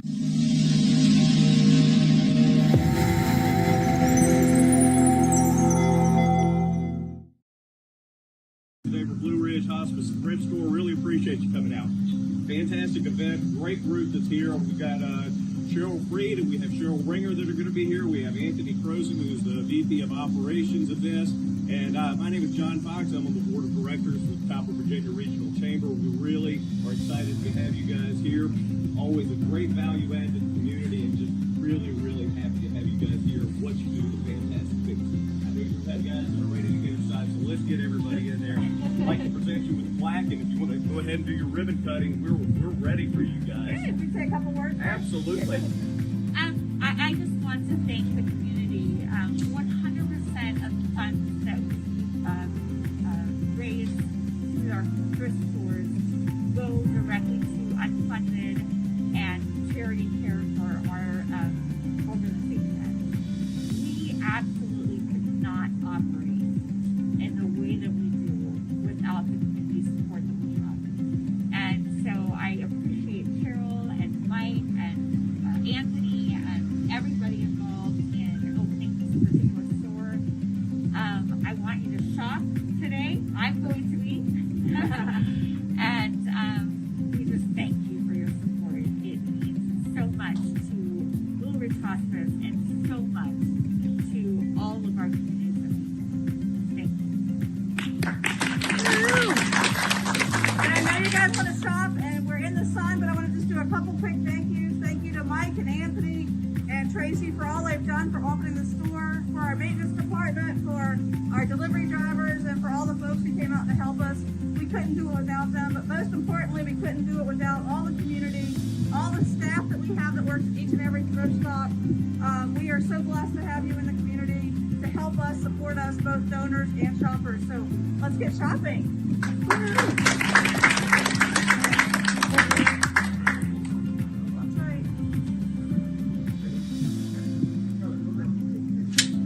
Oh, wait, pull it tight.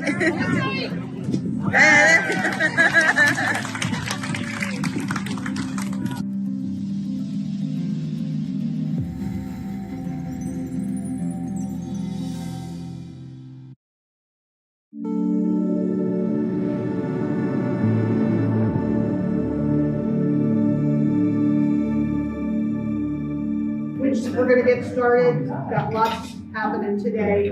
So this is our CEO, Cynthia Schneider. She's going to introduce Miss Sierra. Hope you enjoyed your lunch. If you want dessert and coffee, get that before Sierra starts talking. Well, welcome to all of you. I am thrilled to be here today with you. It's always good to refresh our goals about this time of the year, so we need to start thinking about next year. So it's a really good time. I applaud all of you for being here today. And Sierra is a master at helping us see the purpose in our lives and how to live out that purpose. Sierra was our roommate at the Chamber of Commerce last year. We loved being together. I'm really proud of how brave she's been. She saw that she wanted a career change, and she had been a teacher. And so what you'll see today, she really brings a wonderful asset of how to teach and how to really make these goal-setting concepts come to life for you because of her background in the classroom. And so she took this brave step of learning new things and became a John Maxwell certified trainer, and then started her own business, Sierra Learnership Collaborative. It's been 2 full years now, or 2 years, about our 2-year anniversary. So I'm gonna let her tell you a little bit more about herself and all her credentials and what she's gonna bring to you today. But please welcome Sierra Collins.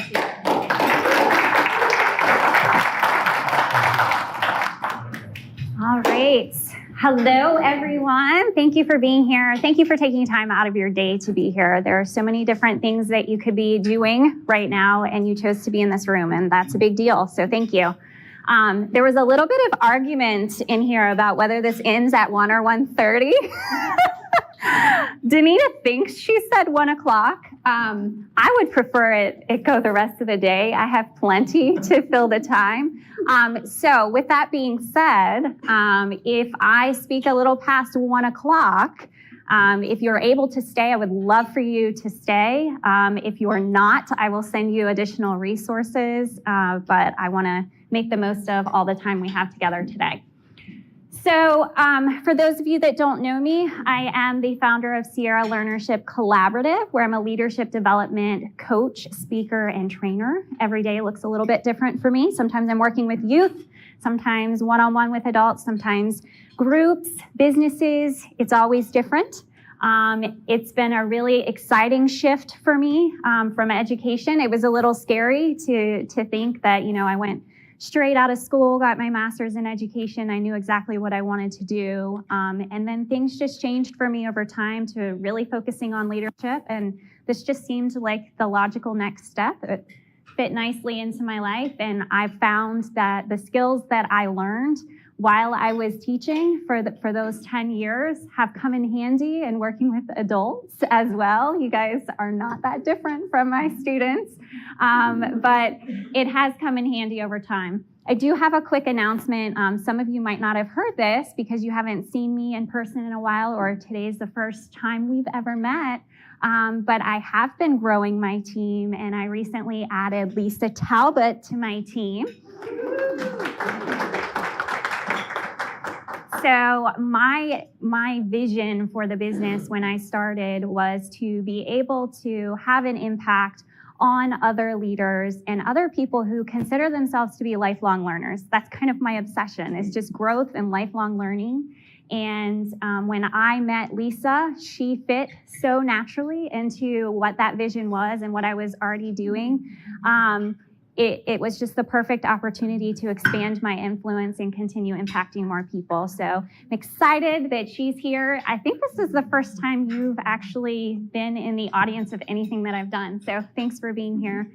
You guys are gonna love her. If you haven't met her yet, you need to have a one-to-one and learn more about her. So, icebreaker. Literally picked this picture at 4 o'clock this morning. It caught my eye. You've already met the people at your table, hopefully by this point. Maybe you sat with people you didn't know. I hope you did. But today's icebreaker, very quick. I just want you to turn and talk at your table. When I chose this picture, it's because I was thinking, why are you even here? Why did you choose to be in this room today? Like, did you really think about what you were getting yourself into? What's your purpose? What's the outcome you're looking for in being in this room today? And if you could just no more than 15 seconds or so each, just go around the table and share what you hope to achieve by being here today. Go ahead. Probably like when I first got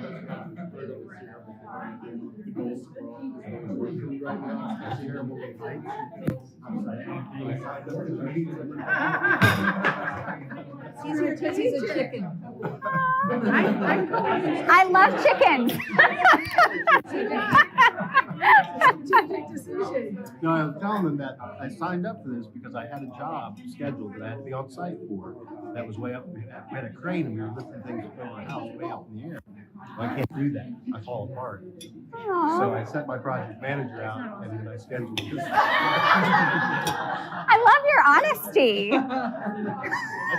So I seemed like a better option than Heights. I was on site this morning and that crane boom went up in the air and I was like, oh, I can't do this. Nope. I love it. Love it. We're like going on.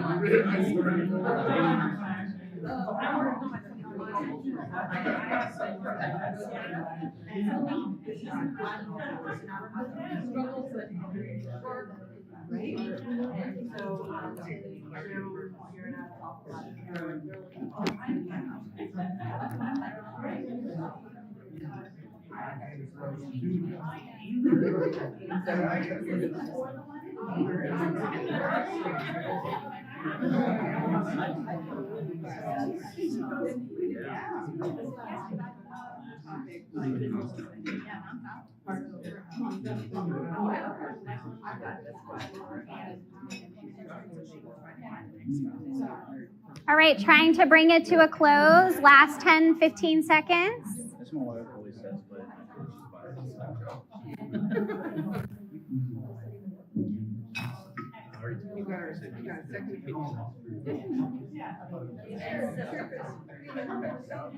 All right, and let's come back together, please.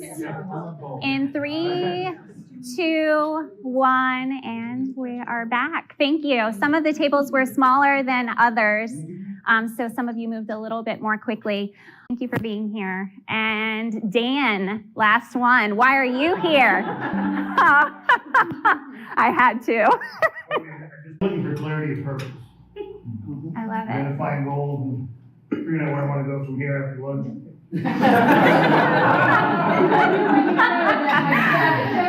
They weren't told to be here. They did choose to be here. That's awesome. That's good to know, actually. I hadn't even considered that. Well, thank you for choosing to be here. Yes, Danita. Karen and I made a goal together that by the Christmas mixer, we're gonna be down, we would say 10 now. Yep. There you go. Congratulations. Yeah, so We are going to make that happen. Round of applause for that one. All right. So today's agenda, goals and growth, intentionality, Michael Callahan's favorite, backwards planning for smarter growth, and ending on accountability. I told you it's a packed time together, so I'm going to move quickly.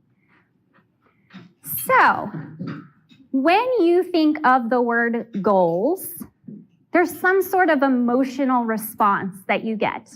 I spoke to someone a little bit earlier who absolutely loves setting goals. I could tell she found passion and purpose in setting goals and achieving them, right? And some people might not feel as great about goals. So I had put, by the way, there is a sheet in front of each of you. If you guys want to take notes on it, there's some questions on there. It can guide your thinking as we go. But a question on there for you to think about: what emotion comes with the word goals for you when you hear that? Shout it out at me. What do you guys think? Fear. Fear, okay. Lack of focus. Lack of focus. Comfort. See, you know who I was talking to earlier. She loves goals. Accomplishment. Challenge. Okay. We know you like a challenge. Okay. So oftentimes, by the way, I've always loved goals. It gives me a sense of purpose, and every day I'm always working towards the next thing. Love it, right? But oftentimes when we set goals, if it's a really lofty goal, you may have had an experience in the past where you set a really lofty goal, and then we had this discussion earlier, then there's this almost a sense of shame when you don't reach it. You can be pretty hard on yourself, and you kind of just give up on it. And now wasn't the time, maybe I'll try again later, right? A lot of times we think, how long will this take? How long will it take me to lose 10 pounds, right? And you set a time that you think is appropriate. And unless, ladies, you two sit down and talk about between now and then the strategies that you're going to implement and the steps you're going to take to reach that goal by that date. You okay? Sorry. No?